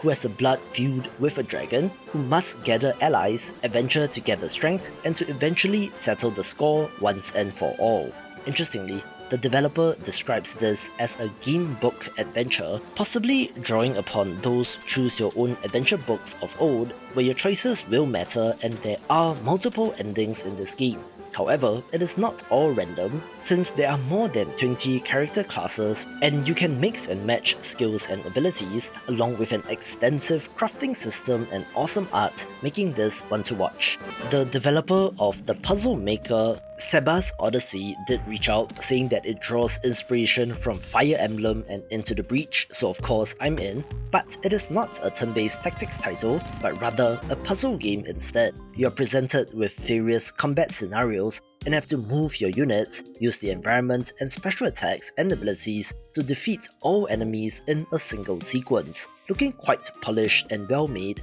with my favourite pixel art style as well, so fans of the genre do give this a look. Warhammer games have been on fire as of late, with Warhammer 40k Rogue Trader from the developer of the Pathfinder CRPG games being another fantastic entry, who are releasing their first paid DLC titled Void Shadows this week. This adds about 15 hours of content with new missions and more lore, a new companion in a death cult assassin, more crew members, locations to explore, and a new threat to deal with, all seamlessly blended into the main campaign, which makes it even better. This week also sees the Steam release of Witchfire, which was previously an Epic Games Store exclusive, but do note that it is still an early access release and has not reached 1.0. Interestingly, it self-describes as a single-player RPG shooter, but has a roguelite or extraction shooter inspired structure where you can go on expeditions, fight and have to extract to retain loot collected.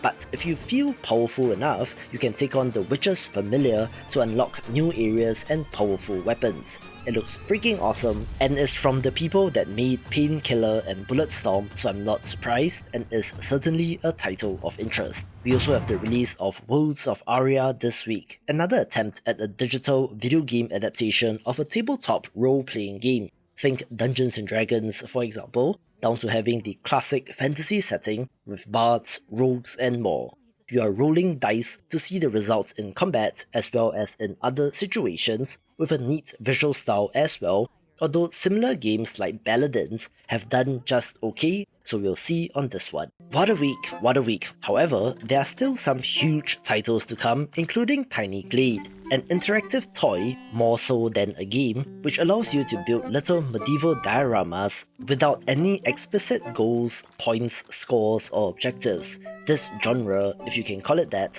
was popularized by Townscaper, but the developers of Tiny Glade have taken the idea and run with it, adding lighting effects and even little interactions with environmental objects like sheep to give it just that much more polish. Needless to say, it looks absolutely gorgeous and appears to have some sort of photo mode as well, so you can tinker and wow away the time and get lost in this experience. And don't judge a book based on its cover, since this is one of the most wishlisted games on Steam. The next title from publisher Hooded Horse is titled Breachway from developer H-Flow Studio. Of note, since there's something special going on at that publisher, since it has been bangers only from them. This is a roguelite deck builder, but with a sci-fi twist where you are piloting a ship and seeking out a mysterious something only known as the Signal. While it looks like the indie classic FTL Faster Than Light, combat in this is straight up roguelite deck builder, so you are using cards to activate weapons, shields, boosters and more,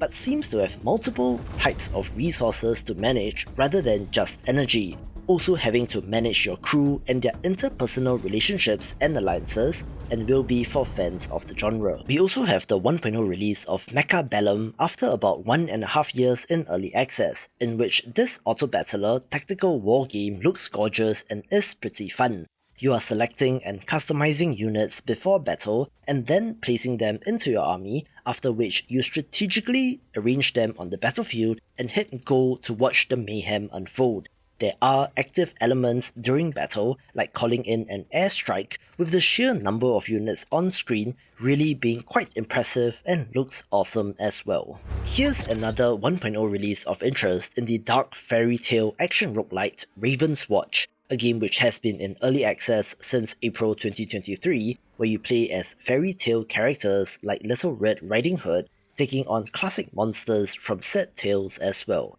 It looks very stylish and comes to us from the developer of Curse of the Dead Gods, with some visual similarity, with the variety of playable characters being one of the highlights. The 1.0 release adds the final boss of the game in the Baba Yaga, as well as the 9th playable character, and looks to take its place among the greats in the genre. For a truly new release, we have this pixel art JRPG with life sim elements named Bloomtown A Different Story, a game which has been on my watchlist for quite a while since I do love the art, and not only that, the turn-based combat has monster taming elements as well. You play as little kids in a 1960s inspired Americana world in a small town, but something is not quite right and you and your friends have to fight demonic creatures that live within the hearts of its residents, also being able to capture them, which is where the monster taming part comes in. You can do life sim stuff like gardening or fishing in addition to the combat,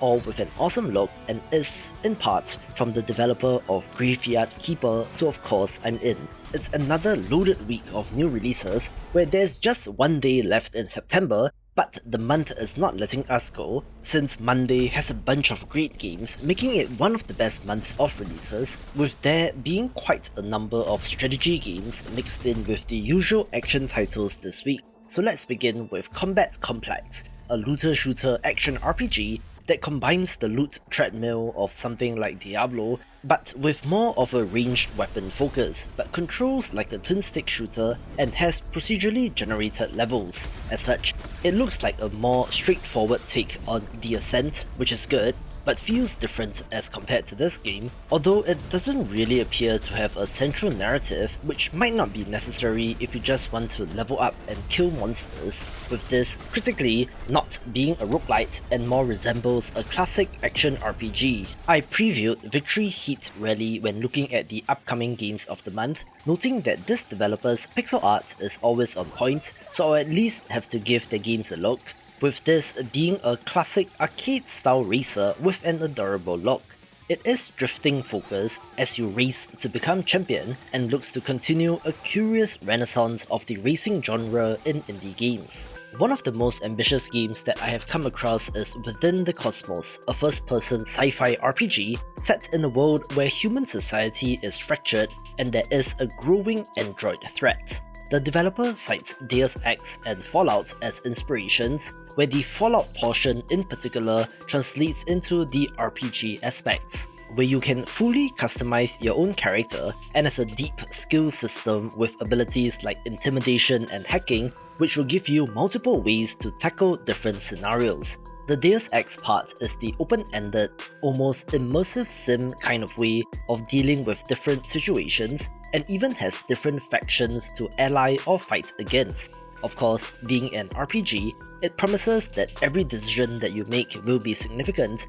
and have an impact on the world, with no clear right or wrong answers to most scenarios, since the developer also cites the ethical dilemmas of Star Trek as inspiration. It does look pretty, which is most probably due to Unreal Engine 5, and based on the way that the press release is written and how the developer writes, this appears to be the work of a solo developer, who has spent at least 8 years working on this on and off, looking ambitious, but has big boots to fill in terms of player expectations. I also previewed the first-person dungeon crawler Monomyth when looking at upcoming releases, since I've had my eye on this game for a little while, and it seems like their early access release got confirmed out of nowhere. Combat in this is in real time, so perhaps more Dark Messiah of Might and Magic rather than Legend of Grimrock, with the concern of first-person melee being janky, so hopefully they got the game feel down pat. It looks alright and has some freedom of exploration as you wander through this ancient fortress and the underground caverns beneath it, and definitely has potential. An interesting asynchronous PvP inventory auto-battler is Neo Duo Backpack Monsters, a game which is backpack battles across Pokemon, where you are recruiting parties of Cosmians and placing them in your inventory, where their placement relative to the other items and monsters in your backpack will determine their effectiveness. Of course, being monsters, these can evolve into more powerful versions, with the thing about this style of game being that every configuration that you face was actually created by a real-life player at one point in time, so technically it is PvP, although not at the same time, where people do love this style of game, so definitely give this a go, where personally I'm most interested in the monster designs. It's a good-sized week of new releases, with a smaller, weirder title of interest being Banquet for Fools, a game with an art style that makes it stand out, being a party-based RPG with real-time with pause combat. Yes, this is in line with some CRPG titles, but you don't see games quite like this anymore, where I feel like there's a little bit of Diablo 1 in this as well. 4 volunteers are called upon to investigate a mystery where every single inhabitant of a farmhold has vanished without a trace, and the Lord of the region calls upon you to seek out the answer. There is an openness to this game which I appreciate, since you can explore in any direction and take on various quests from the different NPCs, but there is no quest log or giant glowing arrow pointing to where you need to go next, looking absolutely fascinating and is the hidden gem of the week. I last showed off Economics during my summer showcase, where this roguelite strategy plus city builder game has a cool look, technically being a hex grid based strategy title where you are building and constructing your city and then sending gnomes underground to fight and loot. It is a roguelite in the sense that you are sending different expedition teams down into the dark to fight and explore, sending resources back to the surface, with the town serving as the meta progression system of the game. The developer of Endoparasitic 2 has quite a substantial YouTube channel to the tune of 240,000+ subscribers, but the first game did pretty well, which makes the sequel of interest. This is a tactical survival horror game where everything is mouse controlled, where you conveniently have 3 limbs ripped off and can only use your arm to move, reload or fire your weapon. As such, it is one part rage game and one part pretty intense survival horror and is so indie games. We also have the Steam and Switch non-VR releases of Garden of the Sea, a very chill life sim title where you can build houses, fish, grow a garden, care for creatures, and explore the surrounding oceans around the island. It looks super pleasant, and while the trailer does show gameplay that still looks very VR-like to me, it is confirmed to be fully playable without a headset, and I do wonder if we will begin to see more conversions this way, since VR as a technology and concept seems to be very quiet right now. Wanna see something weird? Even I am not quite sure how to explain Gnomes and Knights, since this is a first-person gnome hunting roguelite game about running after and chasing a gnome while delving deeper and deeper into a dark fantasy world. From the trailer at least, I don't see any combat, so it's literally a walking or, well, running simulator, but there are also weird characters to interact with. To add to the confusion, the developers say that this is a roguelite, but then talks about 5 levels and 5 gnomes to catch, as well as 6 endings depending on your choices, so I really have no idea what to expect, which I suppose can be a good thing if you're looking for something fresh. Hey look, another weird game of interest is Grun, coming to us from the Suck Pop Collective, and is a gardening horror game that looks like a trip. You are hired to do some maintenance work on a garden, but the owner isn't around and some tools are missing, so you have to do your best to get the job done, while of course trying to avoid getting killed. This isn't the typical Suck Pop experience, since their games tend to be less murdery but no less innovative, and hey, it is spooky month after all, so this is perfect for the season. A neat looking side-scrolling crafting base builder is Guardians of the Sanct Tree, reminding me of games like Retopia and Oxygen Not Included, but with birds instead of rats or space colonists in this case. It is, of course, comprised of multiple portions. Firstly, base building, as you build housing and production structures, which feeds into the crafting system, and then of course there are enemies which you need to defeat in action tower defense like combat. There is a whole underground mining and digging part that looks like Terraria, which is also where the exploration component comes in and does have co-op support. As such, it looks like one of those very systems-heavy games with plenty to dig into, so let's hope they are deep enough to satisfy player expectations. The developer of Harbinger did reach out, being an all-action boomer shooter inspired by 90s shooters. While you can walk around and explore the level, when combat triggers, apparently these are more localized into distinct arenas with what looks to be a nice variety of weapons, and the nice thing about this is that the game will be completely free, so why not give this a go. We also have a re-release of interest this week named One Shot World Machine Edition, which appears to be largely the same game but with some additional content, where this was built to be a portable version of the game, remade on a new engine, and will have Steam Deck support as well. This is a puzzle adventure game where the original was made in RPG Maker and does not have combat, being largely walking, talking, and solving puzzles using items, with some meta elements to the puzzle solving as well, with the add-ons including a couple of galleries, a music box, analog movement control support, and more, where it is a Steam port and previously released on console, so it's kind of a strange re-release.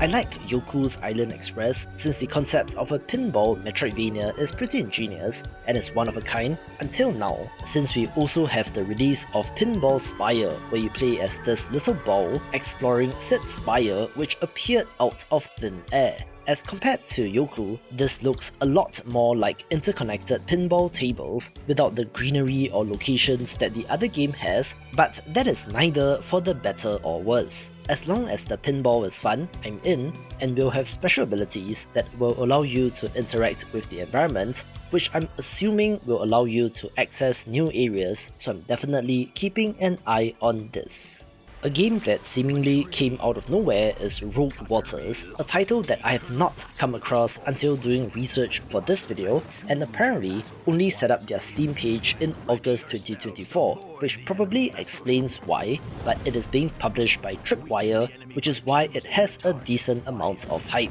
This is a turn-based tactical roguelite with a pirate theme where you are the captain of a ship and have to fight your way through procedurally generated encounters, both on ship-to-ship combat as well as on land. Like any good pirate-themed game, of course there are sea monsters to battle and looks pretty polished, coming to us from developer Ice Cold Games, who made Hard West 2, so this should be good as well. If you love city builders and colony sims, Settlements Rising might be of interest, another medieval-themed title in which every villager is simulated. I'll be honest, it doesn't look like there's anything too new or fancy here, so it looks like they are banking on the execution portion of just making a great one of these, where city building fans do go pretty deep into their games, so I hope this has the depth to match. Now here's a throwback from the past in Sunny Legacy Collection, which comprises of Sunny 1 and 2, turn-based RPGs which were originally on Flash game portals, where the work has been put into converting those into a Steam release. I spent quite a bit of time with these as a youth, with the turn-based combat being pretty good from what I can remember, where this follows in the footsteps of games like Kingdom Rush and Fancy Pen's Adventures in making the jump to Steam. However, curiously, there were reports that the entire Armor Games Studios publishing team was let go, so I don't know who is handling this right now, so maybe this could be their last ever release. A stylish looking sci-fi turn-based RPG is Tenebris Terra Incognita, in which you pick and choose from 23 available hero classes and explore a dangerous planet teeming with monsters. You are attempting to uncover the planet's secrets, but of course have to battle aliens along the way, with what appears to be interesting systems and RPG mechanics. I'm not quite sure what the structure of this game is, since they mention inspiration from Darkest Dungeon, XCOM and Disciples, but don't mention if there is permadeath of characters or if they simply appear back at home base with the injured status and need to be healed, so some questions surrounding this, but it might be decent. It is spooky month, so if you're in the mood for something scary, how about The Devil is in the Details, an anomaly finding title along the lines of The Exit 8, which are memory games by a different name, since you are thrown into an environment and have to figure out what has changed, placing talismans on those to spot the difference, so to speak. However, this has more antagonistic forces and horror elements like enemies that will get you and looks good for the season. If you love survival crafting games, A title of interest would be The Last Plague Blight, one that doesn't appear to have zombies or nuclear fallout, but rather a disease known as the Blight that has taken out large numbers of the human population. In this case, the logical thing to do would be to go off the grid and to be alone in the wilderness, which is what this guy does, so you need to find a way to survive, gathering resources, setting up camp and hunting or fishing for food. This will be an early access release, so it might be a little formless and will take time to shape, but it looks like a decent one of these. After a little bit of a delay, we also have the release of Zoochosis this week, a first-person horror simulation game in which animals at the zoo have become mutated and you need to find a way to cure them. This combines the first-person simulation aspect of games like Power Wash Simulator or House Flipper with a more overt horror theme, where your job as the zookeeper is to prepare food, feed the animals, clean up the enclosures, and more mundane day-to-day stuff, but with the larger goal of finding a vaccine to cure them. Now, I'm not sure what happens if you get killed by a mutant animal, and apparently has multiple endings depending on your choices and which animal you save, possibly leading to some amount of replayability, but for the concept alone, this deserves a mention. After about 2.5 years in early access, we also have the 1.0 release of Diplomacy is Not an Option, a survival city builder RTS title, where of course, the absolute swarms of enemies that the game can throw at you is the most impressive part. The closest comparison that I can think of is They Are Billions, only replacing zombies with a medieval fantasy world, where you have to build up your economy and kingdom, but more importantly, walls, towers, gates, defenses, and your standing army to fight against invaders. There is physics simulation here, so things like catapult stones and arrows act realistically, with the basic goal of being to survive for as long as possible, while the game throws up to 25,000 units on screen at you. So do check your system requirements on whether or not you'll be able to run this game. There is a story campaign as well as endless sandbox and challenge modes, so there's plenty of strategy based building fun to be had in this game. Another game which relies on a massive number of enemies is Dread Dawn, this time going back to the zombie well in being a survival sandbox title. You control a single student in this game who has to survive the zombie apocalypse, being left behind after many others evacuated and now have to hunker down with the other students and survivors at school and to fortify it as you wait for rescue. In many ways, this resembles Project Zomboid, but with the whole student and school thing being more central, but you are doing zombie game stuff like venturing out to scavenge for precious resources while trying to avoid the horde, where fighting seems like one of those last resorts kind of thing. You can build walls and defenses, which turns it into an almost tower defense style of game, so it seems to have many interesting systems, with the most curious part about this being that it will not be an early access release, so the developers are confident enough on their product, which is not out of the blue, might I add, since they have previously released demos and playtests and gathered player feedback from there. It's a great time to be a Heroes of Might and Magic fan, since, can you believe it, we have an actual sequel announced and everything. And also, indie developers are continuing to put out their own spiritual successors like Silence of the Siren. This is sci-fi instead of fantasy, with overworld exploration, castle building, unit recruiting from dwellings, and turn-based combat on a hex grid, and looks very pretty. With the early access release having 3 out of 5 playable factions, 1 branch of the story campaign, and a couple of skirmish maps, estimated to be at least 30 hours of gameplay, looking like a pretty good chunk of content to enjoy. It's not my fault that developers don't make as many linear Zelda-style 3/4 view action-adventure games, where games tend to be roguelites these days for a variety of reasons, including replayability, as you face different permutations of level layouts and combat encounters, with potentially the next great one of these being Wizard of Legend 2. This is the sequel to Wizard of Legend from 2018, but is under a new developer, but this team is no slouch either, having made Children of Morta, so the IP is in safe hands in my opinion. Wield a variety of spells, known as Arcana here, picking and choosing and using them in the right combat situation to take out your enemies, with the early access version containing 2 biomes and a 2-player multiplayer mode with early access planned for at least 6 months, so let's see how this develops. An all-action title is the appropriately named Kill Knight, where you play as a knight that kills, condemned to eternal penance in eldritch arenas. This is an arcade action high-score chase kind of game where you are blasting away at hordes of enemies trying to survive, with a demonic power within you that you can call upon as well. Its demo was very well received, so I'm excited for the full release and wonder how much content there is in this game. Although the high score chase itself should be enough, since you have games like Devil Daggers with literally only 1 level and enemy spawn pattern. It's another huge week of new releases since games are getting out of the way of the Steam Next Festival next week, where JRPG fans in particular will be very happy since we have releases like beloved Rapture, a pixel art JRPG that looks awesome and nails everything in terms of presentation down to the menu, UI, sound effects. This has your standard war-torn world kind of setting where a cultish militia threatens the hometown of our protagonist, who then goes on what seems like a typical hero's journey kind of story. It has a total of 6 playable characters, each of which have unique skills and abilities, with no random encounters,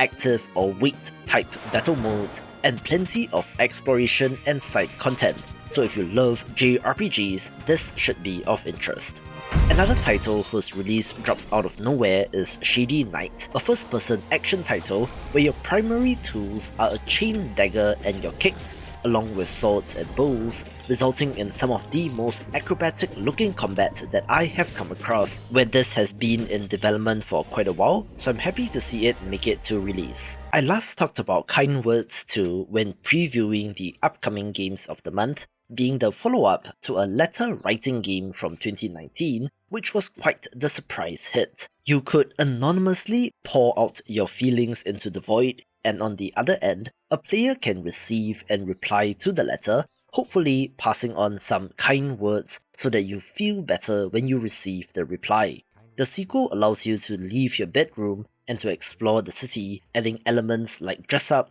poetry, and more, where the moderation in the first game was great, so I don't see trolls being a problem here, resulting in just a cozy experience. A roguelite symbol builder of interest is Spin Hero, a subset of the roguelite deck builder that was popularized by Luck Be a Landlord, in which you are collecting symbols to increase their odds of appearing on the slot machine, using these to create giant combos to defeat your enemies, but this time in a more common fantasy world, where you play as a hero defeating monsters, and with over 120 symbols in the game, should have plenty of interesting synergies to exploit. A special shoutout goes to Glyphica Typing Survival as well, another spin on the Vampire Survivors formula, but this adds in a typing game element where you frantically hammer away at the keys on your keyboard to defeat enemies. It is not only about typing out the random words on enemies to destroy them,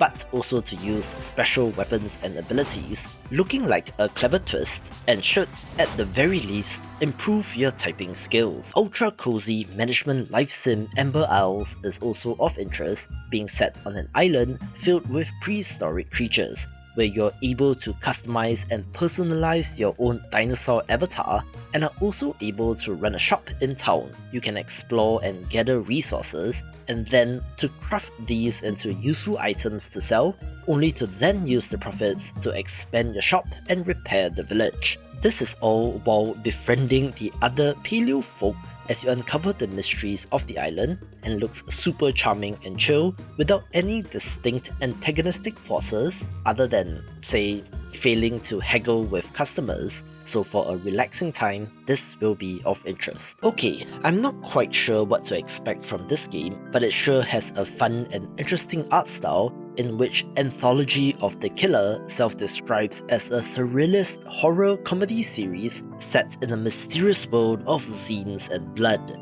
being very internet if you know what I mean, and could be cool. It reminds me of things that you would find on Newgrounds or itch.io, with the contributors possibly having a large following of their own, which could lead to something like this blowing up, where the 9 games in the anthology seem interesting and are perfect for this time of year. The developer of Bits at Work did reach out, and I thought that it looked neat, a minimalist management sim in which you are building the perfect workplace, trying to keep employees happy and the numbers all going up.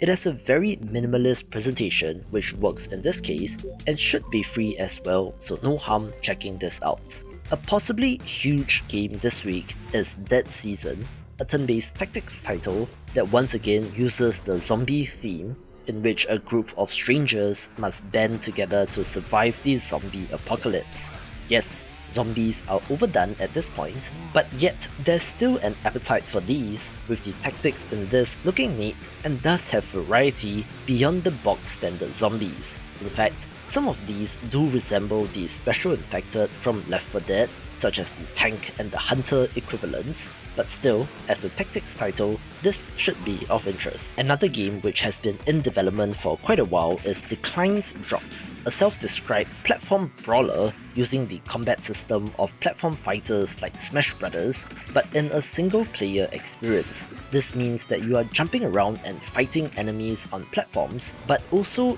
traversing from one area to the next, all with platform fighter feeling controls and combat does look neat. Now, I'm not the biggest player of this style of fighting game, or fighting games in general to be honest, but if you are, this might be worth a look, and even if, like me, you are not the biggest fan, games like this are a great way to try to expand your gaming palette and is the hidden gem of the week. The developer of Extra Coin did reach out to me quite a while ago, where I have an email from them dating back to October 2020, so it has been a while, where this narrative-focused life sim title does look like it has interesting ideas. While it is pixel art, that is not the main draw here, but rather allows you to switch between reality and a virtual utopia, but not in that pleasant kind of way, but rather being more akin to something like The Matrix. Will you stay in the loop of the simulation, going to the movies, the gym, or even to battle bosses in what looks like tennis, or will you break the loop to find your missing parents? As such, it looks to have one of the most interesting premises and setups, not to mention variety in gameplay, and was my second choice for Hidden Gem of the week. Just a quick one here in Guild Saga Vanished Worlds, a turn-based tactical RPG that follows in the footsteps of the classics, which I'm guessing would be titles like Final Fantasy Tactics, where you must gather a party of heroes and fight your way through a mysterious island. This week also sees the release of the latest DLC for Kingdom 2 Crowns titled Call of Olympus, one that is, obviously, Greek mythology theme, bringing in mythological mounts like Cerberus, Pegasus, and more, as well as a multi-stage boss fight with a serpent. You are recruiting hoplites and laying siege to enemy fortresses, all while proving your worth to the pantheon of Greek gods and calling upon their favour. This follows similar expansions with a Norse mythology and Japanese theme, with the format looking to have potential for future expansions as well. Another wonderful looking title is Last Time I Saw You, an adventure platformer with some action elements set in 1980s Japan and tells a coming-of-age story. You are exploring a haunted forest that hides a terrible secret, with supernatural elements like yokai that you will interact with, all wrapped up with one of the most beautiful art styles that I have come across. In terms of gameplay, this might resemble something like Night in the Woods, where you are going around, jumping and talking to people, but does have some environmental puzzles, side objectives and more, and might be a rather heartwarming game as a whole. Indie games from smaller developers do always seem to take longer than expected to make, since I've had my eye on Necro Story for quite a while, being the follow-up to Healer's Quest from 2018, where I only just realised that it has been 6 years since that last game. This has a similar art style to their previous game, and if the same kind of design elements apply, should be a turn-based RPG as well, but where you play as a necromancer and has monster taming elements and has potential to be pretty neat. Ever so often, we get glimpses into the future of video games with titles like Pizza Apocalypse, a 3D platformer where you play as a pizza chef and traverse through vaguely Italian-looking environments, and is a student project that was made in just 12 weeks. Of the game development schools, the one that I see crop up the most often on Steam is Breda University of Applied Sciences, which is from the Netherlands, and I agree with their method of making and releasing a game on Steam as a core part of the curriculum. And hey, this looks pretty good, so the future of games, and hopefully indie games, looks pretty bright. If you love automation titles, a game with a twist is Rebots, another first-person title like Satisfactory, only you are not building conveyor lines, but rather are using not-so-intelligent robots instead. As such, this has a little bit of an Autonauts feel to the game, but of course first-person instead, having an interesting color palette as well and could be neat.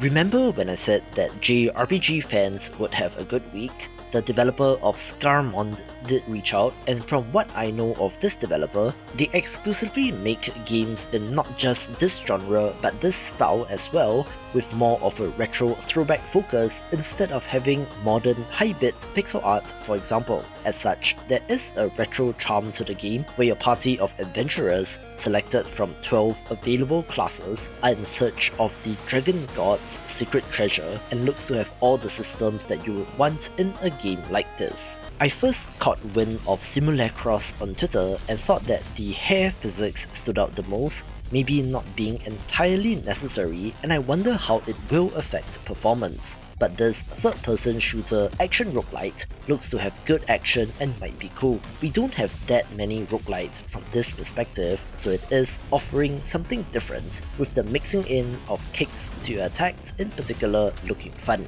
After a little bit of a delay, we also have the early access release of Spear Song, a turn-based tactical RPG with a Slavic mythology theme, in which Slavic knights battle evil monsters and attempt to cleanse the land and protect the kingdom. It is not a pure level-based title, but rather has a more open-world, procedurally generated structure where your party of heroes has to travel to certain locations to fight monsters, but does also have kingdom upgrading as a larger meta progression system. I like my turn-based tactics titles and this looks neat, so hopefully they will have gotten the balance between the different characters just right.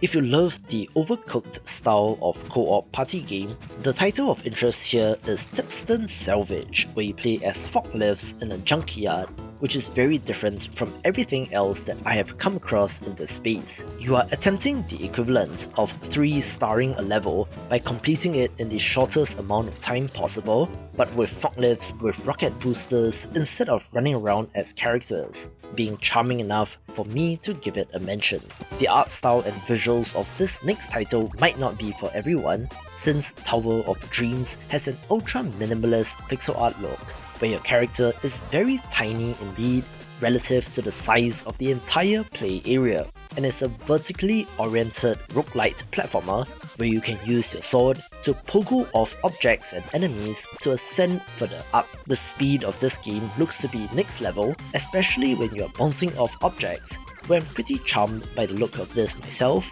so if you are as well, do give this a chance. Here's a charming looking puzzle game named Town Frame, which resembles those word logic questions that you used to get in school, such as I used to live in the biggest house in town, which was on a hill next to a tree, and you then have to modify the corresponding picture so that it matches the description, looking simple in concept but also charming in presentation. And I do wonder how deviously difficult the puzzles will become as the game progresses. It's a huge week, but the best is yet to come, where we have this charming pixel art management sim named Sky Brew Entropic Strategies, where you're not just running any old cafe, but rather one that is flying in the skies. You're doing very management sim things like constructing the cafe and placing down furniture, optimizing the layout to most effectively serve your customers while still trying to retain some semblance of design and style.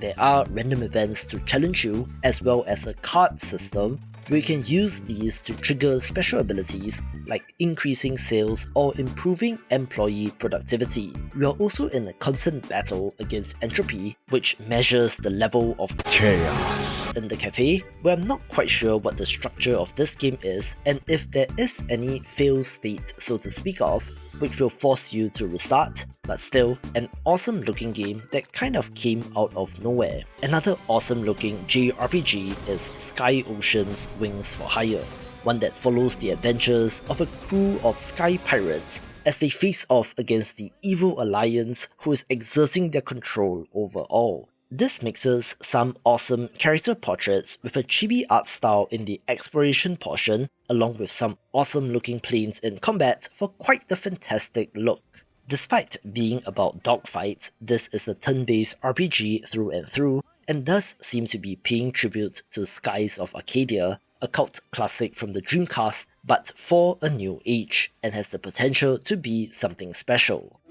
Now here's a release that I've been looking forward to in Daisomancer, which goes to show how a little animation can go a long way, being a turn-based roguelite deck builder with amazing art and animation. For one, enemies are not static images and do actually animate and react to your attacks, and speaking of which, playing cards like a sword strike or even a punch causes your character to animate in first person to carry out the attack, which gives it an awesome look. The dice in this game comes in the form of D20s, which are used for various checks, adding more randomization to the deck builder and might be strategically satisfying.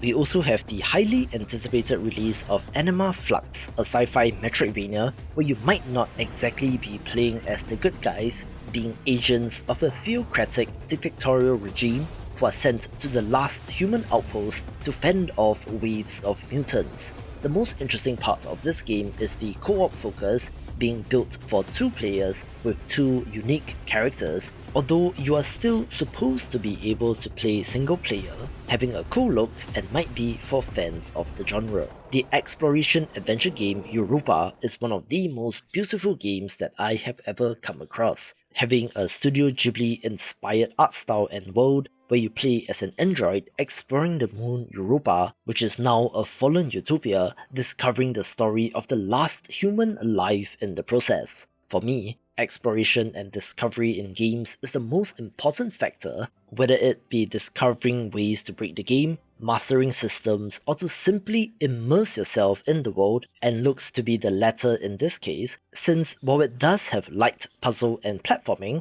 that is not the focus. Rather, simply moving around in this world looks awesome and could be a much needed break from the real world. It's the week of the Steam Next Festival, so either these developers don't know or don't care, since Steam will be flooded with thousands of free demos which might decrease the appeal of full-priced games. So let's see if their launch strategy pays off with a number of spooky and licensed games this week, beginning with Retro Realms Arcade, a wrapper of sorts for future titles in being a virtual arcade machine, where individual games can be purchased as DLC. This launches with Halloween and Ash vs the Evil Dead both being licensed properties, and is by WayForward, creators of Shantae, with the pixel art of the 2 games mentioned looking nice and could be cool. I'm not throwing shade on anyone here, but the marketing and promotion of this next title absolutely baffles me, since I've been talking about the 2D pixel art fighting game Blazing Strike for a couple of years now,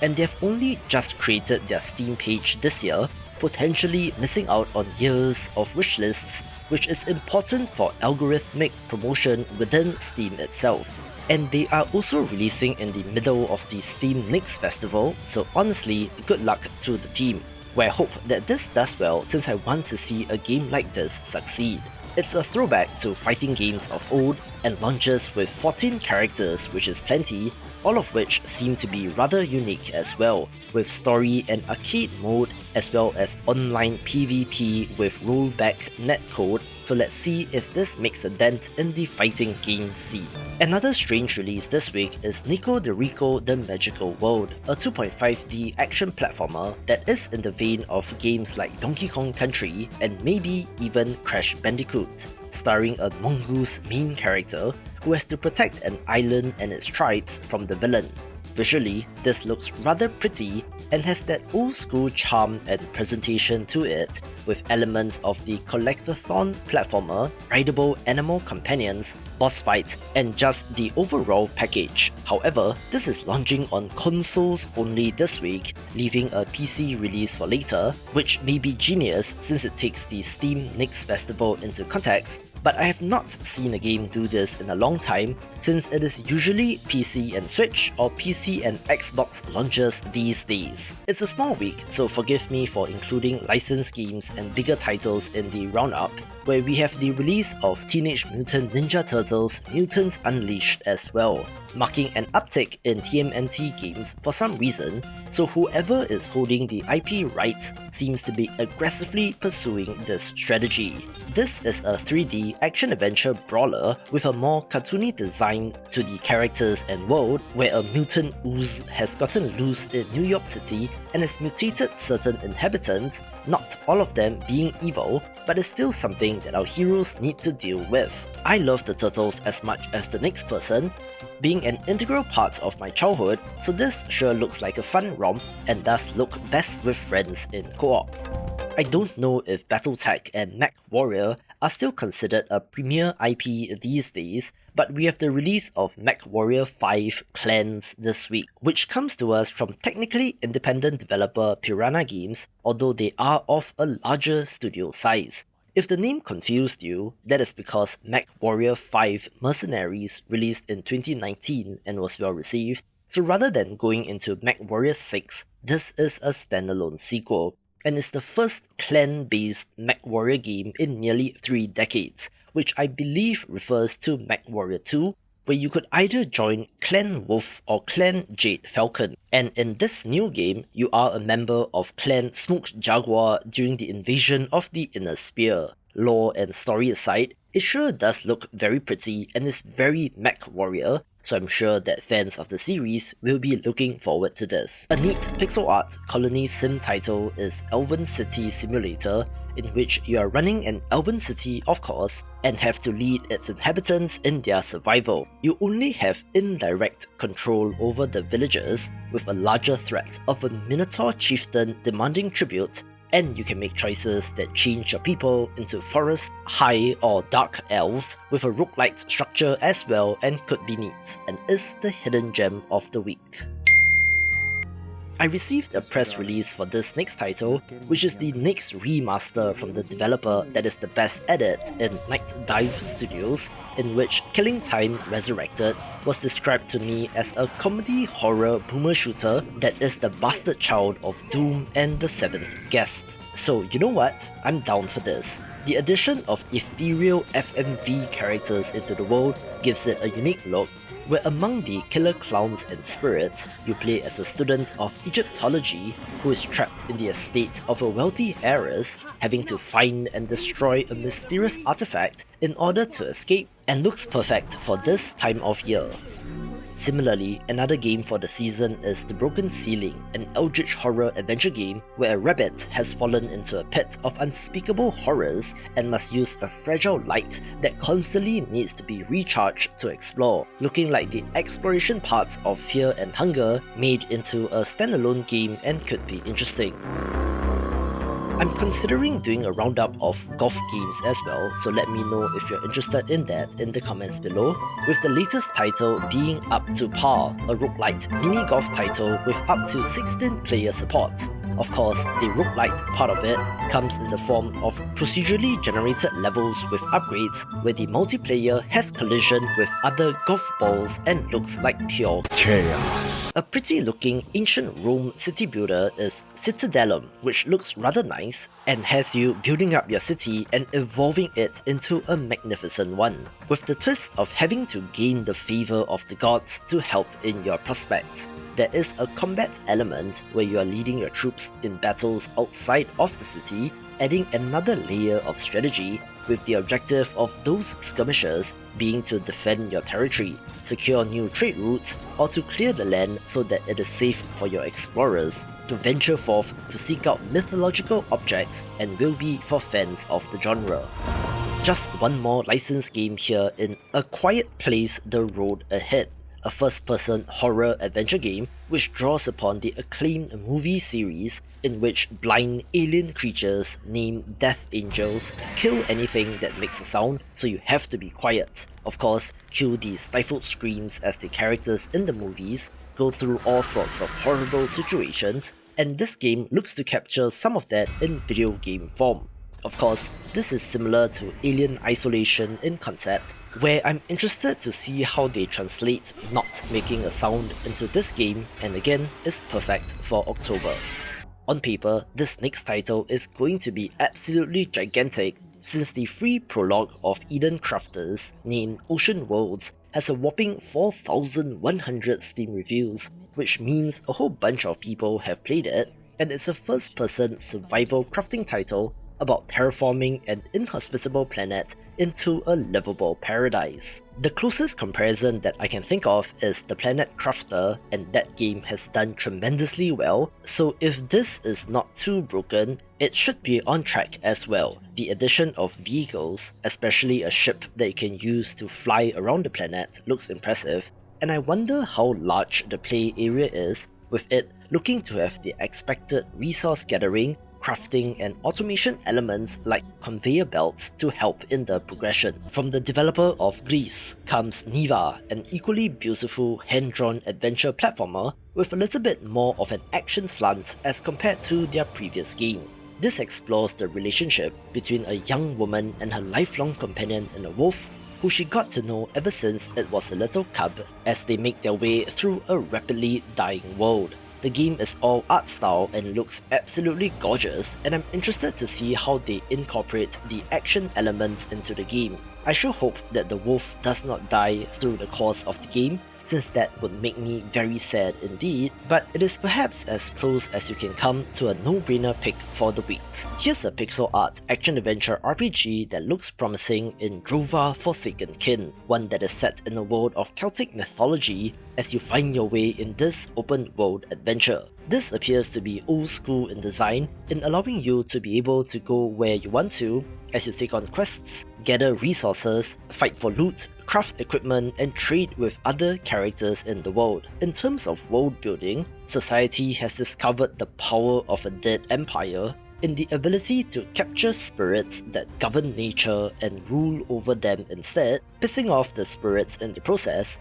where you have the choice of joining one of two factions, which I'm guessing will be for or against the exploitation of this. It looks very ambitious and has been in development for quite a while, so fingers crossed this exceeds expectations. Indie game releases have been pent up from the last week due to the Steam Next Festival, so I have a whopping 43 titles of interest for you, so let's begin with Arisen Force Hero Test, a combat-focused action-adventure RPG in which you recruit heroes from various time periods to fight against the Void. Being a spin-off of sorts to their other title, Arisen Force Vonimir, which is not yet released, where I thought that Hero Test was some sort of placeholder for the title, but it is not, and also has fan service in the character designs. A very promising looking roguelite auto-battler is Vembrace Dungeon Monarch, which is from the same developer and I think is in the same game universe as Vembrace Cold Soul, a Darkest Dungeon style turn-based RPG, but this is a strategy auto-battler instead. You are playing as the so-called bad guys here, having to fend off adventurers and other forces attempting to invade your dungeon, where you play as said Dungeon Monarch and must summon troops and use abilities to fight them off. It looks nice and seems strategic, where you can summon units onto the battlefield, which then automatically engages the enemy, but are able to intervene through your ability cards, and has potential to be something special. There are also quite a number of spooky or horror adjacent titles this week due to the time of year, but I absolutely have to highlight The Hungry Fly, since the developer shared this game with me on Twitter and I was absolutely horrified in a good way with what I saw. As expected, you play as a fly in this game, but in first person, having to fly around the swamp to find something dead to eat. And yes, that is as terrifying as it sounds, complete with disgusting, rubbing hands motions that flies are known for, along with a very weird and bizarre world. As such, it is not your typical first-person, flashlight, scary, ghost jump scare type of game, but something rather unique instead, so definitely give it a go. We also have the anticipated release of Awaken Astral Blade, a side-scrolling Metroidvania that has been in development for a little while and definitely has promise. Our protagonist is a bionic girl who has been given the mission of search and rescue, having to locate a missing investigating team deep within a rainforest on a mysterious island, where an energy source has mutated the local flora and fauna, which will of course be the enemies that you have to fight. It's a pretty light story setup, all things considered, but the game is emphasizing its combat, as a Metroidvania should, with a variety of combos, abilities, and even a parry to master, so hopefully the combat will feel great. There is an RPG-like skill tree progression system and a decent 2D art style, making it of interest to fans of the genre. One of the most anticipated indie games makes it to launch in the Axis Unseen, an open-world, hunting-focused first-person shooter RPG which is self-described as a heavy metal horror game. Now, I'm not sure about the horror portion of the description, since the game is all bright and colourful, but the key is that you are hunting down these monsters in an open world in an almost Witcher kind of manner, having to track them down and prepare before engaging in combat. One of the cool things about this game is that there are no HUD elements so to speak of, since everything is in-game, so you need to look into your quiver to know how many arrows you have left, for example, which is a cool idea, and thus have RPG and progression from various upgrades, including elemental abilities for your shots. It is from an ex-Bethesda developer who decided to go indie, having an impressive resume since he worked on titles like Skyrim, Fallout 3, 4, 76, as well as Starfield, and greatly benefited from the Steam Next Festival with the release of the demo and should be great. A mega week of new releases means many games to cover, but I'll try to be as in-depth as possible, such as with Amanda the Adventurer 2. Classically, a game that is not really my jam, since horror titles never really are, but this is the sequel to a game from 2023 which went kind of viral about a creepy kid's cartoon character, think Dora the Explorer, which is more than meets the eye. This is the direct continuation of the story, so you probably need to play the first game for context, but given that that game is about 2 to 3 hours, it wouldn't take up too much of your time to get up to speed. A title that is a little bit tongue-in-cheek is Barricade, since the developer straight up states in the trailer that this game is the zombies formula reimagined as a boomer shooter, so think Call of Duty Zombies but with a different art style. Describing it as a formula is truthful, but perhaps might give off the perception that it is a clone, so let's see how this will be received. Another ambitious looking title is Blackthorn Arena Reforged, a remastered and expanded version of a gladiator management simulator from 2020, which currently has mixed reviews, so maybe this reforged version will fix some of the issues that players had with the quality of life improvements, having a fresh new coat of paint with new visuals while adding more content like new graphics, and most importantly, new content as well. The cool thing about this game is that every gladiator is simulated in real time and can get injured, grow old and die, with a bunch of RPG progression systems, side missions, different arenas to battle in, and both real-time with pause and auto-battler combat options, and should be good. A very promising looking entry that is going under the radar is Bot World Odyssey, an open-world monster taming RPG that looks fantastic, as our protagonist goes on a quest to become the world's greatest bot master, in a manner very similar to Pokemon.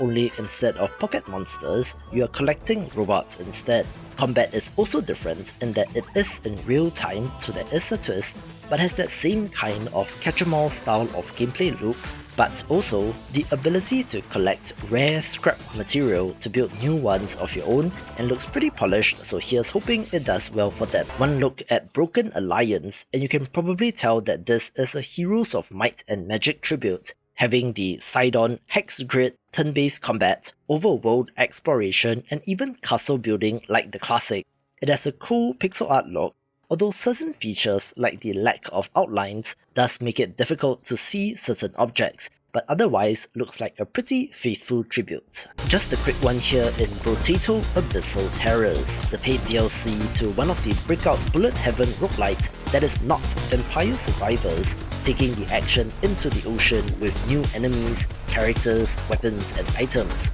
Although visually, you cannot really tell that this is underwater, with the lack of biome visual distinction being one of the issues that some of you have brought up in the comments when it comes to games in this subgenre. A not-so-indie title is Card and Seal, which comes to us from Japanese developer Inti Creates, who have been on a roll with their anime-inspired titles, with this being a roguelite card battling RPG that sure looks like Mega Man Battle Network to me. Fans of that series have had quite the amount of choice as of late, with titles like One Step from Eden, so hopefully this lives up to the hype, and it sure does look pretty. If you're in the mood for something horror adjacent, how about Creatures of War, a side-scrolling action title which self-describes as a survival horror platformer in which you are searching for the missing members of Delta Squad and run into all sorts of prehistoric creatures from dinosaurs, gigantic snakes, and even a saber-toothed tiger, having to explore and find key items along with guns and shooting. There have been a number of attempts at the co-op horror title,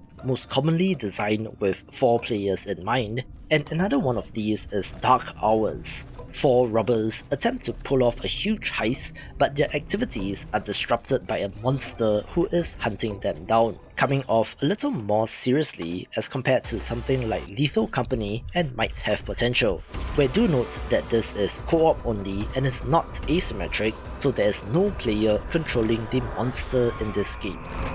I like to find weird and unique takes on the roguelite, which is why Devil's Slot Machine got my attention this week. A pachinko-looking title, but is not Peglin, rather having more in common with tower defense games as you construct towers and upgrade them on the pegs to blast away at enemies which drop from above. This looks interesting strategically since there are no distinct lanes so to speak of, and I wonder if there is any physics simulation in this game, although do note that this appears to be from a Chinese developer, so look out for localization and translation issues. Another roguelite which I have my eye on is Dunjungle, the monkey roguelite platformer which sees our hero trying to protect the jungle using a variety of weapons, relics, and even wearing weird costumes in order to do so. I previewed this during the Steam Next Festival and said that I don't think that the game will fundamentally change if the player avatar was some sort of other creature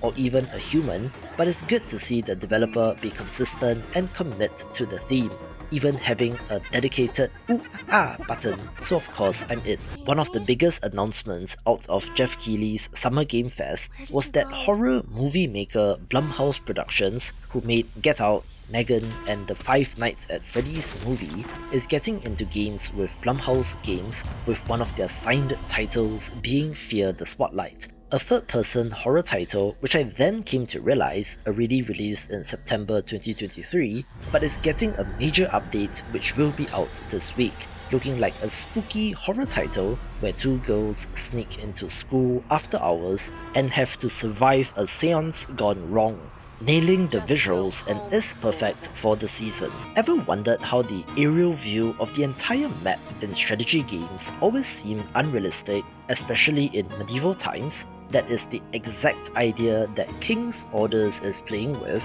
a strategy title in which you are commanding your armies by letters sent by messengers, where reports from the generals are sent back in that exact same way. But the issue is that messengers can get lost or be late, or messages can even get intercepted, maybe even by the enemy, which will affect your larger strategy. It's kind of crazy to think about how wars were fought in olden times without cameras or drones or satellite imagery, where information depended on some guy riding on a horse or some pigeons, so to see that translated into a game is a neat idea. Another co-op horror title that has a lot of hype behind it is No More Room in Hell 2, which for some reason is being made by Torn Banner Studios, developer of the Chivalry games, who are technically independent and are self-publishing, but apparently have more than 100 members on staff. This is a co-op first-person title with permadeath, where 8 survivors are dropped in random locations on the map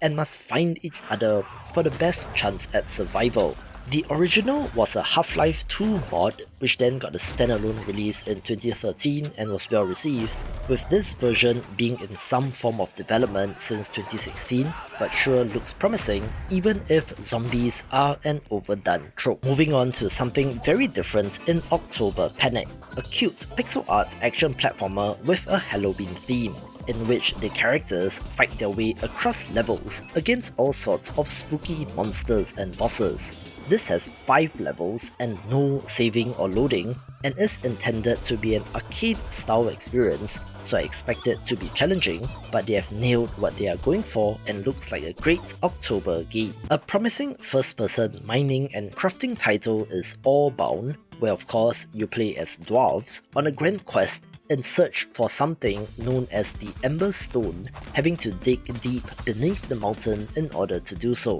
You can of course automate the mining through the use of rail carts using mine resources for a variety of upgrades and improvements so that you can dig deeper in that crafting survival game kind of way. Of course, there are enemies like goblins and orcs to battle, with perhaps a dose of dwarven engineering ingenuity, since you can eventually construct conveyor belts or even minigun turrets for some reason, and looks like a great one of these, although of course do note that this will be an early access release. Back to a light-hearted adventure game all about throwing death, the best surprise birthday party ever, named Party on Hollow Grove. This is about talking to NPCs, gathering items, trading them to get what you need for the party, and exploring Death's mansion, where you have to get everything set up before Death wakes up. Despite the cute look, this is not for kids since there is coarse language among other content warning labels,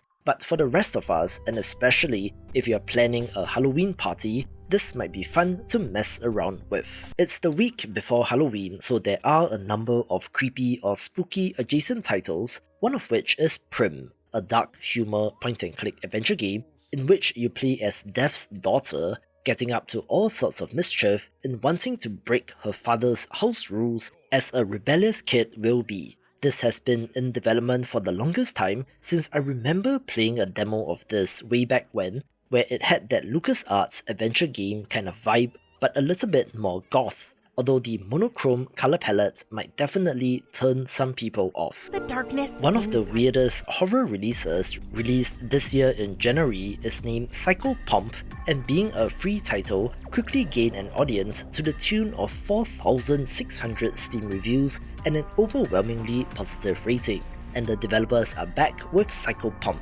Gold. From what I can tell, this is a remastered and expanded version of that game, which clocked in at about 1 hour, so hopefully this version has more content, being a first-person 3D dungeon crawler that throws all sorts of weird and horrible monsters at you. There are multiple endings, and apparently the world is made of meat in this game, so it's that kind of weird, horrific world that I don't quite know what to make of, but people seem to like the original, so maybe this will be cool. If you love trains, Railroad Corporation 2 will be a title for you this week, a tycoon game in which you are running such a corporation, trying to establish the most profitable trade routes as you lay tracks and link cities and towns together. It is set at the turn of the 20th century with, I assume, historically accurate locomotives and technology for that time period, where the tycoon and management aspects extends to hiring staff,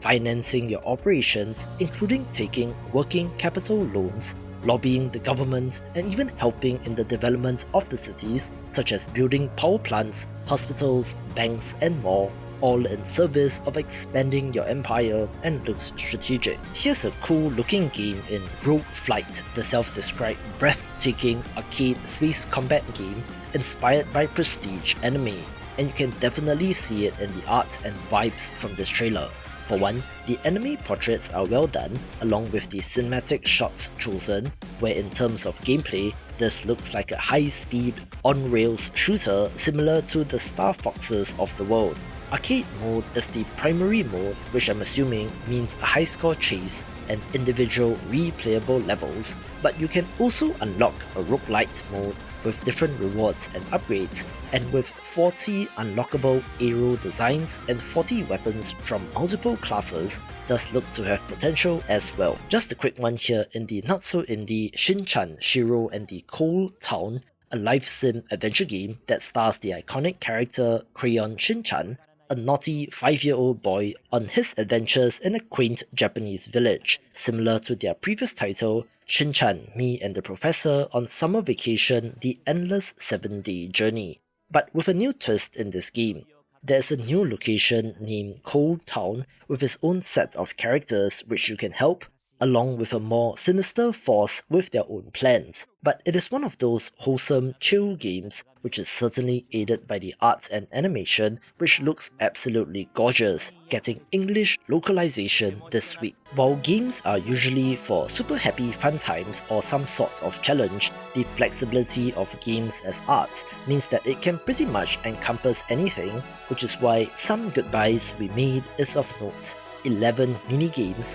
which are based on some memories of goodbyes that the developer has and does not want to forget, immortalizing them in digital form, ranging from moving out of a house as well as waving to a special someone as your train departs from the station, looking pretty emotional and might just make you cry. Here's a fun-looking action platformer named Speedo Llama, a run-and-gun title with 3 playable characters where you are an elite llama mercenary fighting back against the alpaca army. I love games like Metal Slug, which is why this caught my attention, since it is just go go go all the time and looks like fun. Also drawing upon games like Broforce and Pizza Tower and looks promising. There is a collectathon element to the game where you need to collect 75% of items in each level, which gives you a reason to explore, along with procedurally generated maps, but this is not a run-based roguelite, being more of a time trial kind of game as you attempt to complete it as quickly as possible, with what looks to be interesting boss designs and fights as well. A weird title which comes to us from two brothers is named Straftat, a 1v1 competitive first-person shooter set on small maps. It has that old school boomer shooter look, and honestly, it's kind of messed up looking in a good way, with what looks to be great variety in level designs as well as variety of weapons, from rifles to grenades, swords to claymore, mines and more, with the best part being that this will be free, so find a friend and get to shooting, and is the hidden gem of the week.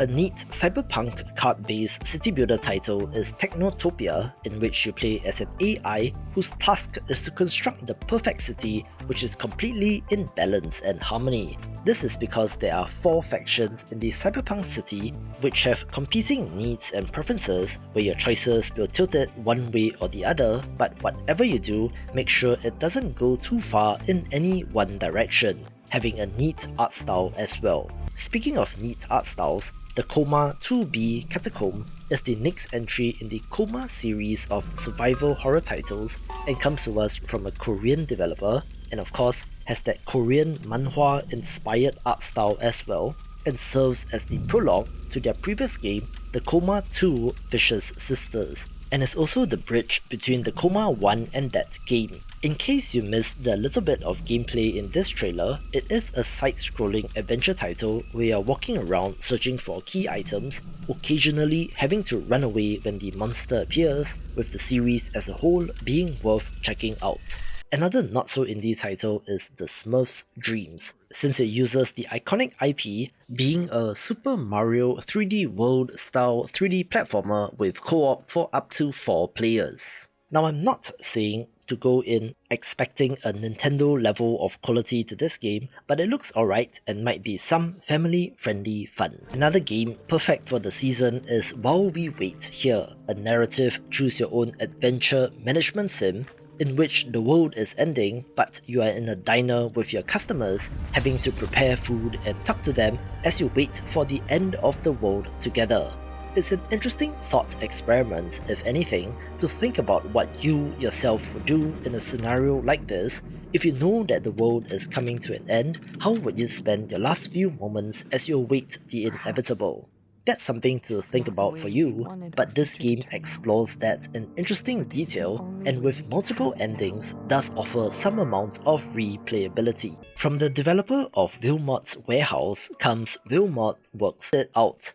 a perhaps simplified take on the first game that does have the same core mechanics, where Wilmot has to sort through and complete puzzles in this game as compared to sorting and stacking items in a warehouse, and was under time pressure to deliver, with this looking a lot more chill and pleasant, although I wonder how much depth there is here. A wicked looking city builder title releases in early access this week named Worshippers of Cthulhu, in which you are building a city for your cult that worships the great old ones, where, wouldn't you know it, even regular cult people still require food to eat and materials for construction, so the core city building systems are still in place, only with a much more, shall we say, bloodthirsty theme. There are of course human sacrifices that you can make, as well as summoning cosmic horrors, some of which can help you expand your city to control the other islands as well. There are non-believers which you can attack to grab land, resources and manpower from, but the Great Old One only tolerates the strong, so your cult needs to be as powerful as it can be, looking like an awesome themed entry in this space. We also have the 1.0 release of Zero Civet, a 3/4 view pixel art extraction shooter that is single player only, so think of games like Escape from Tarkov, but without other players, and you get the idea. In the post-apocalypse, you must venture into the wasteland to explore and loot, having to extract or get out safely if you want to retain the items that you found. And while it is pixel art, don't let the visuals fool you, it is certainly on the more difficult end of things, but does look like it might just find a very hardcore audience. Another no-brainer pick for the week is Void Rot, a hand-drawn Metroidvania that does of course look very much like Hollow Knight, but hopefully will have done enough to distinguish themselves. For one, it is set in a world of cosmic horrors as you explore ancient ruins and kill the gods that live there, having a lot more humanoid-shaped and sized enemies, but also the occasional gigantic boss which seem to have interesting designs. This comes to us from some ex-Thunderful people, some of which were at the developer that worked on SteamWorld Build, so it's an interesting change, but it's good to see more games like this. Rivals of Aether 2 is the sequel to a cult classic indie platform fighter, which I would hazard a guess to say that is the most successful indie fighting game of all time, and they are back bigger and better than ever with the sequel that takes things into 2.5D. It is that same kind of Smash Brothers style combat with an elemental twist, with, I'm sure, tweaks and changes that hardcore fighting game fans will love, with this being a paid product, but they have promised that every new character released will be free, but will have cosmetic skins for purchase. They are also being published by Off-Brand Games, which has two of the biggest streamers involved in Ludwig and Thor from Pirate Software, which could potentially bring millions of new eyeballs on the game, making it one to watch. It has been 8 years since the early access release of Factorial and 4 years since the 1.0 release, where the factory builder automation title has opened the eyes of many into what a game can be, since it has drawn parallels to computer science and how computers work. And I have seen entire YouTube channels just being dedicated to this one game. So to say that the hype is through the roof for Factorial Space Age might be an understatement. This is a paid DLC that continues where the base game left off after you fired off rockets into space, being able to, of course, build a factory on the space platform, which also requires defenses to shoot down asteroids, and is more Factorial for the sickles. I've been on a Hades 2 kick as of late due to their new update, so I'm kind of in the mood for roguelites, and a title that might just tear me away from that game is Windblown, the next title from the creators of Dead Cells, and does have a cool look. This is designed for up to 3-player co-op and is built as a roguelite from the ground up, so they are expecting you to die and die often, since doing so will leave a memory for the next character to absorb, which then allows for you to form combos, and due to the pedigree, is certainly of interest. It's the week of Halloween, so be sure to have fun when trick-or-treating or with parties, but if you prefer a more quiet night in, here are the new releases of the week, with surprisingly not that many scary games coming out. So let's begin with Karate Survivor, a Vampire Survivors inspired action roguelike title, but with a twist, since your attacks are largely melee based with punches and kicks, with the occasional plate or bottle which can be thrown at enemies, which gives it a different feel. It does seem like a tribute to Jackie Chan and the action movies of the 80s, and is a different enough take on the popular subgenre to be of interest, with its demo being very well received. I just talked about Slayaway Camp in my video on the best games for Halloween, and surprise surprise, the sequel to the game from 2016 is launching this week. You play as a slasher movie villain Skullface, who is trapped in a streaming service, now being able to bring his brand of comedic violence to legally distinct movie parodies like Piranhas on a Plane or Who's Afraid of the Big Bad Great White Shark, having to eliminate unsuspecting victims in a variety of ways. In addition to the ice sliding style of puzzles of the original, there are single step puzzles as well, which seems minor but does expand the possibilities, and I do love their tagline, since this game puts the laughter in slaughter and is perfect for the season. Speaking of Vampire Survivors, we have a number of cheeky references to it, such as the roguelite first-person shooter Vampire Hunters, which releases out of early access this week. It's a ridiculous first-person shooter that spams enemies at you, but equally allows you to absolutely stuff your screen full of guns of all shapes and sizes, upgrading them to become ridiculously powerful and has various playable characters as well. If you picked this up during early access and thought that it lacked content then, I believe you will be pleasantly surprised since the developers have been adding to it, with the roguelite loop of permanent progression in between runs that will keep you playing for just one more run. So for a different take on this style of game, do check it out. Another curious title makes it to launch in Moon Mystery, where the premise is, get this, the moon is haunted, so as an astronaut who loses contact with Earth, your adventure begins as you go about uncovering this mystery. This is a pretty sick looking first person shooter that has you going on an interstellar adventure across the stars, exploring various alien worlds and biomes, and of course, shooting at enemies there in order to get through.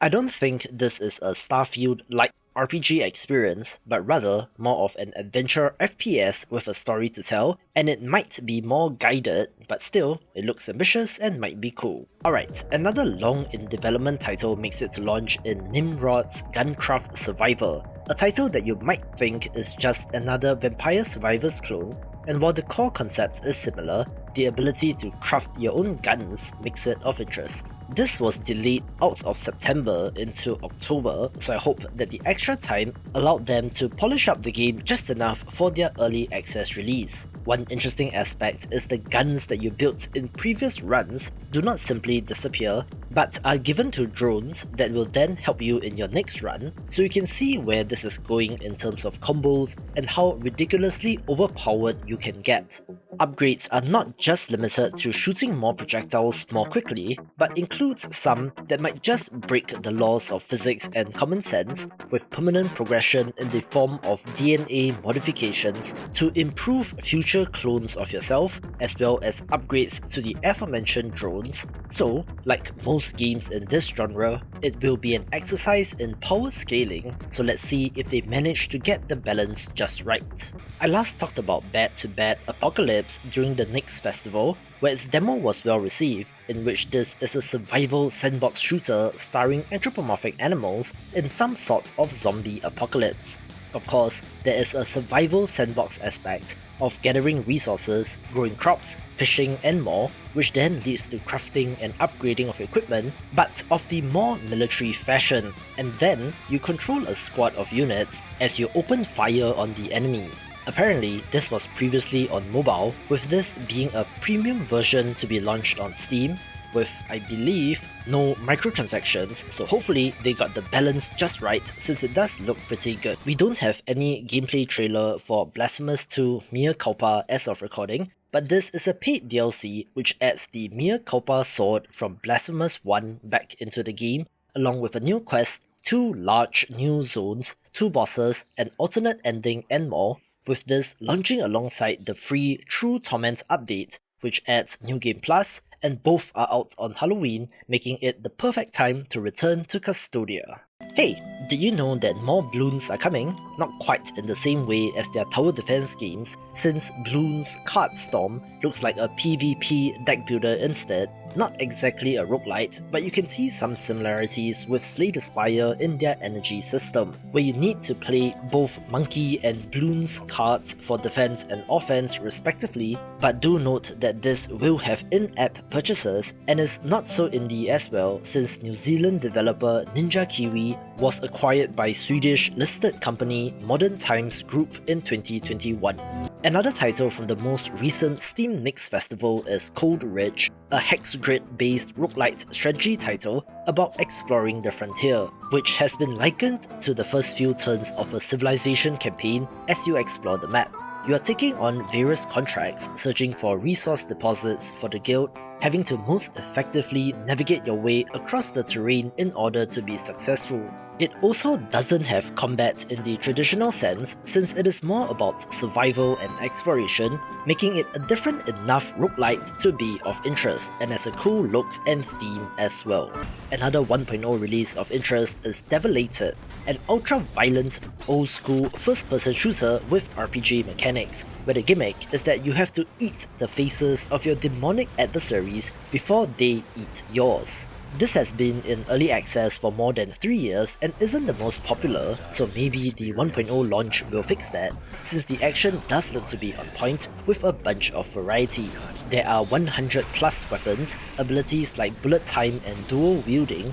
30 huge levels with 30 bosses, and even an almost Diablo-like inventory system with loot, so it's about blasting away at enemies, picking up weapons, and then testing these out as you advance further. There is a score or style meter as you try to get the S rank, looking to be all action all the time. Here's a curiosity named 动物 Odyssey, literally translated to Animal Odyssey, one that comes to us from a Chinese developer that looks like a 4v4 party-based RPG in the vein of something like Darkest Dungeon, which you can clearly see from the art and animation. Combat is based on position as well as cards, so actually, this is more like Banners of Ruin down to the anthropomorphic animals as you fight your way through to claim the throne. Apparently, this will be free to play, and they have not declared in-app purchases on Steam, so I don't know how they're planning to monetize, which is the biggest question about this game for me. I've also recently talked about Frameland, A Binary Tale, and for the record, Phantom Thief 11, I don't hate the game, since if I did, I wouldn't even have bothered to cover it. The thing was, I said that this is a pixel art JRPG that looks nice, but whose main gimmick appears to be the whole active turn-based combat system, where you need to time your button presses at the right time for maximum impact. A feature that has been in games like the Mario and Luigi RPG series, as well as Bug Fables, so it isn't doing anything new in that department, which was my entire point. Still, I do like JRPGs and pixel art, so of course it is of interest to me, so hopefully they will manage to find their audience as well. A title that is not usually my thing, but I guess is a great time for release would be Hannah, a 3D puzzle platformer about a little girl whose doll goes missing and now has to traverse her nightmares in order to find out what went wrong. Of course, you can see flashes of little nightmares in this, but perhaps not as disturbing due to the monster designs, but still an oppressive, moody world that is perfect for this week. Another interesting release is Haven and Hearth, a free-to-play MMORPG that seems kind of insane to me, since MMOs are notoriously difficult to build and maintain, let alone by an indie team, where this is a little bit more advanced than the simple pixel art or text-based MMOs that would be more realistic for a small team. In fact, this kind of reminds me of RuneScape, since you have side activities to do like crafting, foraging, hunting, fishing, poetry, and even landscaping, in addition to combat, with plenty of progression systems as well as permadeath and open PvP. Looking kind of ruthless for a game like this, and while I don't have the time to commit to an MMO, if you're in the mood, this might be worth checking out. Another neat looking title that has potential as well is Keep Keepers, a tower defense game combined with a base builder, in which you are defending your base from monsters in both lanes as well as open areas, but need to have the economy to back it up. As such, it is one part automation optimization title like Automa Chef, plus tower defense, which is always fun, with I believe a roguelite element in randomization if your base falls, also having co-op support and looks like fun with friends. Another curiosity of the week is Monospace Lovers, a side-scrolling exploration platformer with bullet hell inspired combat that I have seen described as a Metroidvania, so of course I'm at least curious about this. Impressively, this has a script of over 100,000 words, so it's an oddly narrative experience for a game like this, taking some cues from visual novels and has an emotional tale to tell about finding out the truth about your fragile world before it disintegrates. As such, it does occupy a weird spot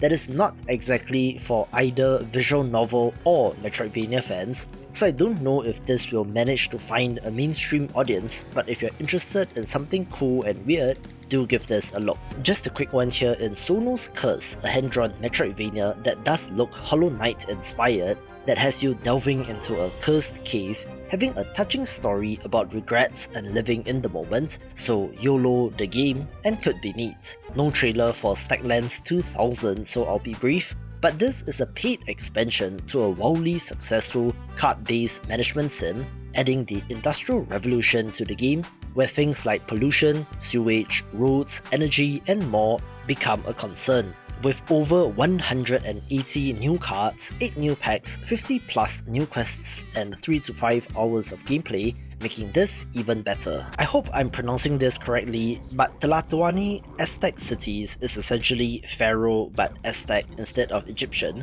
which seems like a no-brainer in hindsight, being a city building title but with a different theme. You need to ensure that your people have enough resources to grow and thrive while they build out your empire, with an emphasis on symmetry in the building, which is a new mechanic to me. And given that it's being published by Paradox, the strategy game people, I'm sure that this will be good. Ready for something weird? Toschu is a first-person horror title about running a toast shop in, get this, Central Anatolia, Turkey, not the first place you would think of for a game like this, in which you are taking orders, preparing food, collecting money to buy more ingredients, but also witnessing strange events unfolding. The throwback PS1 inspired visuals and character models and faces gives an uneasy feeling to the game, but the developer explicitly states no jump scares, so it's a different kind of horror game, and is the hidden gem of the week. A neat looking beat-em-up title is Vengeance Hunters, having 3 playable characters and 2-player co-op support, and is inspired by the 90s era of beat-em-ups as well as the Neo Geo hardware in particular. The developers don't do a great job in explaining the story setup, but you are fighting cyborgs, zombies, mystery men, and more, and looks like a good one of these. Surprise! I'm pretty sure that you have not heard of this next title, since Game 6 from developer The Behemoth, best known for Castle Crashers, Battle Block Theatre, and Pit People, was randomly announced last week and releases this week. Not the strategy that I would employ, but hey, they are a famous developer after all, so it might work out for them. So if this is new to you, do leave a shocked face emoji in the comments below, in which this is simply titled Behemoth. You play as their mascot, the giant chicken, in this arcade action title about securing your flock of chicks and collecting as much candy corn as possible. Looking to be in parts similar to Flappy Bird,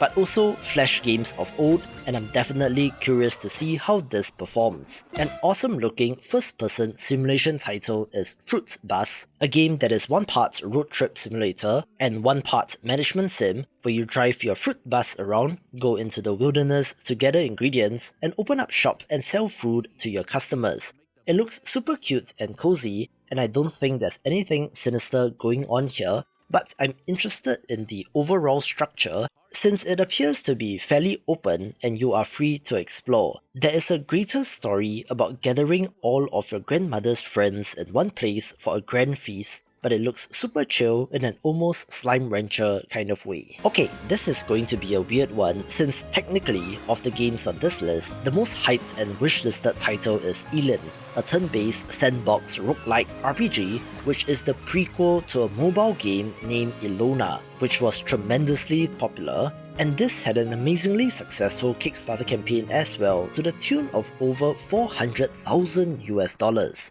This is an open world title with crafting, survival and base building elements in which you play as an adventurer and are free to shape the world how you see fit. It is pixel art, turn-based and grid-based, and seems ridiculously ambitious, but do note that while it looks like an MMO, this is single player only, although I suspect the systems will be fairly deep as well. I'm not sure how the roguelite elements factor into the almost MMO-like design to the world, so what happens if you die in particular intrigues me, but it does look like quite the intriguing prospect. Due to their trailer and website, I'm assuming this is from a Japanese developer, so look out for localization issues, but if I'm right and you're into this kind of game, you could potentially spend hundreds of hours in a game like this, especially since they're talking about a continuously expanding world with updates to be released even after early access. Alright, this next title is pretty hyped as well, whose demo has been well received, in which Sulphur is a first-person shooter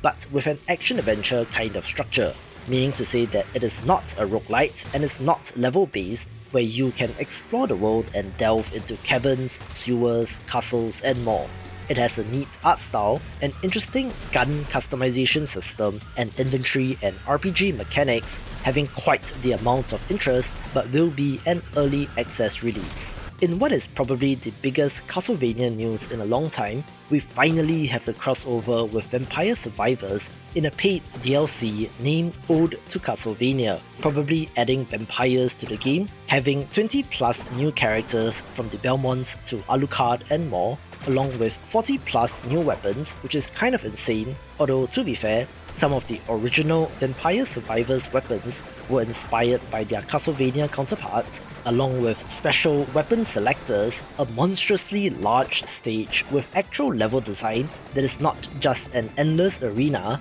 30 plus new music tracks which are remixes of Castlevania tracks, so things really have come full circle, so I wonder what is next for this game. Welcome to another packed week of new releases, where I have shuffled around some games to keep the top 10 interesting, so let's begin with Mortal Right, a Souls-like roguelite which just confirmed their release date last week, having been on my watchlist even before they launched their Kickstarter, and I'm very curious about this, although do note that it will be an early access release but will launch with 3 characters, 18 enemies, 5 bosses, and a complete game loop, which is important. Another variant on the action roguelite is Munch, a title that might have a little bit of Vampire Survivors DNA, but that influence has diminished through the months of development, where the tagline for this game is Kill, Eat and Evolve, where you play as a monster, devouring your enemies, and then evolving into one of 12 different monsters.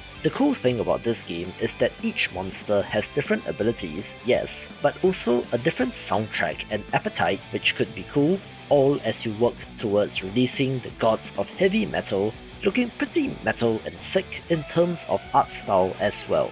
Here's a pretty dope looking Metroidvania title named Last Vanguard, set in a war-ravaged world ruled by an evil tyrant, where I'm assuming your character is fighting against said tyrant and his forces, but to what end I'm not sure, since it isn't stated on their Steam store page. There is certainly some Hollow Knight influence here, especially in the look and even level of zoom on the camera, which was confirmed by the developers in a post on Reddit, with the key differentiator being the range combat focus since our protagonist carries a gun. I like the look of this game, and while a little bit more washed out as compared to other more vibrant looking games, I believe that it is completely intentional and fits in with the war-torn setting they are going for. Of course, there will be Metroidvania style upgrades, that allow you to access new areas, and more interestingly, does seem to have some NPC support characters that will fight alongside with you, like a bunny character as well as your own drone, with the early access release containing 26 boss battles and 8 biomes, and seems functionally complete, just missing a final standalone challenge to tie everything together. So early access would not be the labeling I would choose, but here's wishing them all the best. A fresh new title that I want to showcase is Empire of the Ants, since it sure looks awesome, being a photorealistic real-time strategy game in which you control a colony of ants on various missions, controlling a single ant but can command the legions. You are tasked with defending and expanding the colony by gathering resources, forging alliances, and strategically battling rival colonies to secure your own survival and growth. At the heart of the gameplay is resource management and tactical combat, RTS style, where your economy needs to be able to sustain the growing swarm, so worker drone ants are important, but at the same time, warrior ants are needed to defend the base and to take new territory, looking like an interesting take on the genre. There are different insect legions that you can use, such as a defensive snail or the mobility of rhino beetles, giving you plenty of strategic options as you go about your missions. Interestingly, there will be a 20-hour-long single-player campaign inspired by the works of author Bernard Werber, who wrote a trilogy of books which are known as The Ants, and while I'm not familiar with the source material, I'm interested to see this in-game. However, if you're more of the competitive multiplayer type, there will be 1v1 ranked matchmaking, as well as free-for-all style matches, also having CPU-controlled enemy factions, so player population might not be as large of a concern as long as the AI is good. But my god, what a visual specimen this game is, so I hope that the mechanics will have enough depth for the genre. A pretty sick looking roguelite tactics title is Lost Eidolon's Veil of the Witch, a spin-off of a turn-based tactics title from 2022 named Lost Eidolons, but no prior knowledge is required since this story has the setup of being stranded on a cursed island after a shipwreck. A mysterious witch enlists your help to survive and confront the supernatural entities that inhabit the world, but her true motivations remain an enigma. This, of course, has turn-based, grid-based tactical combat, but also a run-based structure with permanent progression as you unlock upgrades after you fail a run, which leads to replayability. Each run gives you a new opportunity to fine-tune your team and to refine your approach, with a heavy emphasis on adaptability to tackle new challenges, all wrapped up with an awesome visual style. This next title kind of came out of nowhere, but maybe that's because I'm not keeping track of MMOs, in which Brighter Shores is a fantasy MMORPG from designer Andrew Gower, best known for RuneScape, and to me, a layman, this sure does look like RuneScape to me, although it might be different in having more of a grid-based map. This has a medieval high fantasy setting where you begin your journey as a recruit in the home port town guard, facing unexpected challenges like a mysterious storm and local goblin unrest. The game offers a vibrant world filled with magic, secrets, and a multitude of professions, allowing you to take on various roles like fisher, forager, chef, woodcutter, miner, alchemist, blacksmith, and more, which again is very RuneScape-like. As you navigate this enchanting landscape, you will uncover ancient powers and can eventually become one of the legendary classes of old, such as Cryo Knight, Guardian, or Hammer Mage, which are quite interesting sounding and different as compared to your standard fantasy fare. Interestingly, this has a freemium model where you can access 2 areas in Homeport and Hope Forest for free, but if you want to get to the mine of Mantuban or Krinopolis, as well as access perks and mechanics like the ability to change your name, exclusive armor dies, and player-to-player trading, the premium pass will be required, which appears to be some sort of monthly subscription, again like RuneScape, so it might be exactly what fans of that game are looking for if they want to support the designer, and hey, if it ain't broke, don't fix it, which appears to be the case here. Speaking of adventure games, I have to mention Death of the Reprobate, a humorous point-and-click adventure game that uses classic Renaissance paintings as the backgrounds and characters, coming to us from developer Joe Richardson, who has made this aesthetic his thing, being the same as his previous games 4 Last Things and The Procession to Calvary. Similarly, it is a humorous take on the genre, where in this game, immortal John is dying, and as the last surviving heir, you are called upon to fulfill his dying wish. It is about being a nice lad, of helping the cast of quirky characters and looks chill, that is, until the devil gets involved, leading to the larger narrative of this title and should be good.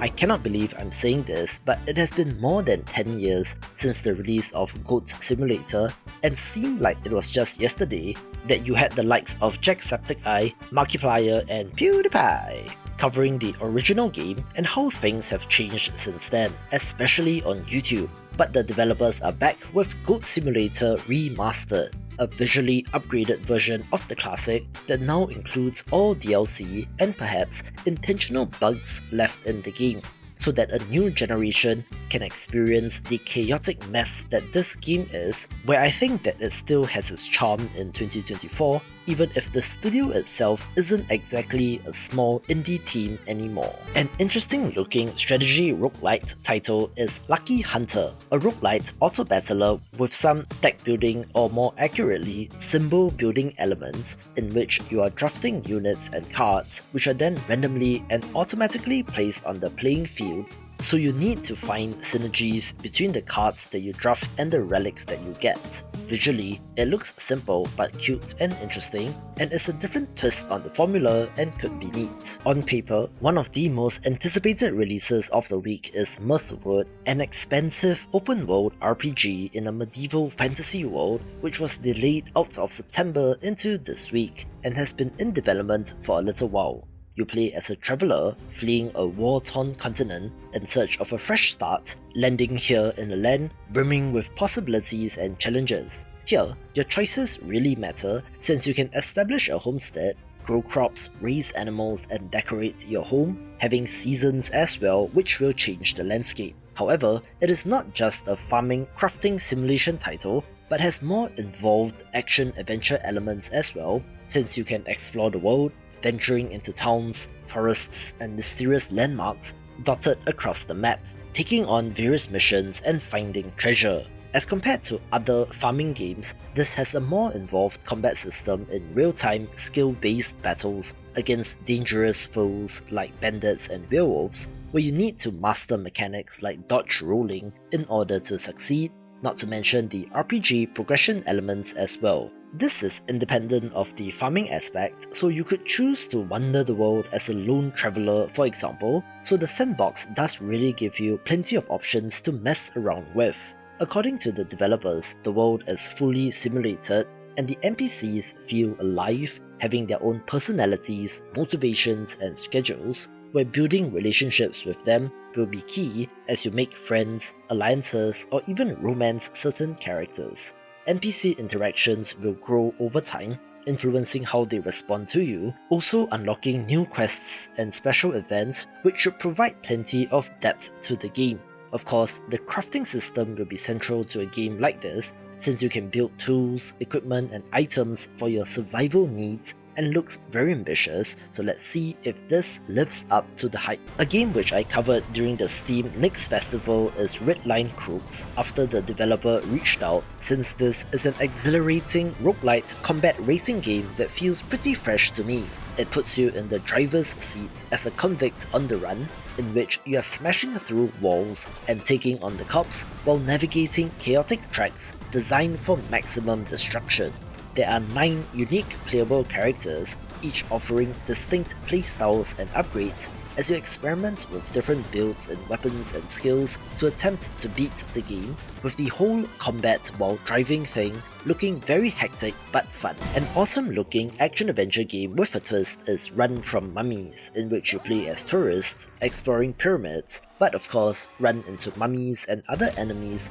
like ghosts and giant sandworms, having to avoid traps, outwit enemies, and solve puzzles in order to run for your life. Interestingly, the quote-unquote combat includes using your camera flash to stun enemies rather than straight up attacking them, so it's kind of a non-violent action-adventure game, which is a refreshing change of pace. There are different playable characters with different special abilities, co-op support for up to 4 players, and interesting looking cutscenes and gorgeous art, and is the hidden gem of the week.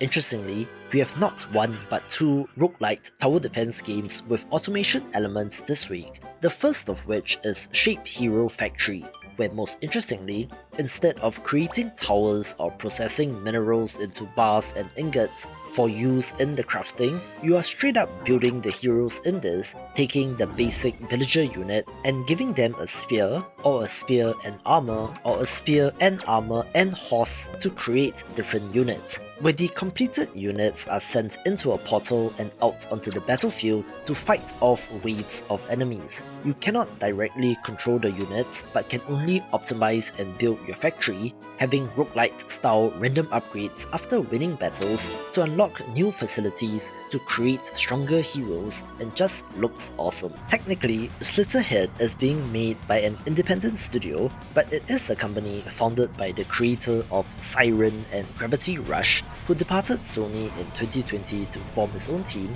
with this being their first game.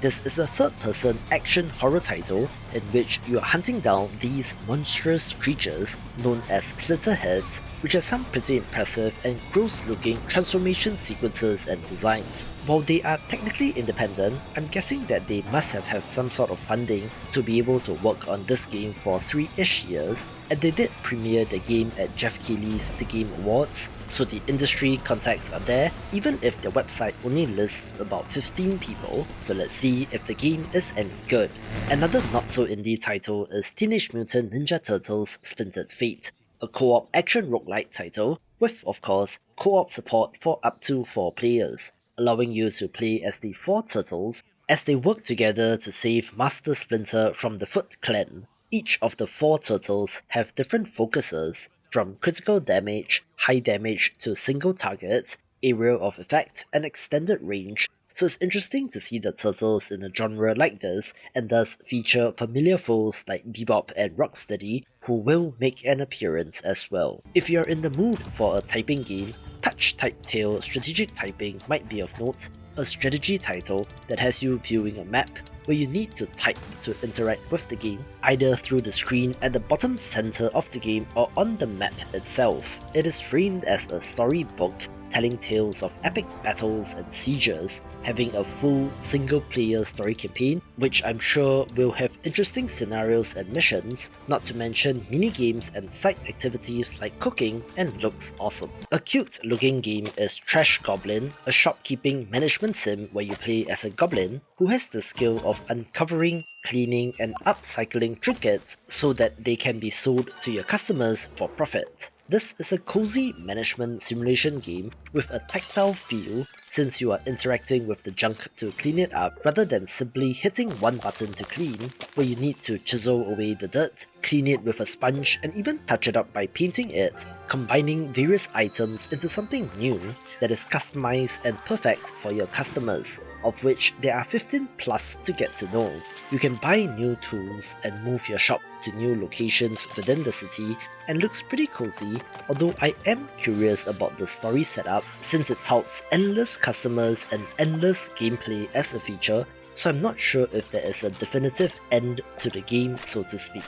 From the developer of Warhammer 40k Gladius comes Zephon, a sci-fi post-apocalyptic 4X strategy game where you command survivors in a chaotic future that does have both eldritch horrors and cyberpunk monstrosities, so it is quite the unique setting, where the name of the game is survival. The apocalypse has seen settlements, forests, seas, and mountains all completely destroyed, and out of the ruins comes aliens, mutants, and military robots alike, posing a threat to your new colony, so you need to fight back, exploring the map and taking on various missions. There is a more involved base building aspect as compared to other 4X titles, where your city is not just one tile on the map, but can grow into a sprawling metropolis where the defense of said city is paramount to your survival. The tactical, turn-based strategy combat looks cool and is the highlight, since it has over 50 unique units to use in strategic ways.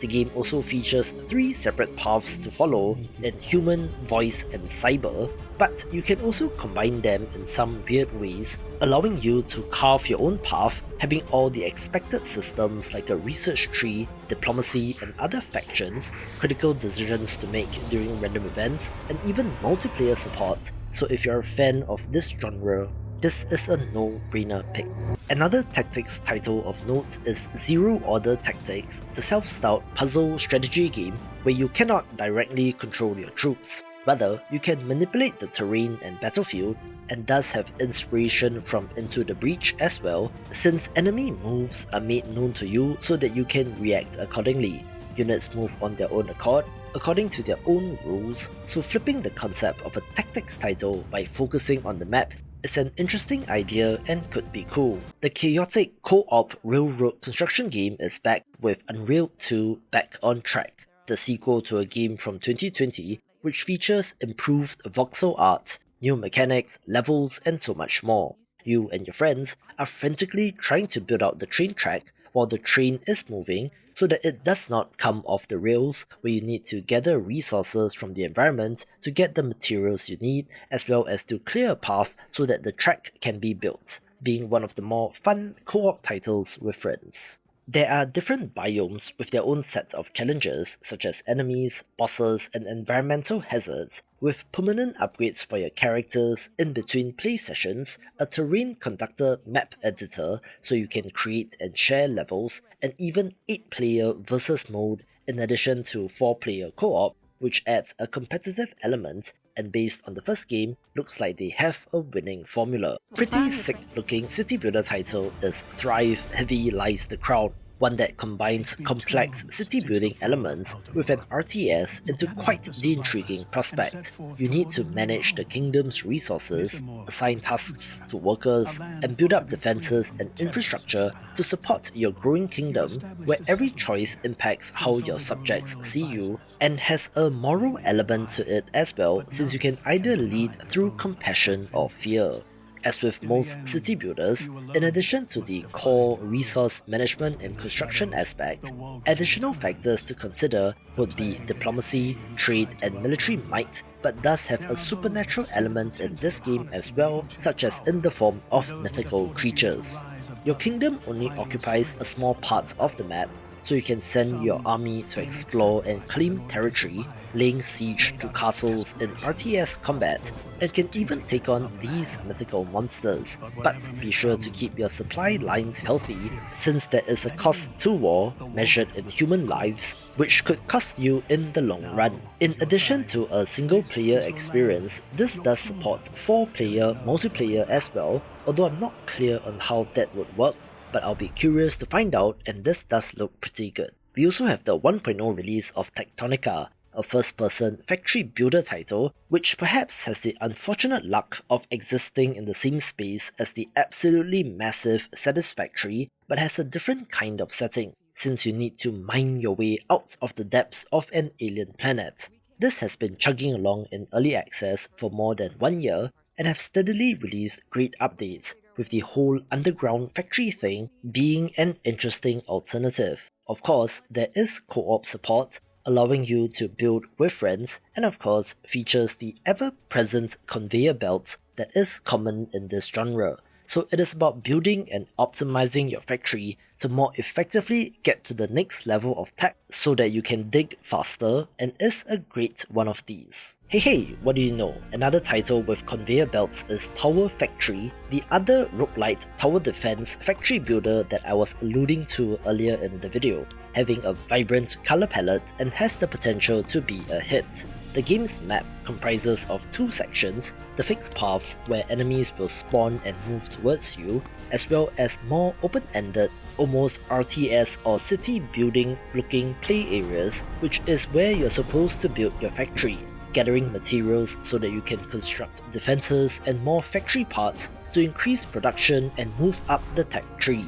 Your goal is to survive the waves of enemies, while searching for the enemy castle to destroy it, but if you fail a run, there are meta progression elements in between to keep you going for one more run. Apparently, this is the work of a solo developer, which is extra impressive, and I have a feeling that this will be big, so go check it out. This next title is my most anticipated game of the month, and while technically not so indie due to the IP, Metal Slug Tactics is being made by an indie developer, so it kind of counts but not really. But anyway, I like Metal Slug, so this is of interest, even if it is a radical departure from the run and gun action of the original games. It is a roguelite tactics title that sees your squad battling against enemies to liberate a city, choosing which mission to take on a node-based map. You are using a squad of 3 heroes, each with special perks and abilities, so you need to figure out the best combination, being able to choose your loadout in terms of weapons and even weapon mods, having a cover system,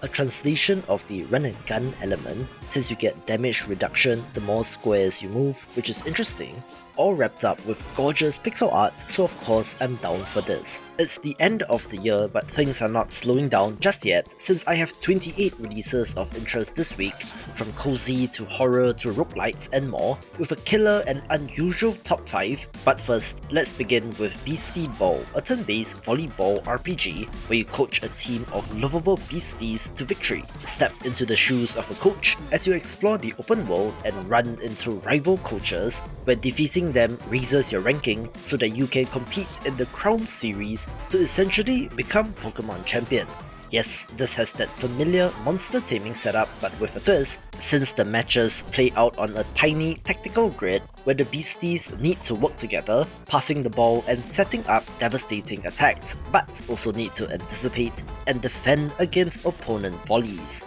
Every beastie has unique traits, strengths and weaknesses, and from playing together, they can become besties, partners, rivals or sweethearts, gaining a unique combo move that can turn the tide of battle, all wrapped up with a wonderful cartoony art style.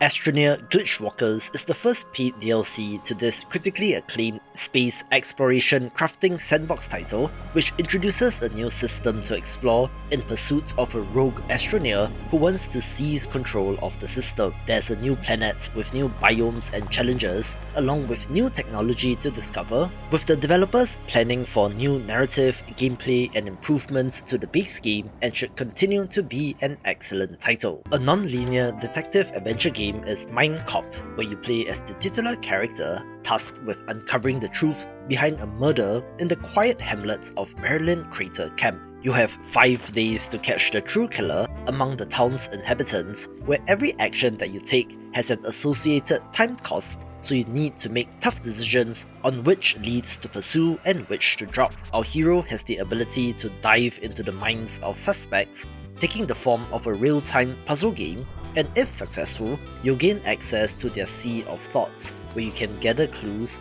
uncover their secrets, and unravel their lies. The non-linear nature of this game means that you can choose what to look into, and depending on the decisions that you make throughout the game, it will result in one of 2 endings, all wrapped up with a pretty distinct visual style that is, admittedly, very grey, but fits in with the vibes of the game. An adorable and interesting looking title is Night Stones, a cozy puzzle adventure game that kind of looks like a Zelda title, but appears to be less combat focused, instead having you engaging with exploration elements. The text on the store page looks a little strange, and I'm not sure if it is some sort of machine translation, but the gist that I got is that our hero goes through a portal and finds himself in a strange new land, but suddenly the portal explodes and he is stranded there, now having to rebuild said portal in order to get home. You do so by exploring the handcrafted island, which is filled with unique quests and quirky characters, helping the latter to, I assume, get parts or equipment that will help you towards your goal. The exploration in this game looks neat, since you will get access to a hang glider and even a boat, having a short hike vibes even if you're not playing as a bird. There are of course wilderness areas and dungeons to explore, which does include enemies, but the developer has what he describes as puzzle combat, so you are not exactly swinging your sword at enemies, but rather using items in creative ways. There will be hidden paths, lore, and secrets to uncover, and has that cartoony Link's Awakening remake kind of look, which is neat and looks pretty good. A curious-looking turn-based management sim is Dungeon Inn, in which you play as Sarah, an ambitious innkeeper that has struck a deal with a dragon to allow her to open her inn at a profitable location at the mouth of a dungeon that mysteriously appeared next to the dragon's lair. Your objective? Make as much money as possible from adventurers coming in regardless of their guild affiliation, but be careful, they won't be too happy to learn that you are playing both sides. For the most part, this plays similar to a tycoon game in which you are manning the inn, upgrading the facilities, and welcoming customers, reinvesting the profits to build more rooms, to generate more money, and so on, having to make critical decisions on what food to serve or how to deal with rowdy customers, since your choices will affect your reputation. Inevitably, the adventurers from rival guilds will clash, which takes the form of turn-based combat. But you can covertly influence the outcome of the battle by sending in your armored wisps, having to balance the scales to reduce suspicions about your operations. As such, it's a clever concept for a game like this with a cute look as well. Other games begin with Dino Market, the latest bottom-of-the-screen idle game that kind of became its own thing following the success of Rusty's retirement, where you're running a market and preparing items for the customers. This looks pretty cute, even with the minimalist pixel art designs, since you can recruit a variety of animal buddies to help with manning the stalls, having built-in productivity tools like a to-do list and a Pomodoro timer, and seems neat. Okay, this next title is not really an indie game since it comes to us from Japanese developer Inti Creates, but Divine Dynamo Flame Frit looks so good that I have to give it a mention. This draws inspiration from classic anime and games, having the 90s anime character look to the designs, with combat resembling something like Secret of Mana. Our hero is a master of the sword and can unleash a variety of attacks, such as a 3-hit combo or a fiery spinning slash, also needing to defend at the right time or to roll away to avoid attacks. You will also be able to recruit allies, which can summon powerful magic to help in various scenarios, including combat, but also traps and hazards. Of course, in Japanese anime fashion, there is a giant robot involved which you can hop into, since boss fights are in first person from the cockpit of the robot, where you need to move the crosshairs to deflect enemy attacks and to aim your own, with the mixture of the two styles of gameplay being interesting. Of course, the visuals are a key point, having some fantastic looking pixel art, which is rare for bigger companies to use these days, looking like a love letter to the 16-bit era and has promise. I believe this next title comes to us from a Chinese developer based on the Steam page, so there's a little bit of weird translation going on with elements and build, but as far as I can tell, this is a roguelite tower defense title that might have interesting ideas. For one, the map is completely open, so you need to construct your own maze, but also has hundreds of buildings that can be used in clever ways, such as recasting spells or cloning creatures when summoned, along with an interesting rotation system for your main tower that sees the elements fire off at different rates. It has a cute look as well, with what seems to be a bunch of meta progression in between runs, having a simple but effective art style, so I can only hope that the translation in this game is good. Speaking of towers, another roguelite auto-battler title is Epic Auto Towers, in which you are placing down and stacking towers to upgrade them as you defend against waves of enemies. From the naming convention and look of the game,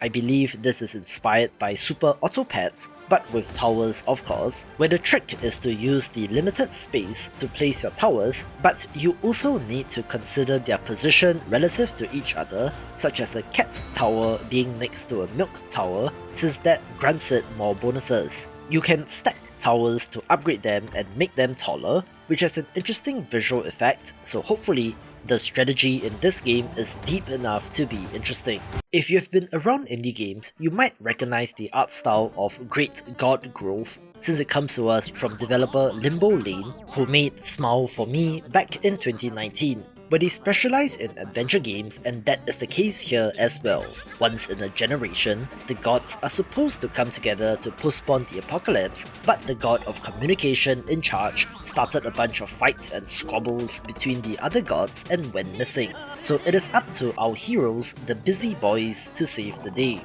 As the mail carrier of the gods, you need to convey messages from one character to another, launching speech bubbles to solve puzzles, and with over 60 weird and quirky characters to meet, does have the potential for plenty of personality to be shown. It's a weird looking title that matches the vibes, where next to godly crushers, pumpkin fights and puppets cooking, the developers also casually toss in grove keeping and god bossing, all against the backdrop of an apocalypse, making it a cool, weird thing. A game which I've had my eye on for a little while is Lake of Creatures, an action roguelite title that adds in fishing and puzzle solving to the popular subgenre.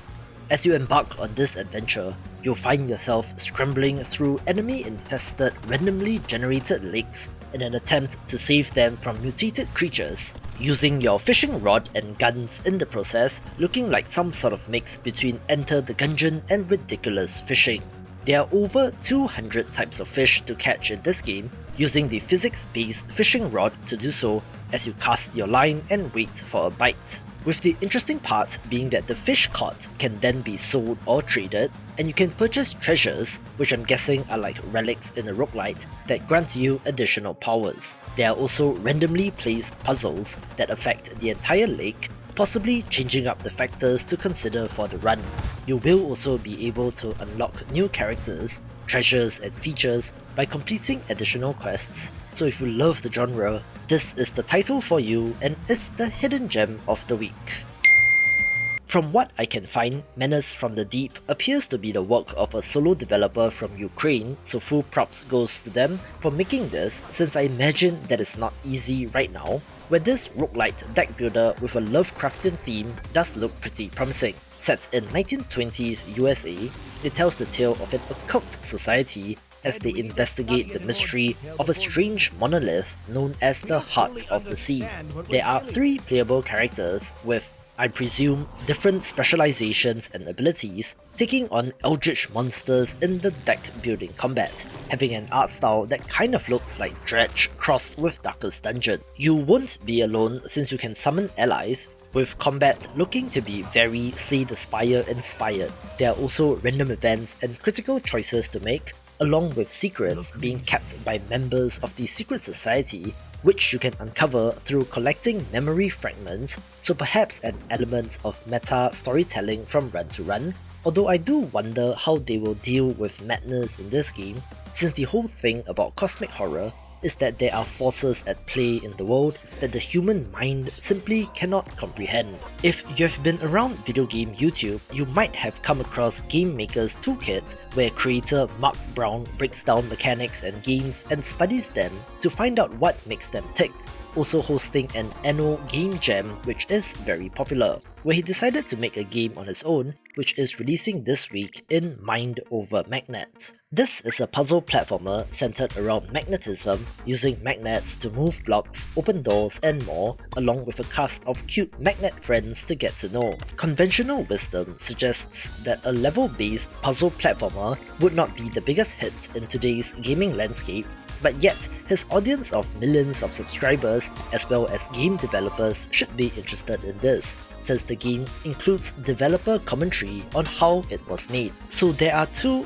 opposing market forces working on this game, so I'm very curious to see how it does, but from one YouTuber to another, here's wishing Mark all the best. Another long-awaited sequel is Nairi Rising Tide, the follow-up to Nairi Tower of Shirin from 2018, where this game has been in development since, releasing their prologue demo in 2020, so it has been about 6 years or something working on this game. It is a direct continuation of the story of the quest that Nairi went on to save her family while traversing through the corrupt city, mixing in an apocalyptic prophecy for good measure. I love the art in this game, especially the anthropomorphic animal designs, with the gameplay resembling a point-and-click adventure game with puzzles to solve, items to find and characters to help, but it does have a built-in hint system in case you get stuck. and in the most extreme case, you can skip entire puzzle dungeons if you just want to experience the story, along with user-friendly elements like a map and fast travel,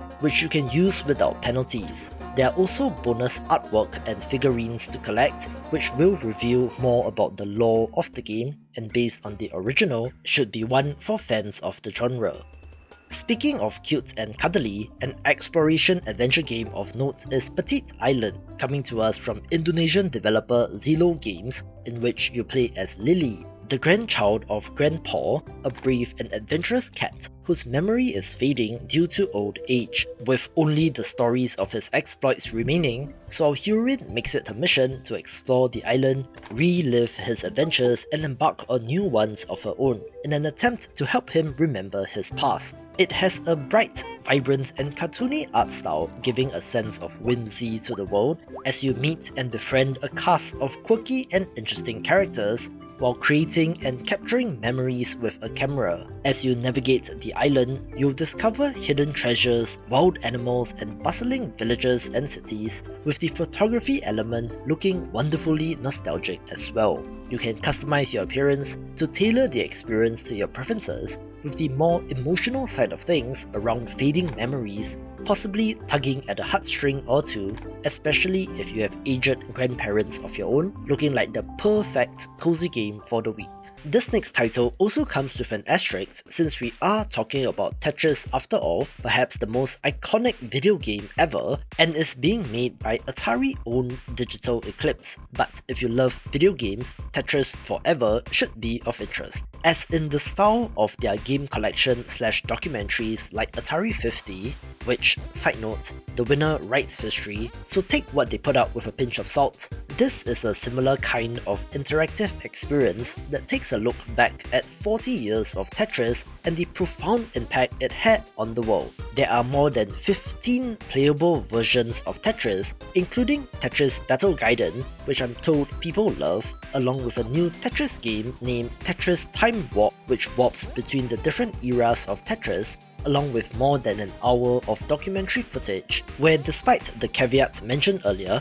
I think it's cool that people are making collections like this for the sake of preserving and celebrating video games. If you're hardcore into weird indie games, the Grim Reaper character in Trainee Death Simulator might look familiar to you, since it is the same character and is from the same developer as Yog Sothoth's Yard, released in October 2023, a game which has 6,800 Steam reviews as of recording, which I'm estimating to be equal to at least 200,000 to 300,000 copies sold, which is a significant number but doesn't get talked about enough since it is also from a Chinese developer. This title is somewhat of a choose-your-own-adventure kind of spin-off, in which you play as a trainee Grim Reaper, having to harvest souls to pay off your debts, having to make choices that affect 4 attributes: faith, energy, strength, and evil, which might be similar to Reigns, although I'm not sure since they don't really show off gameplay in the trailer, but it looks weird and is so indie games. Another long in development title is Ved, a story-driven roguelite turn-based RPG with a cool look, telling the tale of Cyrus, a young hero who has arrived in the city of Micropolis in search of a new life, only to discover the extraordinary ability to teleport between 2 worlds teeming with mysterious flying islands, enigmatic creatures, and formidable monsters. You will encounter a diverse array of factions, each with their own distinct perspectives on the unfolding events of the game, with the dynamic relationship system allowing you to influence the decisions of key characters. There is a twist on the turn-based combat, since you can utilize your positioning to gain a strategic advantage, also having a meta progression element in the Troglodyte village, which you can upgrade to unlock new skills and abilities. The game is non-linear, so every decision you make can lead to irreversible consequences and alternative endings, adding replayability to the game, with the whole dual world setup opening up the possibilities in terms of narrative, the longest journey style. A minimalist top-down Souls-like title is Void Souls, a game which I believe released an earlier free version quite a while ago, and the developer decided to make it into a full game. Imagine Dark Souls but top-down, with geometric shapes instead of eldritch bosses, and you get the idea. Also limiting your field of view with the columns and pillars blocking your line of sight to enemies, giving it a foreboding atmosphere. Whether it is too abstract or not, I'll leave it to you to decide, but all the systems are here, including bonfires, a currency system, and the more deliberate combat, looking like it's for fans of the genre. Here's an interesting title that might be a lot to take in, since Your Knock is a pixel art action roguelite with effects for days, including the spam of projectiles, screen shake, wind effects like trees and grass swaying in the breeze, water effects, and not forgetting your character firing off weapons and the swarms of enemies. So it is kind of cluttered to the point of being difficult to read. Strange cellular automata have invaded the forest, and you need to fight back using powerful weapons and abilities, having a permanent enchantment system for the weapons which leads to the chaos. Interestingly, this draws inspiration from Conway's Game of Life, among other cellular automata simulations and games, so there is some sort of evolutionary algorithm that the enemy follows, but how that translates into the game I'm not sure, but I'll be interested to find out. It's a big week and I have a very interesting looking survival horror title here in Sorry We Are Closed, where our protagonist, Michelle, is struggling to break a curse placed upon her by a powerful demon seeking love. Of course, the visuals are a highlight in this game, having a nostalgic looking PS1 era polygonal look,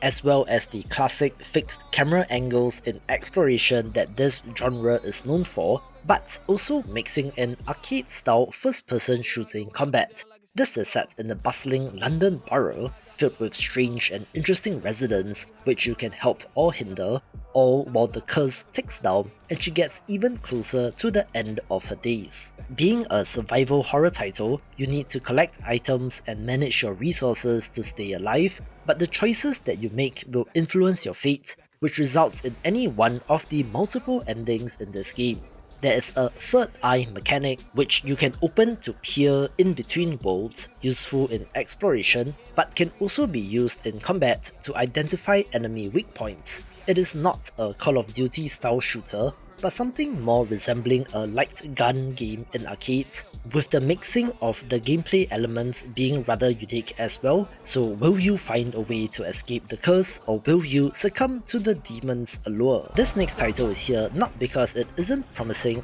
or doesn't look good, since on the contrary, Temtem Swarm is following the tried and tested formula of a Vampire Survivors style bullet heaven roguelite, throwing swarms of enemies at you while still giving you the power to take out large swaths of them at a time. Only you are playing as the adorable Thames from the monster taming RPG of the same name.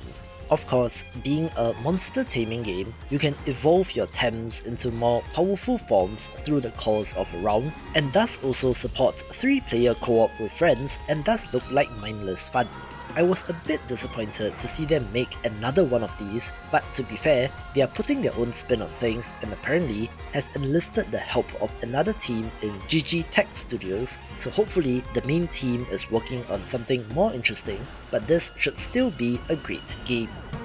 We also have the highly anticipated release of The Rise of the Golden Idol this week, the sequel to The Case of the Golden Idol from 2022, which was pretty popular, having you investigating strange cases and occurrences that happen whenever this object is around. The original had an unsettling visual style and an almost ad-libs kind of investigation mechanic where you were exploring and clicking around to get words, which can then be slotted into your casebook to come up with your argument, with that mechanic making a return in the sequel as well. There will be 20 bizarre cases of crime, death and depravity, all connected to the legendary Golden Idol, with the sequel being set 200 years after the events of the first game, with the legend of the artifact only growing stronger in that time. The change in time period marks a change in the art style as well, which is less ugly but still kind of disturbing, where this game will allow you to revisit past deductions from other cases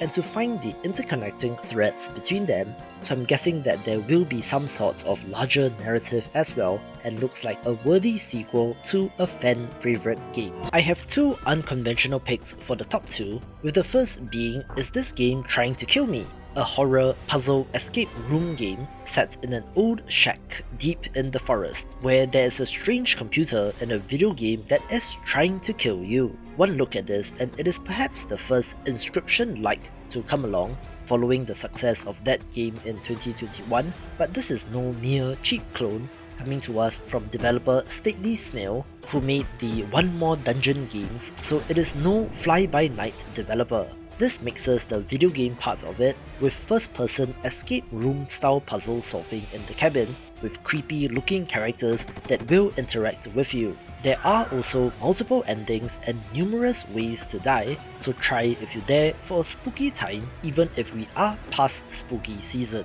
On the opposite end of things is Ever Home, a pixel art farming action-adventure title that looks pretty cozy even if it isn't a pure farming game. It self-describes as an open-ended minimalist RPG where you play as Lily, a young woman searching for her missing sister, being spirited away to a mysterious island where everyone seems to know you and your quest. The world of Ever Home thrives on interpersonal relationships, so you need to befriend the residents, earn their trust, and build meaningful connections, all while tending to your homestead and engaging in activities like growing crops and learning new skills like fishing, foraging, and raising livestock. There appears to be a much more involved combat element, since you can venture out into the wilderness on the island to explore, having procedurally generated dungeons filled with monsters where you need to use powerful weapons and spells to survive, and if you do, you will be rewarded with rare minerals for use in the progression systems. Curiously, the developer refers to the villagers as Ever Folk,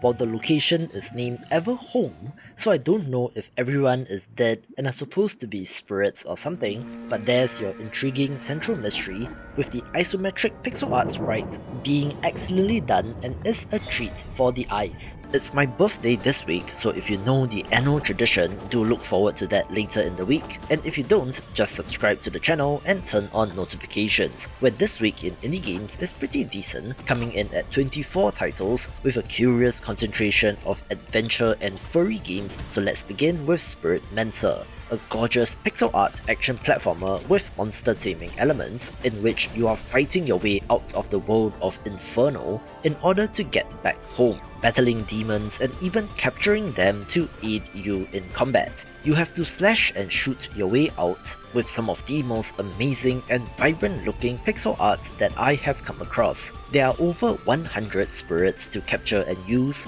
along with a variety of weapons and special abilities, also having 2-player co-op support for fun with a friend. It appears to be level based, with side activities to do like fishing in between levels, and doesn't appear to be a roguelite, which might be a relief to some of you. Okay, technically Super Vive is from an independent studio, but it's a pretty large team of ex-AAA developers who worked at Riot, Blizzard, Respawn, Bungie and more, forming a new studio and managing to raise over $87.5 million in funding, which explains why they had the budget to do a major marketing push with streamers for their MOBA Battle Royale hero shooter, mixing and matching the lessons learned from all of their games into quite the compelling product, so let's see if they will manage to take a slice of the pie from the big boys. A very pretty looking third-person open-world building game is Towers of Agaspa, in which you return to a land which your people were forced to flee due to a dark force known as the Withered, now having to reclaim your rightful homeland by building, construction and restoring the ecosystem. I found this game to be quite the curiosity, since it looks like a third-person survival crafting sandbox, but is more of a building game, even if it does have action elements, with this world that they have created looking to be rather intriguing. This is primarily due to the weird creatures that inhabit it, from gigantic flying whale-like creatures to dinosaur-like ones, but also disembodied hands and what looks like organic rocks with tongues, looking rather weird and freaky, which makes it kind of cool. It's a gorgeous looking game as well, which I hope doesn't fall into the same traps as survival games, but this will be an early access release after all, so do expect some bugs, but it sure looks to have potential, which I hope will be fully realized. An awesome looking monster taming title is Dokimon Quest, coming to us from the developer of New Monsters, where you can clearly see the progression in art and scope of the game in this title. This game will transport you back to the nostalgia-filled days of the Game Boy Color era due to its art style, looking like Pokemon Gold and Silver to me, and interestingly does not have a central story of wanting to become Pokemon champion, but rather you are attempting to find your missing childhood friend. For an indie monster tamer, there is an impressive amount of content with over 140 unique monsters, each with their own strengths and weaknesses, 15 plus towns to explore, and a 15 to 20 hour story mode and more, but with modern quality of life improvements, such as being able to hold down a key to speed up battles, edit monster stats and move pools from the menu, a quest log and more, where they have absolutely nailed the art style and is one of the best looking games of the week. Here's a fantastic pixel art point and click adventure game named Locomotive, in which a murder has taken part on a train and you need to figure out who did it. Of course, murders and trains do go hand in hand. Think Murder on the Orient Express for example, which is why this is of note, having old school sensibilities to the art and design as well, which is just fantastically done. It has a 3 protagonist structure where you have to take control of all 3 in order to solve the mystery, having very classic point and click adventure style game design in terms of having to find key items to solve puzzles and progress the story. But don't worry if you get stuck, there is an in-game hint system to nudge you along. It looks so well made and very pretty as well, making it a must-get for fans of the classic genre. Other games begin with Arcane Wilds, a Western-themed fantasy real-time strategy game set in some approximation of the Wild West, but does have a dose of magic as well. This has some survival elements even if it isn't quite They Are Billions, where you are furiously gathering resources to upgrade and expand your home base in order to build up enough strength to fend off oncoming adversaries, which includes mythical monsters. The resource system in this is of note, since they don't magically get added to your stockpile, but have to be transported by wagon from satellite bases back to your main base if you want to use it, meaning that defending and securing your supply lines will be critical. This means that on the flip side, you can target your enemies' convoys to rob them of their resources, adding a different feel to a game like this. There are 3 factions to play as, known as Army, Colony and Tribe. Not the most exciting of names, but does have variety, also mentioning procedurally generated maps and unique builds, as well as a currency called Fame, which appears to be some sort of meta progression layer as you upgrade your home island. As such, I'm curious about the structure of the game, in how roguelite this is, or if there is a campaign, a sandbox, or just skirmish maps, but it's definitely a curiosity. Heroes of Might and Magic fans have been eating well as of late, with a number of indie games inspired by the classic must-play turn-based strategy series, with the next game to do so being Demiurges. Of course, this isn't Songs of Conquest, so don't go expecting the same level of detail in the pixel art, looking to be a more simplified version with smaller maps as well, but does still retain the turn-based, hex grid-based combat, overworld exploration and castle building elements. Heroes in this game are named Demiurges, which have their own stats and abilities, like in Heroes of Might and Magic, and interestingly, is supposed to be a roguelite, where you unlock cards after every run and can add that to your deck for the next run, which is the most interesting aspect, so let's see if the rest of the game is any good. A curious title that I stumbled upon is Magibrick, a turn-based strategy title that looks like some sort of variant on chess, but might more resemble Go since it is about territory and area control, but adds variety due to the deck building element. You are selecting and placing down monster bricks to capture plots of land, with each monster having different shapes, sizes and skills, with more powerful monsters essentially boxing out weaker ones, which is where the strategy comes in. There are also variations of territory with different characteristics, and while the pixel art is relatively simple, it does work for this game and looks like a strategic and interesting title. There just so happens to be a number of adventure and narrative focused titles this week, one of which is Maid Cafe on Electric Street, a game that is being published by Playism, a Japanese publisher who has quite the eclectic range of games, with this title putting you in charge of a failing maid cafe having to turn things around by making critical decisions. As the new manager of the cafe, you'll be tasked with scouting cute girls to work at the cafe and then allocating work to them based on their skills and personalities. There are 4 unique main girls, each being fully voice acted and having their own backstories, and will be critical if the cafe were to succeed. This is set in Nipponbashi, Osaka, which is a place in real life, being somewhat of an otaku haven, so in between managing the cafe, you'll be able to explore and discover a variety of real-life stores and locations, including anime shops, arcades and cinemas. You can take your maids on dates to these locations, and even collect capsule toys from gacha machines, adding a layer to the simulation. I do like the pixel art here, which is rather detailed and overall has that slice of life anime kind of vibe, so if you're into that, go pick this up. I previewed Mercury Abbey in my video on the best upcoming games of the month, where this pixel art detective adventure game looks promising, but I hope it's not marred by translation issues, since the description on the Steam store page seems a little strangely written and might have been machine translated, given that it comes to us from a Chinese developer. This has a dual protagonist setup as they attempt to lift a curse placed upon the world by an alchemist and a fairy. Notable locations in this game include a manor, an abbey high up in the mountains, an underground cave, a shrub maze and more, where our heroes need to investigate strange occurrences, solve puzzles, and collect a variety of items adventure game style in order to solve the mystery. Of course, the pixel art here is gorgeous and worth a mention, in particular due to their use of lighting as well, and looks like another high potential title.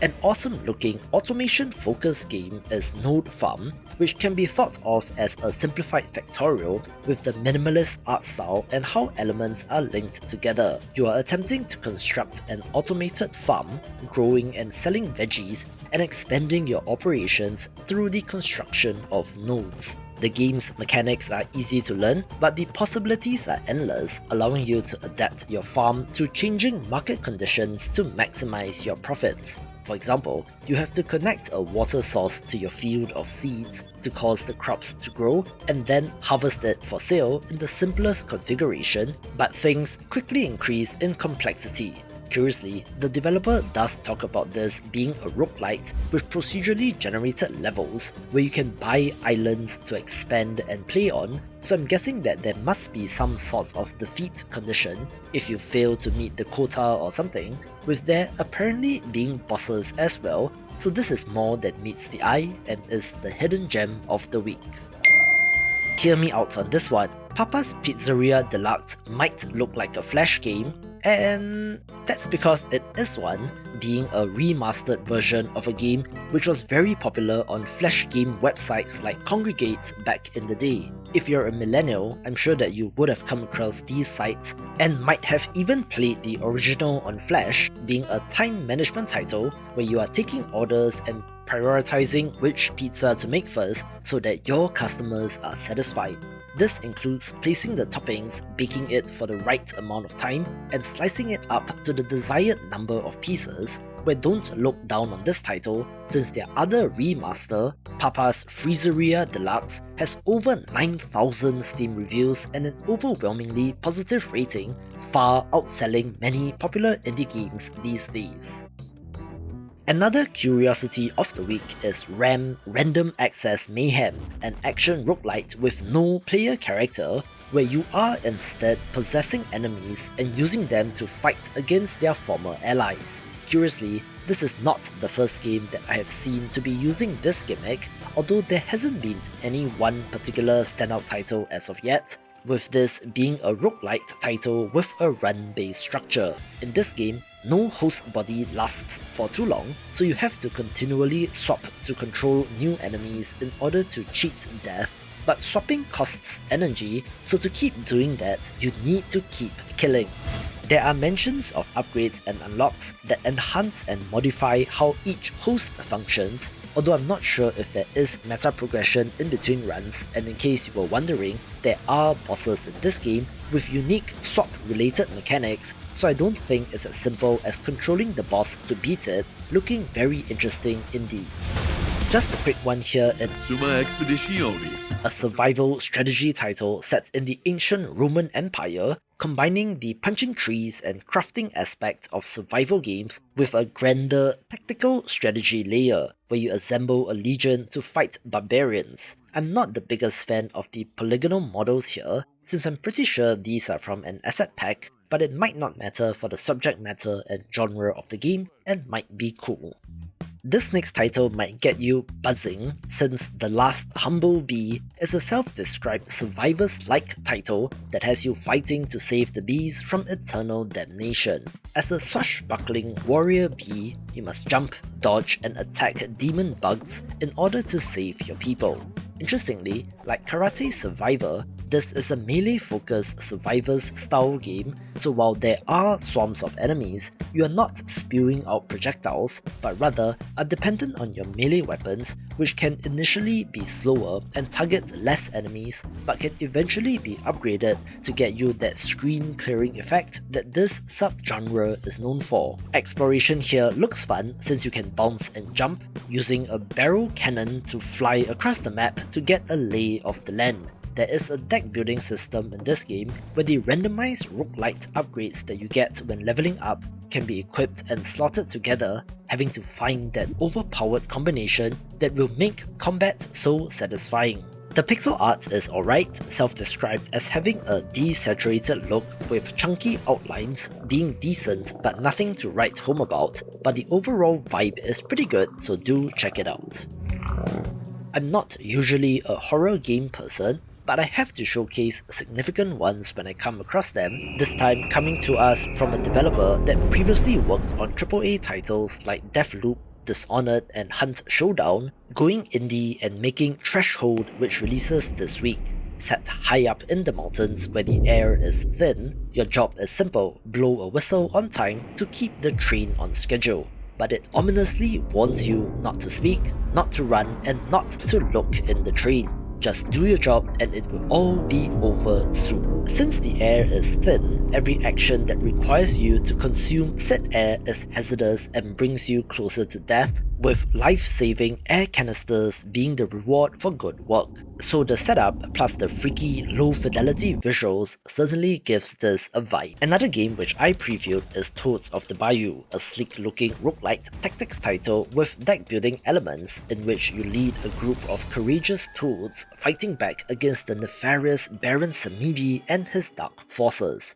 Being set in the bayou or the swamps, this has a theme heavily influenced by Haitian voodoo and folklore, which is common for stories and media set around the New Orleans or Louisiana area, giving it quite the cool vibe, which is rounded up with the beautiful pixel art. Your toads are limited by the cards that you draw, so you need to consider the composition of your deck and what cards you have available to you. Having 3 unique toads to play as, each with their own special traits and abilities which add variety. You do have a tavern, which acts as your home base for meta progression systems in between runs, with over 50 cards and 20 support toads. Seems like it might have plenty of depth and variety to your tactics.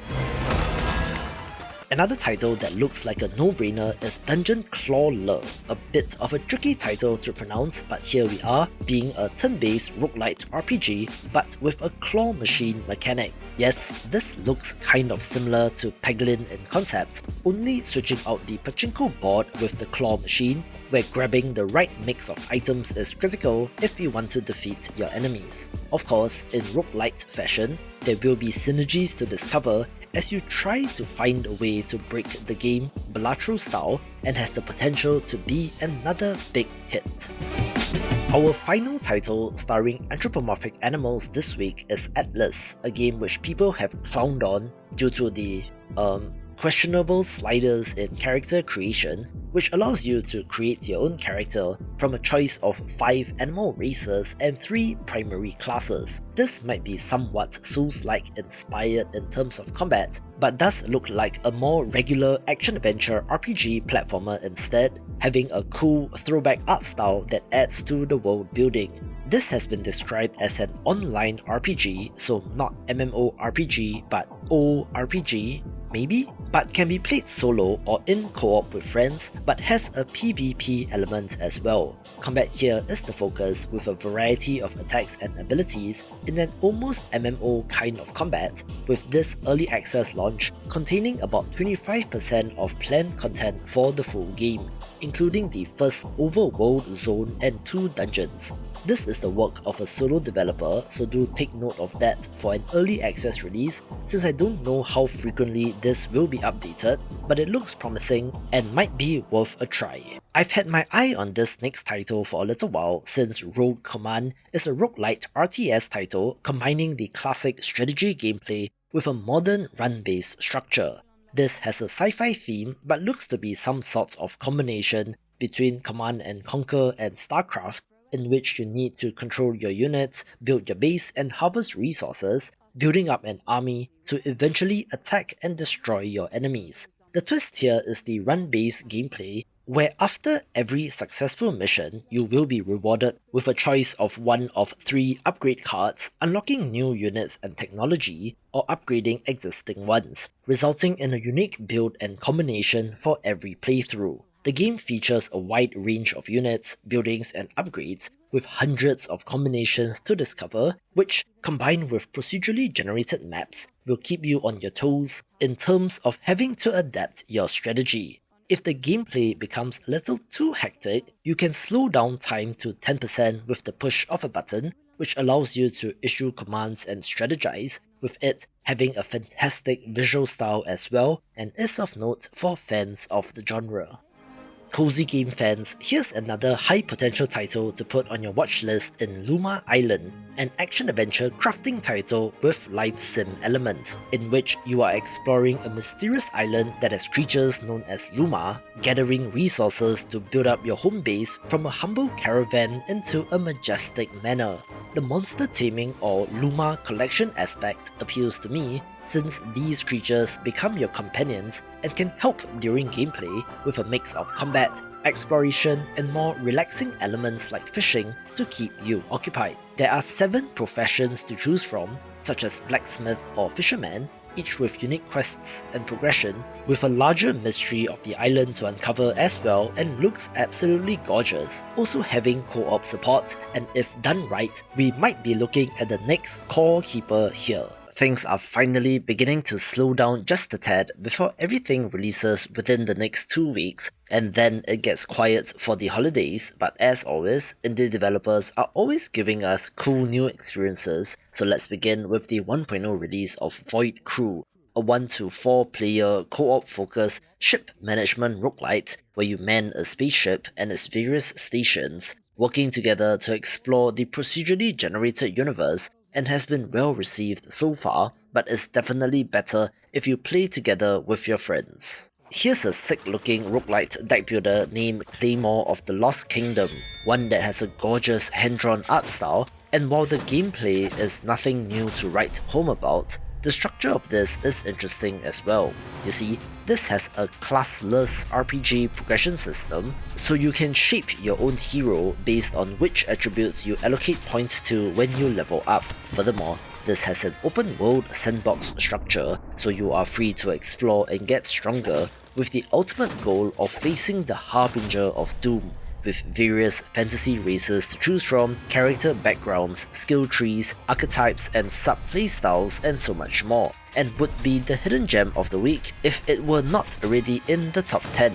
European Association Art fronts have quite an interesting set of games, including the awesome Vectronorm and smaller, cozier titles like How to Say Goodbye, with their next title being 30 Birds, an art game if I ever saw one, and it's a puzzle adventure game with a cool look. You are exploring Lantern City, which is on the verge of disaster as the goddess has been kidnapped by an evil scientist, so you need to explore this Persian art-inspired world, meet the weird and quirky birds, and solve puzzles in order to rescue her. Exploration in this game looks neat since the city is literally a lantern, so as you explore and walk off the side, you do wrap around, adding both 2D and 3D exploration elements. However, the puzzles don't look like the most complex, so don't go expecting Baba is You or Owls of Sea and Sky here, but still, it looks like a neat little game. The developer of Ooze Keeper did reach out, and it did meet many of the criteria that I look for in games, being a pixel art roguelite management title with a monster collecting element. Of course, this is not the first slime-based monster taming game, since those seem to be the easiest to make an entire game out of due to the relatively simple shape which can be modified as required, where in this game you are running a slime farm but have to meet the rent, looking like some sort of combination of Luck Be a Landlord and Slime Rancher. The construction of structures will be critical to your strategy since these generate the resources that you need or speed up production, with the different types of slimes producing different resources as well, and by crossbreeding these you will be able to make your way up the tech tree to access better and more valuable resources. You will need to balance the selling of items for gold to pay the rent with the upgrading and expansion of your farm, with randomized modifiers and upgrades adding to the replayability. Here's a smaller title that you might not know about, since Guidus Zero is a real-time grid-based roguelite, and you know how I'm a stickler for definitions, so I don't use this term lightly. The closest comparison here would be Crypt of the Necrodancer, but of course, this game is missing the rhythm element of having to move to the beat, which, while easier in some sense, I'm sure that the developers have added their own twist on the formula to ramp up the challenge as games in this genre are known for. You are embarking on an adventure to uncover the secrets of a mysterious gigantic sinkhole known as the Scar, which appeared out of nowhere a long time ago during a period of war, so think Made in Abyss, where you will fight your way down to unravel its mysteries. The real-time action and combat involves moving in and out to fire off your attack, avoiding enemy damage cones and attack ranges, MMORPG style, in order to stay safe, but the number and variety of enemies that the game throws at you will ramp up the challenge. You will also encounter game-changing relics with special powers and can receive blessings from spirits, being able to forge bonds with these to power you up even more, all wrapped up with a fantastic pixel art look and seems promising. Other games begin with Arisen Force Life Devotee, one that, I hate to say it, does look like Black Myth Wukong at home, since it is a side-scrolling action-adventure RPG that seems to be largely focused on boss battles. This is exploring the story of Journey to the West, a classic Chinese novel that has inspired its fair share of games, movies, TV shows, cartoons and more, where you play as the Monkey King as he battles the various spirits and demons that his party encounters on their pilgrimage. I don't know what the overall strategy of developer Lamport is, since they just released Arisen Force Hero Test in October and have Arisen Force Vonimir in development, which I covered in my upcoming pixel art games video, all of them looking to have a similar combat and battle system but with different themes and characters. The combat focus is apparent, since you can attack, evade, block, counter, punish, cancel, and even throw or execute while in combat, which you will need to master in order to defeat the bosses. And most interestingly, this game is completely free on Steam, so why not give it a go, and is the hidden gem of the week. There's something about gladiator and physics-based titles that somehow get a tremendous amount of attention, the latest of which is Gladio Mori, a ragdoll physics-based combat title that looks interesting, while minimalist in presentation, and I'm not sure how much of a game there is here. This will have organ-specific damage and a fully customizable moveset, which you can tweak or use pre-made ones by other players for more ragdoll fun, and does remind me of Tori Bash as well, so let's see how it is received.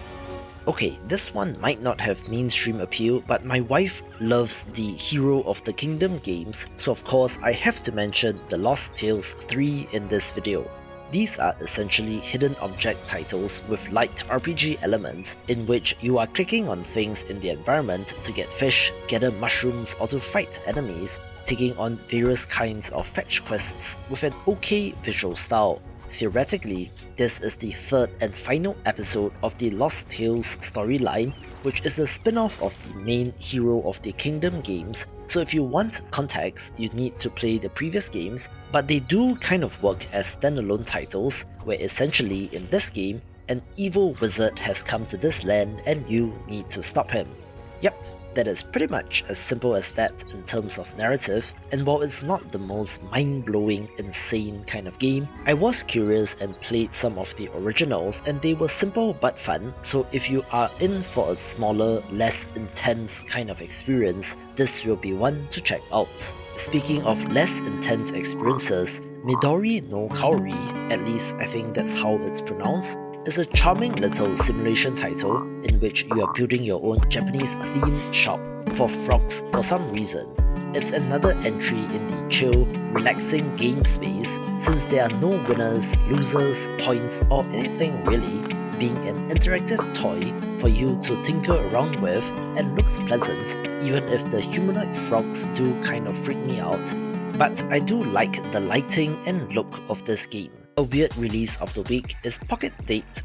Dating Simulator, a pixel art dating sim with a PC-98 kind of art style, in which you are doing dating sim stuff like interacting with your date and improving your communication skills. But you don't want to disappoint her. The Steam page does state that the girlfriend character might become increasingly unstable due to issues with the system, so there are certainly some horror game overtones, with this coming to us from the developer of Stonks 9800, so they do know how to make weird titles, with this being free as well, so give it a try. The developer of Puppet Seed sent me an email back in 2023, and it is finally here, being a very weird, very strange looking, party-based CRPG with a creature collecting element that honestly might be kind of jank, but is weird and very unique. The two key features, according to the developer, are permanent, customizable companions and a seamless, non-level gated 3D open world where you will get access to your own hovercraft and can drive across the world to explore. There are 8 playable races to choose from, including bots, statues, marionettes, the Do, Chromes, Soups, Anti-Life and The Field, all of which look weird and unique, having real-time combat that looks hectic as abilities are firing off left and right. There are towns to get to, but appears to be more for the buying and selling of equipment, and maybe, just maybe, might be a little Kenshi-like if I may be so bold, but it sure is strange and interesting to say the least. One look at the strange city, and of course you will start drawing comparisons to Little Nightmares, a horror-tinged 2.5D side-scrolling platformer where a relatively tiny player character is stuck in a nightmarish world and must find a way to survive and escape. Of course, in horror game fashion, the monster designs will be key, and this has all the greatest hits from killer clowns to nurses, creepy dolls, and even a butcher-like enemy, serving as a contrast to the tiny character in this horrific world. It is linear and level-based, with each chapter culminating in an intense final encounter, probably some sort of boss fight or chase sequence, so I do expect to be caught and horrifically murdered, at least until you have attempted the level a few times, but it looks neat and creepy, even if Little Nightmares is a very high bar to compare yourself to. The top 5 begins with Lumin Knight, a detective adventure game with a fantastic hand-drawn art style in which a detective and his daughter must work together to solve a series of murders which dates back over 10 years. Set in the 1950s USA, with period-appropriate technology, you must use the full range of detective principles to solve the case, including gathering clues, sneaking and stealth segments, as well as having to think critically to differentiate between which clue is useful and what is a red herring. There will be riddles and puzzles to solve, and in a manner similar to Ace Attorney, you must use logic to refute contradictions between the crime scene and witness testimonies in order to find the true perpetrator, and it looks like a great one of these. A fun-looking strategy title is Wild Country, looking like some sort of digital board game, even if it isn't based on a real-life board game, being a cozy, competitive title with cards and city-building elements. This is on top of having a town to explore in third person, where you're going around and interacting with NPCs to get cards, which are then used in the gameplay portion. It is about constructing buildings to score points, with special events and ability cards used to attack your opponents, so to speak, with the goal being to outsmart and out-earn your rival. There is an expensive story campaign that will see you exploring the Big Sky Canyon, which is filled with anthropomorphic animals, along with various battles critical to the story, and might be similar to something like Card City Nights. Once you are done with the campaign, there is online support for both casual and ranked matches, although player population will be a concern,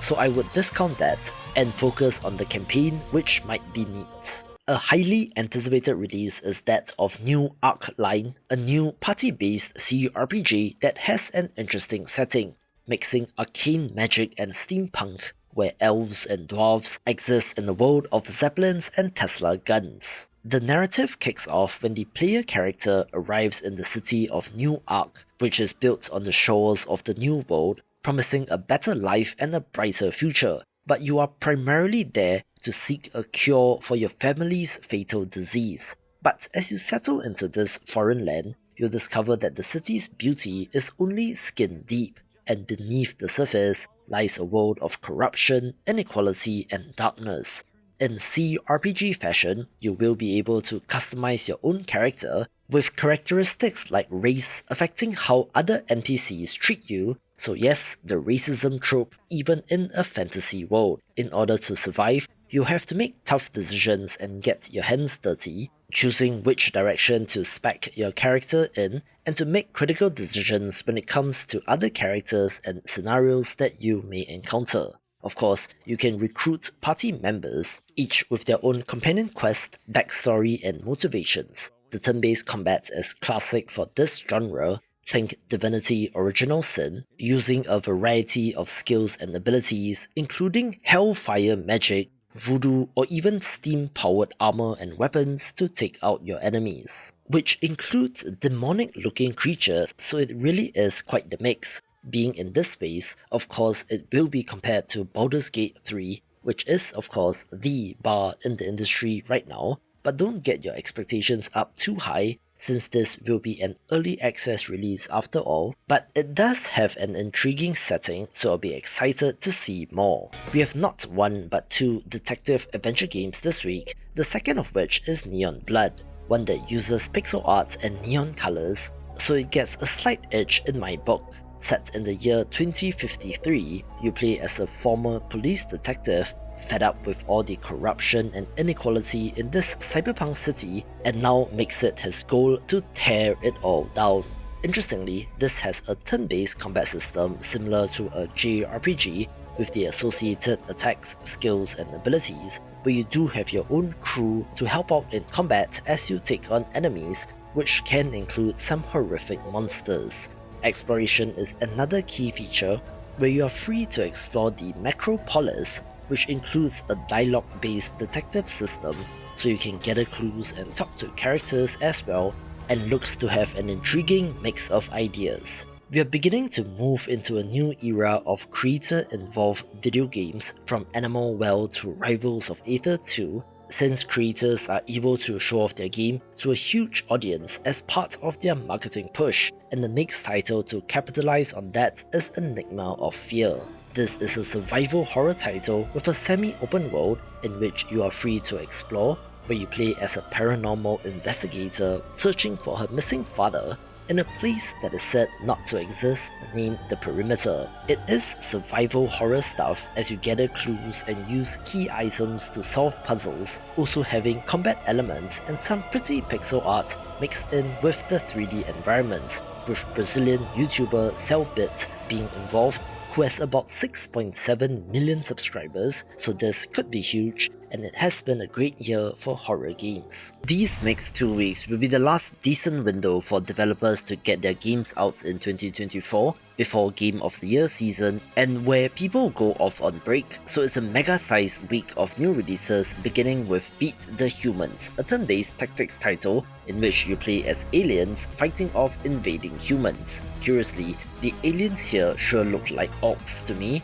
and you have to protect planets, plural, in turn-based tactical combat, so there's a bigger strategy layer as well and looks great. Archons is another Bullet Heaven style roguelite, but with a twist, featuring 2 playable characters, but where in single player you are controlling each using separate thumbsticks in a manner similar to Brothers: A Tale of Two Sons. There are of course skills and abilities that are relative to the position of the 2 characters, and it looks like an interesting twist on the formula. Your mission is to uncover the source of a mysterious corruption that is plaguing an alien planet, fighting off swarms of enemies and massive bosses, along with a variety of progression systems in Essence to enhance your weapons and powers, and blood runes to sacrifice health for devastating strength, along with other currencies to collect and spend. The developer has also confirmed 2-player local co-op and does look like fun with a friend.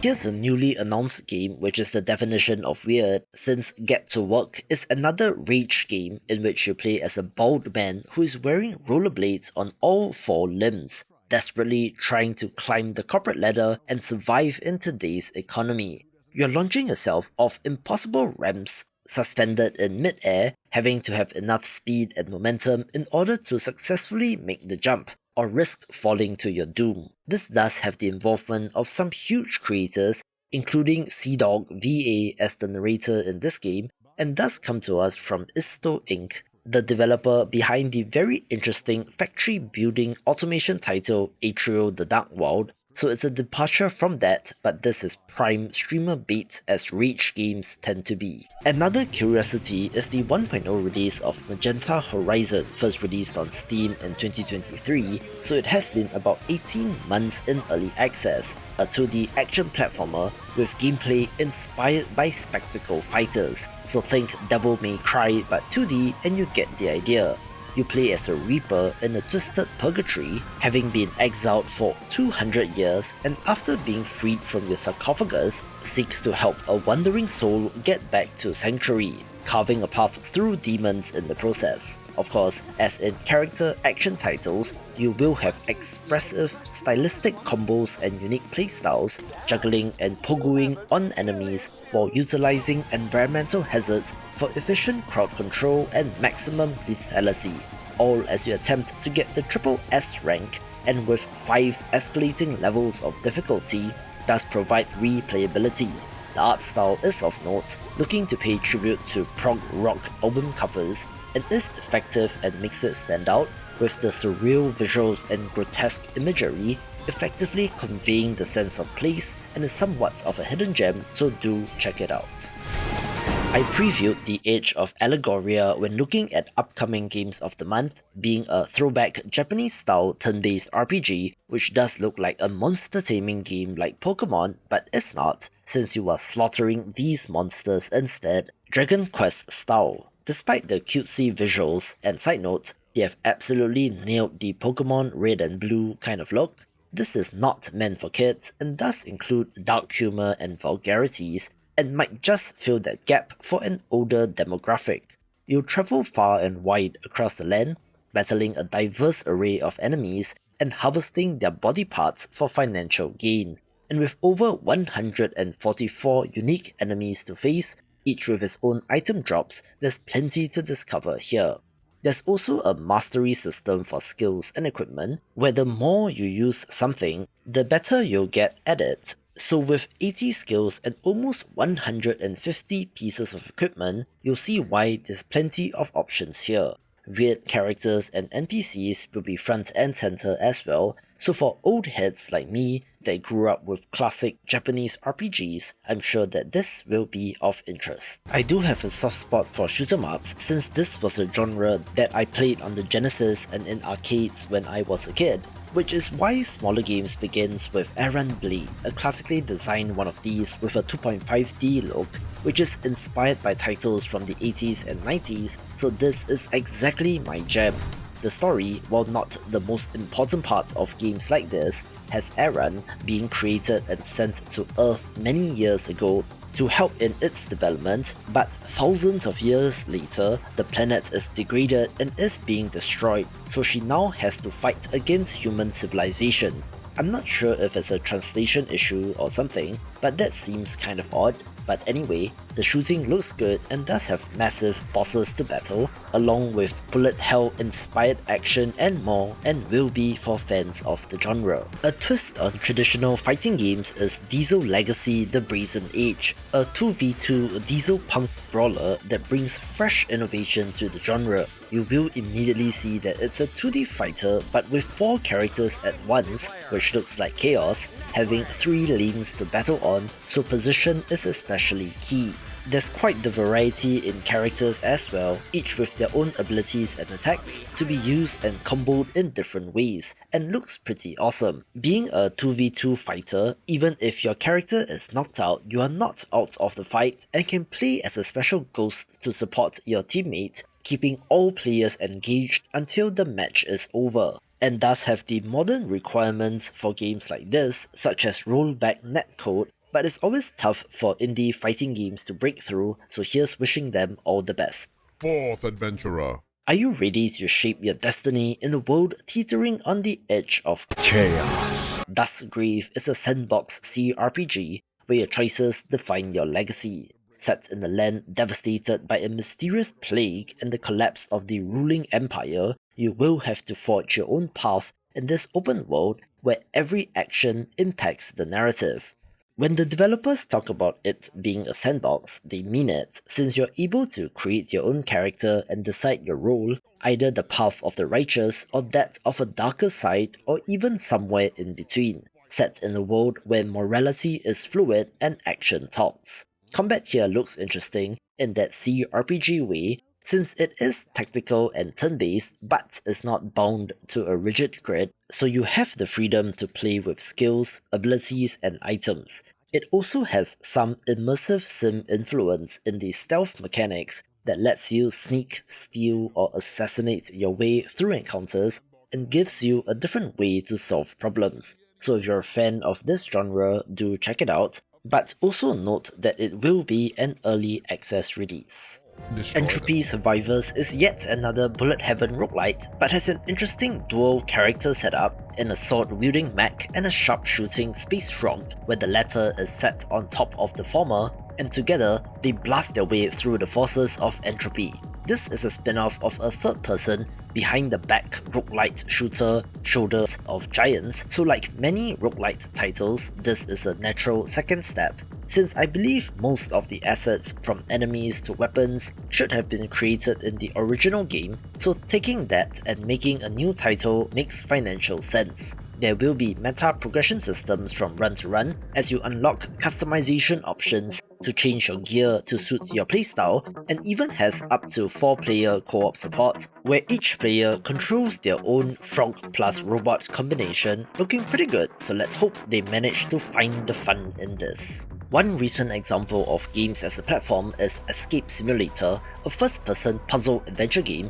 that seeks to emulate real-life escape rooms and has been steadily releasing paid DLC themed around different things, and the next is Mayan. This takes you deep into the mysterious Mayan jungle, where you encounter ancient temples, treacherous waters and vibrant wildlife, all while solving puzzles and uncovering hidden secrets. In some ways, it is more of the same, but the different theme and setting does give it enough variety to be of interest, where if you have not played the base game, I would highly recommend giving that a try as well. Ion Shift self-describes as a hardcore 2D platformer, in which you play as an alien creature having to kill and destroy everything in its path in order to escape. The developer says that this is for fans of Katana Zero, so of course that perked up my ears, and you can certainly see the influence here as the creature zips around and murders everything in its path. Enemies include soldiers, deadly turrets, laser drones, traps, hazards and more,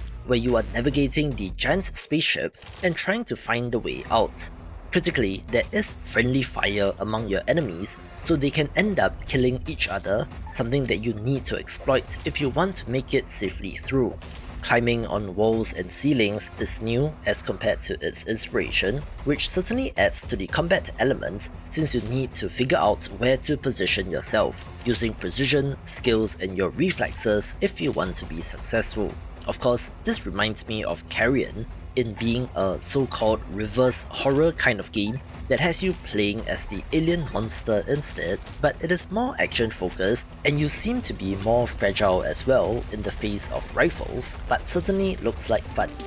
From the developer of Roki comes Mythrack Ambrosia Island, an adventure game that whisks you away to a sun-kissed Greek island where the Greek gods of mythology are struggling to recall their memories. As Alex, a rookie backpacker, you're tasked with helping the gods rediscover their past and reconnect with one another. You have your handy-dandy Ambrosidax device used to locate and collect lost treasures and memories, but also to catalogue who you have met, being a helpful tool in your quest. By returning these mementos to their rightful owners, you'll trigger flashbacks and uncover the story behind the island's curse, revealing secrets and re-establishing relationships between the characters. Of course, it is not just fetch quests, but also puzzles and narrative choices to be made, and looks like it's for fans of the genre. A completely not indie title is Path of Exile 2, the sequel/parallel path release that comes to us from indie darling Grinding Gear Games, whose company formation as a team of action RPG fans making a completely free and fairly monetized action RPG is inspirational, but of course, their success led to them being acquired by Tencent, hence it is no longer indie anymore. But as probably the largest competitor to Diablo, of course this game is of note. According to early reviews, this is the Dark Souls of action RPGs in the sense that it is quite challenging and there is no difficulty selection levels so to speak of, so if you want a challenge, this is the title to play, and since it's free, why not?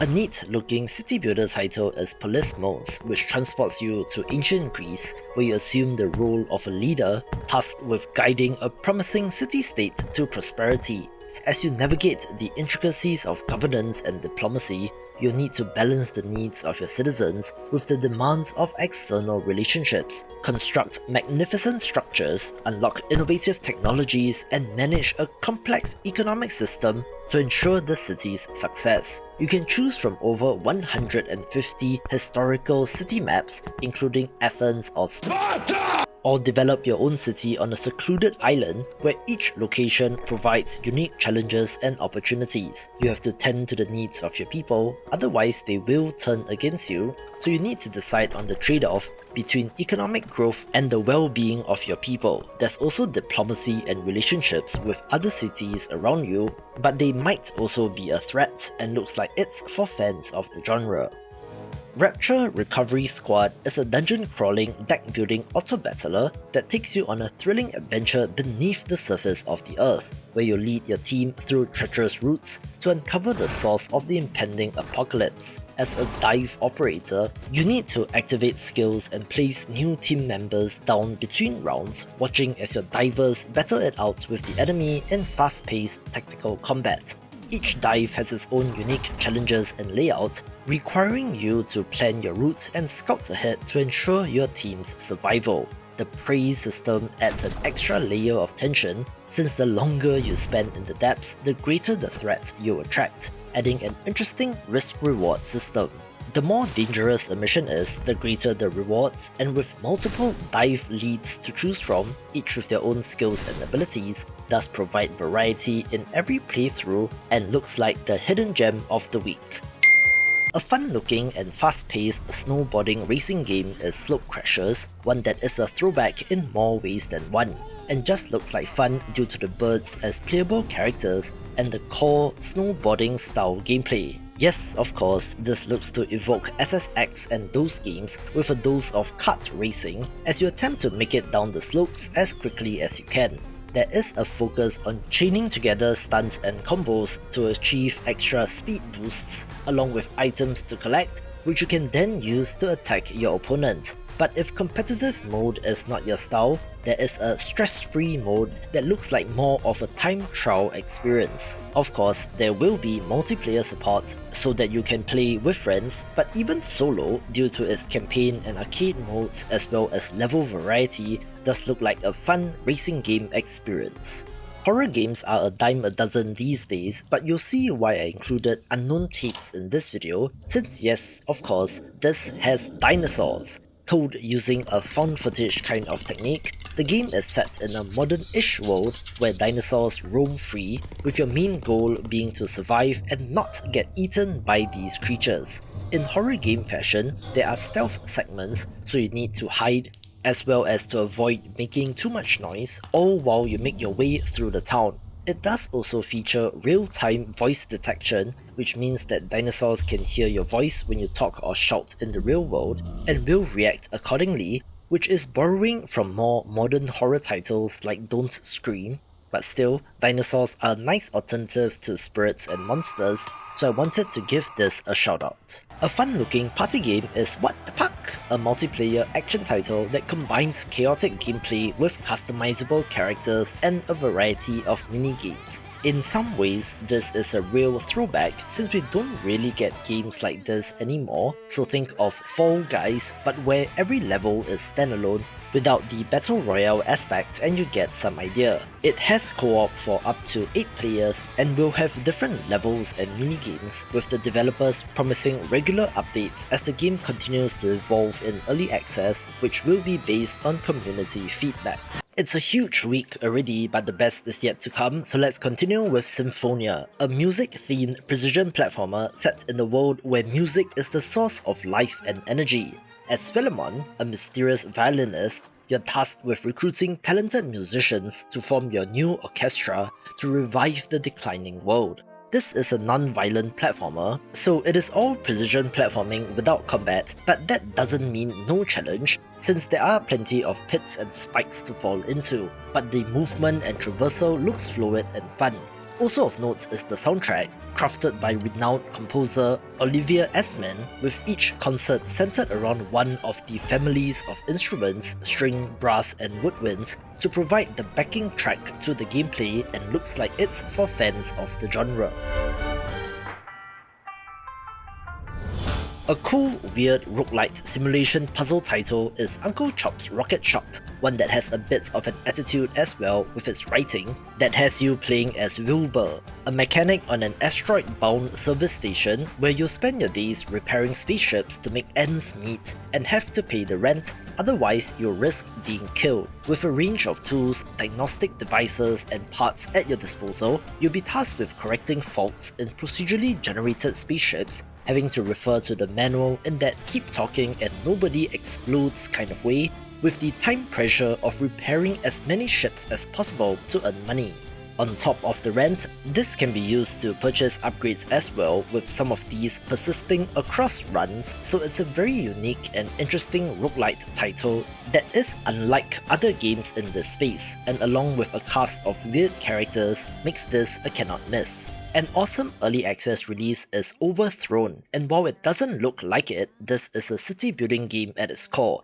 but of course does not have that traditional god game overhead perspective, where you are instead controlling your own character in third person as you run around on the map. Your goal? Establish a kingdom in a perilous wilderness and defend it from mutants and bandits roaming the land. You build, gather resources, farm the land and more to turn your fledgling realm into a powerful and self-sustaining kingdom, attracting more followers to your banner, but equally will have those that want to overthrow you as well. Building in this game is the most unique aspect, since you can lift and move entire buildings, but also objects like trees, along with the more farming sim-like aspect of gathering resources yourself and third-person combat, which looks like fun. To add to the madness is up to 6-player co-op, with some cool features like dynamic weather and a day-night cycle which affects the behavior and difficulty of the game and looks like a very promising entry. Hot off the presses is the news that Chrono Sword is releasing in early access this week,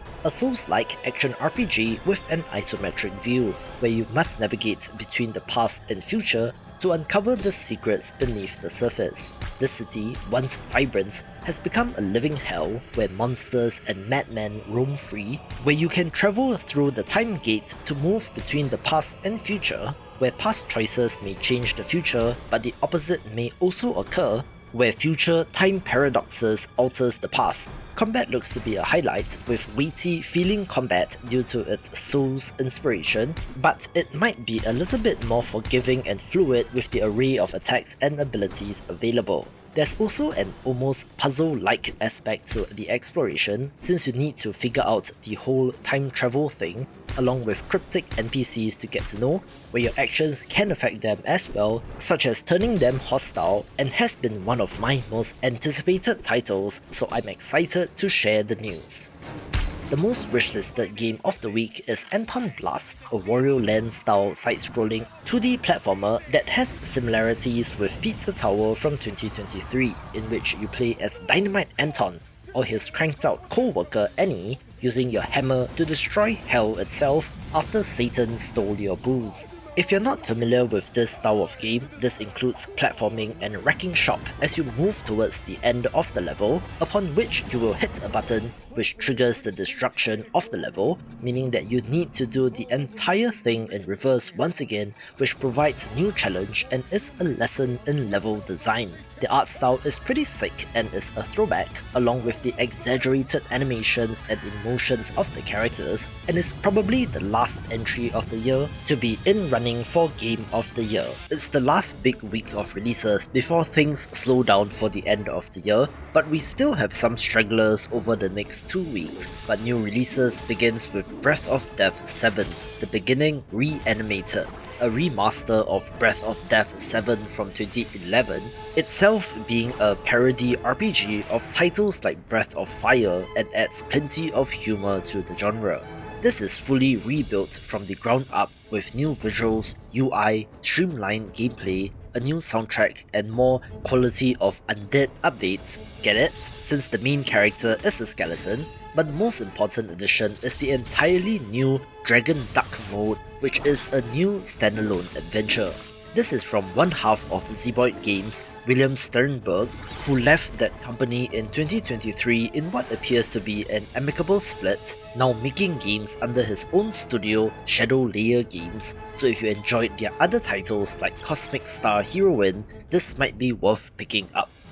An awesome looking pixel art roguelite tower defense game is Chrysalis, set in a world where you play as a wisp, tasked with defending your land from dark magic, disease, and death. You possess the ability to control plants and animals, recruiting them to defend your chrysalis, a powerful entity that, when ready, can cleanse the land of your enemies. This alternates between exploration and defense, where you must strategically build up the plants or towers to deal with waves of enemies. You can actively control a unit, combining it with another to create a powerful new form like a scorpion frog or a frost jelly direwolf, where I do absolutely love the pixel art, so this is of interest.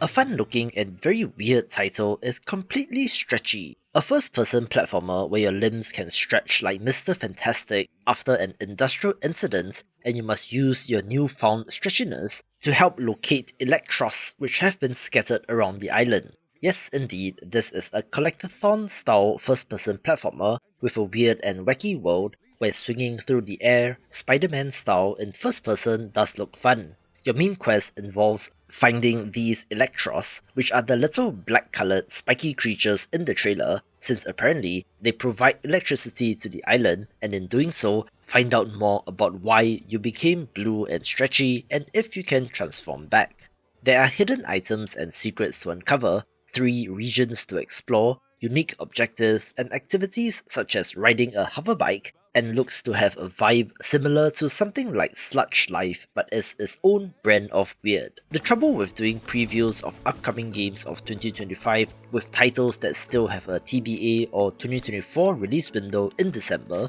is that you run into situations like I have with Wild Words. Having just mentioned it in my upcoming co-op games video, and they went ahead to confirm a release this week. This is a co-op action-adventure title in which you play as cats, escorting and defending a caravan as it makes its way through a dangerous wood. The game is split into two phases, day and night, where in the day, you are clearing out the path and gathering resources, but when it turns dark, enemies emerge and you need to fight them off. This has a roguelite structure, so think of it as a branching node map where you can choose which path the caravan goes on with advantages and disadvantages in terms of risk and reward. There are boss fights as well as progression and upgrades, looking like fun with friends but will be an early access release.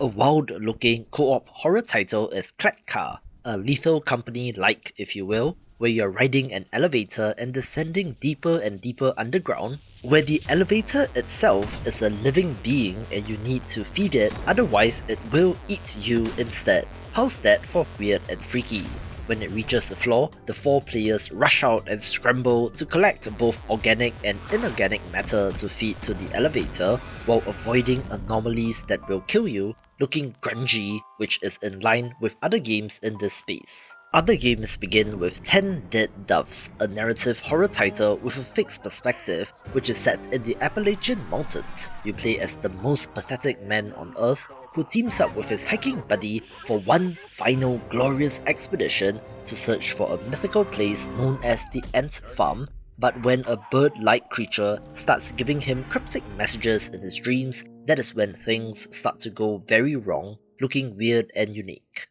We also have the Steam release of Referral 2 after first launching on Xbox, being the sequel to a game from 2017, and is a reaction-based action game with music in which you are trying to follow the essentially note highways and has a combat element in which you are battling against giant monsters, including a giant enemy crab.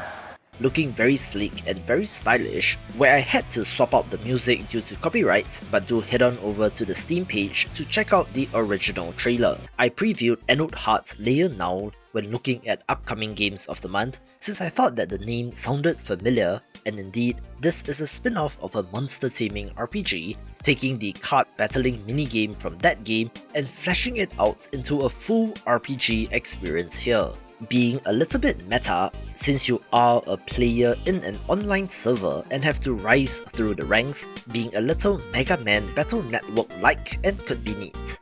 A boomer shooter looking game with a twist is Bloodshed, one that has those retro throwback visuals, but with the twist being that this is a Vampire Survivor style title instead. As is the norm for this kind of game, there will be hordes of enemies to battle and hopefully equally powerful weapons and abilities at your disposal, with the game taking the auto shooter concept quite literally, since I believe by default, you automatically fire off your guns but can turn that off for a more classic experience. There are different characters to play as, along with permanent upgrades in between runs, so if Vampire Hunters is anything to go by, there should be an appetite for this sort of game. I did not play the original, but if you did, Castle Doombad is launching on Steam this week, packaged as Classic Edition, a tower defense puzzle title where you deploy minions to defeat heroes attacking your castle, removing all in-app purchases and adding a replayable roguelite mode, with more content to come in free future updates. Here's an interesting one, since if you've been around indie games and defense, strategy, RTS, or even flash games back in the day, you might be familiar with the Creeper World series, where you're fighting off this purple goo thing, but of course, Creeper World IXE looks a lot different, changing this up into a side-scrolling perspective instead of the top-down or more RTS kind of camera angle of their previous games. For the most part, the core gameplay is the same, since you have to blast away at the creeper to push it back, but this time being side-scrolling, things like physics are fully simulated and you have to be concerned with factors like gravity. If left unchecked, the creeper will continuously grow and consume everything in its path, so you need to destroy the emitters first, with the terraforming and physics simulation aspect being the most intriguing part of this new entry and should be something different. And looks like the hidden gem of the week. Japanese developer Kairosoft have been porting their mobile titles to PC, removing all microtransactions and turning it into premium titles, a strategy that has worked for them so far since their games are fundamentally good with a great pixel art look as well. And while there are too many games to count, Doraemon Dorayaki Shop Story caught my eye since of course it stars the titular robot cat that people do have a fondness for. I'm not sure if it's an Asian thing, but I grew up watching the cartoon on TV, and while not exactly my favourite character, does have its charm, especially since you're running a sweets shop and is so adorable. A title that might be huge is Exfil, short for Exfiltration, a military operation meant to covertly access and remove something from an enemy-controlled area, being a, you guessed it, extraction shooter where 4 teams of 8 battle to get the intel and get out. Interestingly, this appears to be leaning more in the Arma direction of being a realistic military simulator with sandbox elements, but at the same time is round-based, so think Rainbow Six Siege, so I have no idea how the two elements will work together. It will have 2 modes at launch, Classic Extraction and Rogue Extraction, with the first being described earlier and the latter where a small group of rogue operatives have to outmaneuver the larger opposing force, but do note that a team of 4 developers is making this but certainly has potential. A very cute looking exploration 3D platformer is Garden Trails, in which you play as a tiny sparrow that has to cultivate a beautiful garden. As you explore this charming neighbourhood, you'll work alongside other birds and get your wings dirty to cultivate the soil and create breathtaking landscapes to soar through. Grow and harvest a variety of magical flowers which will grant you powers to aid in your exploration, where the little bird has to get to high places, jump off and then glide to explore rather than straight up flight, which is an interesting choice. Of course, you can add a personal touch by customizing the outfits of the bird as well as decorating the garden, and it looks like an absolutely chill and wonderful experience. Snowpiercer survival game is the elevator pitch for Heat Death Survival Train, where I'm honestly surprised that someone has not come up with this idea in video game form, since it sounds like a no-brainer where you're constructing and upgrading a train which acts as your home base, being able to get off and go on foot to gather resources, but there are hostile drones to shoot down as well, looking like a curiosity. Another release that dropped out of nowhere is Ink Inside, a self-styled beat-em-up RPG that appears to have dodgeball action as well, having a hand-drawn look and could be interesting, although I'm not liking their chances based solely on the presentation. You play as Stick, an unfinished doodle, trapped inside a box of notebooks beneath a slowly leaking ceiling, where as the water seeps in, it warps the land and turns friendly doodles into mindless, soggy monsters. Your mission is to uncover lost memories and to save your friends by fighting back the waves of corruption, revealing Stick's genetic memory, which is the shared memory each doodle has with their creator. There are RPG progression elements like new gear, stronger abilities, a party of interesting characters, leveling up, new mechanics and more, and is charming, but the UI looks kind of messy, which is not helped by this trailer, so here's wishing them all the best. One of the biggest releases of the week, ironically, is Legacy of Kain Soul Reaver 1 and 2 Remastered, games which people absolutely love and are getting the Esper Remastered treatment. Honestly, I did not play the originals, so I have no nostalgia for this, but I'm eager to check it out, since the comparison shots in this trailer shows that the new art is pretty nice. This is about as old school action-adventure platformer as it can get, mixing combat and puzzles with a cool character design, so whether you're familiar or are new to it like me, this should be worth a look. The developers of Lock Digital reached out many months ago and it is finally here, a puzzle game that kind of looks like a word search title, where these lock creatures have their own language which you need to learn. From the outside, it does look obtuse and random, but I'm sure that the tutorial will explain what is going on, having a simple and minimalist art style that works for this game. It's a week of nostalgia since on top of Doraemon and Legacy of Kain, we also have Mighty Morphin Power Rangers Rita's Rewind, a beat-em-up title coming to us from Digital Eclipse, who have been making video game documentary plus game collections as of late, but this is a full-fledged new title from them. It features the original Power Rangers from Season 1, as well as familiar foes like Goda and Rita Repulsa, having an equally wacky story where future Robo Rita teams up with her past self to vanquish the Power Rangers once and for all. Of course, this follows in the footsteps of games like Teenage Mutant Ninja Turtles: Shredder's Revenge, taking a classic IP and making a new game. But the concept has been proven to work in the past, such as with the Genesis version of Mighty Morphin Power Rangers the movie, the game. This is a pixel art title that looks good and has gameplay variety, especially in the Dinozord, Megazord and on-vehicle sections, definitely being a nostalgia play, especially for millennials. A game that doesn't really look like my thing is Me-Side, a cozy looking simulator title in which you live with your girlfriend, do chores, clean the house and just enjoy spending time together. So far, so simple, right? However, don't be fooled, this is a psychological horror title that delves into the darker aspects of human nature, since our protagonist is trapped in a world of eerie and unsettling experiences. The overly attached girlfriend meme is made real here since she doesn't want you to leave, so despite the cutesy anime look, there's definitely something to this game, with the content warning on the game cautioning against murder scenes, corpses and dismemberment, so they are not playing around.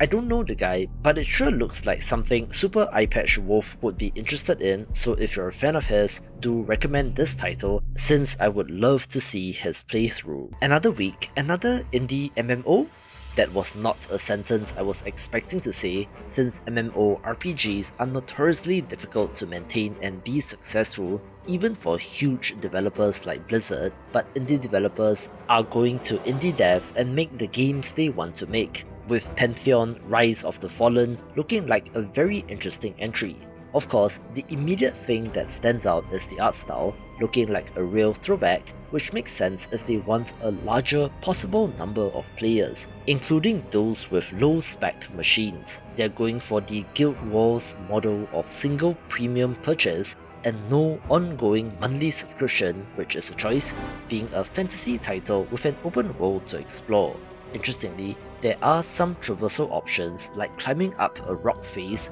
so exploration is more freeform, but at its core, it does kind of look like World of Warcraft but does have some hype around it and could be neat. We also have the release of Puropu Defense Squad, an action tower defense title in which you play as sentient props protecting your extractor from the filthy humans. This is a tower defense title where you are placing down traps to damage and hinder your enemies while also laying into them with your character and their attacks and abilities. The traps can number in the hundreds, so the play area is large and might allow for creative placement, having a cool, weird vibe as well, which does seem to be another running theme this week. The human enemies have a ton of variety, including farmers, policemen, ninjas, and Special Agent 74, so it does have a sense of humor in this wacky game as well. The first thing that came to mind when I saw Ruins to Fortress is Terraria, since this looks like a similar side-scrolling crafting platformer,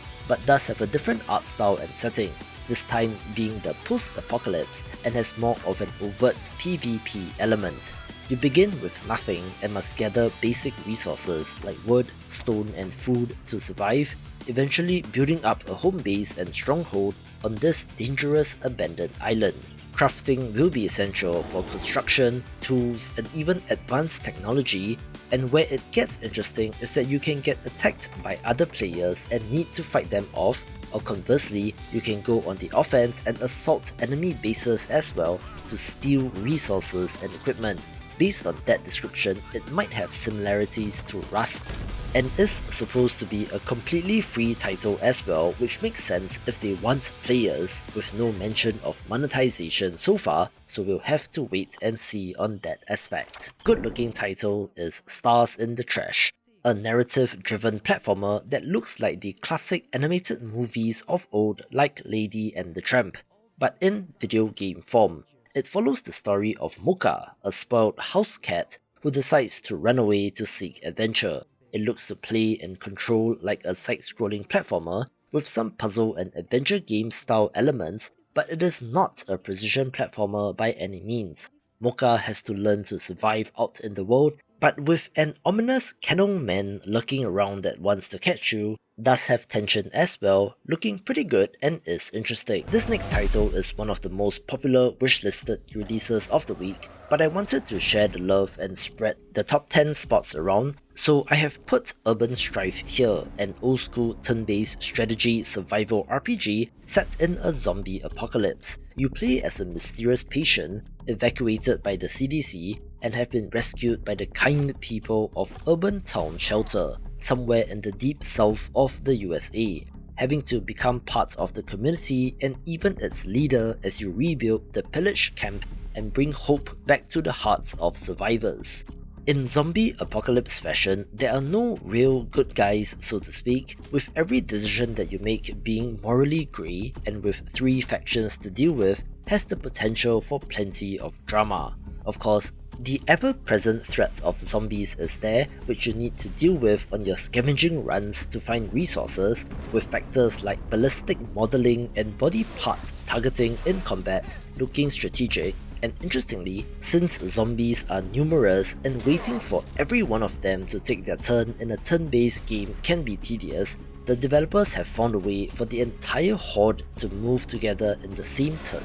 There's a whole base building and survival aspect, since you need to grow food and reinforce your defenses, as well as RPG elements on top of that, looking very ambitious, so if you're not sick of zombie games just yet, do check this out. The news broke recently that this open world RPG with turn-based combat, War Tales, has sold over 1 million copies, which makes the timing of the Skelma Invasion paid DLC perfect, adding a whole new area to explore where you have to fight off raiders and liberate the land, and looks like a substantial amount of content. We also have the 1.0 release of Wizard Chess, a silly roguelite tactics title that plays with the premise that chess was invented by silly cosmic wizards. Yep, it is that classic game that we have all come to know and love, but made so weird and interesting, adding procedural generation, randomness, and most importantly, unit variety, since there are more than 50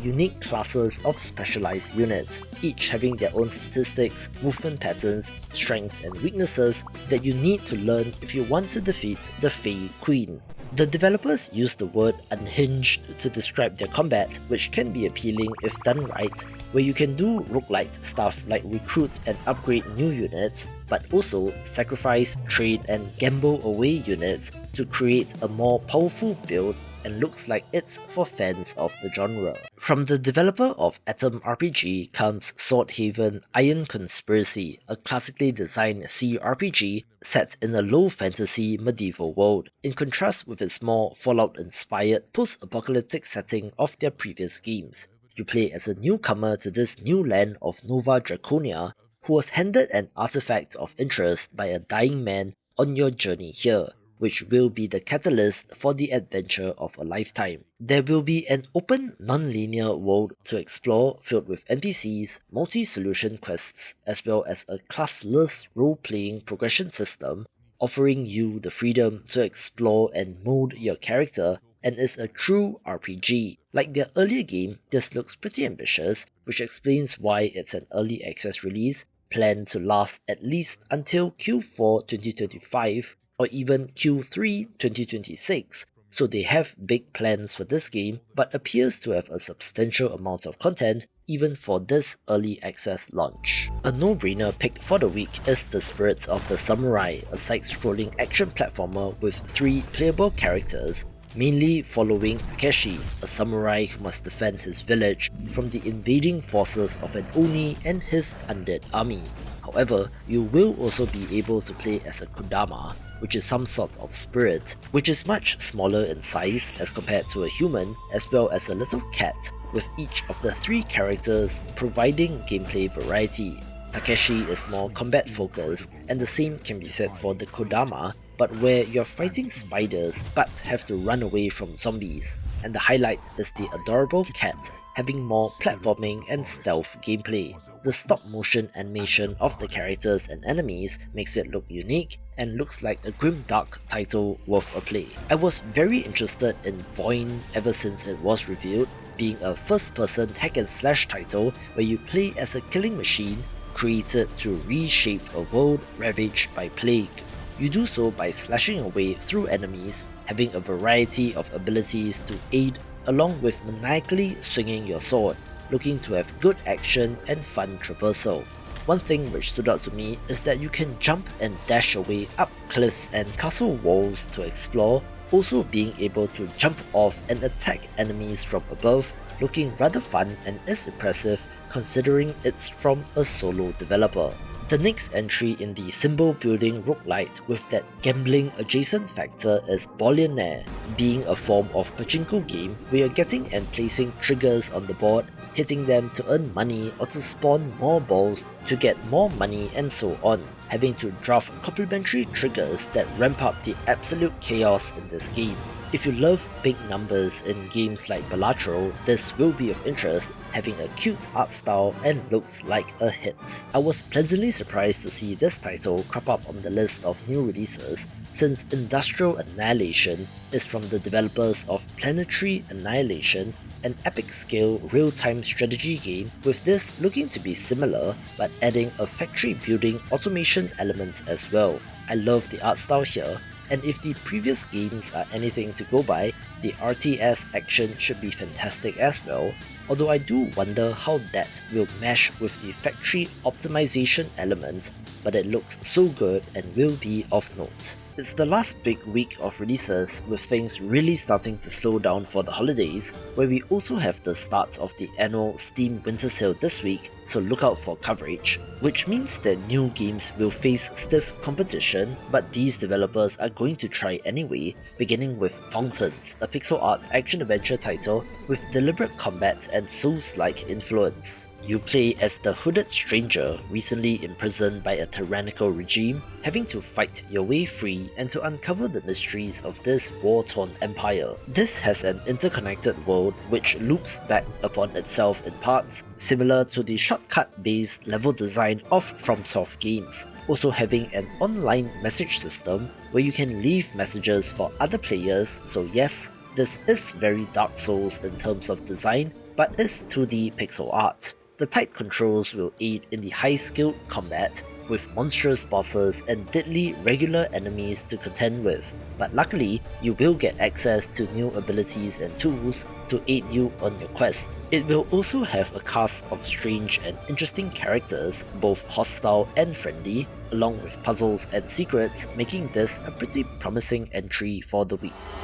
We do also have some DLCs of interest this week, one of which is Blood West Dead Man's Promise, a content update to a game from 2023 that mixes eldritch horror and the Wild West, in which you play as the undead gunslinger cursed to roam the land until you purge it of their curse. However, this is a standalone expansion in which you play as the father of Twen, an NPC from the original game, and can be thought of as a side story from chapter 2 of the main game. This character has signed a contract with the god of death, with his soul as the collateral, and now death has come to claim his due, where you need to wrangle lost souls for Death's herald. Instead of a gunslinger, you play as a shaman, who of course has new weapons and abilities at your disposal, including magic, the ability to summon minions as well as to curse your enemies, which is in addition to new guns which you are using to take out new eldritch monsters,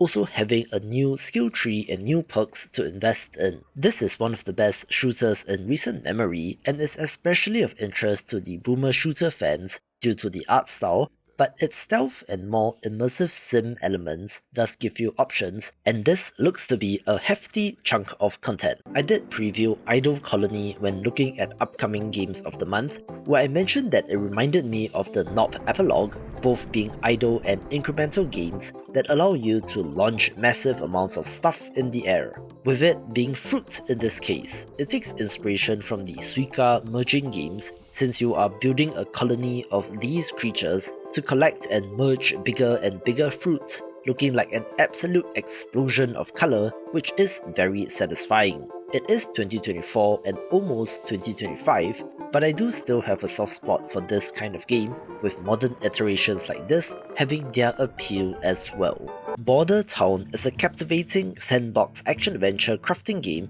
that whisks you away to a world ravaged by orcs, where your character stumbles upon the ruins of a once peaceful village. As you explore this vast world, you encounter diverse environments from lush jungles to snowy tundras, and overcome challenges that arise from the day-night cycle as well as treacherous underground locations. You'll face formidable foes, including fantastical creatures, and forge relationships with NPCs, each with their own unique personalities. You can build relationships and connect with these villagers, recruiting them to join your side, and use their skills such as farming, mining, and lumberjacking to aid in the town's reconstruction. With over 600 unique items at your disposal, you can cultivate crops, cook food, craft equipment, and construct buildings, in addition to going out to explore and fight on adventures. Take on quests, gather resources, and explore abandoned camps to uncover hidden treasures, restore strongholds, and defeat formidable enemies. As such, this sandbox experience really does give you a lot of freedom, comparable to the activities you can do in games like Core Keeper and Terraria, looking like it has a lot of potential, but do note that it will be an early access release. I'm not quite sure what to make of this game, and it might be not so indie, since Lost Islands is a PvPvE extraction RPG with melee combat that comes out of PlayStation's China Hero project and might have quite a large team behind it, but the concept looks intriguing, and hey, it's free, so you might be interested in checking it out. Set in 1598, at the peak of the Age of Discovery, the mysterious Lost Islands are rumoured to be filled with immense wealth, but have been hidden behind a veil of mist and storms. But you, adventurer, get a chance to step on shore, so make the most of it. This is a self-styled hardcore survival game that directly cites Escape from Tarkov as inspiration, where you are exploring the island, teaming up with friends and strangers to take on powerful enemies and bosses, defeating them to obtain rare and valuable equipment and resources, but need to extract safely back out to the safe zone if you want to keep it, or risk losing it all if you die. Combat looks Souls-like as well, or maybe more Sekiro inspired, where you need to deal with both enemies as well as hostile players who want to steal your stuff. There are 3 main factions which players can choose to help or fight against, also having a boss rush mode and seems ambitious. However, 2 curious things to note are that this game's last post on Twitter was 2020 and was at one point known as Ren Lost Islands, which I believe was conceived as a battle royale title that made the pivot to extraction RPG. So if that isn't chasing trends, I don't know what is, with the timing and release of this being weird, but again, it's free to play with in-app purchases that might just end up blowing up in popularity. Other games begin with the Steam release of Code Bunny, which was previously out on itch.io, a 2D action platformer that combines combat and high-speed traversal for quite the intense title. There are 2 playable characters here who are members of a space program, which is attempting to harness energy from a comet, but when that is threatened by a character known as Mad Bunny, our heroes must fight back, uncovering a hidden conspiracy in the process. The 2 characters are known as Hazel and Axel and have different attacks and abilities, the former using the Ghost Crescent while the latter uses Aether Energy. From what I know of its initial itch release, this is pretty well received, with the action being really fast and is the highlight, maybe a bit Sonic-like but with a more involved combat portion, so if you love games like this, be sure to pick it up. We also have the release of the long in development co-op action platformer Leaf's Adventure Netherworld Hero, a story-driven 2D action-adventure title that celebrates the power of friendship and has a setting inspired by Nordic folklore.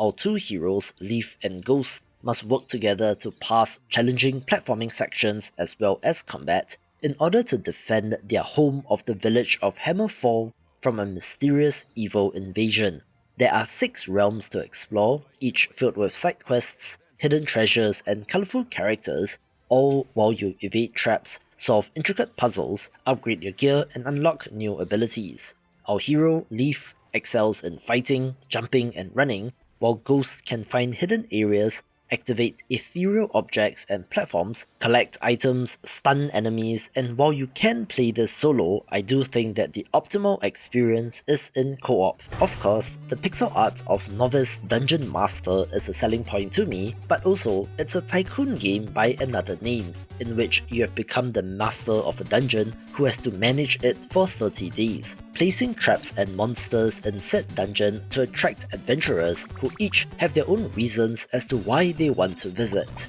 Curiously, unlike Dungeon Keeper or some of those other dungeon tycoon games, the intention is not to kill these heroes, but to ensure that they get what they want out of the experience and make it out alive, since the more satisfied they are, the better the reputation of your dungeon, which will attract more adventurers. As such, it's a little bit of a strange concept to wrap your head around, where even if you do make it tough and fill it with dangerous monsters, your dungeon will then gain that reputation and attract adventurers seeking a challenge. So I'm not sure what the fail state, if any, of this game is, but it is bound by the 30 in-game days, where your choices will lead to one of multiple endings. It looks super adorable, and I have to admit, if a game has an art style like this, I will at least give it a look, so indie developers, if you want my attention, you know what to do. From the developer of Archeo Gem comes Rocket Rats, a very different kind of game, since instead of being a precision platformer, this is a survivors-like bullet heaven roguelite title instead. Interestingly, the play area is much more restricted, since your rat is defending cheese-based astral bodies in space, having to fend off waves of enemies for just long enough so that you can extract the cheese for your space base. There are some minor changes, such as a choice of one of 4 upgrades when you level up instead of one of 3, also having permanent upgrade skill trees for each playable rat, looking like a well-made formulaic one of these, and looks like the hidden gem of the week. One of the best cozy game releases this year is Snufkin Melody of Moomin Valley from March, which is releasing the Fuddler's Courtship paid DLC. This introduces Fuddler, a charming yet shy character, as he navigates the complexities of love and romance in Moomin Valley. In contrast with the main game of having to stop the park maker, Snufkin and Moomin Troll are instead on a pleasant camping trip deep in the woods with friends, and is a new standalone story centered around the Fuddler character. Of course, the hand-drawn art, watercolor visuals, and autumnal atmosphere are the highlights and looks absolutely wonderful, making a great game even better. The visual style of the Midnight Crimes did draw me in, looking like the old Telltale games like The Wolf Among Us in particular, and similarly is a detective adventure game as well. Benjamin Layton is a war veteran and retired private detective who has lost his family to a tragic and gruesome murder, which has led him to seek solace in the bottle, which he uses to deal with insomnia and unending guilt. However, as fate would have it, a new case crosses his desk, where he needs to locate a missing child, so he embarks on this new mission while facing his own demons in the process. For the most part, this looks and plays like a point-and-click adventure game, where you direct the character throughout the city to search for clues and talk to characters, interacting with the world and environment while also making narrative choices, which has an impact on other characters and whether or not you get access to side missions. The crime-solving part involves gathering these clues and linking them up on a pegboard via red string as you try to figure out what happened and to solve the case. Curiously, there are stats in this game in the form of stress, reputation, and eloquence, which all affect Benjamin's effectiveness when interacting with others, also being able to adopt a pet for emotional support as the other main system.